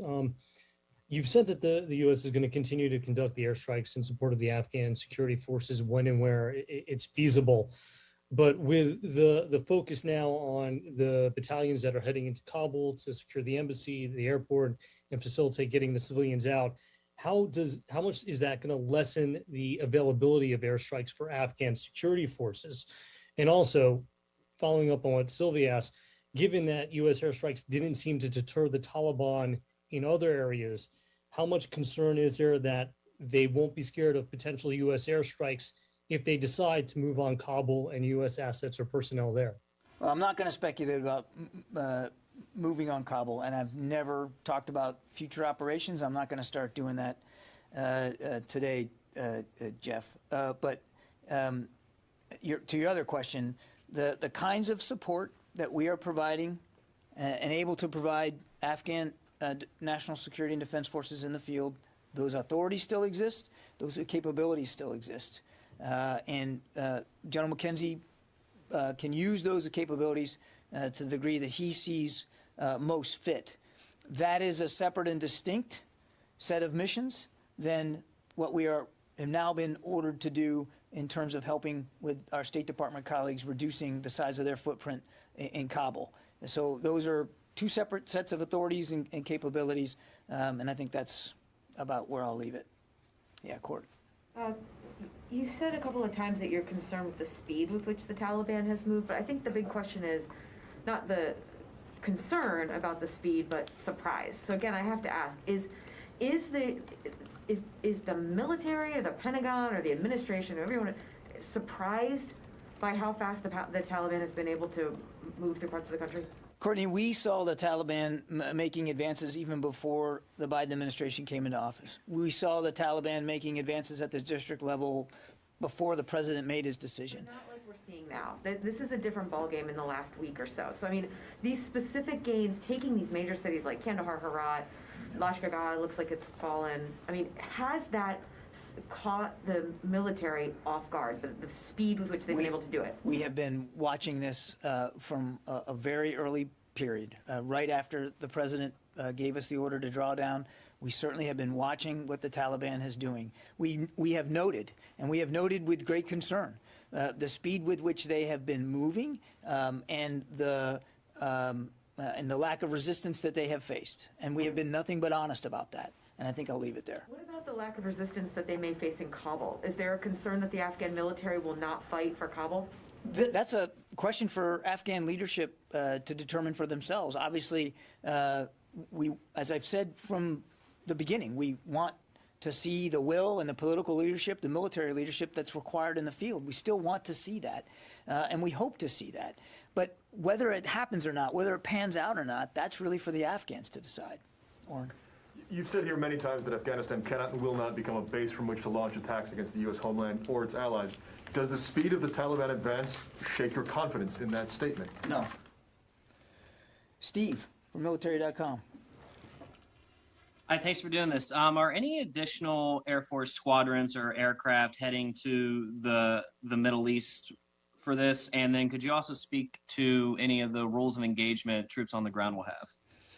I have nothing to announce or speak to with respect to additional Air Force assets. I've told you, I've given you pretty much the laydown of exactly what we're sending to support this movement. That said, I also said, in fact, I meant it in my opening statement, that there will be airlift provided. Clearly, there's going to be an Air Force role here with respect to airlift. But in terms of combat aircraft, I know of no such moves to do that. And as I said, I've laid out for you now twice what the movements would be, and I'm not going to speak about rules of engagement. We never do that from the podium.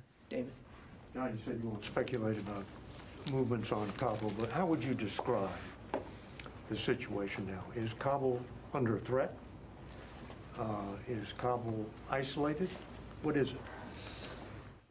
Right now, without getting into a battlefield assessment every day, I don't want to do that.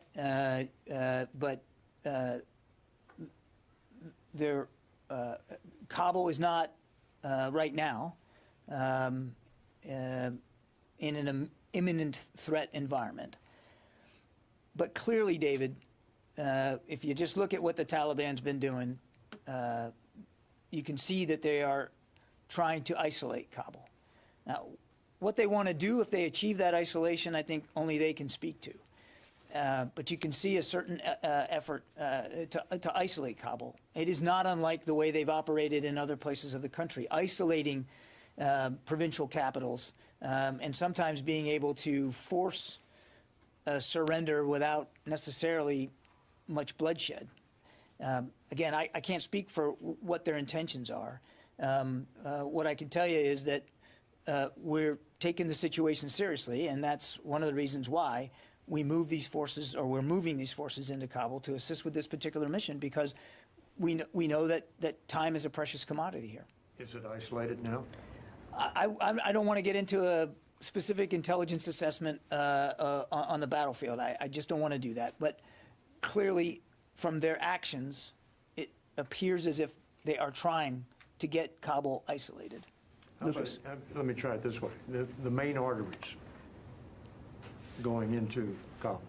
Again, I'm not going to get into a conditions on the ground assessment every day about avenues and lines of communication, except to say it certainly appears that the Taliban is trying to isolate the city, and they have, throughout this last few weeks, you've seen it for yourself, taken over border crossings, taken over highways and major intersections to control lines of what we call communication and lines of revenue and those kinds of things. I mean, but I can't speak and I won't speak specifically to what the situation is in Kabul right now. John, many times this week you've said the Afghan forces have the advantage. What proof can you offer as the Taliban have taken over now vast majorities of the country and they've now surrounded Kabul? That the Taliban have moved with the speed with which they have, and that the resistance that they have faced has been insufficient to stop those, to check those advances, does not mean, Lucas, that the advantages aren't still there. You have to use it. You have to be willing to apply it. Makes sense, John. Yes, if you're it saying does. that they have all the advantages as they're getting crushed on the battlefield, it makes no sense to say they have the advantage. The Taliban appear to have all the advantages right now. Lucas, I appreciate the effort again. They have greater numbers. They have an Air Force, a capable Air Force, which, oh, by the way, is flying more airstrikes than we are every day. They have modern equipment. They have organizational structure. They have the benefit of the training that we have provided them over 20 years. They have the material, the physical, the tangible advantages. It's time now to use those advantages. Is the U.S. military prepared to evacuate all Americans from Kabul and help close the U.S. Embassy in Kabul if the State Department requests it? Our mission right now is to help the State Department reduce their personnel, their civilian personnel in Kabul, and to assist with their acceleration of the SIV immigrant visa process, the special immigrant visa process. That is what our focus is on right now. How close is the U.S. government to closing its embassy in Kabul? You'd have to talk to my colleagues at the State Department. They get to decide that. They have made it clear, though, that as of today, they are reducing, not eliminating, their diplomatic presence in Kabul. We are simply helping them support that reduction. And after a night of sleeping on it, are these 3,000 U.S. troops going to Kabul? Is this a combat deployment? I didn't sleep on that question, Lucas. I thought I answered it pretty well yesterday. You did, hold on, you did answer it, John. John, these soldiers and Marines that are fully kitted out, putting on night vision goggles, landing in Kabul, taking positions at the airport, they're going to a combat zone, are they not? They're certainly going into harm's way, Lucas, and they will have zone?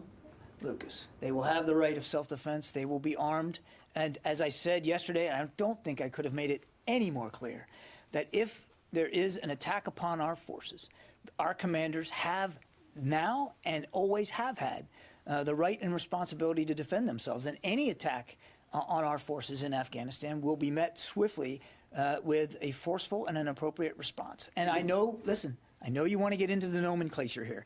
Nobody's walking away from the fact that this is potentially dangerous. In fact, I think one of the things I said at the opening of the press conference was I'm not going to provide a lot of operational detail because we know it's dangerous. We're all mindful of the perilous situation in Afghanistan and the deteriorating security situation, Lucas, and I find it a little I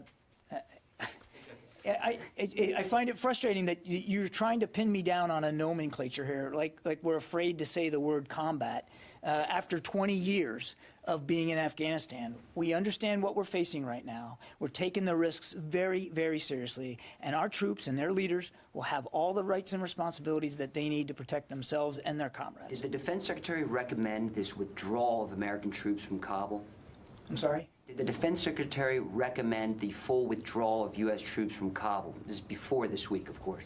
I'm not going to talk about the Secretary's recommendations to the Commander-in-Chief. Do you think it's important for history, for the transcript, for the people watching this briefing right now? Did the Defense Secretary support the full U.S. military withdrawal from Kabul? Lucas, Lucas, I'm not now, and I haven't, never will, talk about the Secretary's advice and counsel to the Commander-in-Chief. That's totally inappropriate. The President has made his decision, and we are executing that decision. He has also made additional decisions, such as helping the State Department reduce their personnel, and we're going to support that too. Now, some veterans think that the Americans should just pull everybody out of Kabul. The U.S. government should pull all Americans out of Kabul and then just level the embassy. What do you think about that? I think that one of the great things about this country is that people are free to express their opinions about anything that they want. What I'm here to do, Lucas, my job, is to articulate the policies that we're executing and the way in which we're executing them. And that's what my focus is today, to tell you what we've been ordered to do and how we're going to execute those orders. Is it time just to pull all Americans out right now and destroy the Lucas, we are focused on helping the State Department reduce their footprint in Kabul. That's what we're focused on, and that's what we're going to be doing. Louis? I'd like to follow up on Lucas's fourth question, if I could. As opposed to the 14th? Yeah. You talked about how the troops there have the inherent right of self-defense. That was actually going to be my question. There's a tactical purpose for sending these troops there, which you've described in very general terms. I know you don't want to get into specifics. But is there a secondary effect that you're having by sending these troops there into Kabul, which is sending a message to the Taliban?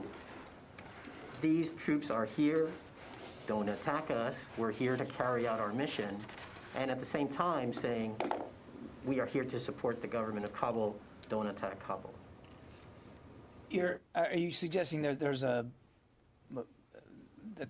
contradiction there? No. I'm trying to ask, is there a messaging intention as well by sending these troops there as well? I understand the primary mission there is to do this, protect the forces, protect the Americans and the Afghan interpreters and their families as they leave. But at the same time, is there a secondary effect that you're gaining by sending these troops there, which is to message the Taliban, don't attack us while we're doing this?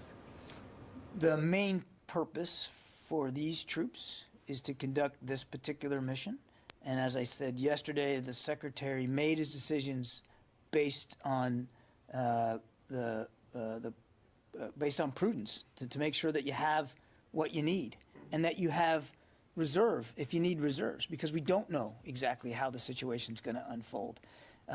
It's not, he didn't choose these units or this approach to send a message. He chose these units and this approach to accomplish a mission and to make sure that he had enough capability and capacity to do it safely and in an orderly fashion.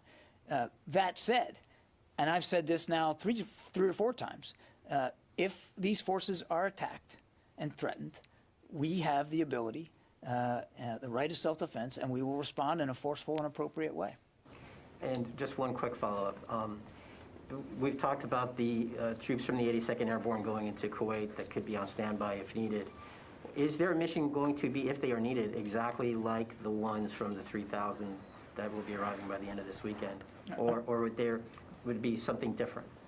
I'm sorry, say it again? Sure, no problem. The brigade, the BCT, headed to Kuwait. Yeah. Is their mission, should they be called upon, are they going to be doing exactly what the 3,000, the 3 battalions arriving in Kabul by the end of the weekend? Or is there some thinking that maybe they might do something else?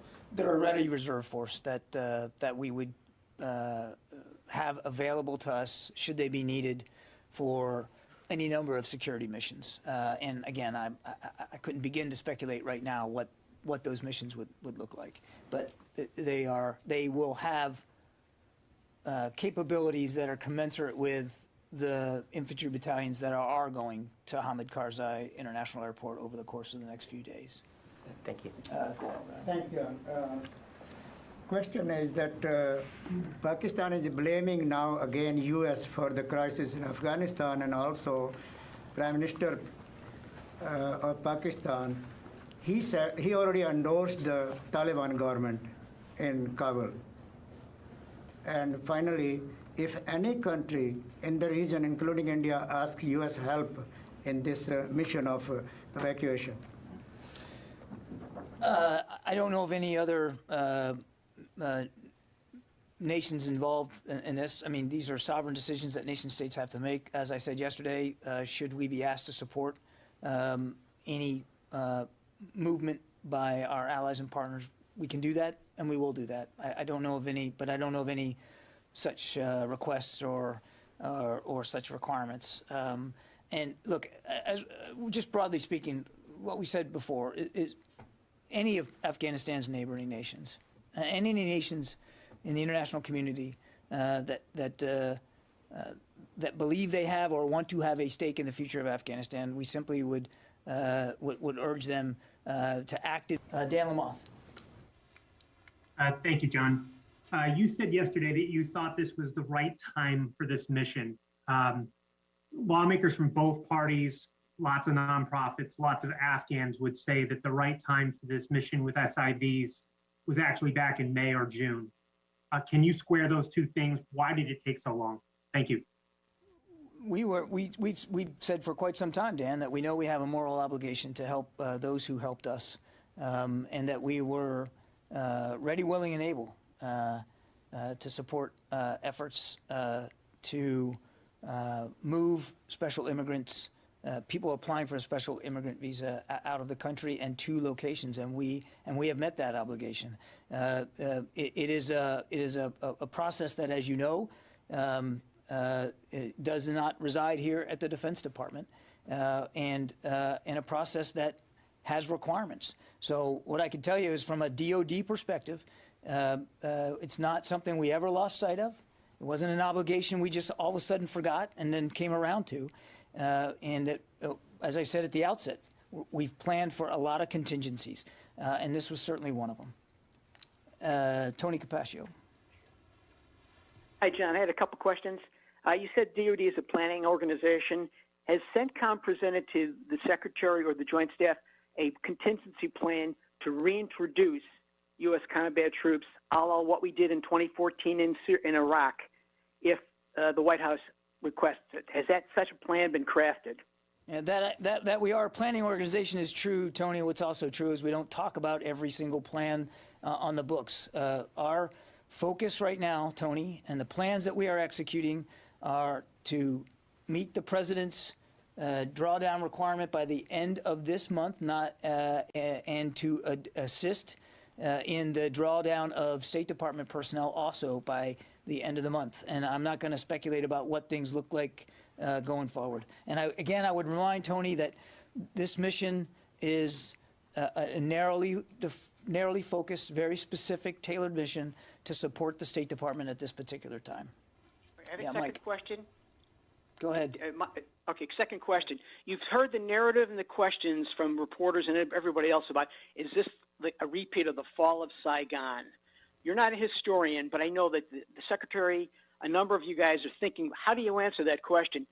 Can you give a sense of where the analogy is apt and where it's a very bogus, fallacious analogy to equate what's going on now with the potential fall of Saigon?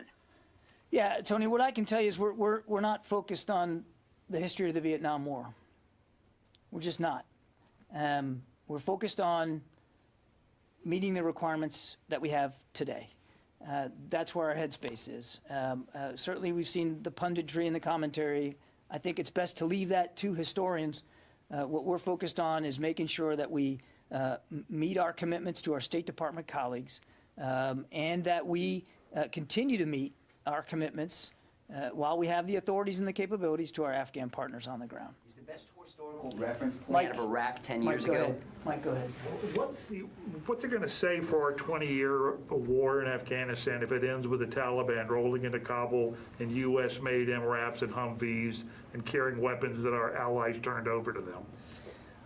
Look, Mike, again, I'm not able to, I don't have a crystal ball. I can't see the future.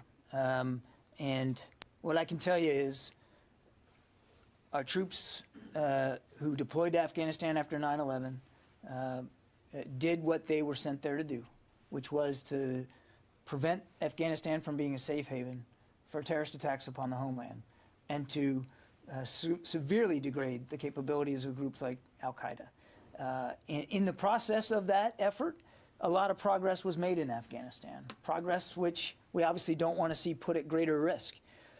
Going forward, we're going to do a couple of things. We're going to make sure that a terrorist threat can't emanate from Afghanistan again by maintaining robust over-the-horizon counterterrorism capabilities in the region. And we're going to continue to support our Afghan partners bilaterally through maintenance support, through financial support, and we're going to continue to want to see a stable, secure Afghanistan. The other thing I would say is that we want to continue to see that there's a negotiated political settlement here for governance going forward. So that's what our focus is on right now. Do you really think the Taliban is interested in negotiating? They seem not interested in that. I mean, Do you really think that they are legitimate negotiating partners? I think that's a question for Taliban leaders to speak to. They have a team in Doha. They have participated in the past in negotiations. Now, whether they're still interested in that or not, I think is for them to speak to. We are still interested in seeing that outcome, and so should the rest of the international community. Can I do one follow-up on Mike's question? Yeah, go ahead. On the weapons, will the U.S.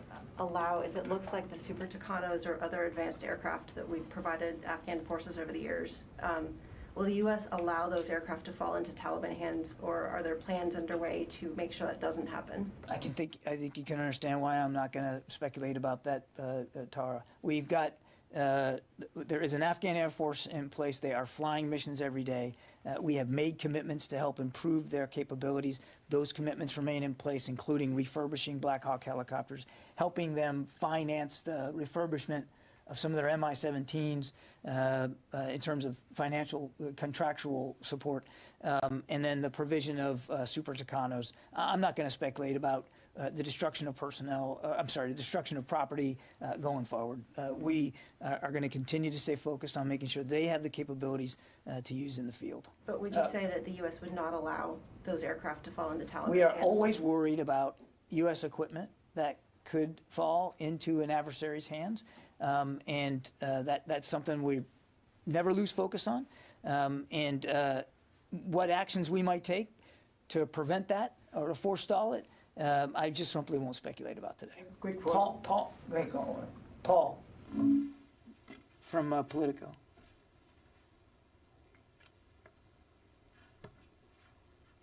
Okay, I guess Paul's not there. Jeff Shogel. Thank you. I just wanted to clarify something you had said earlier. You said with the airlift, the military will be able to move thousands of people per day. Were you speaking specifically about Afghans? So should I say, John Kirby said the military will have the ability to move thousands of Afghans and their families per day? Jeff, I think you can surmise that when I say thousands of people, that would include a population of Afghans, of course, that are being processed through the special immigrant visa program, including their families. Okay, that's about it for today. Thank you. Thank you very much. We're all set. We're all set.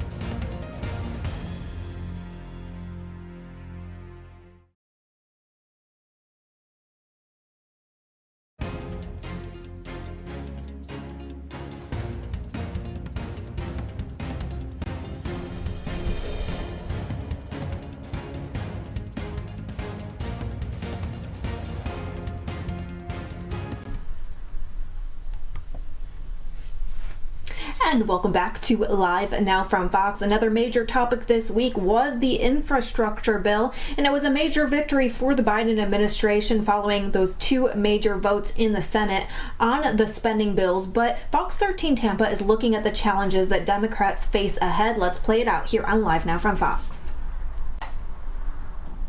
U.S. Senate has voted to move ahead with plans to spend another $3.5 trillion. The budget resolution would expand access to child care, affordable housing, and much more.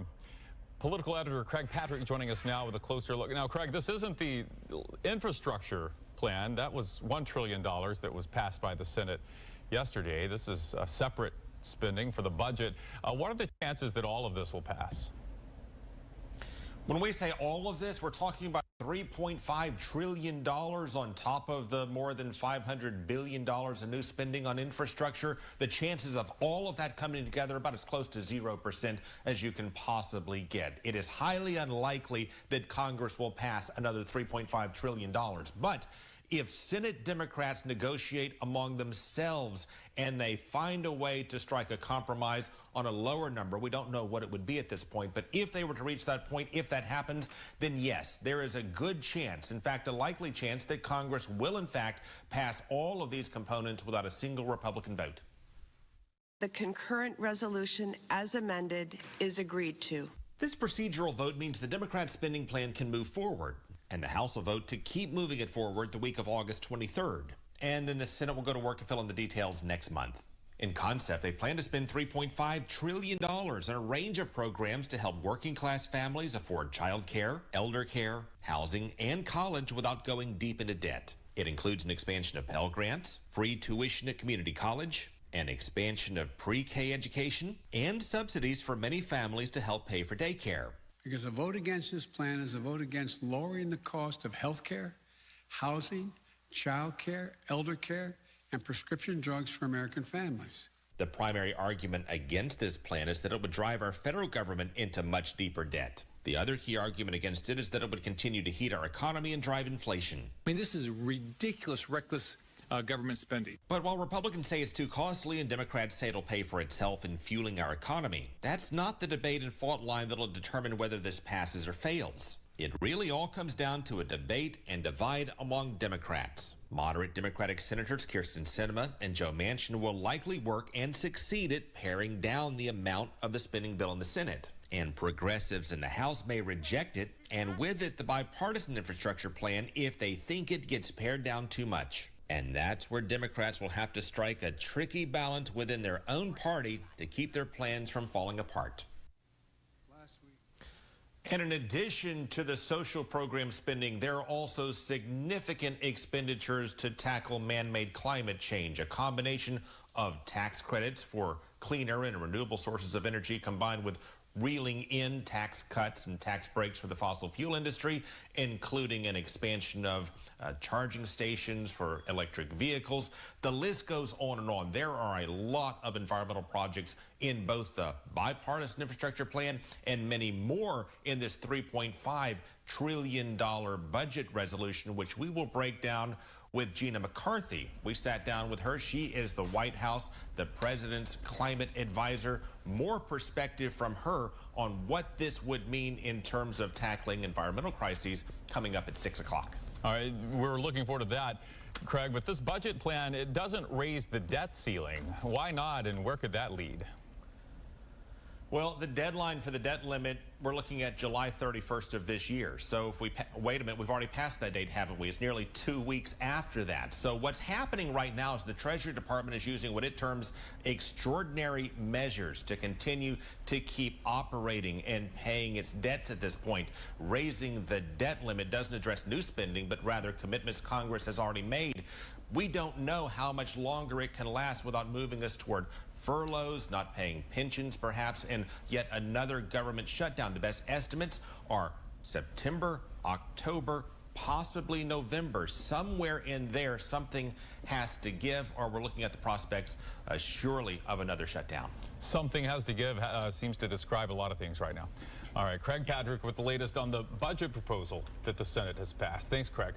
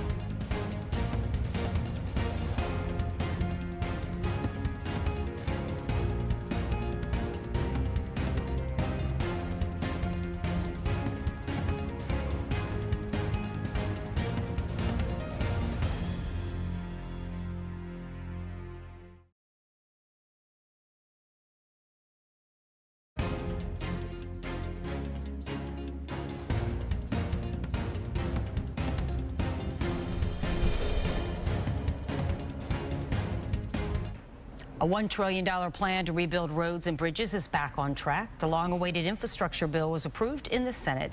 The bill passed in a rare bipartisan vote of 69-30. Now it heads to the House, where its fate isn't quite as certain. Our political editor Craig Patrick's here with a closer look at what's exactly in the bill, and I guess there are still some hurdles, aren't there, Craig? There are quite a few. We'll start with what's in it specifically for Florida. It includes $13 billion in additional spending, according to the funding formulas, to improve roads across our state. Another $200 million to upgrade bridges, expand broadband high-speed internet access for the 700,000 Floridians, mainly in rural parts and urban parts of our state, that do not currently have it. But there's also a number of programs within this broader bill that would also support the agriculture industries in ways that don't get a lot of attention. For example, there are training programs to hire and create more truck drivers to help speed along the flow of goods that are currently held up due to a shortage. There's also a good bit in this infrastructure bill to address the toxic algae crisis that we have and help clean up our environment. And for perspective on those points, I sat down with Secretary of Agriculture for the United States government, Tom Vilsack. What kind of technology comes with broadband access that farmers can then use to increase productivity and crop yields and maybe even bring down prices for consumers? Precision agriculture, the ability to be very precise with the inputs, which reduces costs for farmers, allows them to be more productive. You cannot have precision agriculture in terms of identifying how much fertilizer you should put on, how much herbicide you should apply, how much water is required in every acre, without the ability to have access to high-speed broadband. And then once you have a market, once you have a crop, you want to be able to market it, and you want to be able to maximize the price that you get for that crop. That's hard to do if you don't have real-time information in terms of what the markets are currently paying. The legislation also includes some research funding to address environmental hazards. Both of them, in fact, do. And one of the biggest problems we have in Florida is the toxic algae, which is threatening our health and, of course, our environment, our ecosystem, and wreaking havoc on the state's seafood harvesters. With the infrastructure plan in particular, the other $3.5 trillion spending plan as well, does it provide additional support to fight toxic algae? And if so, how could our state and local governments tap into that support? It does include resources to make both our farms and our forests more resilient, which obviously will be able to allow us to embrace climate-smart agricultural practices, which in turn have an impact on that algae bloom. The ability, again, with precision agriculture to be more precise with our inputs will also make a difference. Additional resources to the EPA and to other federal agencies will allow us to also be involved in cleanup. So this is an opportunity to really address so many different problems across the country that have been waiting for an answer like this, waiting for a bill like this for over a decade. But he and other lawmakers may have to wait much longer, at least several weeks, for this to move through the House. That's where we have some big hurdles. And part of it is the fact that we're not just dealing with a bipartisan infrastructure bill, but also a partisan Democratic spending plan. A good number of progressives in the House say they will not support the bipartisan bill unless the Senate also supports, passes, and sends over the partisan spending bill as well, which leads us to more debate in the Senate as the debate in the House, Cynthia, is just getting started. Wow. And so what are the chances, if we end up with a reconciliation bill, that it will end up passing in the Senate? Well, that current $3.5 trillion spending plan, that is unlikely in its current form. Every single Democrat in the Senate would have to vote for it. You have two of them, Sinema and Manchin in particular, who were expressing some strong qualms about it. It's highly likely that that will be negotiated, changed somewhat at that point. Once and if it is amended to their liking, then I would say it stands a much better chance of passing. But in its current form, it's going to be a very tough sell within the Democratic conference itself, which is why that ultimately will hold up the bipartisan vote in the House on infrastructure, which the House Speaker has said she will not even bring up for a vote unless she receives the other plan as well, which is no guarantee. This is not a done deal yet, no matter what everybody says, though. We have a ways to go. Yeah. Thanks, Greg.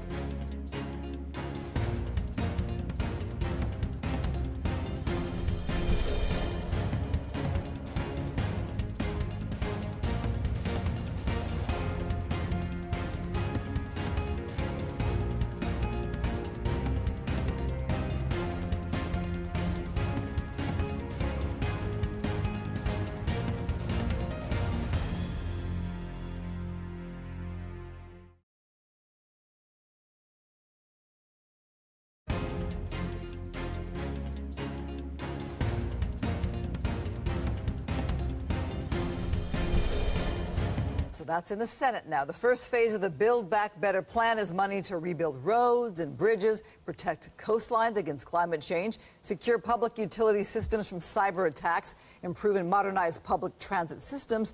The bill now moves to the House, where centrist lawmakers are urging Speaker Nancy Pelosi to bring it to the floor quickly. It gets a little complicated in the House, though. Joining us now to talk about all of this and what it could mean for California specifically is Jennifer Haberkorn, who covers Congress for the LA Times. She joins us now from the Washington, D.C. area. Jennifer, thank you for being with us. So let's try to break this down. It's a really big bill, but for the average viewer right now watching in Southern California, what does this mean for their life? It could mean a lot of things. Like you mentioned, it's a really big bill. So let's start with roads, bridges, pedestrian walkways. That's going to get funded throughout the country and in California. There's broadband internet access is going to be expanded, as well as drinking water. Pipes are going to be repaired. Particularly in California, there's funding to address wildfires, hardening homes, doing some controlled burns. And there's about $8 billion for water infrastructure in the West. This is water recycling, groundwater storage, ideas that California has done on its own, but the federal government hasn't really been involved in the past and hasn't funded. And that has water experts excited that the federal government is moving to more of a forward-looking water supply. So what does it say in the Senate here that 19 Republicans joined with the Democrats to support this? It's very unusual. I mean, the Senate right now is divided 50-50, very evenly split. Kamala Harris, the vice president, breaks the ties. She wasn't needed on this vote because there were so many Republicans who joined Democrats on the bill. And, you know, this is a reflection of the fact that you know, many senators want to send money to their states to do things that are not partisan, like repair broken bridges and construct new roads. So there was a lot of bipartisan support for this. And, you know, President Biden came into office saying that he was going to do bipartisan things and work with Senate Republicans. He said he had such a great relationship with them. And that really bore out through this process. Yeah, and it was something that a lot of people did not think was possible. Some people criticized President Biden for trying to do something bipartisan, thinking that the Republicans would never go forward with him.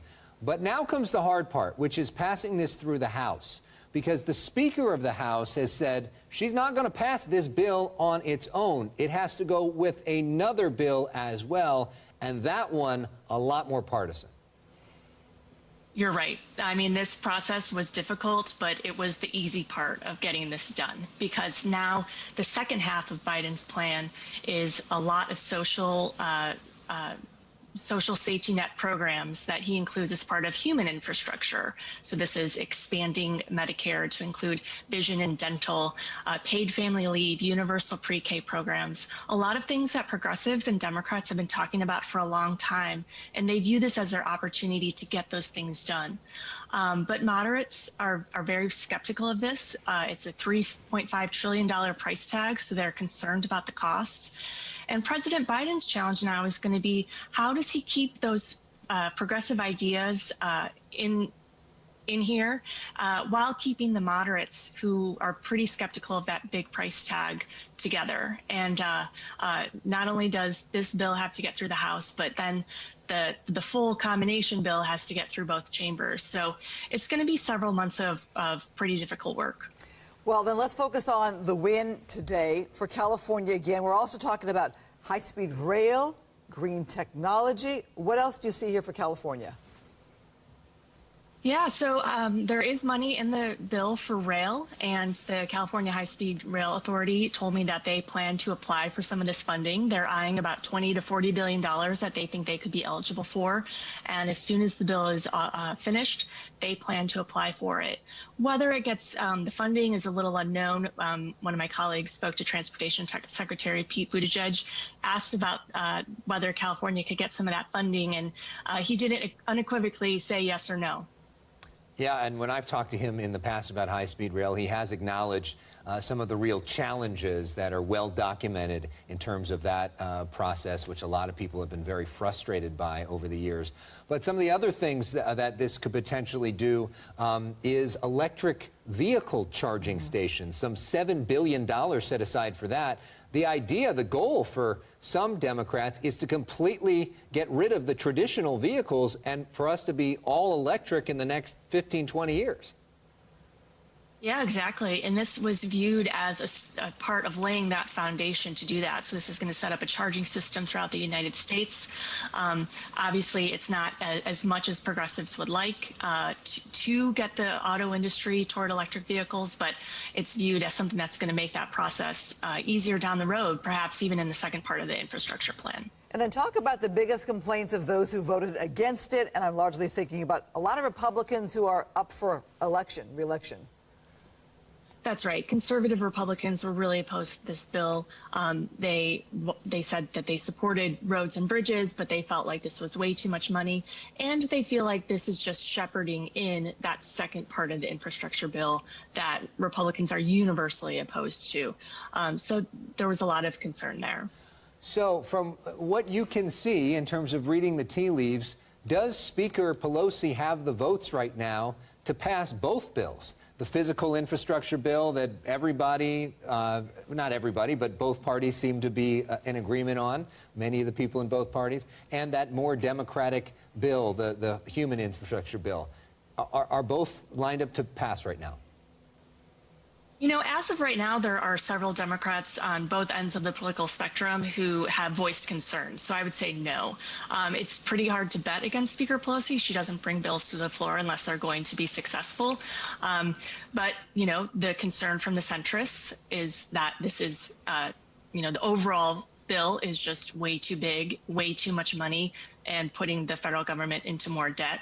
And the progressives are concerned about that second half of the bill. They want that all to be there, and they want it all at once. In fact, Speaker Pelosi said they're not going to take up this bill, this $1 trillion bill, until the second one gets through the Senate.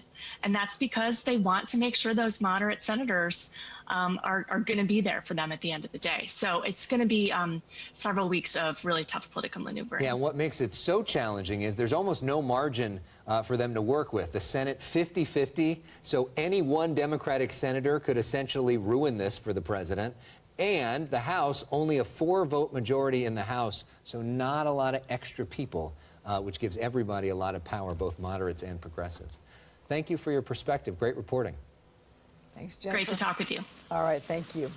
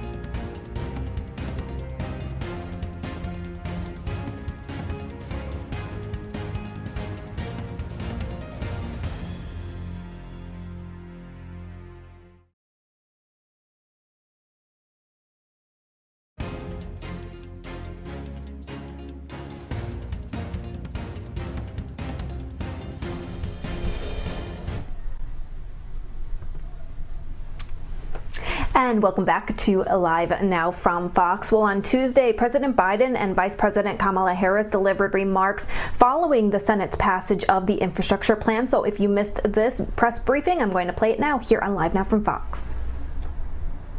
To protect and strengthen the sacred right to vote. And as we continue the work to strengthen our nation's care economy. And this is true today, because today we move one step closer to making a once-in-a-generation investment in our nation's infrastructure.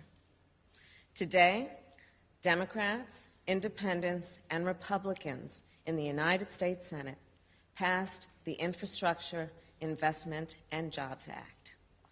So let me describe just a little bit about why this bill is so important.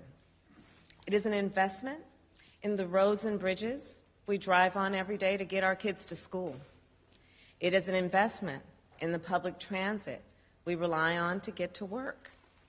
It will mean people in our nation won't have to drink water from lead pipes or go to a fast food parking lot to get high-speed internet. This bill will also establish a national network of electric vehicle chargers that the President has been fighting for a long time, and build toward a national fleet of electric school buses. And the way I see it, an investment in infrastructure, it provides people with what they need to get where they need to go. This bill that passed the Senate today gives people what they need to get where they need to go. And it will do that while also creating millions of good union jobs for our nation's workers. It will do that while also helping our nation's businesses compete worldwide. And so just so we are clear, we are not going to raise middle-class taxes to pay for it, because that's what the President promised, and that is what we must deliver. This afternoon, I was proud to preside over the Senate vote, and I want to thank the senators who worked together to pass this bill. I also thank the members of the House who will now work to get this bill to the President's desk. And first and foremost, we would not be here today were it not for the leadership of our President, Joe Biden. Mr. President, from the very start, you welcomed ideas. You welcomed debate. You welcomed Democrats and independents and Republicans to meet with us in the Oval Office. In those meetings, I watched as you listened. In those meetings, you deliberated. You were determined to bring all sides together and to deliver real results for the people of our nation. And I know that even after this vote, our work will not stop. Even when you sign the bill into law, our work will not stop. We will never stop working on behalf of the American people. So thank you, Mr. President. Thank you, thank you. And now it is my great honor to introduce the President of the United States, Joe Biden. Thank you very much.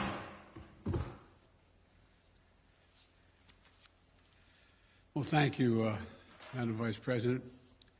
First of all, I want to thank a group of senators, Democrats and Republicans, for doing what they told me they would do. The death of this legislation was mildly premature, as reported. They said they're willing to work in a bipartisan manner, and I want to thank them for keeping their word. That's just what they did. After years and years of infrastructure week, we're on the cusp of an infrastructure decade that I truly believe will transform America. As you all know, just a short while ago, the United States Senate passed the Infrastructure Investment and Jobs Act, the very legislation I ran on when I announced my candidacy for the nomination for president. A historic investment in the nation's roads and highways, bridges and transit, and our drinking water systems and broadband, clean energy, environmental cleanup, and making infrastructure more resilient, and the climate crisis much more in our minds and how do we deal with it. You know, we're poised once again, and I mean this in a literal sense, to make the same kind of historic investments that have so often made it possible for America to build the future and allow us to outcompete the rest of the world. From building the Erie Canal in the early 1800s, a bipartisan effort, the Transcontinental Railroad, to construction that was constructed during the Civil War, to Dwight Eisenhower's interstate highway system in 1950s, the investment that literally connected our entire nation and fundamentally changed the pattern of life in America, to the public investments that took us to the moon and the discovery of life-saving medicines and vaccines and gave us the internet. America's often had the greatest prosperity and made the most progress when we invest in America itself. And that's what this infrastructure bill does. With overwhelming support from the United States Senate, 69 votes in the Senate, a vote margin bigger than when the interstate highway system passed in the Senate in 1956. It makes key investments that will, one, create millions of good union jobs all across the country, in cities, small towns, rural and tribal communities. America, this is how we truly build back better. This bill is going to put people to work, modernizing our roads and our highways and our bridges so commuters and truckers don't lose time in traffic, saving billions of dollars nationally. Today, up to 10 million homes in America and more than 400,000 schools and child care centers have pipes with lead in them, including for drinking water. This is a clear and present danger to the health of America, particularly to our children's health. This bill is going to put plumbers and pipe fitters to work, replacing all the nation's lead pipes so every child, every American, can turn on a faucet at home or in school and know they're drinking clean water. During remote learning during the pandemic last year, we saw too many families forced to literally sit in their vehicles in a fast food parking lot so their children could get on the internet they couldn't afford and didn't have access to at home. This bill will deliver affordable high-speed internet to every American, a necessity for the 21st century. We'll also see we've seen in the last couple of years, the damage done in Texas and other places when transmission lines carrying power were taken down by extreme and unanticipated weather, leaving millions of folks without electricity for weeks and weeks, costing our economy billions and billions of dollars.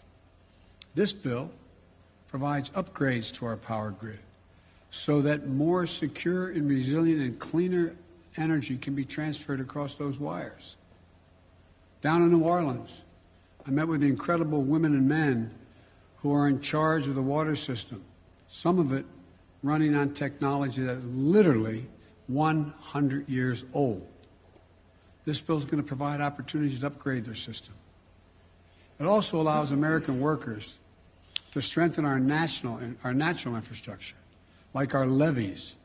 These are at risk of catastrophic collapse in the face of extreme weather like superstorms, wildfires, droughts, hurricanes, and heat waves.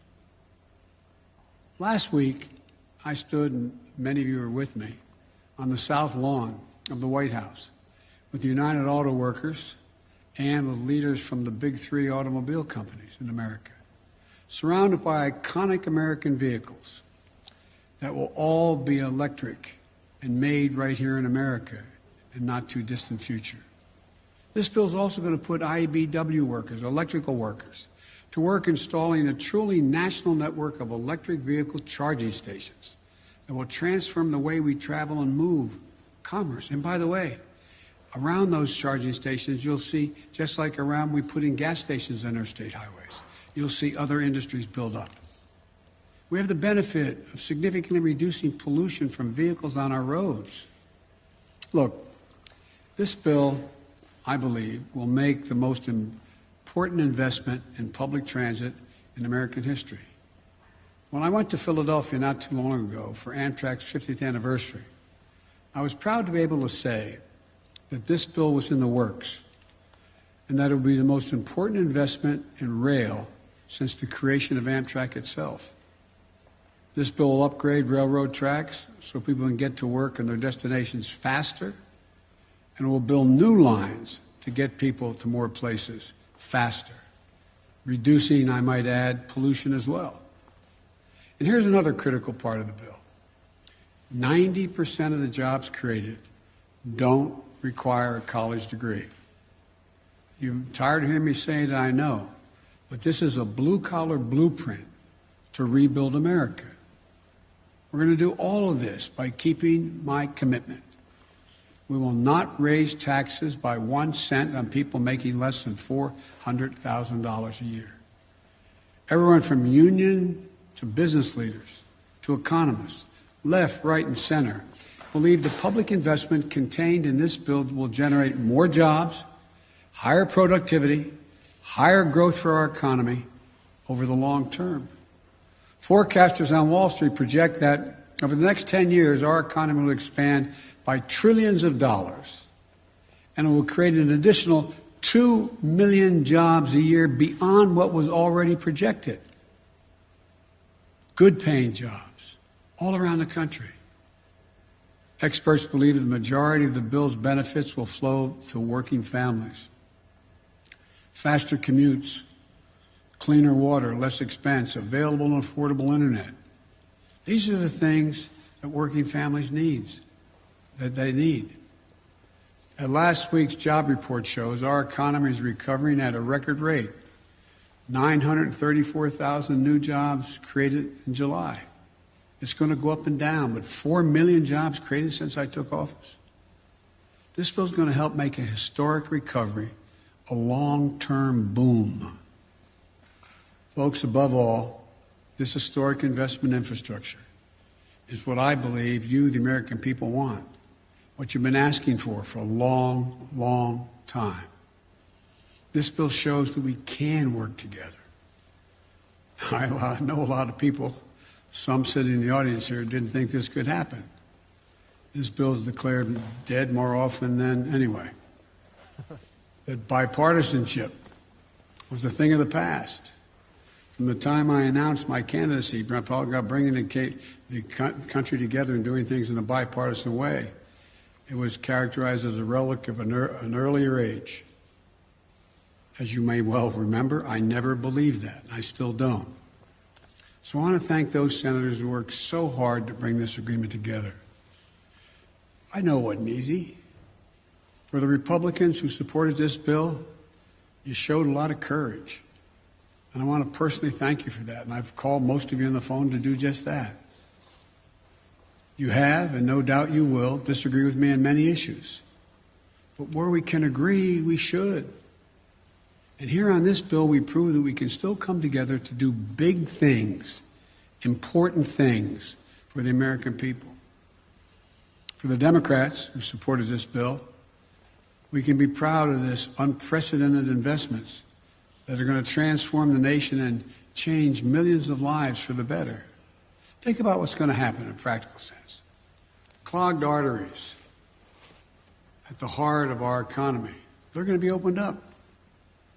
That will reduce transportation costs, reduce commuting costs, and as a result, reduce cost overall for families and businesses.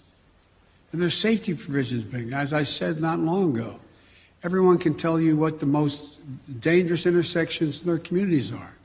There's money in there to deal with those specific needs.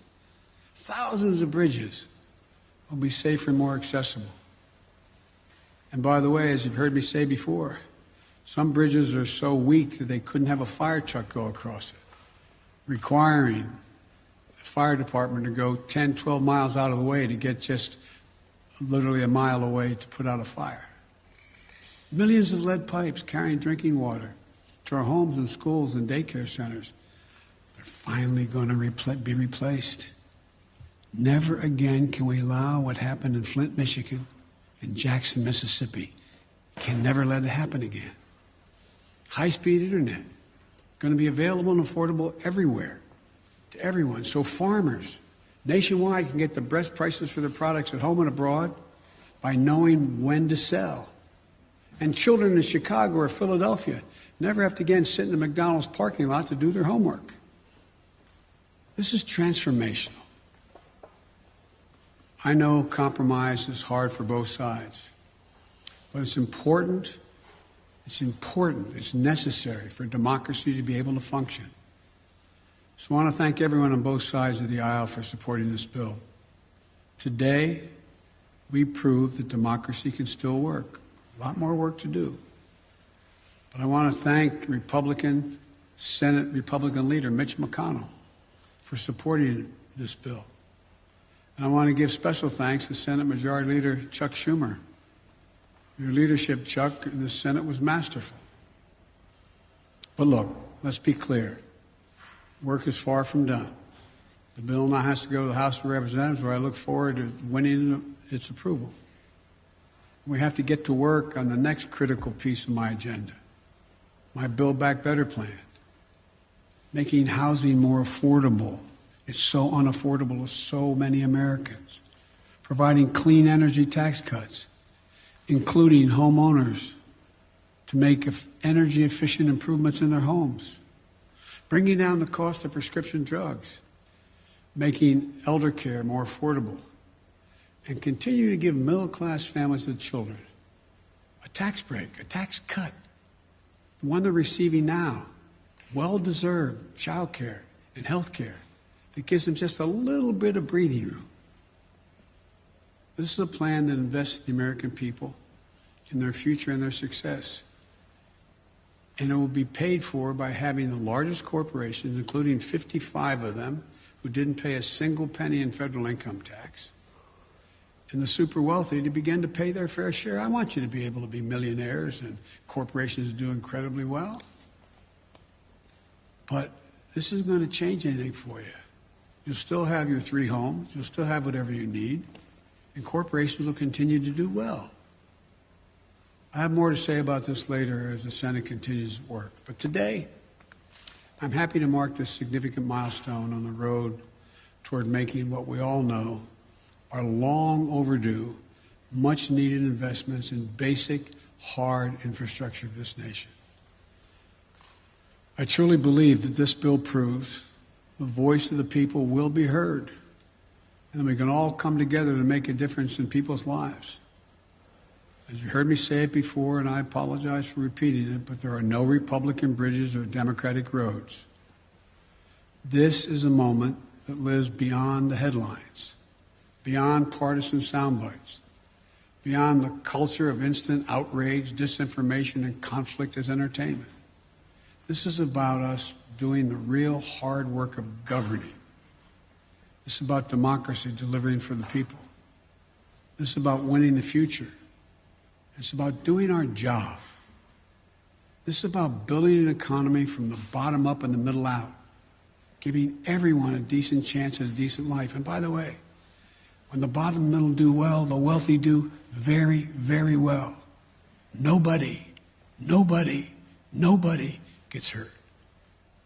This is what I call governing and government doing its job, ensuring everybody's better off.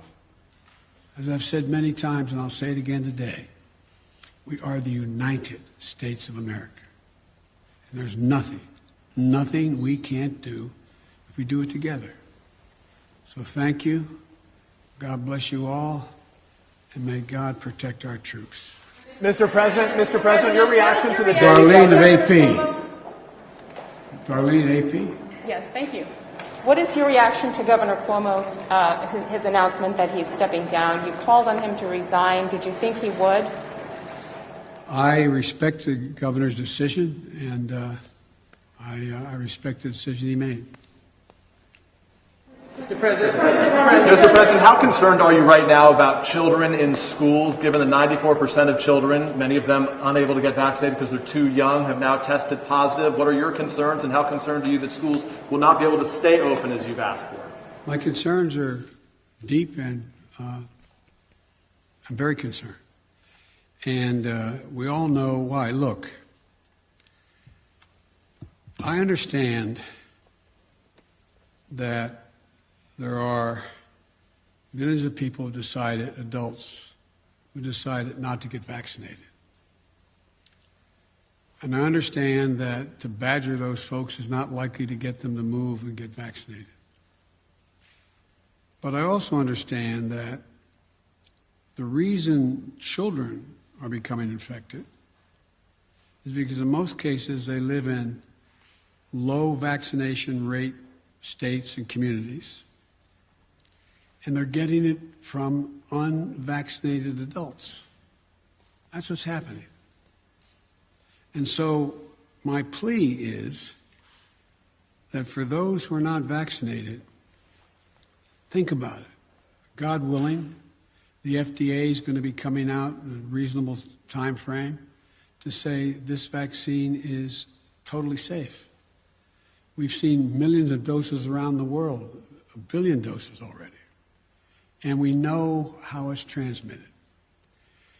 And one of the things that I find a little disingenuous, when I suggest that people in zones where there is a high risk wear the mask like you all are doing, I'm told that government should get out of the way and not do that. They don't have authority to do that. And I find it interesting that some of the very people who are saying that, who hold government positions, are people who are threatening that if a school teacher asks a student if they've been vaccinated, or if a principal says that everyone in my school should wear a mask, or the school board votes for it, that governor will nullify that. That governor has the authority to say you can't do that. I find that totally counterintuitive and, quite frankly, disingenuous. Do you have presidential powers to intervene in states like Texas and Florida where they are banning mask mandates? I don't believe that I do thus far. We're checking that. But there are on federal workforce I can. And I think that people should understand, seeing little kids, 4, 5, 6 years old, in hospitals on ventilators, and some of them passing, not many, but some of them passing. It's almost, it's just, well, I should not characterize it beyond that. On Andrew Cuomo, his resignation, what impact, as the head of the party, what impact does his resignation have on the Democratic Party?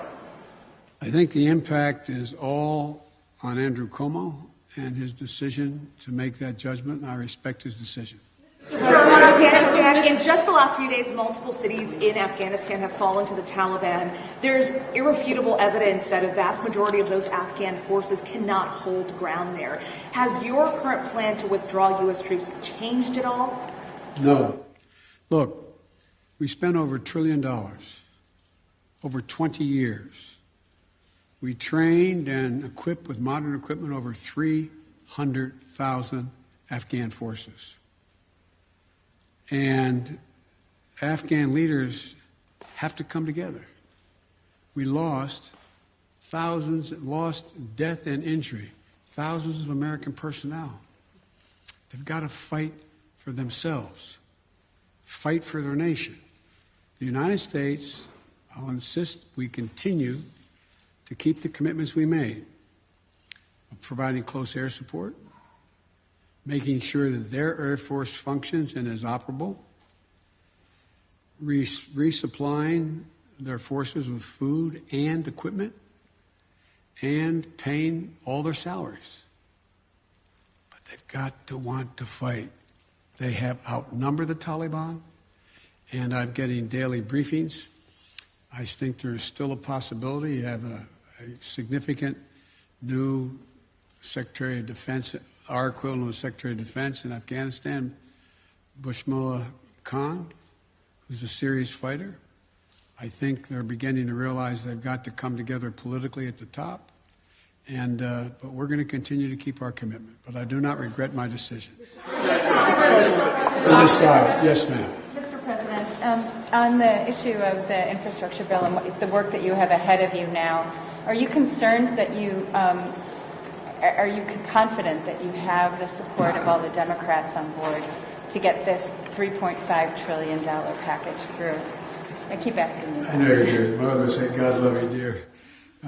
Look, I have, as I said, and I'm not referring to you in particular, just overall. I was going over some of the quotes from the moment that I got elected, how my plan was dead. It's the exact same plan I ran on. We'll see. I continue to be an optimist. As I told you, I was once referred to by a doc as a congenital optimist. I think that we can get a significant portion of the, if not all, of the reconciliation bill, the budget, they're having the vote-a-thon now. I think over the next month, which is the way it's going to work, they vote on all these amendments, and then they get to the business of seeing how they can make it work and then come back. I know you understand this well, but the public wonders what we're talking about sometimes, and decide exactly what's in that reconciliation bill and how much is going to be spent. I think we will get enough Democrats to vote for it, and I think that the House will eventually put two bills on my desk, one on infrastructure and one on reconciliation. Thank you. Can I ask you about Thank you so much, Mr. President. I'm just sort of turning to the Delta. I'm sorry, go ahead. I'm just turning to the Delta variant for a moment. I wanted to see if, in retrospect, you think your administration put enough mitigation measures in place early enough, and whether you should have perhaps heeded some of the lessons from other countries that had data as early as May and June about how the variant spread. No, we knew how the variant spread, and we know the vaccines prevent the spread. So it's like, you know, a lot of countries didn't have the vaccines that we were able to put together to make sure every single American, we have over 600 million doses of vaccine for Americans. And when we've exported over 500 million, we will over 500 million. So we knew what is disappointing is that more people were not willing to take the vaccine. We've done everything in our power. Well, I shouldn't say there's probably more. We will do more.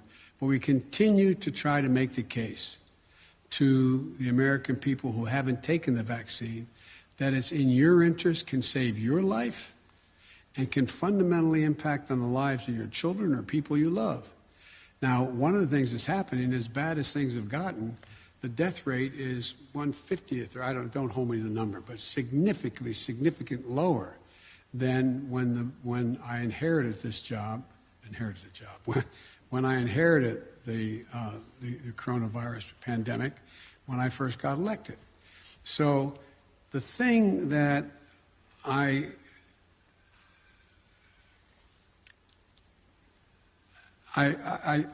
continue to hope that people will overcome their fears, because their fears are based on, some are just as a political statement, but very few. I think most people are worried. That's why I'm hoping that the FDA will say that we permanently approve of these vaccines because we have enough for everyone. And I'm hoping that as people realize, and it is picking up, vaccines are picking up, but not at the rate they were before. Remember, I was setting up, stadiums, sports stadiums, and we're doing thousands of vaccines a day.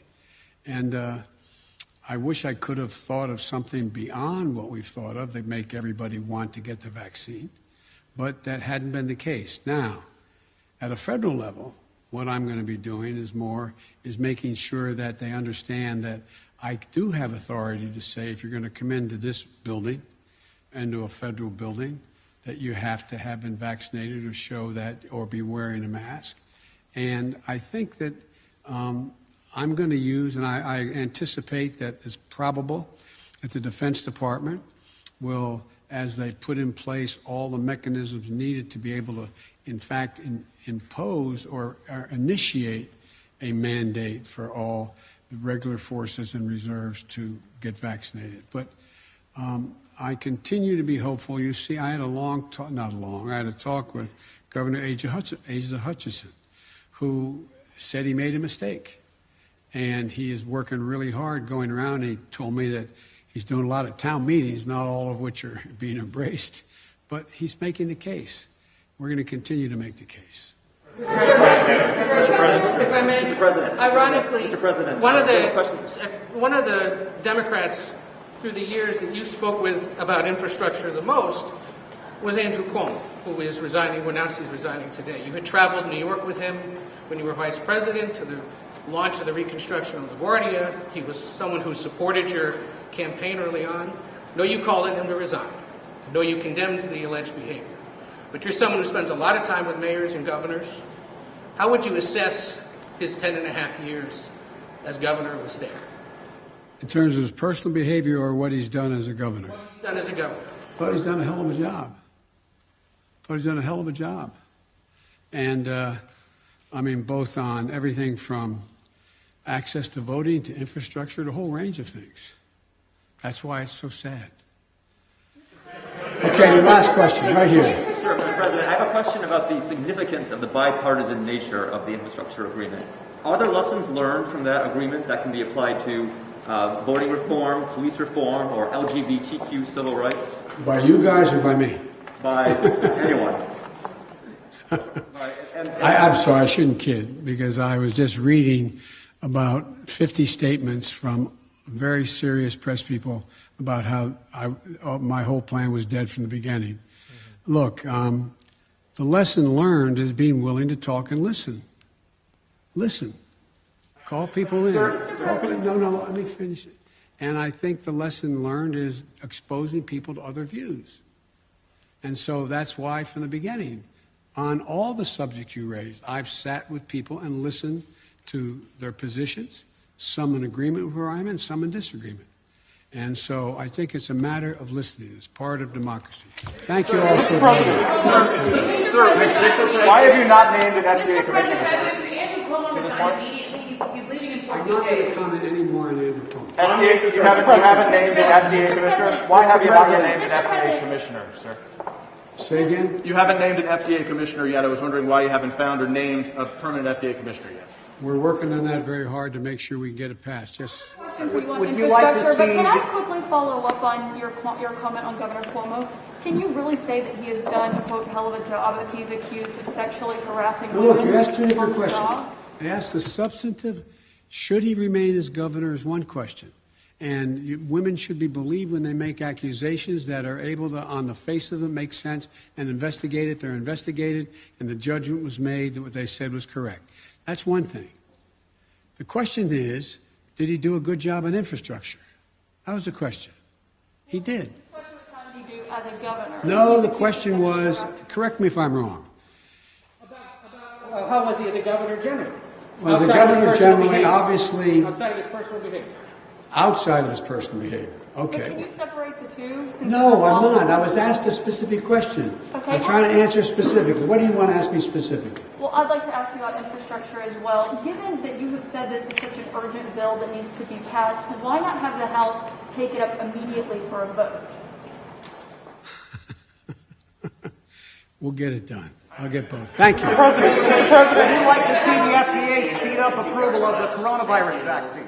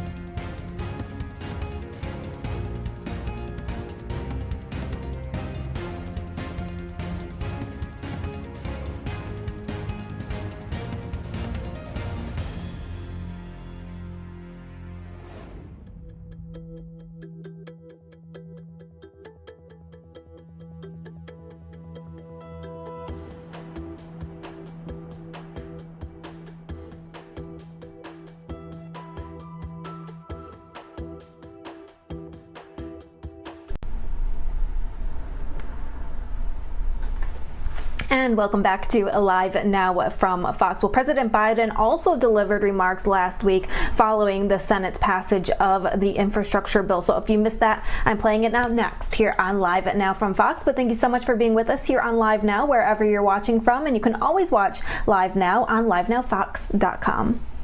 For signing on to help pass the infrastructure bill. It mattered a lot. It's the first big bipartisan thing we've done in a long while, and I think it's long overdue. And it is great to see you all. Yesterday, the Senate passed the bipartisan infrastructure bill in no small part because of all of you, and a significant milestone in the road toward making what we all know are long overdue and much needed investments. As Gretchen, when she ran, said, just fix the roads, damn it, right? Well, we're going to do more than that this time around. I want to thank you for the work and for all of you and my administration with the members of Congress, with the media, to highlight the need to make these investments in our nation's infrastructure. As mayors, governors, tribal and county leaders, state and local officials, at every level, you know that there's no such thing as a Democratic road or a Republican bridge. But you do know what's not working, and you know what it means to be accountable to the people you serve and to focus on solving real problems people are facing in your communities. But you also know that often states and cities and counties can't do it alone. They need the federal government to be a partner. Solving problems and being a partner is what we're supposed to be doing. That's the approach we've been taking with this bipartisan infrastructure bill. It's going to create literally millions of jobs, good-paying jobs, putting America on a path to win the 21st century global economy. And we're in competition with many other nations. It makes key investments to put people to work in cities, small towns, and rural communities. I believe it's a historic investment in roads and rail and transit and bridges, clean energy and clean water. And it's going to enable us not only to build back, but to build back better than ever before. Across America, more than 45,000 bridges are structurally deficient. We said it again, 45,000 bridges in America are structurally deficient. 1 out of every 5 miles of highway is in disrepair. And this bill makes the largest investment in bridges since the creation of the interstate highway system. You know, 10 million households and 400,000 schools, daycare centers, they lack safe drinking water. This bill is going to allow us to replace 100% of the nation's lead pipes and service lines so every child in America can turn on a faucet in their school or at home and drink clean water. That's what this infrastructure is all about today. We're going to need to build the infrastructure for tomorrow, not just today. We've got to build back, not just, well, I know you're tired of hearing me saying, but build back better than it was before we hit this god-awful circumstance we found ourselves in. This bill is going to deliver high-speed internet to every American. It will build a national network of 500,000 electric vehicle charging stations. And here's another important part of the bill. Nearly 90% of the jobs created by this bill don't require a college degree. This is the ultimate blue-collar blueprint to rebuild America. And we're going to do it without raising taxes by 1 cent on anyone making less than $400,000 a year. That's why I wouldn't even support a increased gas tax. As we did with the Transcontinental Railroad and the interstate highway system, we're going to once again transform America and propel this nation into the future. Look, I believe that passing this bill will also do something else. It'll help ease the years of gridlock in Washington and show the American people that their government can and will work for them again. We're going to still have big disagreements, but it's happening at a critical time because now is the moment to build on our momentum. Folks, we've added more than 4 million new jobs since my first day in office 6 months ago. The unemployment rate is the lowest since the pandemic hit. We're delivering a tax cut to families with children every single month. And those who get their health insurance through the Affordable Care Act, we're covering more people, and we're able to do it at lower premiums by up to 40%. And it's a battle with the Delta virus. We have the tools, we have the vaccinations, we need to vaccinate more Americans and the tools to keep our economy growing and growing. But we got to get more people vaccinated. I know you all know that well. We just have to act. And that's what I want to talk about today.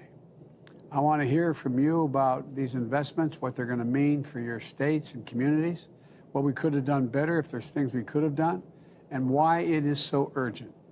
And so let me start with Governor Whitmer. We all remember your campaign slogan, Gov, that when you've been focused on trying to fix the roads in your state since you took office.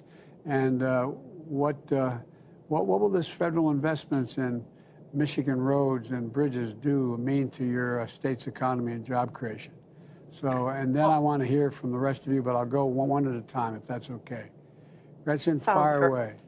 All right. Thanks, Mr. President. I'm so glad to be here with you. It's my honor to be here as the governor of the great state of Michigan as we come together to make the largest infrastructure investment in American history. And Mr. President, you mentioned it, but I ran on fixing the damn roads. I remember. And you know what? And it's fixing the dams and roads. You know, don't think I haven't noticed that so many other governors and cabinet secretaries have been stealing that tagline. But of course, it's because it is true across the nation, right? Anyone can use that phrase, but just make sure that the mom in Flint who first said that to me back in 2018 gets a little bit of credit. You know, today I'm especially proud to have so many partners in Washington who share our mission to fix the damn roads. I want to thank you, Mr. President, and Vice President Harris for making infrastructure a real priority. And because of your leadership and dedication, countless families, communities, and small businesses in Michigan and across the country are going to benefit. I also want to thank all of the senators who worked across the aisle to get this done, including Michigan's own Senator Debbie Stabenow and Senator Gary Peters, who've been tireless champions for Michiganders.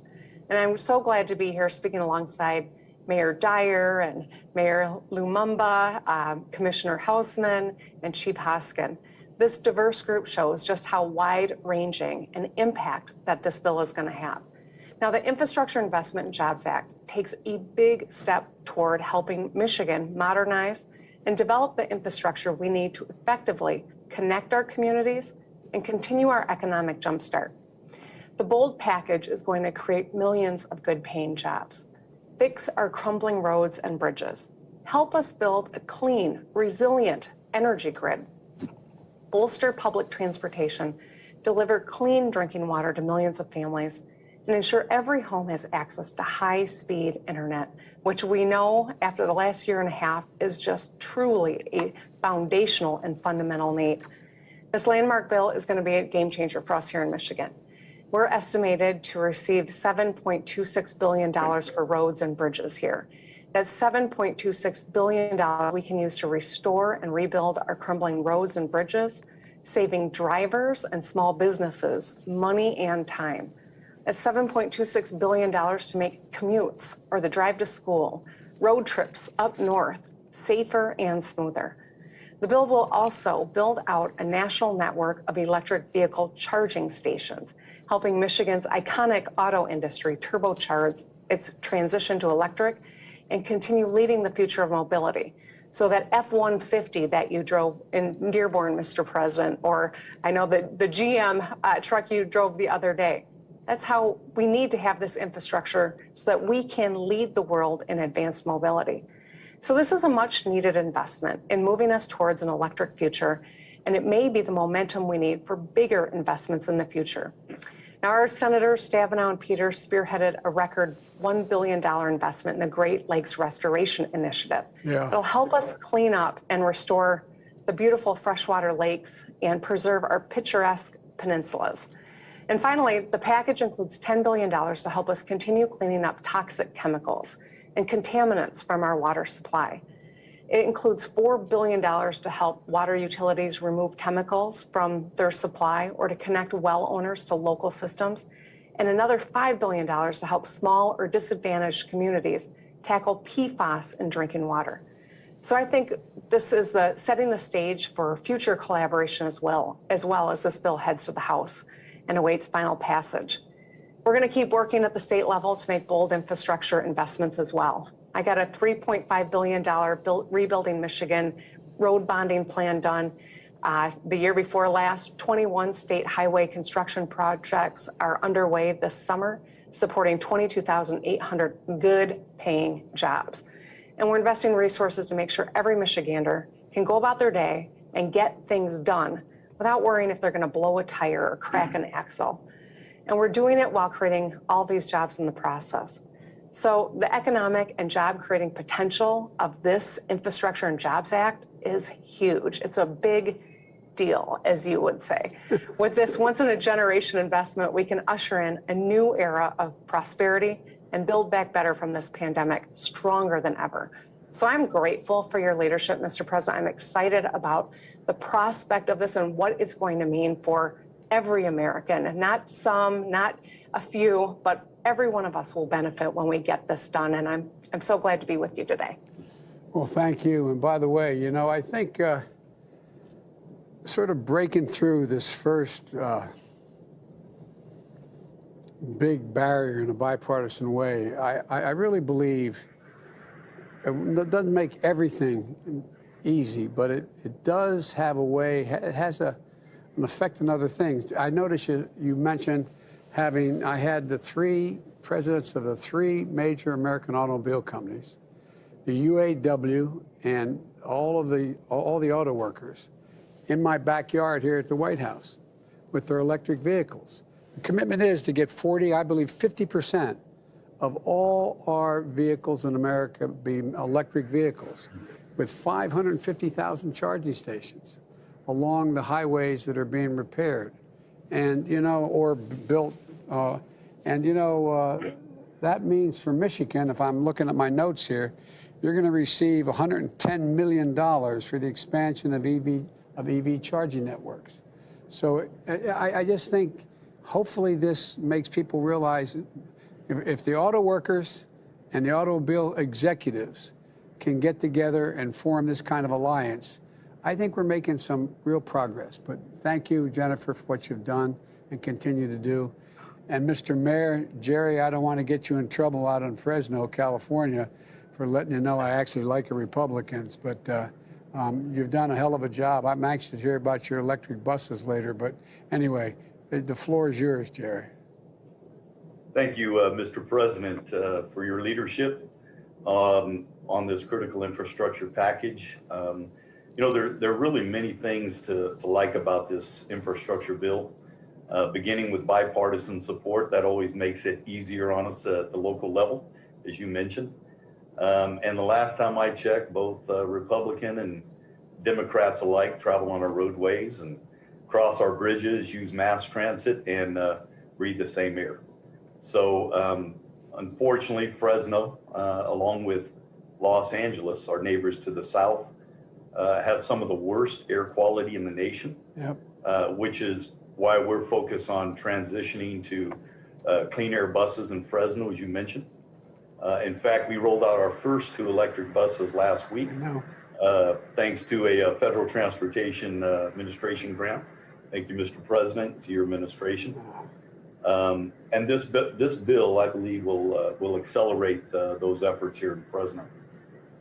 Second, as you know, Fresno is ground zero for California's high-speed rail efforts. And I'm proud to say that Fresno will be a host to the nation's first high-speed rail station right here in downtown Fresno. And so federal assistance is vital in order to complete this project.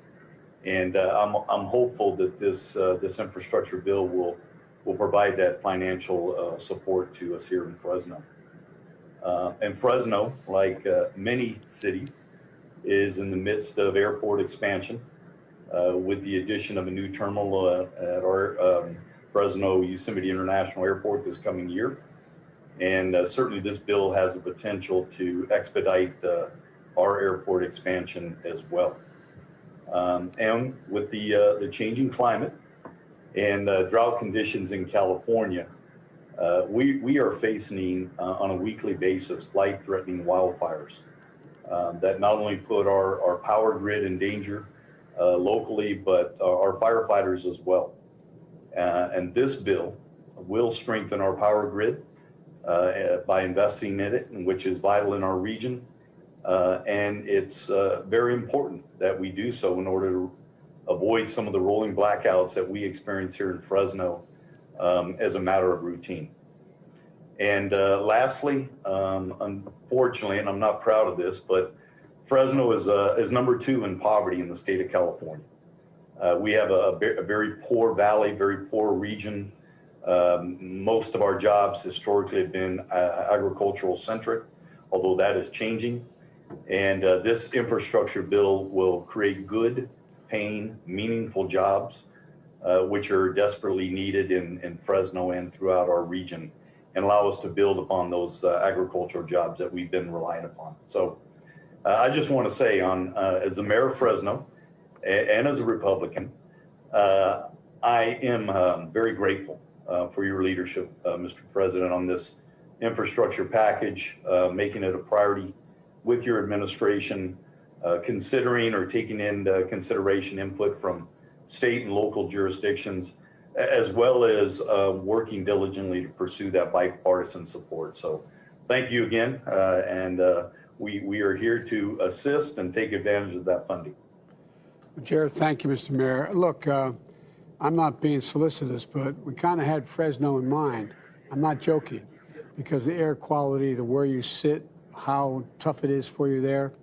And you know, all the things you mentioned have an impact, are going to allow you to have an impact on air quality. You know me because you're aware of it. I'm a big rail guy. We have more money in this area for high-speed rail than all the money we spent on setting up Amtrak. This is a gigantic investment. And you know as well as I do, when people can take a train from point A to point B, conveniently and faster than you can drive your vehicle, they take the train. We're talking about electric. We're talking about electric. We're not talking about diesels. We're talking about electric. And we're talking about being able to transform and impact on the air quality in your area because of the geographic location and the spot you're in.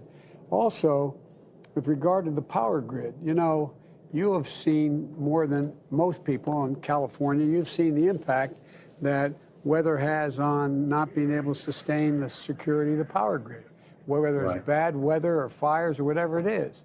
And there's a lot of money in here, for making sure we can take care of the lines that carry the electricity, the lines that move it along. And one of the other pieces in here that I know you know about because you're already doing it is that, you know, your airport as well as the high-speed rail terminal, that also, there's money in here for airports. Republicans strongly supported it, as well as Democrats, because there's a lot that has to be done to modernize the airports, and that also has the impact of cutting down on air quality problems and the like. And so there's so much, and I understand you have 7 more electric buses on order, or you're thinking about getting another 7? We got some money for you. We got some money for you. Well, thank you, Mr. President. We actually have 7 more that are going to be coming online in 2022. So, and if you want to send us more, we'll take them. Well, by the way, it is really a big, big deal. And one of the things we're doing is we have provisions that we're trying to encourage the American manufacturers to actually generate and build the platforms for these electric buses. I was in Carolina looking at a factory where they're making not only school buses, but also you know, the regular transit systems that are electric-based. It's phenomenal what's going on, but we have to make sure we have all the, you know, access to the various pieces of materials and minerals we need to produce them. But it's a big deal. So I'm going to be coming back to you and all of you to get help on making sure we continue to make these investments, because I view this as just starting, not the end. But this is gonna play out over the next 8 years, these investments. It's a lot of money. It's over $500 billion new money over those 8 years, and it's paid for. It's paid for. So thanks for what you're doing. And you know, I always joke with my friends, you know, being a mayor maybe is the toughest job in American politics. They know where you live. And you affect their everyday lives more than anybody. So I wish you the best of luck. Thank you, Mr. President. Mayor LaBouma from Jackson, Mississippi. How you doing, pal? Good to see you again. Thanks for being so nice to my wife. Thank you, Mr. President. It's a pleasure to join you. It's a pleasure to join all of the amazing people on this call today. I want to express my gratitude not only to your administration, but towards the bipartisan effort that has led to this bill passing the Senate. I want to thank Senator Roger Wicker from Mississippi. He stepped up. Who stepped up and supported this effort. Mr. President, as you are well aware, the residents of Jackson, who I have the honor to serve, are greater than the sum of their challenges, and the city of Jackson is greater than the sum of its challenges, with amazing people and with a city which is pregnant with possibilities. But we do have real challenges which were reflected in our February storms, the consecutive storms that we faced that completely debilitated our water distribution system. These are challenges we have seen frequently and were reflected in a different fashion most recently in February. Because we have experienced hotter summers, colder winters, and more rain in the rainy season, it has had a detrimental impact on our aging and crumbling infrastructure. What it resulted in February was literally raw water screens that froze, making it difficult for water to get into our water treatment facility, consequently making it difficult for treated water to get out. This led to thousands, tens of thousands of residents across the city of Jackson being without potable and non-potable water. This is more than just a matter of convenience. It is a matter of life and what people rely on. It's how people take their medication. It's how people in the midst of a pandemic take care of their sanitary needs. And so this has been an extreme challenge, and I can't express enough my gratitude for your efforts and the bipartisan effort to see to this bill passing the Senate, and we look forward to its passage through the House. I believe that one of our principal functions as leaders who are responsible for the needs of our residents is understanding that budgets are moral documents which should reflect the values we have as a nation. We need our budgets and we need our economy to more than just reflect our aspirations of GDP and stock market metrics. They must meet sustainable development goals, and we must create a dignity economy, an economy which reflects the inherent dignity of every person. To be able to provide safe drinking water, a sustainable infrastructure, a resilient infrastructure, and might I add, an equitable infrastructure has to be a part of our plan to build back better. And so I want to once again express my gratitude for your hard work, your focus on this issue. When I met you during your campaign in Atlanta, Georgia, you stated that this would be a focus of yours, and I'm thankful for you holding true to that promise. Well, Mr. Mayor, thank you. You know, I think it's important that the other 1,600 or 1,700 people are on this call understand what you and others have gone through. You found yourself in a position in terms of water where it's estimated by our team that over the next 20 years, Mississippi drinking water infrastructure is going to require $4.8 billion in additional funding. And the Infrastructure Investment and Jobs Act includes $55 billion in investment to ensure clean, safe drinking water. And it's a right of all communities, as you point out. And the bill would eliminate the nation's lead-based service lines, which I know you and I talked about. And so there's a lot of goodness going on in here. And I say to Mayor Dreyer as well that we talk about, you know, the poverty rate of these towns. You know, we're going to be able to have all of you have full-blown internet that's affordable and available in rural and cities across the way. That's going to change the circumstance for people in those communities, particularly those folks, so people don't have to, when they're, God forbid, we're back to having, you know, distance learning where they don't have to sit in the McDonald's parking lot to get access with their mom or dad to get access to the internet to do their work. So I just can't thank you enough. You've really gone out of the way to deal with the issues that we're talking about here, and I hope you're going to see a lot of benefit flow from this, because the idea, no more Flints, no more Jacksons in terms of water, because we're going to get this done as my grandfather used to say, with the grace of God and the goodwill of the neighbors. But we got also the entire United States Senate supporting it by 69 votes, and we're looking forward to it happening in the House as well. So thanks a lot, pal, and let us know what you need in this. If any of you, if any of it comes across as confusing.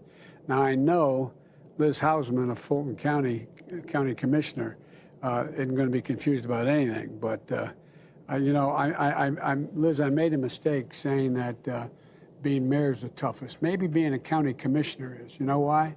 Because you knock on the door and say, "My name's Joe Biden, candidate for the county council," and they'll look at you and smile and say, "Yeah," and you know what they're thinking. What do you do? What does a commissioner do? Anyway, you have a hell of a job, Liz, and so why don't you tell me what's on your mind? And I know you taken a lot of Atlanta in your district.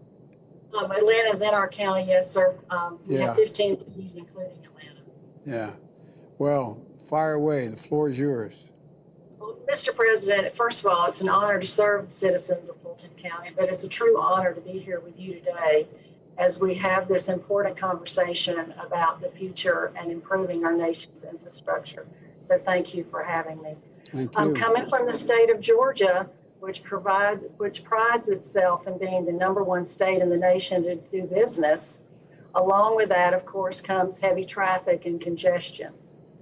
For counties across the country generally, this is an important conversation as we are tasked with directly supporting 78% of the public transit systems across the United States. So this $39 billion in new investments is greatly appreciated and will be very impactful to the services that we provide in the public transit arena. Counties invest over $23 billion each year in the operation, maintenance, and construction of transit utilities and mass transit systems, including subways, surface rails, and buses. That's all to say that counties play a critical role in the nation's transportation and infrastructure network, and we appreciate all the work that has gone into the creation of the Bipartisan Infrastructure Investment and Jobs Act. Here in Fulton County and the 13-county Metro Atlanta region, we have done extensive planning for expanding our transit system, including site visits with our county and city leaders to transit assets of other major metropolitan areas. And our state has legislatively created a regional authority to coordinate efforts with existing transit agencies across our region. Unfortunately, we do not have the resources necessary to implement those plans. So we're especially pleased to see the increase in the Small Starts program project eligibility from $300 to $400 million, along with the increase of $50 million in the federal match. For Fulton County and Metro Atlanta, this means that many of our transit expansion projects will now be eligible to receive this expanded federal funding.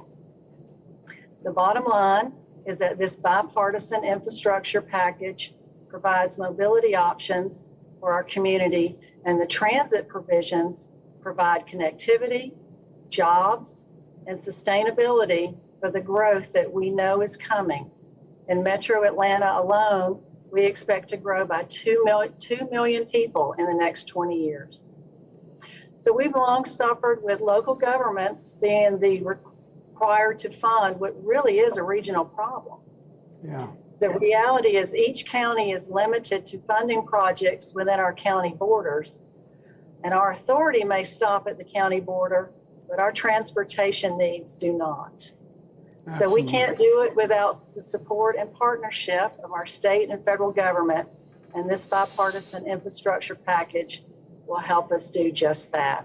So thank you very much. Well, thank you. Look, what usually isn't, I know all of you understand this, and the other over 1,000 people on this call understand, local officials, is that when you talk about the commute times and public transportation, you know, in Georgia, public transportation spends an extra, those on public transportation spend an extra 74.1% of their time commuting, and non-white households are 3.9 times more likely to commute on public transportation.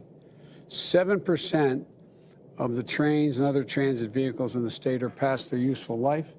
And based on the formula funding alone, Georgia would expect to get $1.4 billion over the next 5 years, a significant portion of which would be in your county, under the Infrastructure Investment and Jobs Act to improve public transportation across the state. When you spend that much time commuting, all of you know this, it costs taxpayers, it costs those commuters a lot of money. For example, the average Georgia driver on average spends $375 a year in costs due to driving on roads that need to be repaired. You have a circumstance in your state where 374 bridges and over 260 miles of highway are in poor condition. So it all comes down to being able to move and move without creating additional pollution and generating the ability to move safely and do it in a way that will significantly increase business opportunities and the like. So having been a county official myself, I know that it's hard to convince people that because you overlap cities and towns and the like, that, you know, it all affects you. You don't have it all. So thank you for your support, and I think it's going to be very helpful, I hope. Thank you. I'm glad to hear you've got Georgia on your mind, Mr. President. Well, I do for more than one reason. Look, and I finally want to turn to Principal Chief Chuck Hoskins, Cherokee Nation in Oklahoma. Principal Chief Hoskins, your administration has invested millions of dollars to bring high-speed internet to Cherokee Nation, especially rural Cherokee communities. How will the additional tribal broadband resources support your tribal citizens, or whatever else you want to talk about? But it seems to me that ought to be that should be of significant help to you, I hope. It is. Thank you, Mr. President. It's a great honor to be with you and with all the leaders on this panel.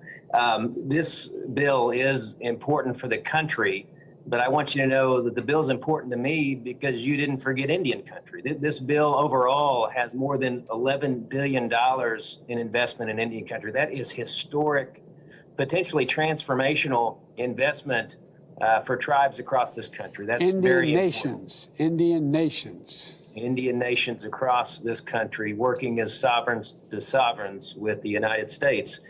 For us, broadband is a high priority. You know, no Cherokee kid ought to be going to school without access to high-speed internet. No elder ought to lack access to the kind of telemedicine that we're making available to our people because they live in an area without connectivity. The entrepreneurs that we know are out there in some of our little communities and our bigger communities, they shouldn't miss opportunities to develop because they live in an area where they can't connect with the rest of the world. Cherokee families ought to be able to connect just like anyone else. And connectivity and broadband is important for the country. In Indian country, the problem is particularly difficult, and the rural parts of Indian country in particular. So we're dealing with that at Cherokee Nation. We've already, as you indicated, have invested heavily into that cause for the reasons that I mentioned. But there's another reason, which is that if a lot of these small communities in these rural areas wither on the vine because they don't have broadband and a chance to succeed in the new economy, that means Cherokee lifeways and culture and our language withers on the vine, and we can't let that happen. So this is an important moment for the Cherokee Nation. During COVID, what we found is what we already were concerned about, which is that when you have a lack of high-speed internet and you have the worst public health crisis in living memory, and students are having to change the way they learn, and elders are having to be more isolated, the families are having to socially distance from their fellow Cherokees. We know that it's more important than ever to stay connected. And what we found, we used a Department of Interior grant, and we found that 35 of our communities lacked connectivity, but we went right to work to stand up hotspots in those communities. We issued 11,000 hotspots to students and other Cherokees who needed them just to get us through. That was important. It was a significant investment, but it really is a drop in the bucket, Mr. President, of what we need as we went out and visited with these families. So we are applying for the Tribal Broadband Connectivity Grant through the United States Department of Commerce, the National Telecommunications and Information Administration. What this bill does is it injects $2 billion, more dollars into that program. It extends the life of the program by 4 years. That's going to let tribes like the Cherokee Nation that are already working on this to grab those dollars and put them immediately to work to scale up what I'm talking about. So those communities where we put up hotspots, we'll build out the infrastructure needed to make permanent connectivity in those communities. We'll make sure that those kids and those elders stay connected. And the other thing that your administration has done is its commitment to working and consulting in a meaningful manner with tribal nations. And that's why we have confidence when we work with your Department of Commerce that we can tailor these programs in a way that's flexible, that reflects what we need in our rural communities, in our Cherokee communities. We have great confidence in that. So it's as much about the respect as it is about the dollars. But the dollars, of course, are indispensable, and they are plentiful in this bill. We recently visited, Mr. President, an elderly family, some Cherokee elders that are fluent Cherokee speakers. They live in a little community called Bellefonte. They had told us that they actually didn't go to their telemedicine appointments during COVID when we had to keep our health facilities limited in terms of access because they didn't have connectivity. And we didn't know it. So we partnered with Starlink, and we have high-speed internet to their home. And so our Deputy Chief, Brian Warner, and I got on a virtual conference with them. They said they'd only seen something like that on TV. They never thought they would do it. It's opening up an entire world to them. And what it told me, Mr. President, and what I think it tells a lot of tribal leaders is that we have a chance to get a foothold in the economy for our people. But this is very important. Those are fluent Cherokee speakers. If we don't succeed right now in connecting elders to kids, connecting schools, connecting healthcare, we will lose something that's irreplaceable. It's more irreplaceable than the economic development that we know this bill will generate. It's more important than anything, and that is Cherokee language and culture. When we look back, Mr. President, generations from now and know that we saved it, know that Cherokee language is thriving and that our economy is doing good and that our reservation is a place where there's prosperity, we're going to look back at this moment and we're going to see that we had this opportunity to make transformational change. We couldn't have done it without our federal partners. We're certainly proud of our leadership. We couldn't do it without this bill, I'm confident. And you have my great appreciation and admiration for that. Well, you have my appreciation. You don't owe me anything or nothing to appreciate. This is what we used to do when I first got to the Senate. We actually work with one another. And look, one of the things that affects tribal lands in my experience, not just Cherokee, but across the board, is that are significantly at risk for the effects of climate change. And infrastructure investments that we're talking about here is going to invest in everything from forest management to helping communities build resilience to wildfires and floods and everything from elevating buildings to roads to bridges, because we have to build back to where we know the minimum requirements are now, and we got to do it better. You can't build back to what it used to be. You used to be able to build back a road to what it was before it got flooded out. You can't do that anymore because the climate has changed so significantly already, and so you have to elevate. You have to move. You see what's happening on, at least in the East Coast, from Florida up to where I live, in Delaware and beyond, along the coast. You see the effects of the rising seas and buildings literally sinking or tilting and losing their ability to stand. I mean, it's a big deal, the things that are changing. And I think it's particularly, important in tribal lands, elevating buildings, roads, bridges, winterizing the power grid and the like. And so there's a lot to do that benefits everybody. You know, one of the points I want to make, and I'll get off my soapbox here, but, my observation of my years in public life have been that when ordinary folks do well, everybody does well. Everybody does well. The wealthy do very well. The upper middle class do very well. The middle class, I mean it sincerely. When it works from the middle out and the bottom up, everybody does well. And there's all kinds of studies from the great universities in your states demonstrating that that is the case. And so this is what this is about.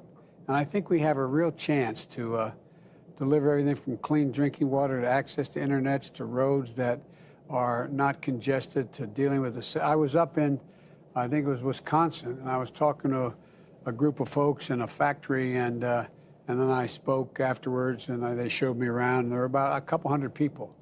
And in front of me in this factory floor were the elected officials, the governor and other folks. And to my right were all the folks, both the hourly workers and the management. And I talked about this having safety provisions in it. And they all looked at me like, what the hell does that mean?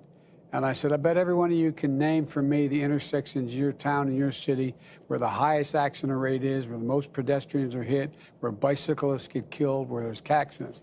And unison, not a joke. If there were 120 people there, 100 of them started shaking their heads. Yeah, we know.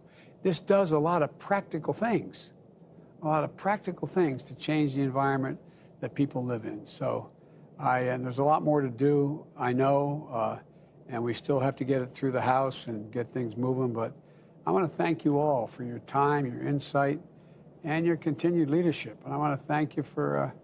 we're closer than we've ever been in a long time to making a once-in-a-generation investment. You know, this total investment in roads and highways is bigger than we did in Eisenhower's, interstate highway system.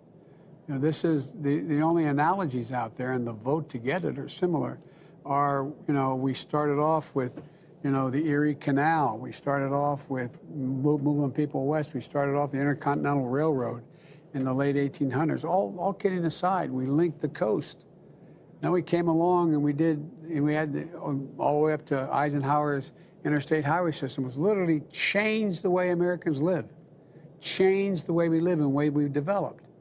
And now we're investing as much money or more money to do those kinds of things that can make us better connected and also give us more breathing room and clean the air a little bit. So I want to thank you all, because almost all of you, I think all of you, signed on to the bipartisan effort of mayors and as well as other state and county officials to support this. And I promise you, we're going to stay on top of making sure, as long as I'm here, that it gets out swiftly, and it gets out economically, and it gets out in a way that builds this country.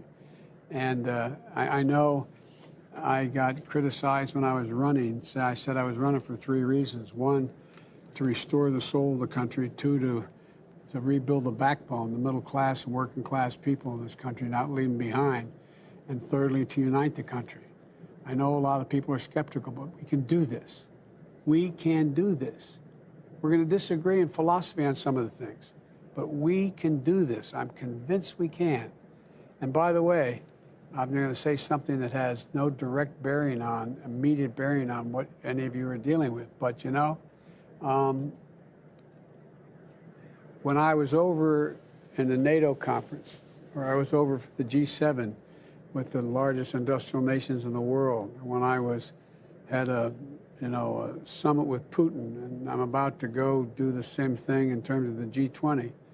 You know what affects the attitude of the rest of the world about the United States? Can we still get things done? Not a joke. Not a joke. That's right. When I went over, I said, with those 7 leaders, I said, we're back. And the response was, for how long? For how long? You guys can't get anything done. I'll conclude by saying that, when I won, just because of my Irish background, heritage, they were ringing bells in Ireland and painting my picture on the side of buildings and the like. But the Taoiseach of Ireland, the Prime Minister of Ireland, said something just before I got sworn in that made a lot of sense. He said, I'm not sure what America can do anymore. They can't even deal with COVID. They can't lead anymore. That's what the world's looking at us. They're wondering. And you got guys like Xi Jinping and Putin who think the answer is autocracy because democracies can't get together. The world is changing so rapidly. So rapidly. We can't get together and answer the big, tough questions. I really mean it. I'm not joking. I promise you this is what your children and grandchildren are going to be writing about in their senior thesis in graduate school. And we got to make sure we can demonstrate we can get things done. And it can't be done by one party. So thank you all so very, very, very much. And as I said, as my grandpa would say, with the grace of God, the goodwill of the neighbors, and the creek not rise, and we're going to get all this done. And I hope you all take a look at my Build Back Better plan that has to do with a lot of other pieces that the Senate just agreed to move forward on. You may not agree, but take a look at it and see if any of it has a value to your communities, okay? Thanks, everybody. I really do appreciate it. Thank you, thank you, thank you. Thank you, Mr. President. Thank you.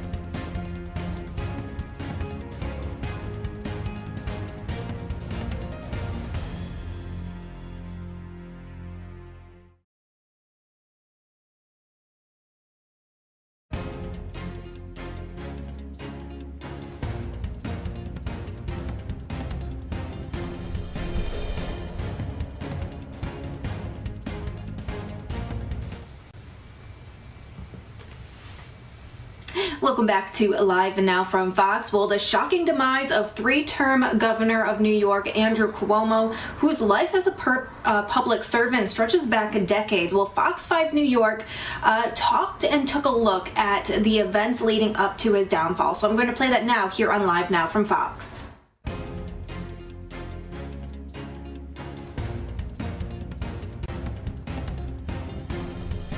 The political career of Andrew Cuomo crashing down under the weight of scandal. A shocking demise for the three-term governor whose life as a public servant stretches back decades. I will faithfully perform the duties of the office. The son of Mario Cuomo, New York's 52nd governor, Andrew Cuomo managed his father's campaign while still in his early 20s. That's him next to his dad as he was sworn in. Cuomo went on to be an assistant district attorney in Manhattan before joining the Clinton administration in 1993, eventually rising to Housing and Urban Development Secretary, overseeing many programs helping low-income families. I literally walked out the door with the president on the last day. In 2002, Cuomo made his first bid for governor but dropped out during the Democratic primary after making controversial remarks about how Republican incumbent George Pataki responded to the September 11th attacks. And maybe the politics does have to be as good as the people,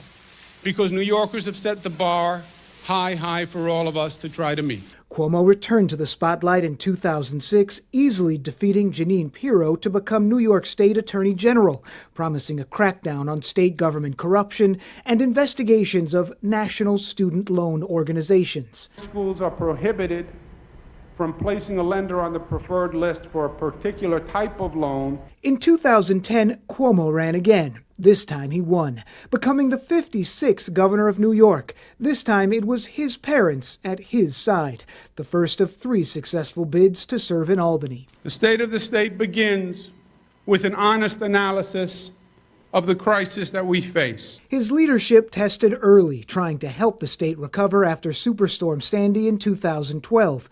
Political success also coming early in his tenure with the passage of legislation legalizing same-sex marriage. This is the leading state in the United States of America for LGBTQ equality. Building on a family legacy and deep Democratic roots, Cuomo reportedly wielded his power with regularity in Albany, at the same time launching massive infrastructure projects, including the renovation plan for LaGuardia Airport in Queens, the massive overhaul of Penn Station, and the replacement of the Tappan Zee Bridge, renamed for his father Mario. Thank you for being the foundation of these towers. Thank you for being my father. I love you so much. His public battles with former President Trump over the last 4 years drew him into the national spotlight, and his press conferences at the start of the pandemic earned him praise, even an Emmy. But behind the scenes, his handling of patients in nursing homes would come back to haunt him, and the accusations of sexual harassment ending this chapter of a long career in government.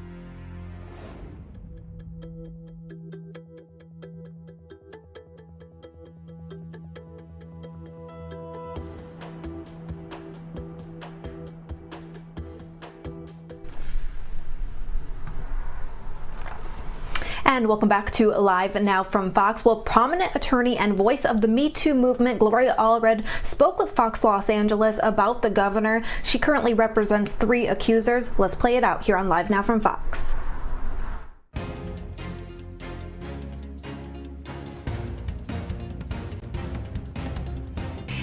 Governor Andrew Cuomo announces that he will resign after the state attorney general released a report finding the governor sexually harassed at least 11 women. On Tuesday, he addressed some of those allegations while still defending his actions, saying that he never intentionally disrespected any of his accusers.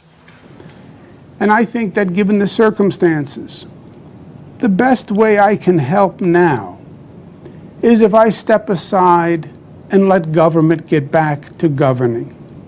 And therefore, that's what I'll do, because I work for you. And doing the right thing is doing the right thing for you. Well, attorney Gloria Allred joins us now. She represents one of the accusers. Gloria, it's great to see you. So, I mean, did the governor really have much of a choice? No, not really. By the way, I represent 3 accusers. Oh, 3 of the 3 of the 11? Yes. I do represent, for example, Shuri Ville, who was kissed by the governor, not once but twice, inside of her home and outside of her home while he was grabbed her and held her, and that was without her consent. I also represent Susan Iannucci, who also was not only grabbed and kissed by the governor, but in addition, he used her and that video of his grabbing her and kissing her without asking for her consent in his defense to the New York Attorney General's report. And that was re-victimizing her. And we did a news conference yesterday about that. In addition, I represent the state trooper who was described in the New York Attorney General's report on sexual harassment allegations by Governor Cuomo. And all I can say is that the state trooper feels that he did the right thing by resigning, and my other 2 clients also feel that as well. I feel that there has been a political and a legal reckoning. I am so proud of the women who came forward because they are the ones who told their truth. And as a result, there's enough pressure built that the governor had no choice except to resign. You know what's interesting, listening to him speak, you talk about the pressure that was built, that he had no choice. He says in his way he never intentionally meant to disrespect them. How do these women, and how do you take it? Do you take that as a sincere apology, or it's like, you misinterpreted what I was doing? And is it really an apology? It's really a non-apology apology. It's an attempt to excuse, justify, rationalize what he did. He knows better.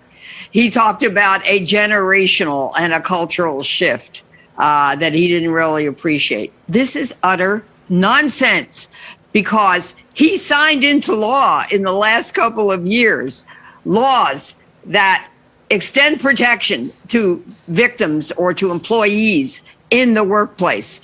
He is a lawyer. He's the former attorney general. He knows what the law is against sexual harassment. And so he's not just like, I'm kind of a dirty old man who really didn't know any better. No, it's what's being called the dinosaur defense. It just won't work. Well, and Gloria, you are a lawyer as well. So speaking from a lawyer's perspective, how is it looking? Because we know at least one criminal complaint has now been filed against the governor. How is that case looking? Do you think the governor is going to suffer consequences beyond just resigning? Well, that's interesting, Tony, because he is, the subject, let's say, of an investigation by a district attorney in Albany. In addition, there are 3 other district attorneys in different counties, other counties in New York, who are also conducting criminal investigations. And we'll have to see because, of course, for a criminal case, it's necessary to prove guilt beyond a reasonable doubt. And so those district attorneys are going to have to decide, do they have sufficient evidence such that they think charges could be brought?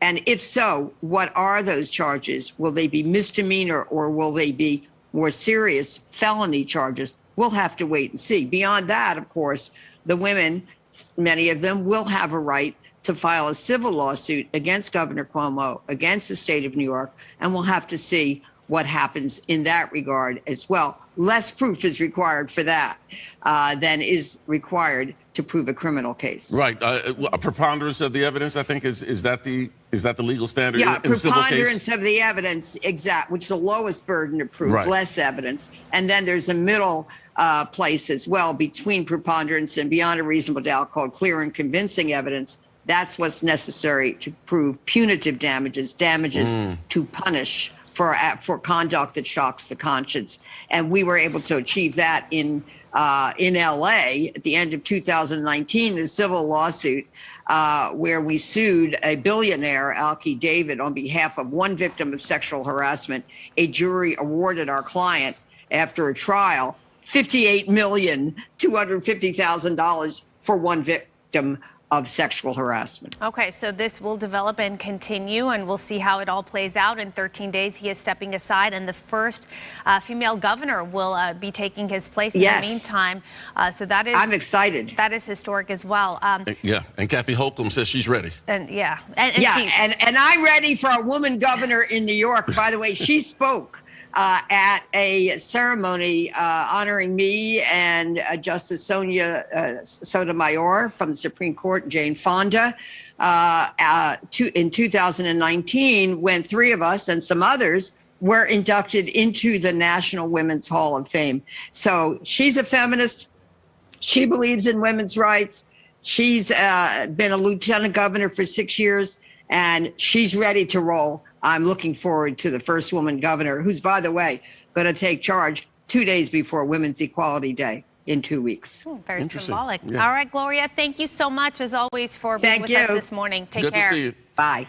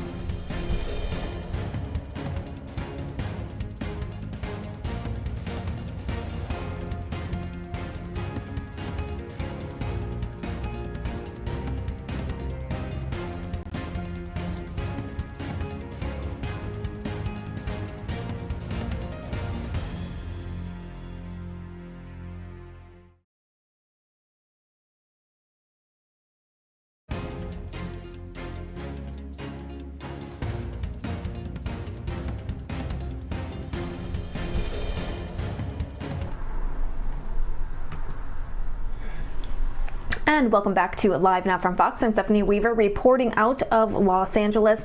Well, if you missed New York Governor Andrew Cuomo's resignation, I'm going to play this next here on Live Now from Fox. What he did to me was a crime. He broke the law. He almost has this smirk that he thinks that he's untouchable. That is Andrew Cuomo's former executive assistant, Brittany Commisso, who has brought the most serious allegations of sexual harassment against the New York governor. She is just one of several women who have accused Cuomo of inappropriate behavior. For that powerful presentation. I'd like to address several issues today. First, I've always started by telling New Yorkers the facts before my opinion. So let's start New York tough with the truth. The Attorney General did a report on complaints made against me by certain women for my conduct. The report said I sexually harassed 11 women. That was the headline people heard and saw and reacted to. The reaction was outrage. It should have been. However, it was also false. My lawyers, as you just heard from Rita Glavin, have reviewed the report over the past several days and have already raised serious issues and flaws that should concern all New Yorkers. Because when there is a bias or a lack of fairness in the justice system, it is a concern for everyone, not just those immediately affected. The most serious allegations made against me had no credible factual basis in the report. And there is a difference between alleged improper conduct and concluding sexual harassment. Now, don't get me wrong. This is not to say that there are not 11 women who I truly offended. There are. And for that, I deeply, deeply apologize. I thought a hug and putting my arm around a staff person while taking a picture was friendly, but she found it to be too forward. I kissed a woman on the cheek at a wedding, and I thought I was being nice, but she felt that it was too aggressive. I have slipped and called people honey, sweetheart, and darling. I meant it to be endearing, but women found it dated and offensive. I said on national TV to a doctor wearing PPE and giving me a COVID nasal swab, "You make that gown look good." I was joking. Obviously, otherwise I wouldn't have said it on national TV. But she found it disrespectful. I take full responsibility for my actions. I have been too familiar with people. My sense of humor can be insensitive and off-putting. I do hug and kiss people casually, women and men. I have done it all my life. It's who I've been since I can remember. In my mind, I've never crossed the line with anyone. But I didn't realize the extent to which the line has been redrawn. There are generational and cultural shifts that I just didn't fully appreciate. And I should have. No excuses. The report did bring to light a matter that I was not aware of and that I would like to address. A female trooper relayed a concern that she found disturbing, and so do I. Please let me provide some context. The governor's trooper detail had about 65 troopers on it. But of the 65, only 6 women and 9 black troopers. I'm very proud of the diversity of my administration. It's more diverse than any administration in history. And I'm very proud of the fact that I have more women in senior positions than any governor before me. The lack of diversity on the state police detail was an ongoing disappointment for me. In many ways, the governor's detail is the face of state government that people see. When I attend an event, people see the detail that's with me. I was continuously trying to recruit more to diversify. On one occasion, I met 2 female troopers who were on duty at an event. Both seemed competent and impressive. and I asked the state police to see if they were interested in joining.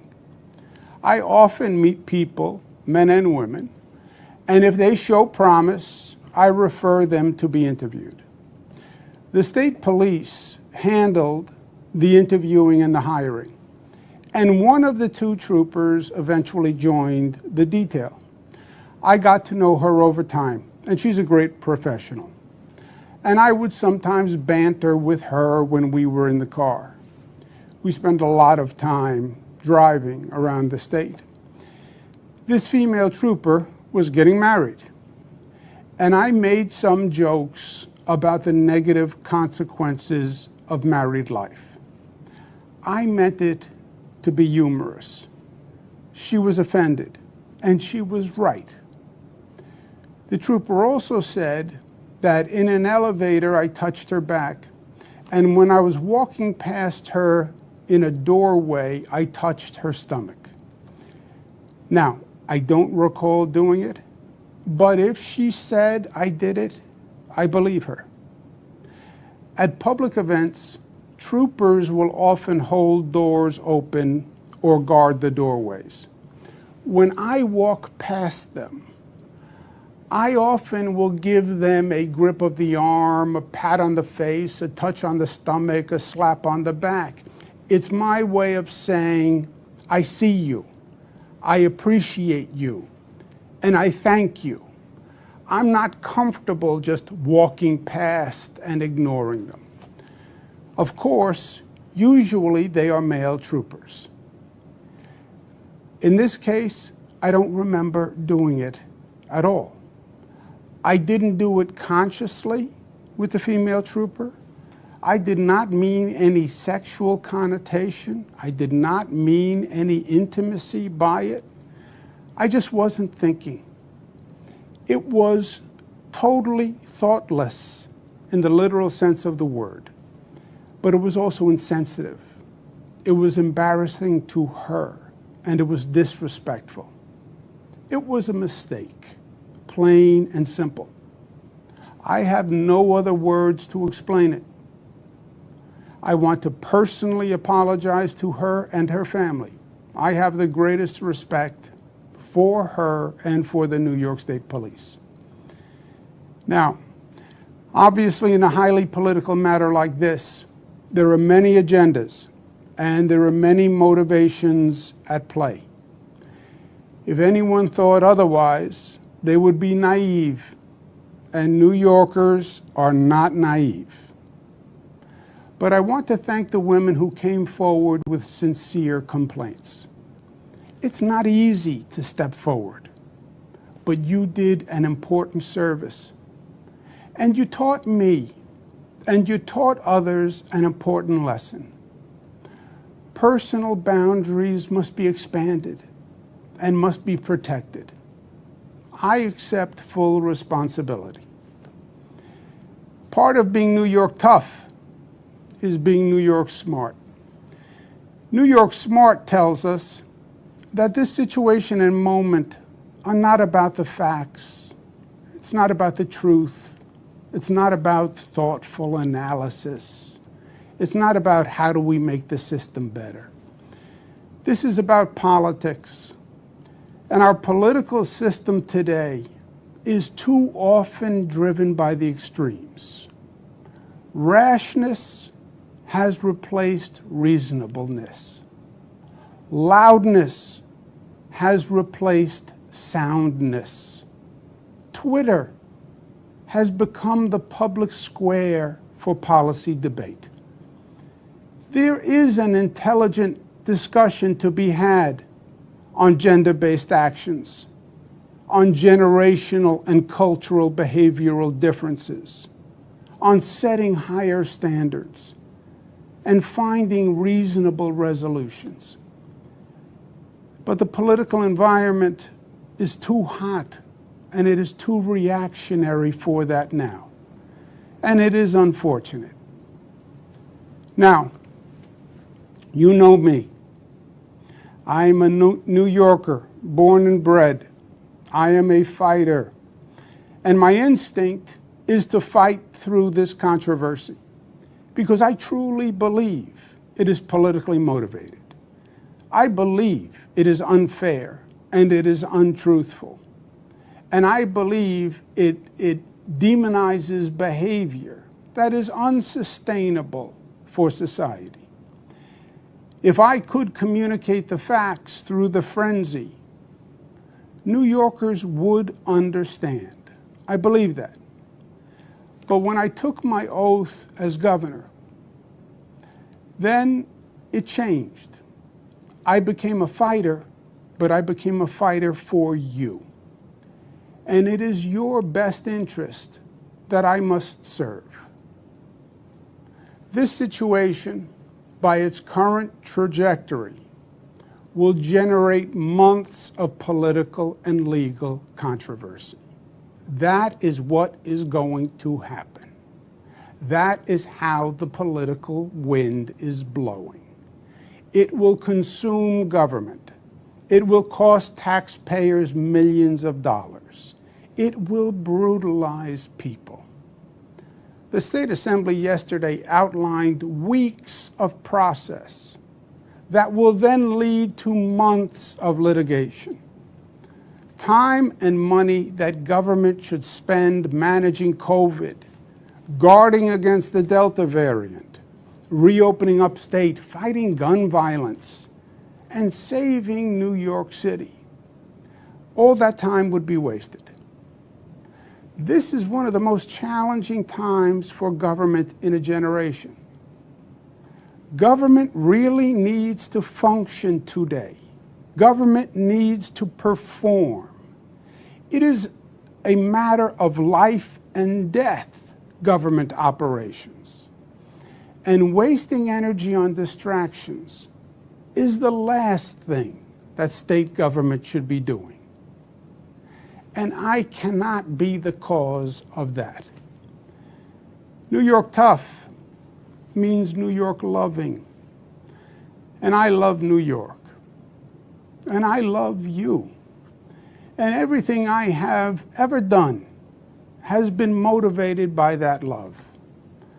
And I would never want to be unhelpful in any way. And I think that given the circumstances, the best way I can help now is if I step aside and let government get back to governing. And therefore, that's what I'll do. Because I work for you. And doing the right thing is doing the right thing for you. Because as we say, it's not about me, it's about we. Kathy Hochul, my lieutenant governor, is smart and competent. This transition must be seamless. We have a lot going on. I'm very worried about the Delta variant, and so should you be. But she can come up to speed quickly, and my resignation will be effective in 14 days. To my team, Melissa DeRosa, Robert Mejica, Beth Garvey, Stephanie Benton, Dana Caratanudo, Kelly Cummings, Rich Azzopardi, Howard Zucker, Rick Cotton, Jan Lieber, Jack Davies, and the hundreds of dedicated administration officials. I want to say this. Thank you. Thank you. And be proud. We made New York State the progressive capital of the nation. No other state government accomplished more to help people. And that is what it's all about. Just think about what we did. We passed marriage equality, creating a new civil right, legalized love for the LGBTQ community, and we generated a force for change that swept the nation. We passed the SAFE Act years ago, the smartest gun safety law in the United States of America, and it banned the madness of assault weapons. We've saved countless lives with that law. $15 minimum wage, the highest minimum wage in the nation, lifting millions of families' standard of living, putting more food on the table and clothes on their backs. And we led the nation in economic justice with that reform. We have managed every emergency Mother Nature could throw at us. Fires, floods, hurricanes, superstorms, and pandemics. We balanced the state budget, and we got it done on time, more than any other administration, because government should work and perform. Free college tuition for struggling families. Nobody in this state will be denied their college dream because of their income. We have built new airports, rail, transit, roads all across this state faster and better than ever before. And more than any state in the nation. The most effective green economy program in the nation. We did more for Black and Latino families than any other administration. We did more for working families. We did more for our union brothers and sisters. We did more to battle racism and anti-Semitism. Today, so much of the politics is just noise, just static. And that's why people tune it out. What matters is actually improving people's lives. And that's what you did. You made this state a better state for the generations that follow. And that is undeniable, inarguable, and true, even in these ugly, crazy times.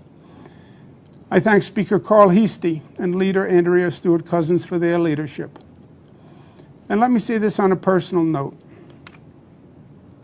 In many ways, I see the world through the eyes of my daughters, Cara, Mariah, and Michaela.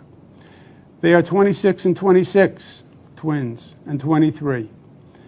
And I have lived this experience with and through them. I have sat on the couch with them, hearing the ugly accusations for weeks. I have seen the look in their eyes and the expression on their faces. And it hurt. I want my 3 jewels to know this. My greatest goal is for them to have a better future than the generations of women before them. It is still in many ways a man's world. It always has been. We have sexism that is culturalized and institutionalized. My daughters have more talent and natural gifts than I ever had. I want to make sure that society allows them to fly as high as their wings will carry them. There should be no assumptions, no stereotypes, no limitations. I want them to know from the bottom of my heart that I never did and I never would intentionally disrespect a woman or treat any woman differently than I would want them treated. And that is the God's honest truth. Your dad made mistakes, and he apologized, and he learned from it. And that's what life is all about. And I know the political process is flawed, and I understand their cynicism and distrust and disappointment now. But don't give it up, because government is still the best vehicle for making positive social change. Lastly, I want to remind all New Yorkers of an important lesson, and one that I will carry with me for the rest of my life. And that's what you New Yorkers did in battling COVID. The enemy landed in New York State. COVID launched the attack here. It came on planes from Europe, and we had no idea. It was an ambush. And it was up to New Yorkers to fight back. We were on our own, and it was war. Nurses, doctors, essential workers became our frontline heroes. Hospitals became the battlegrounds. Streets were still, and sirens filled the city's silence. Trailers carried the bodies of our fallen brothers and sisters. But you refused to give up, and you fought back, and you won, going from the highest infection rate in the nation to one of the lowest. No one thought we could do it, but you did it. You led the nation, and you showed the way forward. And how you did it is what's most important. You did it together. Not as black New Yorkers or white New Yorkers, not as LGBTQ New Yorkers or straight New Yorkers or Democrats or Republicans or upstate or downstate or Jewish, Muslim, Protestant or Catholic New Yorkers, but as one community, one family, the family of New York. You overcame the naysayers and the haters and the fear and the division, and you unified and you rose and you overcame. And you saved lives. And that was powerful in its effect. It was beautiful to see. And it was an honor to lead. Please remember that lesson. Hold it dear and hold it up high for this nation to see, because it is New York State at her finest, creating her legacy, fulfilling her destiny, giving life and animation to the lady in the harbor, saying, Excelsior, we can be better, we can reach higher, and proclaiming E pluribus unum, out of many one, unity, community, love. That is our founding premise and our enduring promise. And that is the salvation of this nation that it so desperately needs to hear. Thank you for the honor of serving you. It has been the honor of my lifetime. God bless you.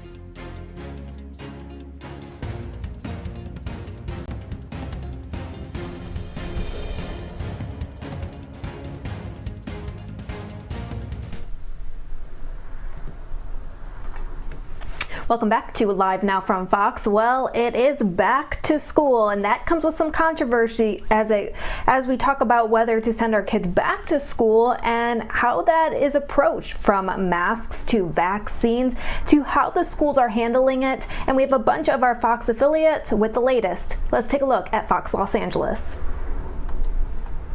It's hard to believe that it's already back to school time. It feels like the summer flew by. Several districts in our area are already returning this week. LAUSD is returning next week.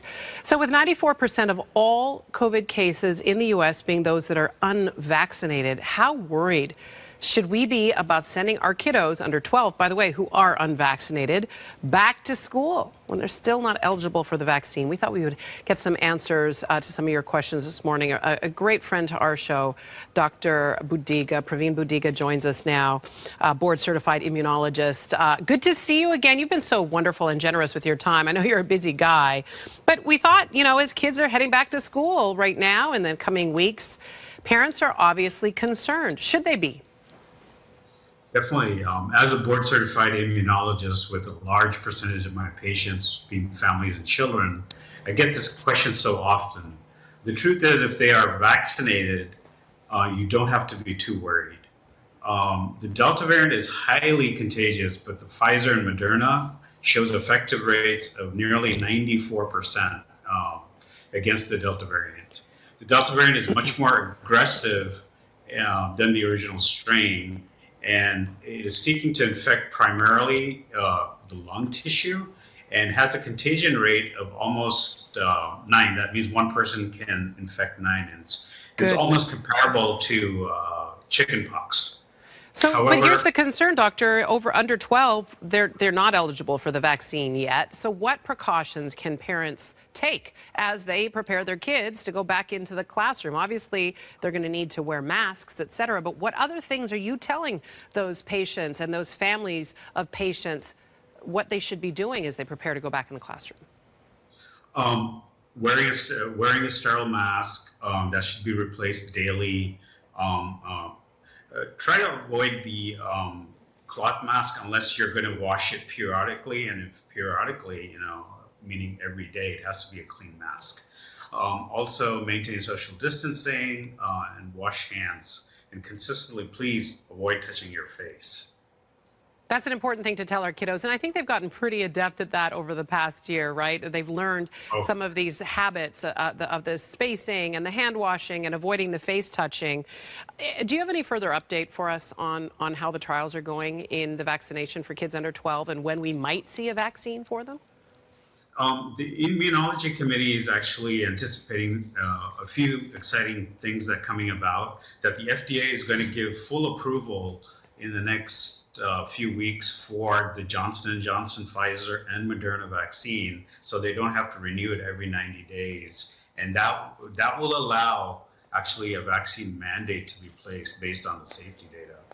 Also, we expect that children in the age 5 to 11 will get an approval for the FDA, from the FDA for emergency use. Mm-hmm. So they will also fall into that group, and we'll have a vaccine for them. So I'm really excited about that. Yeah. Probably mid-October. Okay. Look, we don't have at this point much hard evidence that the Delta variant is making children more seriously ill. So why is it so important that we get approval for them to be vaccinated? Well, the reason is because the children aren't really getting sick yet. Viruses are constantly looking for a host to survive in their naive immune systems, and our concern is that as more population gets vaccinated, the virus will mutate to become more dangerous to the younger populations, because the virus is looking to survive in systems that haven't been exposed to it yet. We are just at the beginning to see the evidence that there's been a little uptick towards small spike in recent cases in transmissibility in the under 12 populations. We're monitoring really carefully and hopefully waiting for that vaccination to be released before it becomes a real issue for this children under 12. But my main message here is those who are eligible over the age of 12, please get vaccinated, because this virus seems to be targeting those who remain unvaccinated in this group. You know, we have to address the hesitancy, the mistrust. We have people not relying on trustful sources. There's a lot of fake news around the vaccinations and immunizations circulating. Can you pass along a trusted source that you and your colleagues in the medical field rely on? You can visit the CDC website, or you can visit the WHO for the latest numbers and statistics. But the medical community, the doctor community, the health professional community really looks, and the immunological community looks to the Johns Hopkins University website as a gold standard. We can think of them as almost like an advisory committee looking overall at all the other data and looking at the positive perspective and bringing us a really highly accurate algorithm. All right, Dr. Budiga, you have been incredibly generous with your time again today. Please, you can visit if you have more questions. You can visit. I just have one more comment, if that's. You sure may. Go ahead, Dr. Budiga. Yeah, I feel this is my time in terms of as a doctor. I feel incredibly passionate, and I know you asked me this question last time. That we really need to change our perspective about being vaccinated. I think we're getting to a place right now where we really can't see it only as a matter of personal rights. It has become more than us as responsible individuals, similar to us when we're flying in the airplane, when we're asked to get the oxygen mask or put the seatbelt on. I think it's really, really important, and then take care of our children as the next step. The only way we can get ahead of this and stop this epidemic, which is horrible and pandemic, is to do our part, get vaccinated for the benefit of everybody. We need to reach that golden threshold herd immunity number of 70 to 80%, and then we can return to normal life as we knew it. And if you want any more information, you can visit my website at budiga.com. BUDDIGA.com. We're doing it for the greater good. Thanks for your time, Dr. Budiga, and your perspective. It's always valuable. Appreciate you. Thank you so much, Michaela, for having me.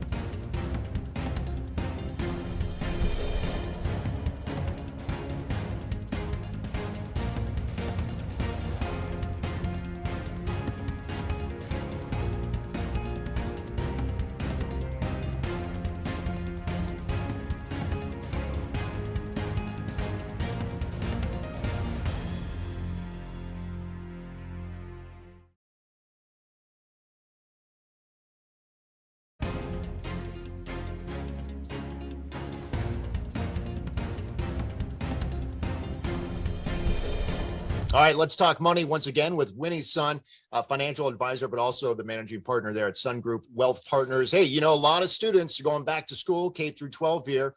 I know my family, we've already done some back to school spending for our son and daughter. I mean, this is $1 billion business. A lot of people, though, are on tight budgets. I mean, what advice can you give, Winnie, for those families out there to really maximize their budget? And are people actually spending more, you know, during this pandemic? Absolutely, Mike. You know, it's so interesting because a lot of retailers expected this year to be a record year and back to school shopping. Right. But what we're seeing now that it actually might be delayed. And in fact, we're seeing more families saying, you know, we're kind of on a wait and see basis, especially given that back to school is so non-traditional this year, right? Where a lot of parents are still on the fence of will they be going back to school?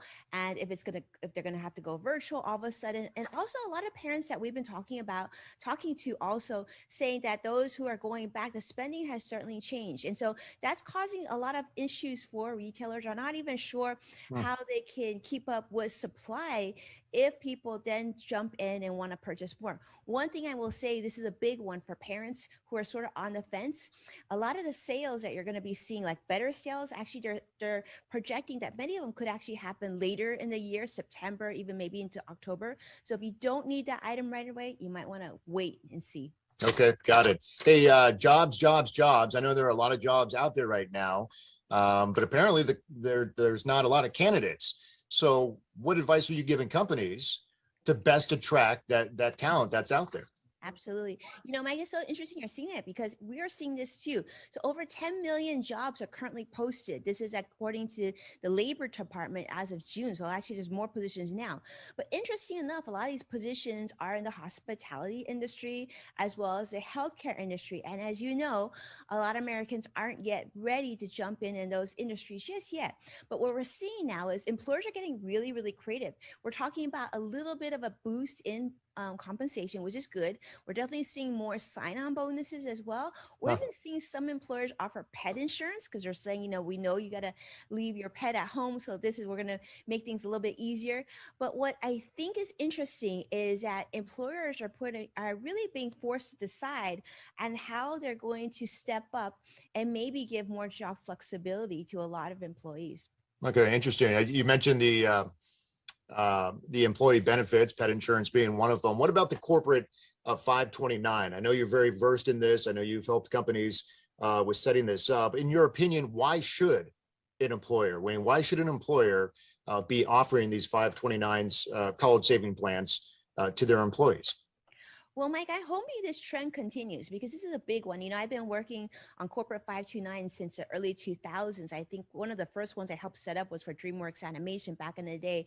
And so here's what's great about these corporate 529s. We know they're college savings plans, but just like your 401k at work, imagine if you had an opportunity to save for your child's education at work as well. So this could be through payroll deductions or even direct deposit through your checking account.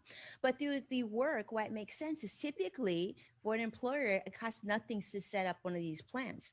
In fact, even if you're a sole practitioner, you're a one-person company or you're 1,000-person employee base, you can still set up a corporate 529, gives employees that added benefit of a discounted, in most cases, a discounted way of avoiding some of those upfront fees. There's still going to be fees involved, so you have to look at the fine print, but this is a great way to get your kids saving for helping your kids save for college, or grandparents could do this as well.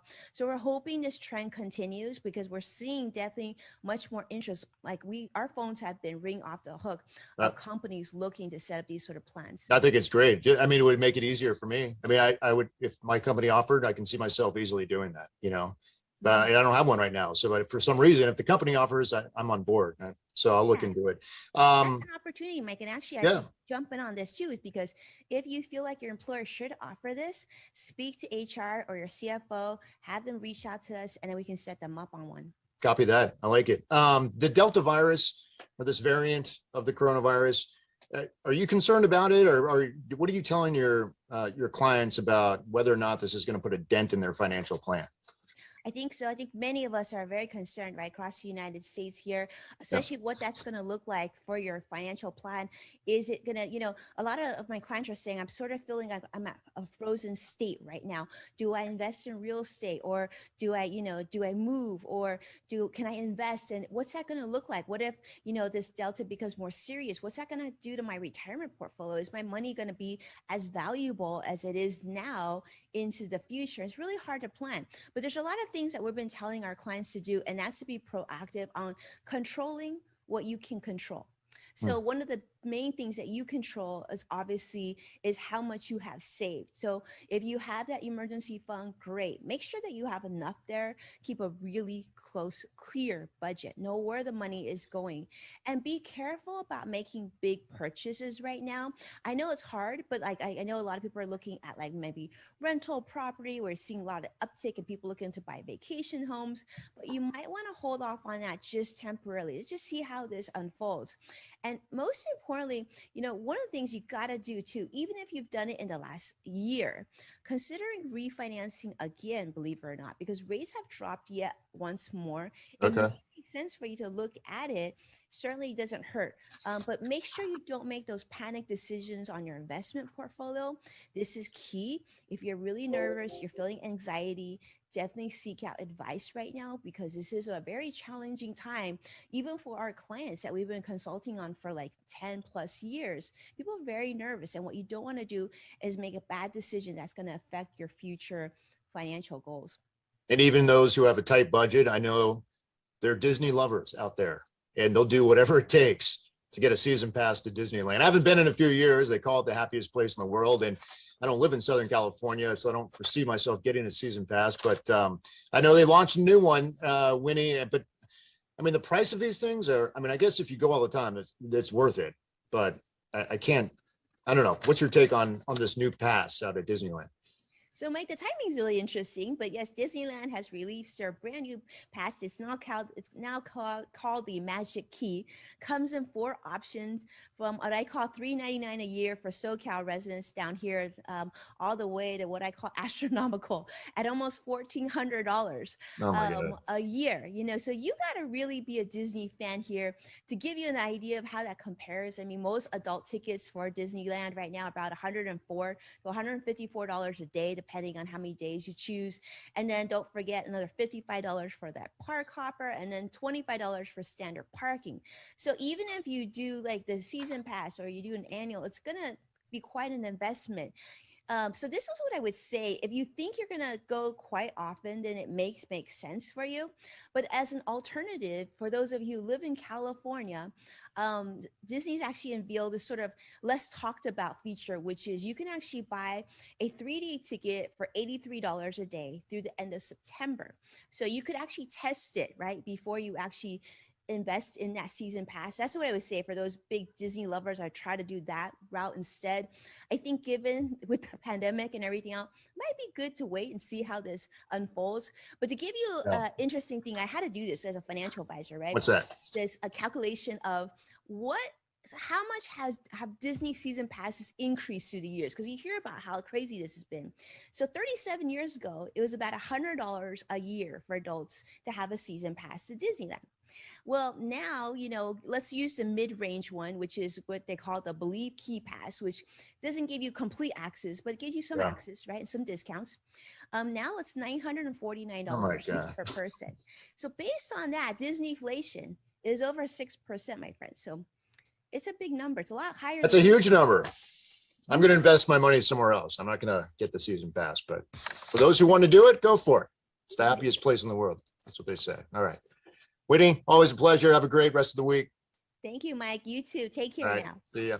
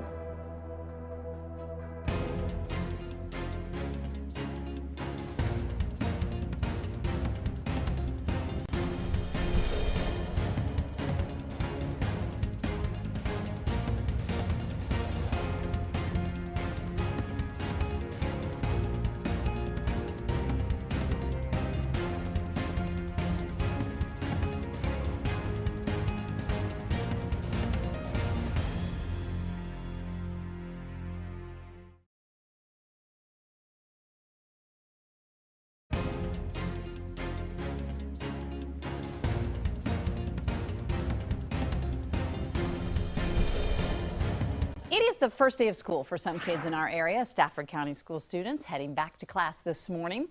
In today's parents panel, we are discussing back to school plans and concerns. This morning, Stafford County parents Erica Guerrero and Maya Guy and Montgomery County parent Jennifer Reisman join us to weigh in on mask mandates, social distancing, and more. Good morning. It's great to see all of you. Good morning. All right, so Erica and Maya, let's start with you. Day one, how'd it go this morning? Erica, you go first. Smooth sailing. No problems at all. No problems at all. No I thought there was tears, gonna even be for some your tears. kindergartner? No tears. What about for Mama? Almost, slightly. I hear you. All right, what about for you, Maya? Because you've got a senior and a third grader, right? Yes, I do. And my third grader was up every few hours, like, is it time for school? Is it time for school? So I overslept this morning. I've got raging headache. Like, it is what it is. It's just another day for us. But I ended up taking her to school because we missed the bus. Okay, so let's talk a little bit about, so you have a second grader, and Erica, you have a kindergartner, so neither of your kids can be vaccinated. How are you feeling about COVID and the restrictions that are in place for your school and the safety of your children? Erica, you go first. I have some concerns. I am a single parent, and our closest family is about 5 hours away. So a concern for me is always if we get sick, who can kind of hold down the fort. Mm-hmm. So, we do the best to stay as safe as possible. Other than that, that's all we can really do. So Maya, you also have a senior, right? Yes, I do. Is your senior vaccinated? She will be fully vaccinated, hopefully this week, but she has her first shot. Now, do you feel like students, there should be a mandate for kids to get vaccinated if they can?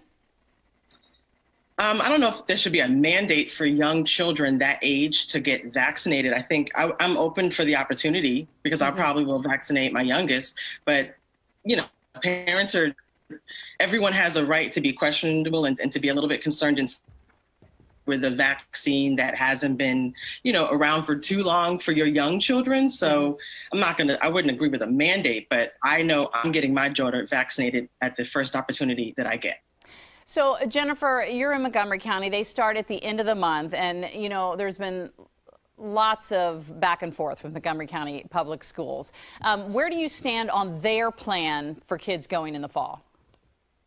So as a parent and a psychologist, I will say Montgomery County has created a ton of anxiety in our community because as parents, we don't know the plan. So just sitting here listening to Maya and Erica, I'm so incredibly just happy for your children going back to school, that you have a plan, that you know what's going on in Montgomery County. They have not released a lot of planning other than to tell us that our kids and all of the teachers will be in masks. So we know that.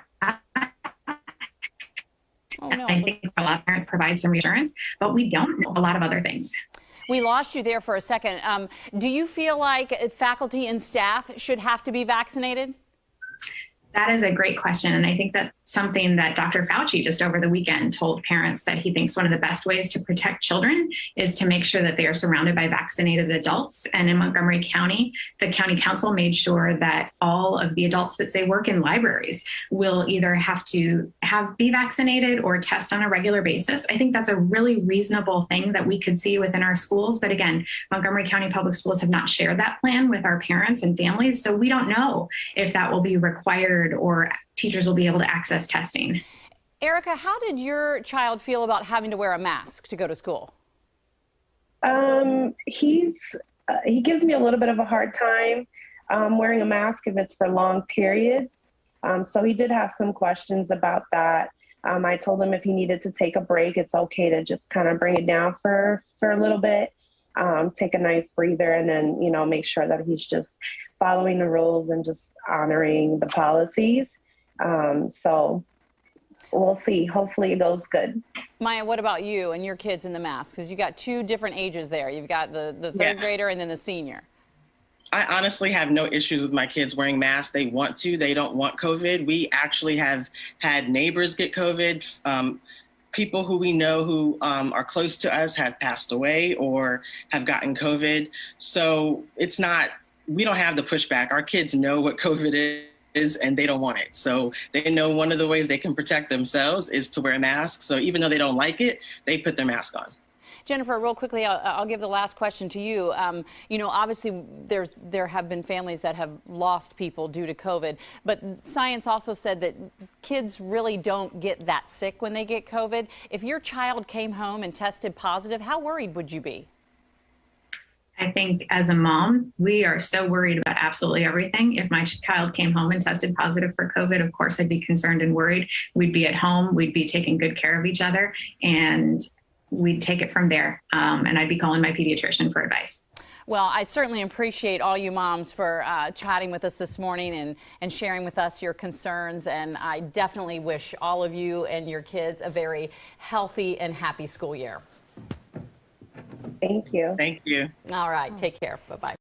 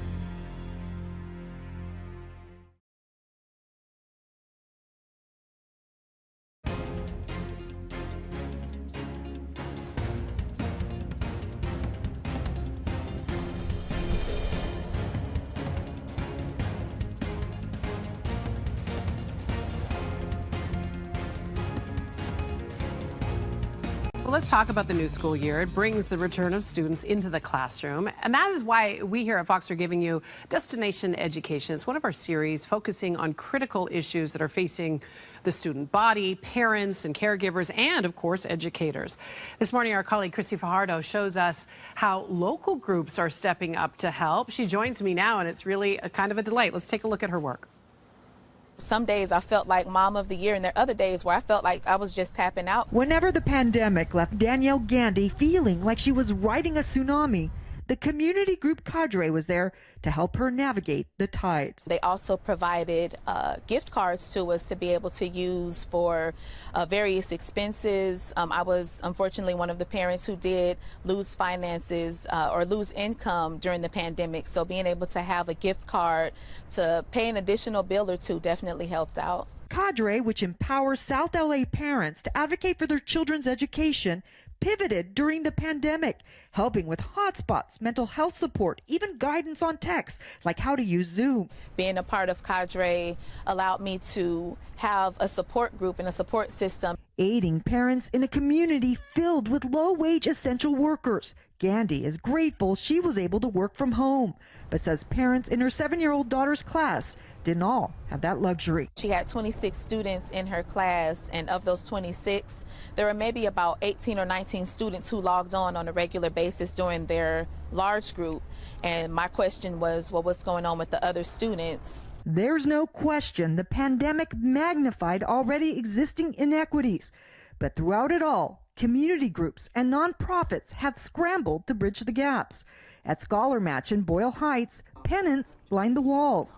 Even more impressive, each represents a first-generation college student, like UC San Diego sophomore Minya Luce. For some reason, my laptop was having trouble connecting to the university Wi-Fi, and then my phone stopped working the day before midterms, so I had to go get a new one, and they made that possible. The organization, which gives scholarships and mentorships, also gave out $80,000 in emergency funds during the pandemic to keep students in college. They say these pennants represent a student who typically comes from a family with a median household income of $28,000 a year. College is a chance to break the cycle of poverty, but the stresses of the pandemic often threaten to derail that dream, especially when parents lost their jobs, or worse, their lives to COVID.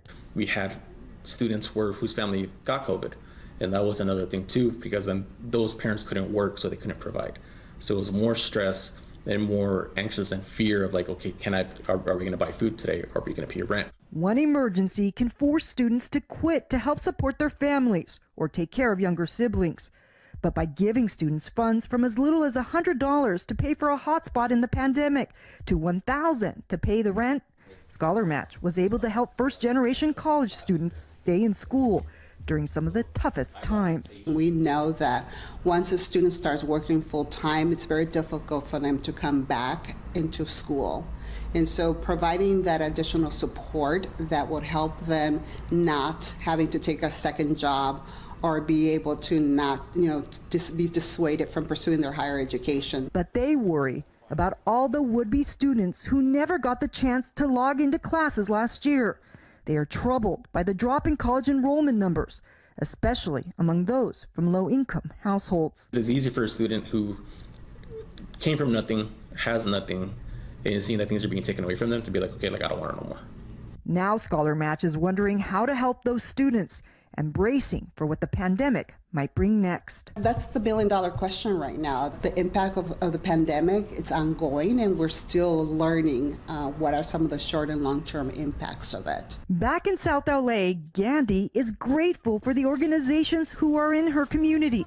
She says Cadre felt like an anchor when she was awash with pressure. It gave me a peace of mind to know that I wasn't in this by myself and that I had a support group that was able to share my struggles and then share any information or advice that could help me navigate through even better. Colleague Christy Fajardo joins us now. Christy, I think first of all, nice to meet you. We've never met before. It's so fun to meet on TV for the first time. What I think is so amazing is how these organizations were able to pinpoint and target what the issues are and pivot so quickly. We used that word a lot last year, but this is a perfect example of how they did that. They really were able to do that, and they have done some amazing work. And one of the reasons they're able to do that is because they don't have the same basically the same conditions that a lot of the government agencies and also school districts have. Scholar Match, for instance, went to its donors and said, hey, we're seeing this need, and was able to get money very quickly to try to address those concerns. And just to give you an example, I spoke to one teacher who works in a school in one of the most overcrowded communities in Los Angeles.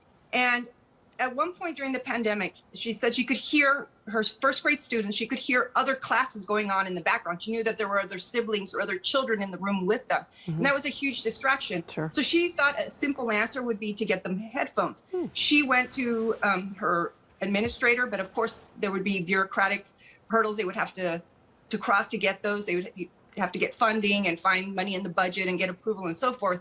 But these nonprofits don't have to do that. They see a need, and many times they have the discretionary funding to be able to fill them. Well, the other thing that I appreciate, too, is that they understand that once the pandemic's behind us, some of the conditions will persist. They'll have to keep adapting, right? They have to be nimble and address the needs as they go. Yes, and there's always things that are coming up. I mean, the big issue, of course, is poverty. Until that's resolved, this is going to continue to happen. And that was true even before the pandemic. And also, just to give you another example, there was a professor that I spoke to at Cal State LA who told me during the height of the pandemic, she had college students actually tuning in from closets in their home because there was no quiet space, no room in the house because they might live with, 8 other people. where they could be alone. So they were logging into Zoom in their closet. Now they're going to go back to in-person learning. That's going to be a but different when they scenario. come home to study, they're still facing those conditions. So the nonprofits, these groups can make things easier for them, but not easy. No, certainly not. Oh, I'm so glad you did a look at this for us. Thank you so much, Christy. Really a delight to meet you and great work. We appreciate it. Destination Education will cover everything from mask requirements, vaccines, learning loss, as we've been discussing, and of course, childcare. You can follow along at foxla.com and of course, watch as we bring you more of that content. All right.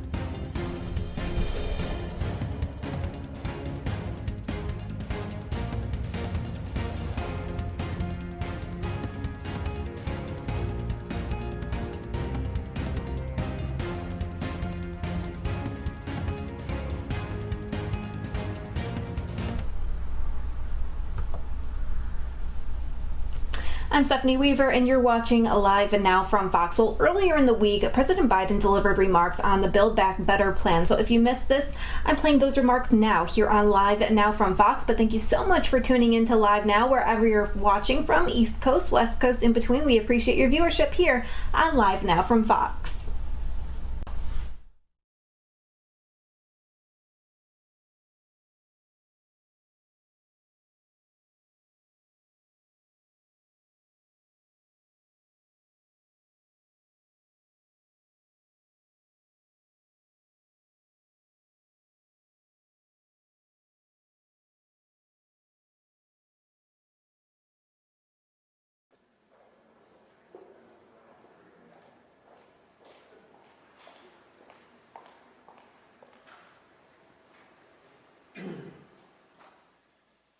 Good afternoon. Last week we had good news on job growth.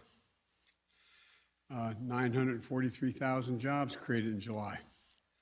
The 7th largest month of job creation in U.S. history, making the administration the first ever to add 4 million jobs in the first 6 months in office.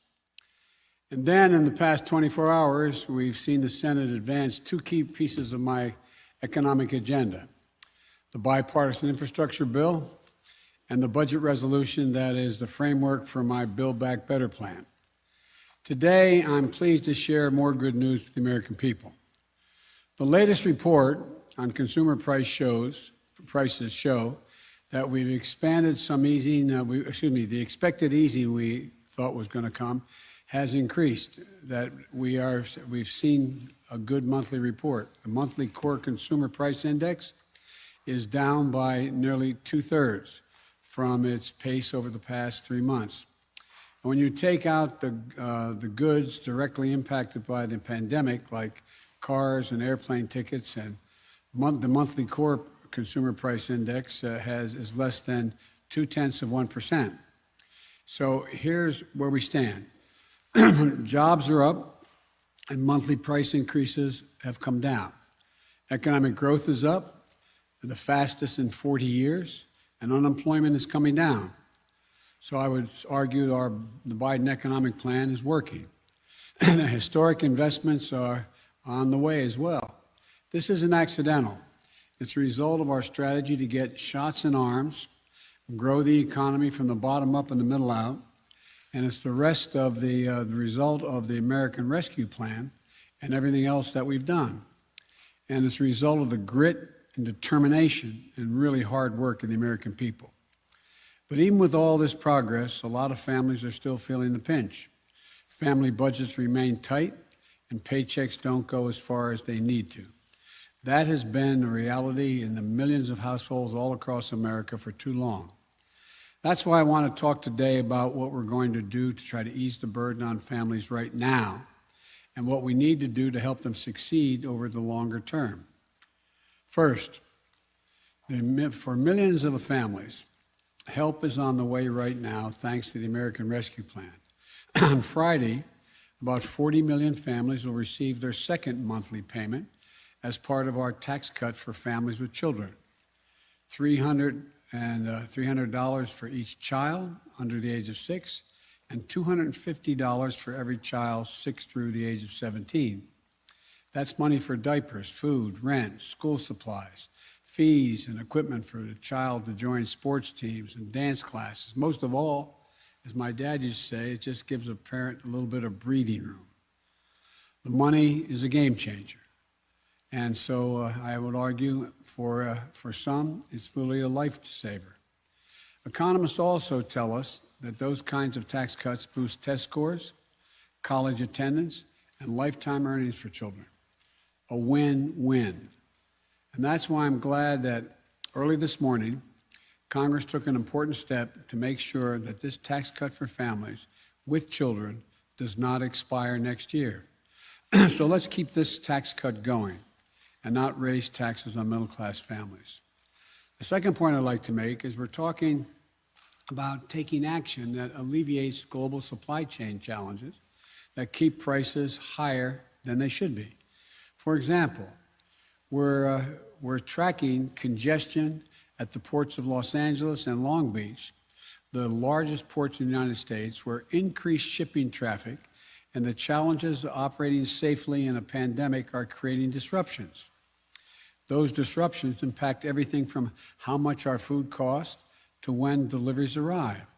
So my administration is bringing together port operators, shipping lines, labor unions, trucking companies, railroads, and others to speed up the port's operations. Right now, our experts believe, the major independent forecasters agree as well, that these bottlenecks and price spikes will reduce as our economy continues to heal.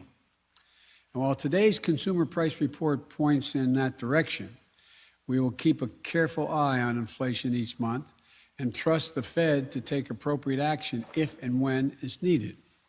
Third, I've directed my administration to crack down on what some major players are doing in the economy that are keeping prices higher than they need be. Take your grocery bill. When big agricultural operations consolidate, they put a squeeze on small and family farms, making them pay more for seed, paying them less for what they produce, and raising prices on what you pay for your groceries at the grocery store. My executive order opens up competition in the agricultural business, gives more farmers a chance to compete, which will give Americans more food choices at lower cost.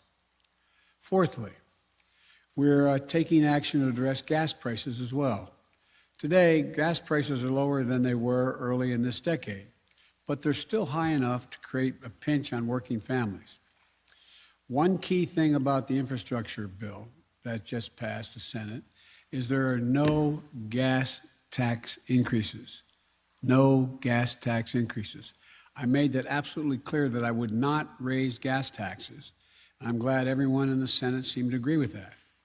But that's not enough. Recently, we've seen the price that oil companies pay for a barrel of oil begin to fall.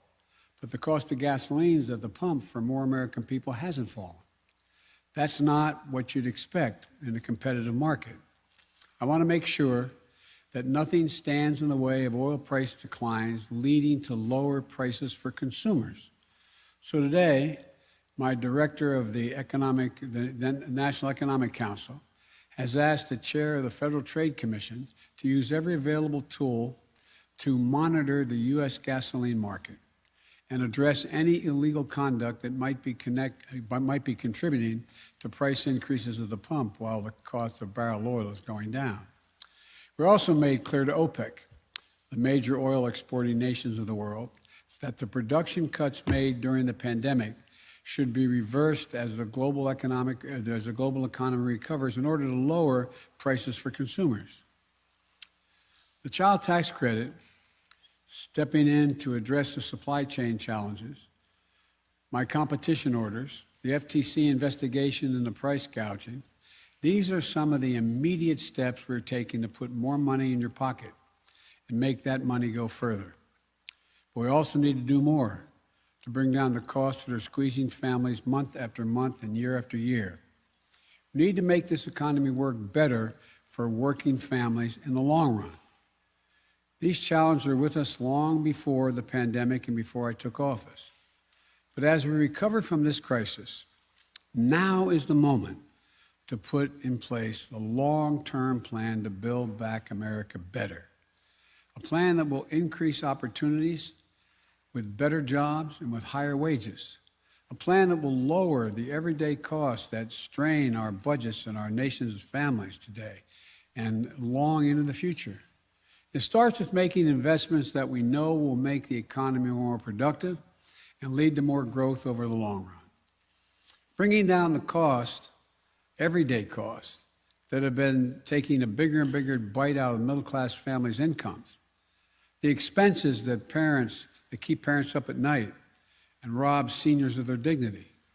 Health care, prescription drug costs, child care, education, housing, or caring for an elderly relative or a loved one. For those who get their health insurance through the Affordable Care Act, the American Rescue Plan allowed us to cover more people at lower premiums, and lower premiums by average of 40%. In my Build Back Better plan, we want to build on that progress. Or prescription drugs. Right now, we pay the highest prescription drug cost prices of any developed nation in the world, the highest. My Build Back Better plan is going to lower prescription drug costs by finally giving Medicare the power to negotiate the price of the drug they purchase for the American people, saving Americans hundreds of billions of dollars. On top of that, my plan would add hearing, dental, and vision benefits to Medicare. Right now, there are hundreds of thousands of Americans who need home and community-based care services. And my plan expands home care for older Americans and people with disabilities, while improving jobs and the pay for the workers who care for them. My plan will also provide access to quality, affordable child care, with new and upgraded child care facilities all across the country. Middle-class families will pay no more than 7% of their income for highly qualified care for children up to the age of 5. The most hard-pressed working families will not pay a dime. Today, my Council of Economic Advisors and the Office of Management and Budget released a report showing clearly how my Build Back Better plan will lower out-of-pocket expenses for families. For example, a family with 2 parents who together earn $85,000 a year. They have an adult daughter who lives with them and attends a community college. They care for an elderly parent who needs arthritis medicine. which costs $5,500 out of pocket each year. An eye exam to get a new pair of glasses. Under our Build Back Better plan, their daughter will be eligible for 2 years of community college free. That will save them $2,400 a year. That's like a $2,400 tax credit. In addition, I should say tax cut, not just credit. In addition, my plan would cap out-of-pocket expenses and cost for their moms and dads' prescription drugs, saving that family another $2,400 a year. And this new vision benefit under Medicare would pay for that eye exam and new glasses and lenses, saving $450 a year. All told, my plan would save that family making $85,000 a year $5,250. And the Build Back Better plan is going to save your family a lot as well.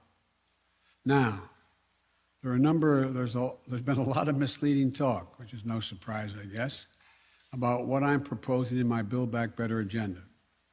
It's not a short-term stimulus.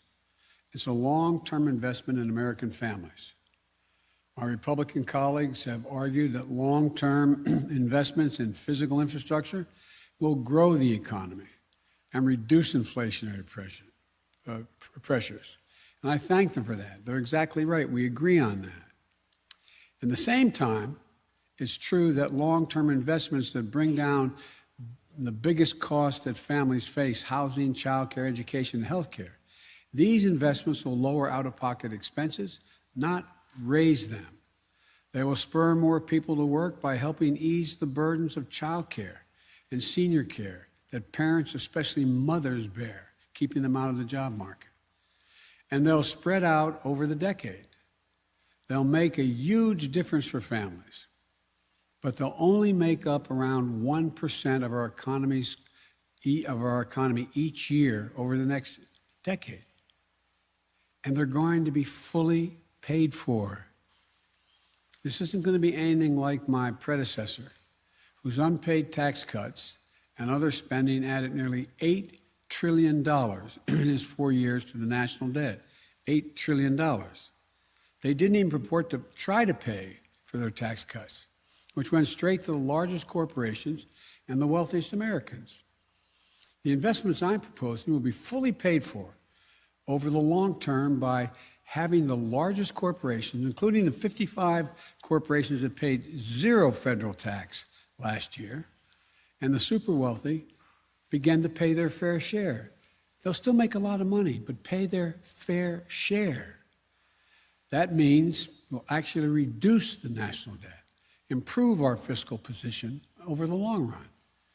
My Build Back Better agenda is fiscally responsible, the fiscally responsible way to reduce the cost for families. In fact, you're hearing economists across the board confirm this. Moody's has said that, quote, worries that the plan will ignite, and this is Moody's now, will ignite undesirably high inflation and overheating economy is overdone. Nobel Prize winning economist Joseph Stiglitz said my plan, and I quote, there is no conceivable way they will have any significant effect on inflation. Jason Furman of Harvard University has said, quote, I don't think the infrastructure bill or the reconciliation plan would materially impact inflation over the next decade. So, if your primary concern right now is the cost of living, you should support this plan, not oppose it. Because a vote against this plan is a vote against lowering the cost of health care, housing, child care, elder care, and prescription drugs for American families. So let me close with this. We brought this economy back from a cold start. And there are going to be some ups and downs. But I am committed to making sure that our historic economic recovery reaches everyone. This time reaches everyone. And eases the burden on working families, not just this year, but for the years to come. So thank you. God bless you, and may God protect our troops. Thank you. Mr. President, one on Afghanistan, sir. Mr. President, one message to OPEC. Mandate vaccine.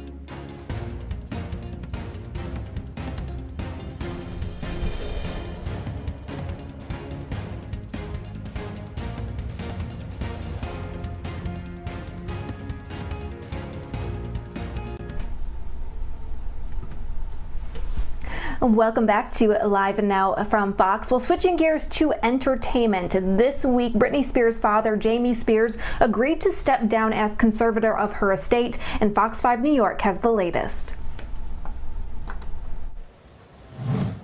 A major victory for Britney Spears, her father Jamie telling the court in Los Angeles that he is willing to step down as conservator of her estate. So what's next in the battle over the pop star's life and fortune following her dad's exit? We are joined now by TMZ founder and executive producer Harvey Levin. Harvey, thank you so much for joining us. My pleasure, Dan. Well, you guys have been covering this case very closely. Were you surprised by this filing today? No, it was inevitable because, look, there are two things going on. One is there are allegations that Britney and her lawyer made that Jamie has misused money of Britney Spears and lined his own pocket, something that Jamie has denied. But the second thing is that the legal standard is it in the best interest of Britney Spears for Jamie to continue on as conservator? And I think it's clear the answer is no, just because Britney says she's tormented by it. They don't get along. They haven't spoken in years. And this was a done deal really in June when she testified. So what Jamie is saying is on September 29th, when the court has the next hearing, he will ask the court about stepping down. The court will say yes. Jamie will be gone as the conservator of her estate. And then the big issue comes up, which is, will the lawyer for Britney Spears, Matt Rosengart, ask the judge to end the conservatorship? That's the big question. You know, Jamie Spears taking a very defensive tone in that filing. In one section, he basically says if the public knew everything about her health issues, her mental health issues, there would not be this massive outcry. People would be thanking him. What did you make of what he said there? Well, look, there is something to what Jamie is saying, that Britney, you've got to think back 13 years. Britney was in desperate trouble. She was strapped to a gurney and taken to a hospital under an involuntary psychiatric hold. So she was in deep, deep trouble. There have been 24 doctors who have examined her and consistently over the last 13 years reported to the judge on her condition, and they've maintained the conservatorship. So there is an issue, and even her current conservator, Jody Montgomery, the person who was in charge of Britney's person, she has now said that she's concerned about Britney's mental health. And so there are issues. The issue now is when the judge hears this case, if it comes to that, where they try to end the conservatorship, the judge is going to want to hear from the doctors and say, look, give us a status report. How is she now? Do we need the conservatorship? Because nobody wants it, but the judge is going to have to decide, can she live safely on her own without one? And that's going to be the issue. And but Harvey, there has really been a big issue about mental health over the last 13 years. And Harvey, not a lot of time left here. I mean, how do you see this playing out for her? Fans were so behind this. Do you think she starts to perform again? Have you heard anything about that? It's a really good question. My gut is no, but that could change. It's really up to her. She has given no indication of that. I know she said that she wouldn't perform as long as her dad was conservator, but her manager, Larry Rudolph, has resigned because he said there's really no point in him being on board because there's no evidence she wants to perform. So we'll see, but my gut is no. More to come. Harvey Levin, thank you so very much for being with us. My pleasure. Well, if you saw Tony Bennett perform with Lady Gaga at Radio City Music Hall last week, you were part of music history. Citing doctor's orders, Bennett's son and manager Danny has confirmed the 94-year-old legendary singer is retiring from performing, and all upcoming tour dates have been canceled. The 19-time Grammy Award winner, who was born in Astoria, Queens, has been battling Alzheimer's disease since 2016. Danny Bennett added his father's continued health is the most important thing that is happening right now.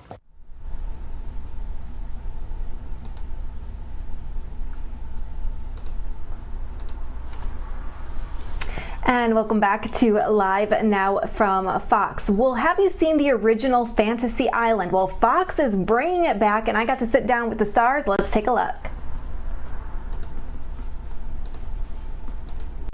Rosalind Sanchez and Eric Winter, thank you so much for talking with me this morning.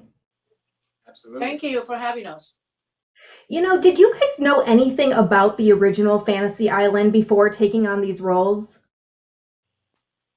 Well, I did.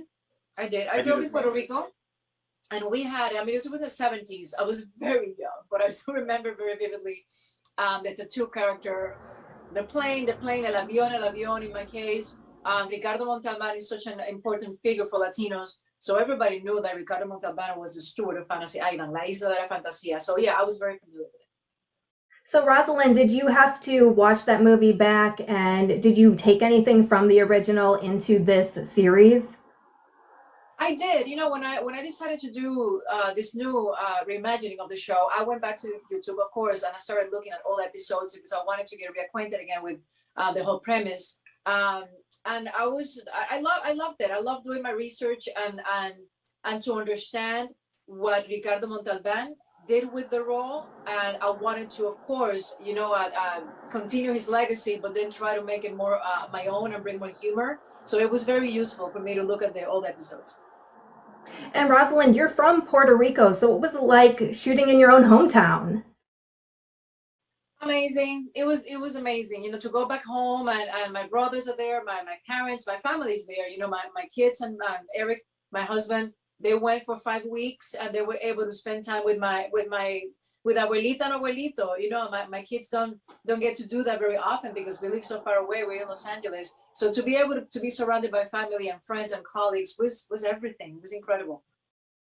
Speaking of that, you both have been married, what, nearly 13 years? Do you guys get along on the set? We actually did. We've worked together a handful of times, and we always have a good laugh. She's always very serious, and I'm a clown. So oh, okay. Every time we work together, I take my job seriously. That's a problem. He's a serious one, and I'm always screwing around. But it works well, and we end up having a great time every time we work together. We have a podcast together where it's the same thing. We just always gel off of each other and have fun. Well, and I was just going to say that that's kind of the dynamic that we get when we hear your podcast. Are we going to see more episodes soon? Yes, next week we're doing the second season. We're part of the iHeart family. And now they have a new division that is called My Cultura Network. And we're going to be part of that incredible group of podcasts. And I think next Tuesday, we're going to have the first episode of the second season with Dave and Odette Annabelle, that funny enough are the guest stars of the second episode of Fantasy Island. Yeah. Well, lastly, I just want to hear from both of you. What excites you most about this new series? Oh my God, to me, like, listen, it's such an honor for me, you know, as an actress. I've been doing this for so long to be able to carry on the legacy of such a beloved IP. You know, everybody all over the world knows what's Fantasy Island. And I think nowadays it's so needed to have content that is about wish fulfillment and happy endings and learning lessons and becoming a better human being. So it's a blessing. I am so honored and so happy, and I truly hope that people enjoy it as much as we love it. And I mean, I second everything that she just said, but I'm super excited for her. I think she crushed the role, and I think people are going to be very proud of her. So I'm excited for her. But be careful what you wish for, correct? Very much. Yeah, I try to wish for a lot of things in our lives, and and all of them come true because you're with Elena Rourke. Exactly. Well, thank you both for talking with me today. I really appreciate it, and I look forward to watching it. Thank you so much. Thank you. Enjoy it.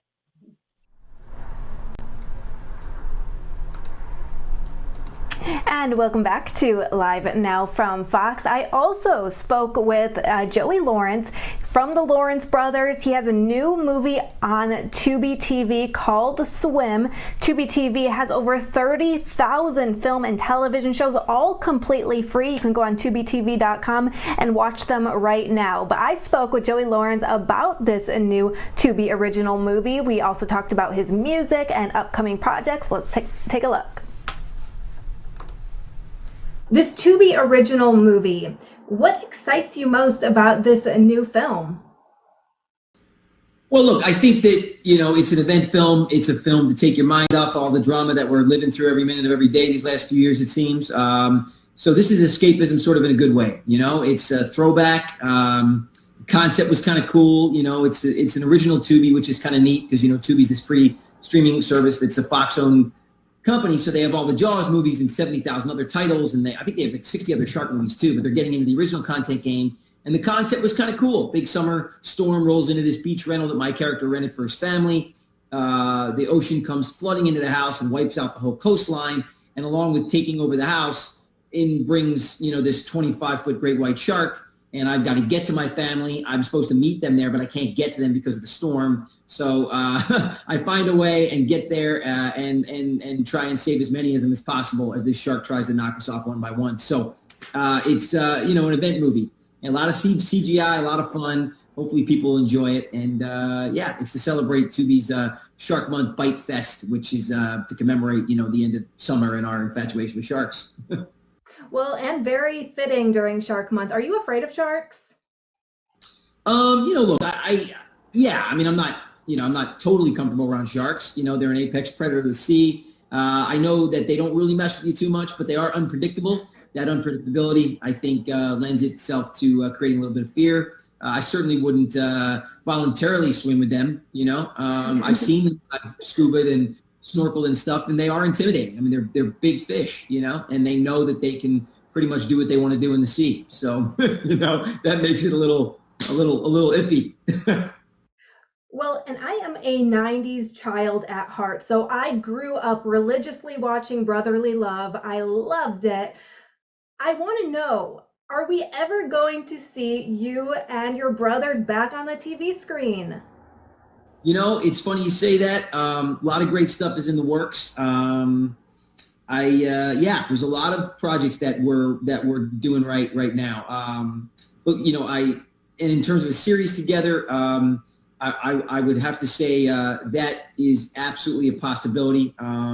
We're working on something very exciting, actually, that I can't really talk about. I know that sounds cliche, but it is real. We have an amazing team that we're working with, super funny people, and it's going to be nothing like people would expect, but a lot of fun. So we are working on something. Yeah. Super exciting. Well, you're also a singer. You have a new single out, correct?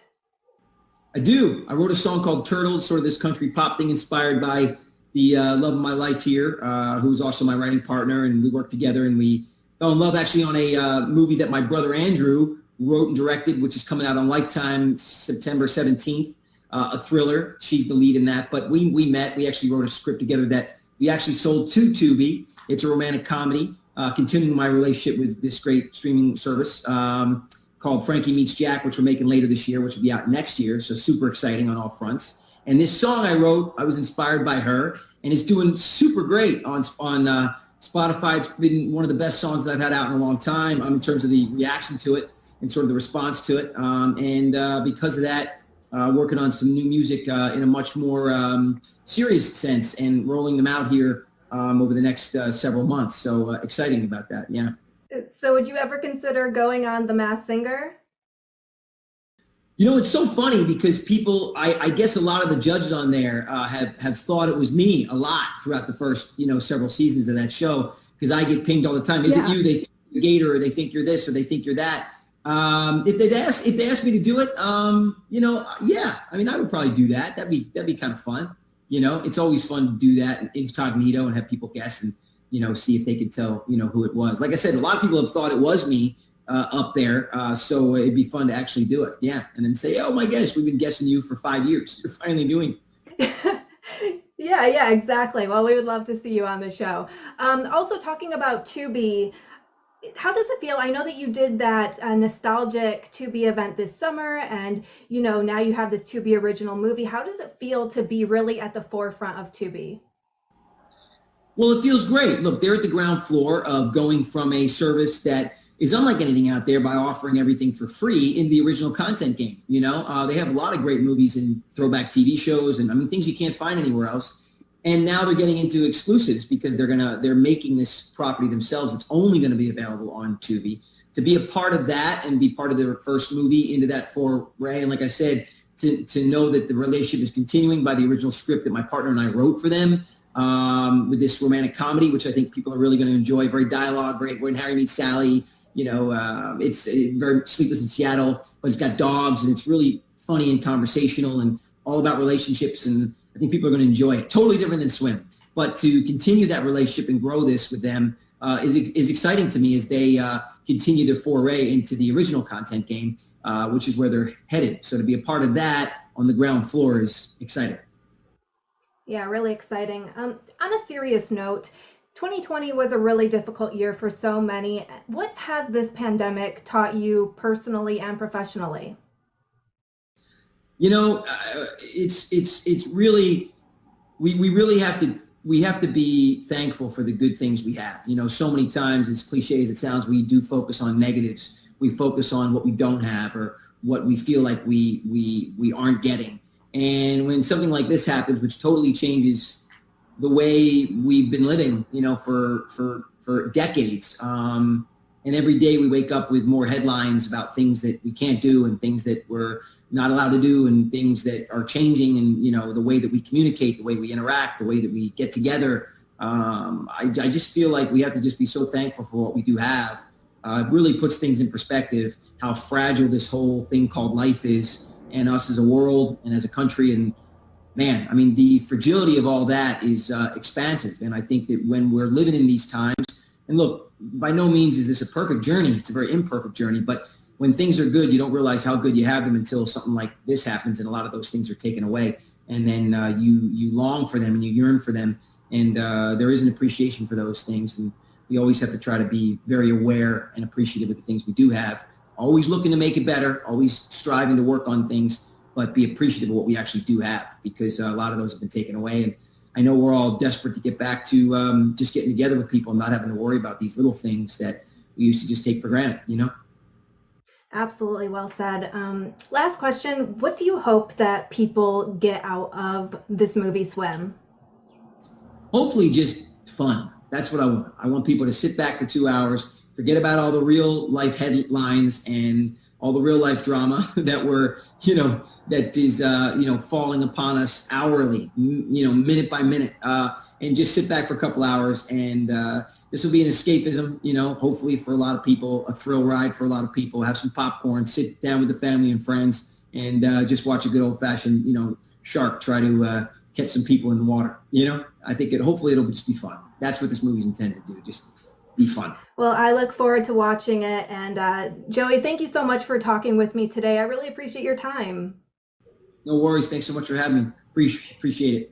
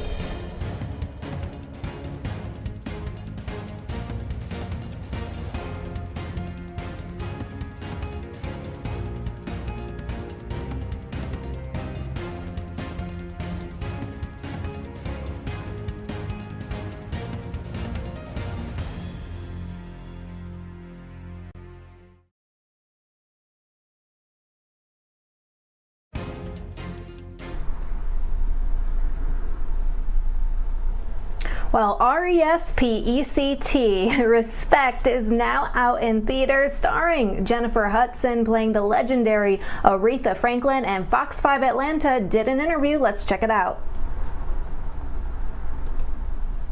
R-E-S-P-E-C-T, find out what it means to me. R-E-S-P-E-C-T. Well, one of the most anticipated movies of the year hits theaters this week, and it was filmed right here in Metro Atlanta. Respect stars Oscar winner Jennifer Hudson as the legendary Aretha Franklin. And guess what it does? Yes. It traces the Queen of Soul's rise to stardom. Good day, Atlanta's Paul Milliken joins us live this morning. Paul, you got to sit down with Jennifer Hudson, and she talked about the role of a lifetime. Come on, imagine. sock it to me, sock it to me, sock it to me. Yeah, little respect. You're going to have that song stuck in your head the rest of the day, and you're welcome. It's a classic. And the movie is fantastic, too. This is a big deal because Jennifer Hudson was handpicked for the role by Aretha Franklin herself before the Queen of Soul passed away back in 2018. And the Oscar winner says this was more than a passion project. It was really a chance to honor the legacy of an artist who's been part of her life forever. Looking out on the morning rain. So when is the first time in your life that you remember being aware of Aretha Franklin, of this person and her music? I don't remember not being, because she's kind of always been there. You know what I mean? She's embedded in everybody's lives, it seems. You know what I mean? Yeah. And then also what I mean by that, like even growing up in church, like, and then doing the film and doing research for it and hearing the gospel albums of hers, and I'm like, wait a minute. So our version of Amazing Grace came from Aretha Franklin. While I was growing up singing in church, I didn't realize that. You know what I mean? Yeah. And now the world will realize it too, as the Queen of Soul's life story hits the big screen in Respect. Oscar winner Jennifer Hudson was handpicked by Aretha Franklin to star in the movie and says tackling that musical legacy meant doing it as authentically as possible. I have read, is this true that you did a lot of the singing live? All of it, yes. All of it? Yes. It's only songs that were not live. So, okay, this is the concept. What my goal was, well, however she experienced it in her life is how I wanted to experience it while we're doing it. So Amazing Grace was live. All the concert stuff. Okay, she did it. We're going to do it live. Only songs that were pre-recorded, if it was a radio record, we'll record it like a radio record. So were there any songs or musical moments that you were sort of intimidated by? All of them. Think about it. Everything, all of her music is iconic. You don't want to touch that. Yeah. You know, or how do you? And it's so precious to everyone, including myself.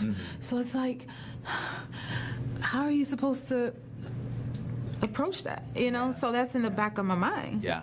Just FYI, you did it. Thank you. You did it. Have you lost your mind? Maybe I found it. But more than just the music, Hudson says the movie shines a light on the journey and the experiences behind the music, honoring a pioneer who touched everyone's lives, even when they least expected it. Do you have a favorite memory of Aretha Franklin, the time that you personally got to be around her? Oh my God, it's so many. I have to go with, I don't know how many times I got to tribute Miss Franklin, but it was one time I was doing a BET tribute to her, and it was supposed to be a surprise, right? We're in rehearsal, everybody's rehearsing, and in walks Aretha Franklin, and it crashes the entire rehearsal, and we're like, oh my God. All hail the Queen. A big thanks to United Artists Releasing for production assistance with that interview. It was so great to sit down with her in person. Jennifer Hudson, by the way, joined by a powerhouse cast in this movie. Forrest Whitaker, Marlon Wayans, Audra McDonald, Mary J. Blige, Titus Burgess. The list goes on, and they are all so good. Respect hits theaters this Friday, and this is one of those movies everybody will be talking about, because we were saying Oscar-winning performance. Well, for sure. There's no question. There's no, I mean, she will absolutely be nominated. There's almost no doubt that she's going to win. I mean, she's just amazing. But there's so much about Aretha Franklin, I feel like people don't know.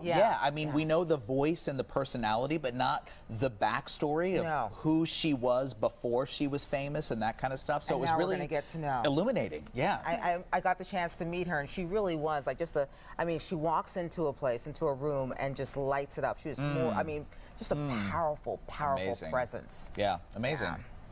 Go see it. Thank you, Paul. You're welcome.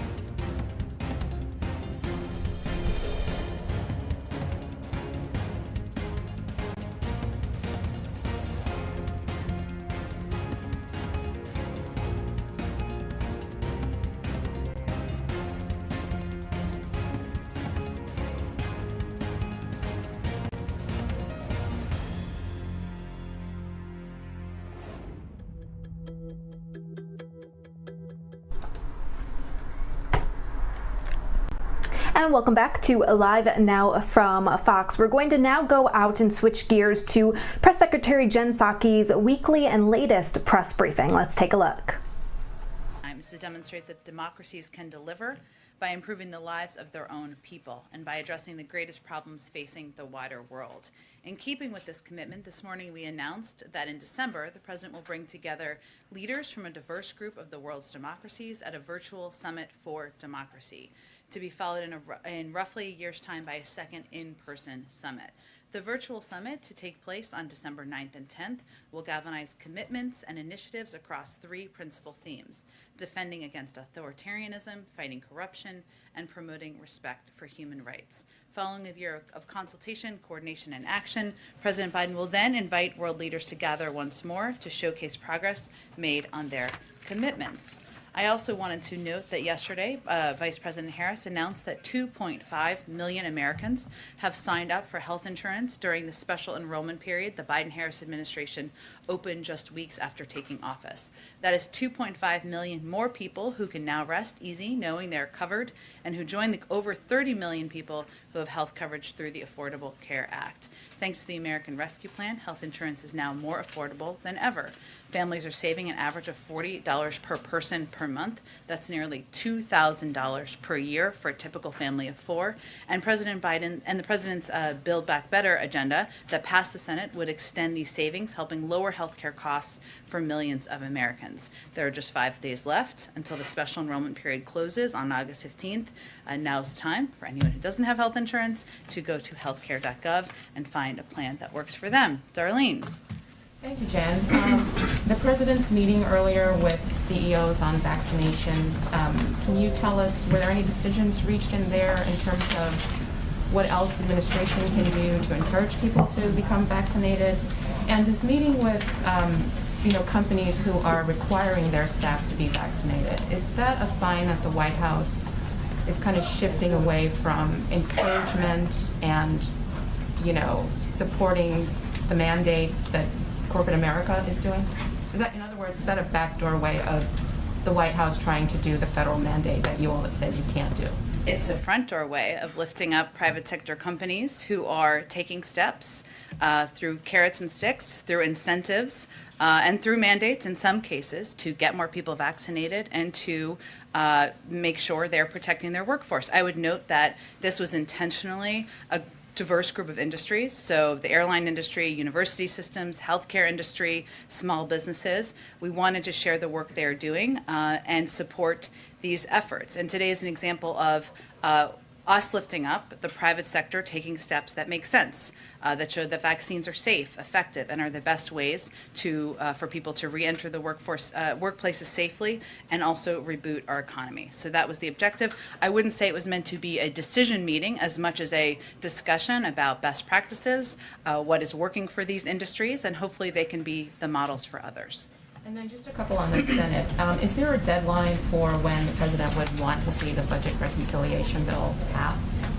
As soon as he can sign it into law, he looks forward to signing it into law. But we know, as was announced yesterday, the House is going to be coming back next week. They're eager to get to work.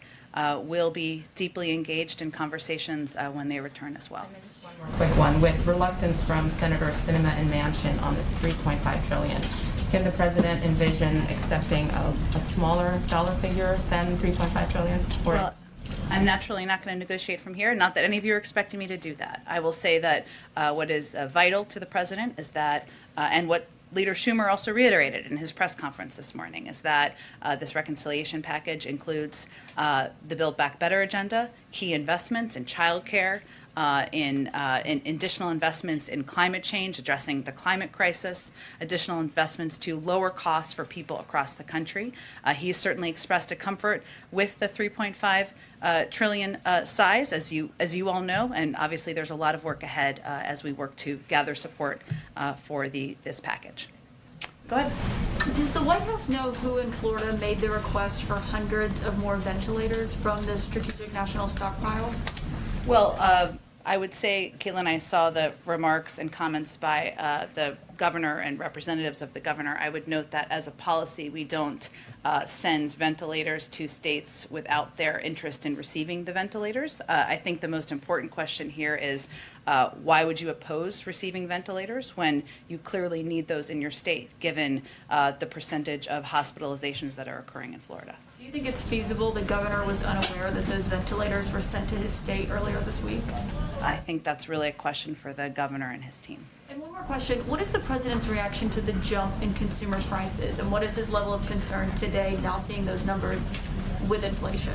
Well, Caitlin, if you actually look at the numbers and the trends over the last several months, it shows that core inflation was not only below expectations, but it decelerated from last month and even from the month prior. So over the last couple of months, we actually saw it trended downward over the last 3 months, and that is an encouraging sign. We also continue to believe that as the economy turns back on and as people are, as businesses are starting to move, as the demands start to change in the economy, that there will be transitory impacts as it relates to inflation.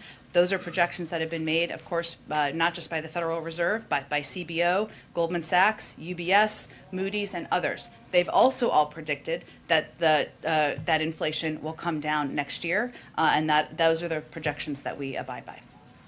Go ahead, Jeff. Jen, the question about OPEC. The White House is pressing OPEC to produce more oil. Have you gotten a response from Saudi Arabia about that request? Well, first I would say this is just outreach that's just happening over the last couple of days, but it's also ongoing and something that isn't new. As of today or even as of yesterday. We've had ongoing engagements, and I know we talked about this just a couple of weeks ago when we were especially concerned, or when there were OPEC discussions with OPEC member countries happening, even though we're not a member of OPEC. So the steps that we were announced this morning, which include, as you referenced, Jeff, National Security Advisor Jake Sullivan putting out a statement about how White House officials are continuing their engagement with relevant OPEC members on the importance of competitive markets and setting prices and doing more to support recovery. It also includes a letter that was sent from our NEC director, Brian Deese, to the FTC to consider, encourage them to consider using all of its available tools to monitor the U.S. gasoline markets. So this is not meant to be for immediate response necessarily. It's meant to be long-term engagement, consistent long-term engagement as we work to address not just anti-competitive behavior in the United States, but in the global marketplace as well, and also taking steps that we feel are prudent to keep gas prices down for the American public. I have a broader question on that theme. How does this White House square a push for OPEC or Saudi Arabia to increase production of oil, which is a fossil fuel, with your climate change agenda, which is basically to get away from fossil fuels? Well, first I'd say, Jeff, that experts have consistently debunked the notion that efforts we are undertaking to transition to net zero by 2050 and a clean power sector by 2035 are related to domestic production at home. I would just note, I know that wasn't exactly your question, but I wanted to get that in there. Our view is one that there are steps OPEC can take. What we're raising here is we've raised in the past production and the need to increase production, as you've said, to make sure we have that available to help address the price of gas. We also are talking, though, most importantly, about competition and about ensuring that pricing on the global market is something that is aligned with what is fair and what is competitive as well. So we're talking about a number of steps, not just one, but I'd also note that we know that they have supply that's available that can be accessed, and that's what we're really referring to here. One other foreign policy question. Is the White House or the U.S. supporting Canada in any way with its back and forth with China about two people, one who's been convicted to death for drug smuggling and another who's been sentenced now to 11 years for spying? We have spoken out about this in the past, and I believe the State Department has. I would certainly point you to them on any particular comments. New comments, I should say. Go ahead. Thanks, Jen. On Afghanistan, last month the administration shared that the objective was to get individuals who are eligible relocated out of Afghanistan in advance of the U.S. troop withdrawal at the end of August. Given the speed of the Taliban offensive, is that still the timeline? It continues to be. We continue to work to expedite that to ensure we get SIV applicants who are eligible out of the country, both to Fort Lee, our base here in the United States, and also to third-party countries. But there have been a number of flights that have already been conducted, already been implemented, and we're continuing to work to expedite moving these applicants out of the country. And one more on that, the administration's view has been the Afghan forces have what they need. They've got the equipment, they've got the forces to fight back. But the Taliban now controls about 60% of the territory in Afghanistan. Isn't it clear that the Afghans at this point don't really have control?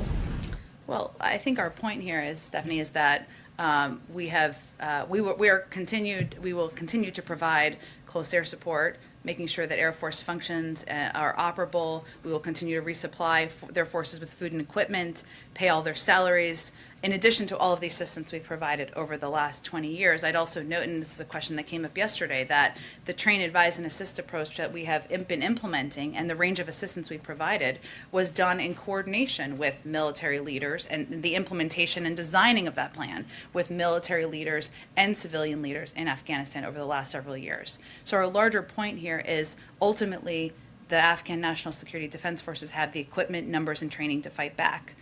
They have what they need. What they need to determine is if they have the political will to fight back, and if they have the ability to unite as leaders to fight back, and that's really where it stands at this point. Good question. That air support is supposed to end the next few weeks. That U.S. air support. What happens after August 31st when those 600 troops are still there, trying to protect the U.S. Embassy and the airport, and that air support is gone? Will that be looked at again to continue it, or what happens from there? I don't. It's a good question. I don't have any update on that for you at this point in time. I will note that the president still made an extensive request for assistance, security assistance, humanitarian assistance, different from your question, but still relevant for Afghanistan in his FY22 budget. So our assistance, our partnership, does not end. I understand you're asking specifically about support, air support, but he made a significant request, and certainly will continue to work to get that money through and to the Afghan leadership. Go ahead. Thank you.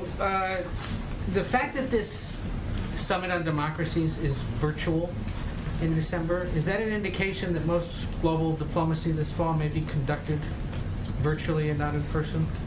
Not necessarily. I think we're assessing, and as are other leaders and countries assessing, what steps are prudent to take, given we're still in a fight, in a global fight with COVID. We need to plan, of course. There are a number of leaders who will be invited, and this was a decision we made, also given based on also engagements and discussions with a number of these leaders. But I don't think it's an indicative of kind of everything going virtual at this point. One other on COVID. The President's talked about the American arsenal of vaccines, but a group of public health experts this week wrote a letter to the President urging him to export the 55 million stockpiled vaccine doses abroad. Can you remind us what that plan is for that stockpile? Is it to be booster shots, or are they just part of the donation stream that will go out to the rest of the world? Well, I think first it's important to note that, one, we hit last week an important milestone of sharing over 110 million, vaccines to the world. We also started shipping doses today to CARICOM countries, and every day we're making progress against a once-in-a-generation pandemic. We are still the world's largest provider of vaccines to the global community. We are still a huge advocate for the TRIPS waiver, which would allow that information to be shared for manufacturing purposes with countries around the world. So, and we have also conveyed, and we have done that and implement this already to date, that when we have extra doses, we will share those. So I think the point here is that the United States is the arsenal of vaccines to the global community. We are by far and away, in terms of what we've donated, by far and away of what we've committed, by far and away in our partnership with Quad countries. We're on track to produce at least 1 billion doses of COVID vaccines in India for the Asia region by the end of 2022. But it also requires other countries in the global community, other wealthy countries, stepping up and doing more to contribute. So that's what I would note. One other, and look, President is President wherever he is, we go wherever he goes. Mm-hmm. Is there anything to this, and we know that this week's original work from somewhere else or vacation plan was upended by the Senate. But this whole going back to Wilmington, then to Camp David, then back to Wilmington, is there something to that? Certainly not. It's just his travel logistics plans. There's no reason to leave Wilmington for the weekend and go to Camp David instead? You mean instead of, I'm sorry. Why not just stay in Wilmington? He likes Camp David. It's a place to be outside, spend time with family, and certainly has a beautiful, beautiful scenery there. Go ahead. Thank you, Jen. The president is saying now, God willing, the FDA is going to be coming out in a reasonable time frame to say this vaccine is totally safe. What is the holdup in nominating someone to run the FDA after more than 200 days in office? I know it's like 2:04 at this point in time. Certainly, I will say, and the president was asked this question yesterday, that he wants to name someone who's qualified, who's ready to lead the FDA. It is a priority for him. He's also not going to take a step to put forward a nominee before he's found exactly the right person. I will note that it is a place that is filled with talented, experienced scientists, data experts, career staff, who are certainly running the FDA effectively. Okay, and as the president tries to reach unvaccinated Americans, has there been any thought given, looking back, to the possibility that he may have created some vaccine hesitancy when last year, around this time, the previous administration was rushing to get a vaccine authorized, and the now president said, I trust vaccines, I trust scientists, but I don't trust Donald Trump, and at this moment the American people can't either. Well, I think it's safe to say he still doesn't trust Donald Trump, so that hasn't changed. But he does trust scientists, he does trust data experts, and he does trust the people leading the CDC, the FDA, which is the gold standard of approval for vaccines. I'd also note, because this question often comes up, that the president has repeatedly given credit to scientists and experts from the prior administration, even as recently as just a few weeks ago, for their role in moving the vaccine forward. Yes, but at the time when Donald Trump is out there saying we're going to have a vaccine in the next couple of weeks, next couple of months, and Joe Biden is out on the campaign trail saying don't trust Donald Trump, did that create any kind of vaccine hesitancy? Not that we've seen in the data. I would note that at the time, just for context, the former president was also suggesting people inject versions of poison into their veins to cure COVID. So I think that's a relevant point. And Joe Biden, then vice president, was saying we got to wait until something is fully authorized, and it's still not. Well, the FDA works on the timeline of science. At the same time, we've also seen tens of millions of people's lives saved who have gotten the vaccine. That data is clear across the country. Go ahead. Back on Afghanistan, the president made his view clear yesterday that he doesn't regret his decision, but a U.S. intelligence official is telling CBS News that Kabul could come under pressure in a month or two. And if that happens, the entire Afghan government could collapse in as little as 90 days from today. Does the president dispute that assessment, or does he accept it as the likely outcome? Well, we don't rely on anonymous assessments. We rely on the intelligence assessments made by the U.S. government. They have put out public assessments, which certainly we stand by. We are closely watching the deteriorating security conditions in parts of the country, but no particular outcome, in our view, is inevitable. We will continue to coordinate airstrikes with and in support of Afghan forces, and as the president made clear, Afghan leaders have to come together, and the future of the country is really on their shoulders. Let me ask you, the Taliban is clearly on the march. Your objective is to have a negotiated political settlement. What gives you confidence that the Taliban is interested in that? Well, the Taliban has to make an assessment. One, we have also said that there's no question that the Afghan National Defense Security Forces would be strengthened, as would the Afghan political leadership, if they were to have more success in fighting back. There's no question about that. We're not hiding from that in any way, shape, or form. The Taliban also has to make an assessment about what they want their role to be in the international community. And I know that Ambassador Khalilzad made comments when he was at the political negotiations yesterday, making clear that the international community is going to watch closely how the Taliban behaves. They have a range of tools in their arsenal as well to take steps should they choose. Are you aware of any safeguards for American materiel that may fall into the Taliban hands as they continue to take over more land in Afghanistan? Well, we certainly take that risk seriously. It is a concern of ours, as it would be in any war zone where we've provided assistance. We did take steps to retrograde some of the equipment over the past several months in preparation for that possibility, but we do take that seriously. We watch it closely as well. Go ahead. Across the country right now, as we know, a lot of companies are trying to make decisions on their return to work dates. What, if any, decisions has the president made about when the federal workforce needs to be back in the office? Where does that stand for federal employees? Well, we've already brought all of the White House employees and on the executive complex back to work. And obviously agencies are implementing on their own timelines to do exactly that as well. As you know, we announced just a couple of weeks ago steps we were putting in place, attestations that would be required of federal employees. If they're not vaccinated, they're going to have to be in a testing regime. It's going to take a little bit of time to have that implemented, even as agencies are hard at work getting it done. So there had been some dates floated as like early September by which some of these employees would be coming back. Is the expectation that employees will be coming back in the next several weeks, or has this complicated the situation given the surge of the variant? It has not complicated. We've put in place specific guidelines and specific requirements from the federal government. We also trust that each agency is going to have their own implementation plan for how they can have in place a testing regime in order to keep their workforce safe. We'll follow up on this when we talk to the COVID-19 response team in the next opportunity, but what is the assessment that the White House has received in terms of the projection for when this Delta variant would reach its peak? When should we anticipate that that would happen? What, if any, preparations are being made in anticipation of that time? Well, I certainly do encourage you to ask our scientists, as I know you will. Part of it is dependent on the actions and steps that the American people take across the country to get vaccinated, to wear masks, to protect themselves, to reduce the spread of the virus. We have seen in states where there was a rise in COVID cases even a week or two ago, obviously an increase in vaccination rates, and also a start to see a leveling off in some of those states. That's a positive sign. I'd also remind everyone, as you all know, that if somebody gets their shot tomorrow, they're not protected the next day. They need to get their second shot, and then it's a couple weeks after that. So it is going to take a little bit of time, even as we've seen an increase in vaccination rates in a number of states across the country. But you receive assessments, obviously, from them. What is the assessment? When should Americans on this trajectory, or even if there is a best-case scenario trajectory, when should we anticipate this surge to peak?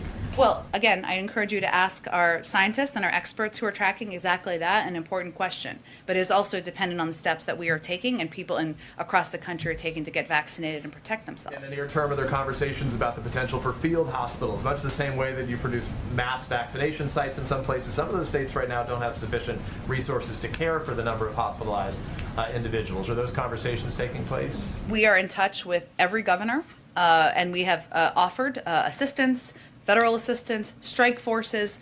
Every state needs something different. And states that have higher rates of COVID obviously need even more assistance. And we are prepared to provide any kind of assistance that's going to help stem the rise of the virus. Finally, I know you'll tell us.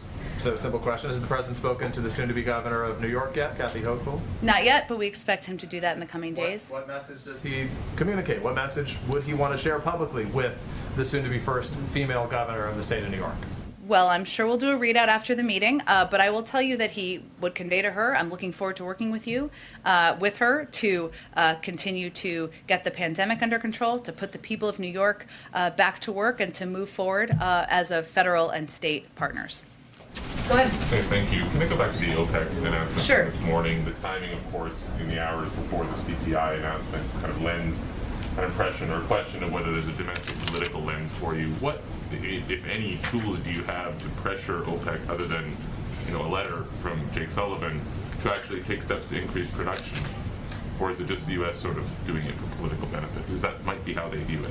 Well, we don't see it through a political lens. We believe that, one, the president's role in addressing competition doesn't stop at the border's edge. And while we encouraged OPEC, as you know, I know you covered this closely, to take steps, or OPEC countries to take steps to increase supply back several weeks ago, we believe this needs to be a continuous and ongoing conversation, and we need to elevate this issue in public and certainly in the global community. It's just one step in our toolbox to continue to keep prices down for the public. Is there anything domestically that the U.S. would consider to do to incentivize increased production here?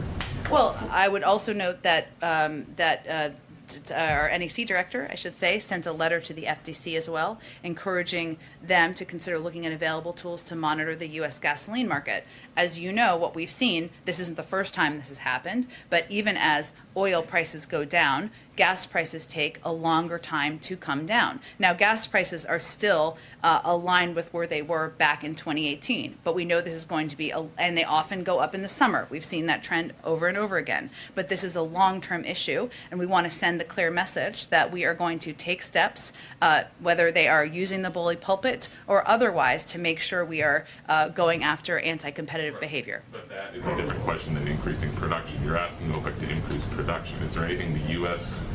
producers can do to increase production, or the administration would consider doing to make more U.S. oil?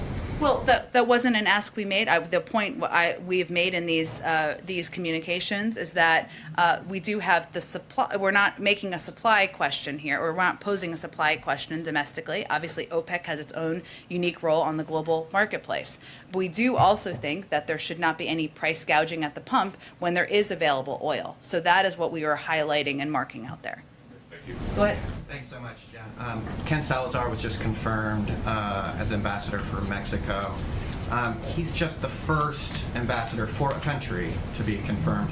Is this something that the president is concerned about? What is the White House doing about kind of the slow pace of confirmations of ambassadors? Well, we are grateful for the important work the Senate did before recess by passing the bipartisan infrastructure bill and certainly taking an important step forward on the president's Build Back Better agenda. We are frustrated over the slow pace of confirmations, particularly for non-controversial nominees. A number of these nominees who are sitting and waiting are highly qualified. A number of them have a lot of Republican support. So what is the holdup? And as you noted, it's important for us around the world to have qualified ambassadors who are confirmed by the Senate to lead our country and represent our country at this point in time. There are also a number of other positions at the Treasury Department, at other domestic agencies that could play a pivotal role as our country is continuing to deal with an economic recovery. I would also note that, just for data purposes, the president has sent over more nominees at this point than his predecessor, and a comparable amount of nominees to Presidents Obama and Bush. Right now, we have nearly 275 people we've nominated pending confirmation by the Senate, a number of them who have strong Republican support as well. Now, a few of the recent nominations last week were donors. The president, during the campaign, promised to put diplomacy back in the hands of professionals. What is the makeup that the White House is kind of shooting for in regards to percentage of political versus career diversity? How are you balancing that, those political appointments of donors, especially after some diplomats feel after 4 years of Trump and the withdrawal from the world, there should be more career people? Well, the president has made clear that he supports, advocates for, and will continue to press for the confirmation of career ambassadors, of course, but also that individuals who are in the private sector, that does not mean that they're unqualified. These are qualified nominees who can be excellent representatives of the United States overseas. And we are also going to simultaneously continue to push for and press for and elevate career staff, foreign service officers who've proudly served our country through Democrats and Republicans to serve in these posts as well. And those are all on the slate of nominees we're pushing to move forward. Obama and Bush had about 30% political. Is that kind of a range that the Biden administration is seeking for? I don't have a percentage for you. I can tell you that, and I'm happy to check with our personnel department to see if there's anything they want to provide. I will note that diversity has been a front and center priority for the president, for this administration, and for our personnel department as they look to fill key posts, not just ambassador roles, but roles to serve in high-level positions in agencies. Go ahead, Mike. Thanks, Jen. It's the 40th birthday of Austin Tice, a journalist who went missing in Syria 9 years ago this week. And his family put out a statement today. I was going to read just a short portion of it for you. We are now imploring a third president to communicate to his administration that Austin's secure release and safe return is a priority. There are many capable people working in our government who are eager to see Austin walk free. They must have President Biden's authorization for significant and relevant diplomatic engagement. with the Syrian government. What has the president done, publicly or internally, to communicate that this is a priority? And when will we hear from him directly? Well, I would note that first this week, as you noted, marks his 9th year in captivity in Syria. I talked about the detainment of Austin Tice when I was in a prior administration 2 administrations ago, and that tells you how long his family has been waiting. We'd certainly reiterate our call for Syria to help release Austin Tice and every U.S. citizen held hostage in Syria. We are committed to following all avenues and talking to anyone who can help with Austin's release and return home. We don't speak about those publicly because that's not in the interest of the outcome. But we are committed to working on do it using every tool in our disposal to bring Austin and all hostages held in Syria home. I just want to follow up because it seems as if there's a feeling that there needs to be an explicit directive from the president, whether it be publicly or privately. He is directing Syria to release Austin Tice, and we are using, and he has asked his government to use every tool and tool of engagement available to bring him home. Go ahead. Thank you, Jen. I've got 2 questions, one domestic and Jake, one it's your birthday today. You noted that for me. Yes, it is. Happy birthday. Thank you, and let me wish you back happy Infrastructure Week. Okay, same. We all get cakes, so it's good. So, one quick question about infrastructure. With the infrastructure bill just having passed overwhelmingly in the Senate and headed for the House, is there anything the American people should anticipate in terms of the next big push for bipartisan legislation? Well, the door to the Oval Office is always going to be open to bipartisan work, bipartisan engagement. There is work that we expect to proceed in the fall, including work on CHIPS legislation, helping to address issues in our supply chain that are impacting American workers, American companies. We certainly believe that Congress should follow historic precedent and raise the debt limit, as they have 3 times during the former president's administration and 80 times overall. And there are issues that have historically received bipartisan support, including on immigration, including on steps to make our workforce more competitive, address our competition with China. So there's a number of opportunities.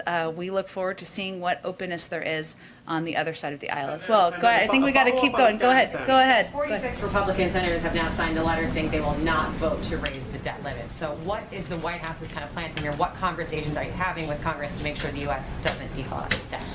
Well, I would say we are making absolutely clear that raising the debt limit is something that has been done historically 80 times in a bipartisan fashion, the vast majority, more times under Republican presidents than Democratic presidents. And when we're talking about what debt we're dealing with here, most of it, 99% of it, I believe, existed before President Biden took office. So we understand what their public comments are to date. Congress will return in September, and certainly we know the private sector, that former leaders from both sides of the aisle are eager to see Congress raise the debt limit and not face default. So is passing this through regular order, not in reconciliation, is that a red line for the president? I'm not here to set red lines. I think there's a standard precedent we're looking for Congress to follow. Go ahead. Go ahead. I appreciate it. There's still roughly 2,000 inmates who were released to home confinement through the CARES Act. We've reported that the Biden administration deemed that the Trump administration was correct in interpreting that authority would basically end at the end of the pandemic. Would the president prefer issuing clemency to those inmates, seeing a legislative fix that would keep them on home confinement, or is he okay seeing them return back to prison, most of them? Well, I saw your reporting. We all did, of course. We are working hard every day to reform our justice system in order to strengthen families, boost our economy, give people a chance at a better future. As part of this, the president is deeply committed to reducing incarceration, helping people successfully reenter society. And he has said too many people are incarcerated. Too many are black and brown. And he's therefore exploring multiple avenues to provide relief to certain nonviolent drug offenders, including through the use of his clemency power. I don't have anything to preview for you today, but he is again looking at a range of avenues. Oh, go ahead. One other topic. Also, the gallerist managing, who has been tasked with ensuring the buyers of Hunter Biden's artwork remain anonymous.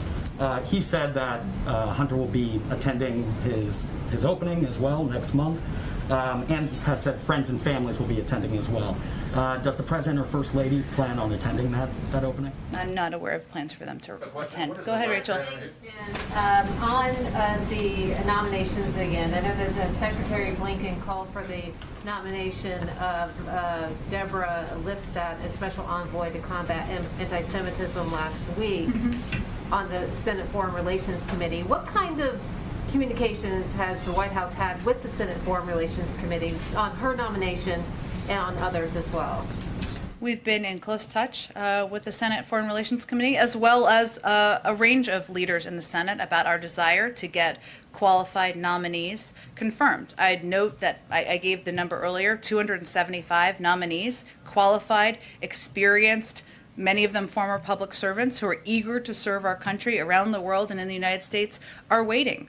They're ready to serve. They're ready to be in their roles. Some of them are international, some of them are domestic, and many of them have broad Republican support. I'd note there's also been a significant amount of outreach from the State Department on these nominees. I'd certainly point you to them to outline the specifics of that. Go ahead, Patsy. Thank you. I have a question on the Democracy Summit, but first, before that, I have two foreign policy questions. So Amnesty International released a report today documenting systemic rape and sexual violence against girls and women in the Tigray region in Ethiopia. How do you respond to that report? And does the administration plan to do more to help stop these atrocities? Well, we are closely engaged with countries in the region, leaders in the region, and certainly horrified by what we've seen as ongoing human rights abuses in Ethiopia. And that's something I would certainly point to the State Department for more extensive detail about our work there. We have put out a number of statements from administration officials on this particular issue, and we will continue to elevate it publicly.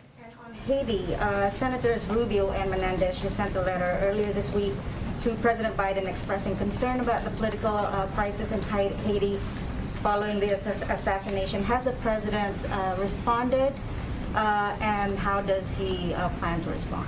I'm not sure we've seen that letter. I'm not familiar with it.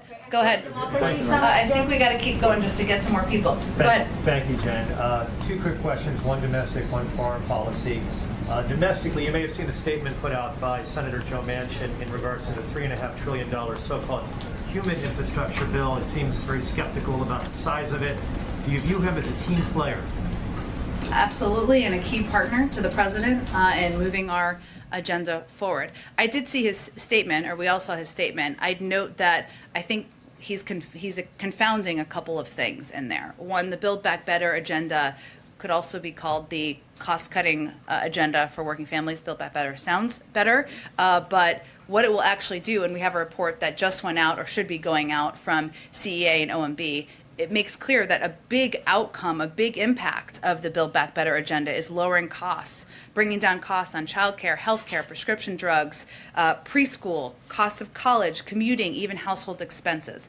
That's what the long-term impact is. This is also an 8-year investment to make us more competitive. It's not about putting a huge amount of money into the economy over the next few months, but these are critical investments, and that's also why a number of inflation hawks, I should note, are fully supportive of it. Jason Furman, my old friend and colleague, said, I don't think the infrastructure bill or reconciliation plan would materially impact inflation over the next decade. I raised that because I know that was something that he expressed. It would also be fully paid for by asking the wealthiest Americans and companies to pay a bit more. So those are some things I think were unintentionally confounded in the statement. And on foreign policy, as you know, 7 provincial capitals in Afghanistan have fallen in just the past 2 weeks.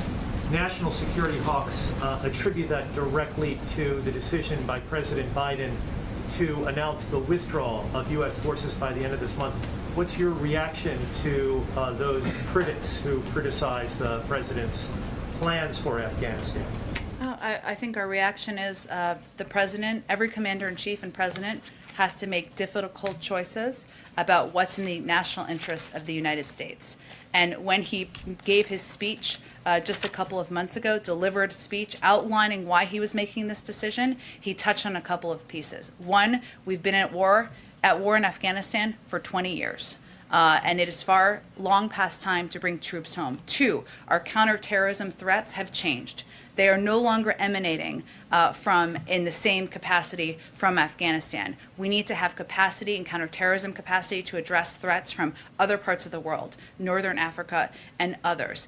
3, because of the timeline that was set by the prior administration of May 1st, if we had left our troops there, the Taliban would be shooting at our troops. He asked his team for a clear-eyed assessment of what the impact is. We put out intelligence assessments, and we will continue to be partners with the Afghan government militarily, from a humanitarian perspective, moving forward. I didn't mean to skip you. Go ahead. No, you're fine. Back to the Senate, which recessed without taking any significant action on voting rights. And I think Mitch McConnell said something akin to, it's not going to happen tonight, and it's not going to happen when we come back. What, if anything, is the White House doing to sort of push the issue forward over the next month? Well, I would say first that Leader Schumer made clear that he disagrees with that assessment, and he is the leader of the Senate. So he has indicated that he wants to continue to press for voting rights on legislation and moving things forward.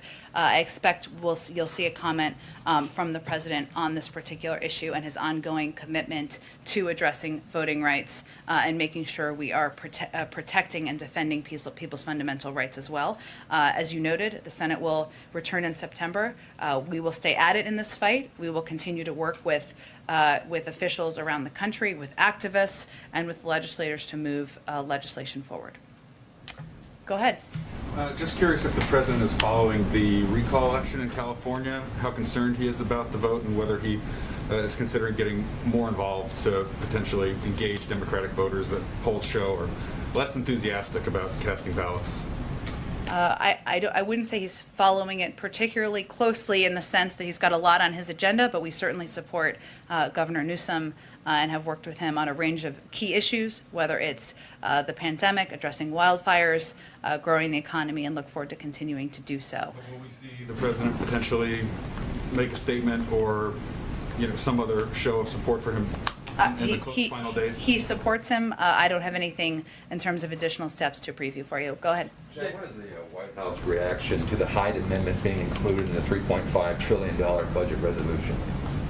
I don't think I'm going to negotiate from here. The president's position on Hyde is well known, and we've stated many times publicly. I think we're going to move on. Go ahead. Go ahead, Joey. Go ahead, Joey. Go ahead. I think we're going to move on so we can get to more people. Go ahead. It doesn't help to scream over people. Go ahead. Thanks, Jed. I appreciate it. Just going back to the Senator Manchin statement, you said he, quote, confounded a couple of things when he raised cost concerns with the $3.5 trillion price tag. Does that mean for now, I know we've asked you about this a couple times, but your position, the White House position right now, is that it needs to be the $3.5 trillion price tag, and that you're not budging on that figure and you're digging in on that figure? That's not what I was saying. I was responding to, although the president is certainly comfortable with that amount, his priorities are ensuring that the Build Back Better agenda, that additional investments in protecting our climate, bringing down the costs of childcare, of healthcare, of education for the American public is included. He's spoken to that before. There's going to be a negotiation moving forward. What I was speaking to is the fact that the Build Back Better agenda will actually bring costs down over the course of time. It's also a plan and a proposal that is fully paid for. It is different from the American Rescue Plan emergency funding that was passed in order to address dual pandemics. So I was just clarifying some of the specifics that were raised there. Go ahead, Ebony. Tomorrow, Representative Norton, along with several other progressive groups, are going to be having a rally, but also delivering a petition with thousands of names to the president to ask him to come out and still speak on the filibuster. And while we know what the president's stance is today on the steps of the Supreme Court, you've had family members of John Lewis talking about how the president has stomped so much on the filibuster, speaking more than 300 times, but less than 50 when it comes to voting rights. Is there anything in his schedule where we can see where the president is going to be making the same type of effort he is doing with infrastructure on voting rights? Well, the president has given major speeches recently in the last few weeks on voting rights. He's also said that it is a cause of his presidency, and he believes that voting rights are fundamental rights for the American people and the American public. His closest advisor and partner is of course, Vice President Harris. She is leading this effort, and he has taken steps that he has the purview to take, including signing an executive order to expand and protect voting rights, including ensuring and supporting steps by the Department of Justice to provide additional funding, including nominating voting rights leaders in the voting rights community to play important roles in the Department of Justice. He will continue to speak out on this issue. He will continue to advocate for fundamental rights, and he will look forward to signing legislation into law. Go ahead. Thank you, Jen. Given the uptick in inflation, is anyone at the White House taking a closer look at the previous administration's tariffs to see which ones actually serve, geopolitical interests, and then which ones just increase cost for consumer? Well, we've talked about how there's ongoing reviews of tariffs and a range of steps that were put in place by the prior administration, and of course we're going to continue to use every economic tool in our toolbox. I would note, I noted this previously, but as we look at averages, the rate of inflation has actually come down, and we continue to be at a projection where it is going to come back to normal rates next year. And we also know that there are specific industries that are impacting inflation. We also saw a encouraging data as it relates to the used car industry. Last month, it went up by 10%. Now it went up, the cost, I should say, by less than 1%. So we're seeing some encouraging data, and we want to, of course, see that trend continue. And then, even though he's now out of office, would this president support the New York legislature if they decided to impeach Governor Cuomo? That's a decision for them to make. The president made clear his views. Obviously, the governor announced his steps yesterday. We'll leave it at that. Go ahead. Jen, you said at the top you're hoping that the companies and universities the president's about to meet with will be a model for others.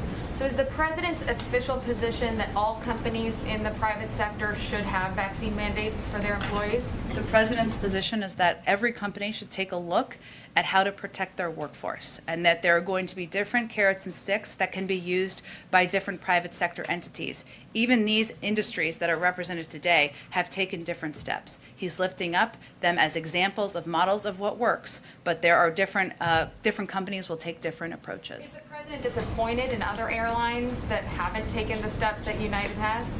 We've seen some other airlines. I know Delta announced that they would only be hiring people who were vaccinated, and we've seen different industries take different steps. But we are certainly encouraged by the step of United Airlines and by any steps by employers to protect their workforce. Has the president spoken with the outgoing governor of New York? No. Go ahead. Thanks, Jen. Just a follow-up on mask mandates. Yesterday when President Biden was asked if he has the authority to intervene in states like Texas and Florida where they are banning mask mandates, he signaled that the administration is looking into it. Can you provide more clarity on what the president meant and any avenues that the administration is exploring to intervene in states? Sure. What he was speaking about, and I think he gave a little bit of context on this, was that we're looking into ways we can help the leaders at the local level who are putting public health first continue to do their jobs. Keep students safe and keep students in school. That's something our Department of Education and others are looking at. I just don't have anything to preview for you at this point in time. To follow up on the debt ceiling, does the president believe that he can unilaterally raise the debt limit through an executive order if it was under emergency circumstances? The president believes that Congress should act to raise the debt ceiling as they have 80 times in the past. He asked his lawyers if he could raise the debt limit. He believes Congress should and will act to do it. Go ahead. Jen, I wanted to... Oh, did we? Okay. Go ahead, and then we'll go to you. Okay, great. Thank you, Jen. Two questions. The Biden administration has already delivered 20 million vaccine doses to 26 countries in Africa from the pledge the president made on May 17. And Africa also expects to receive a significant portion of doses from the pledge the president made at the G7 on June 10. But with only 1.7% of people vaccinated in Africa and the Delta variant killing so many people, is the president considering scaling up vaccine donation from the G7 pledge?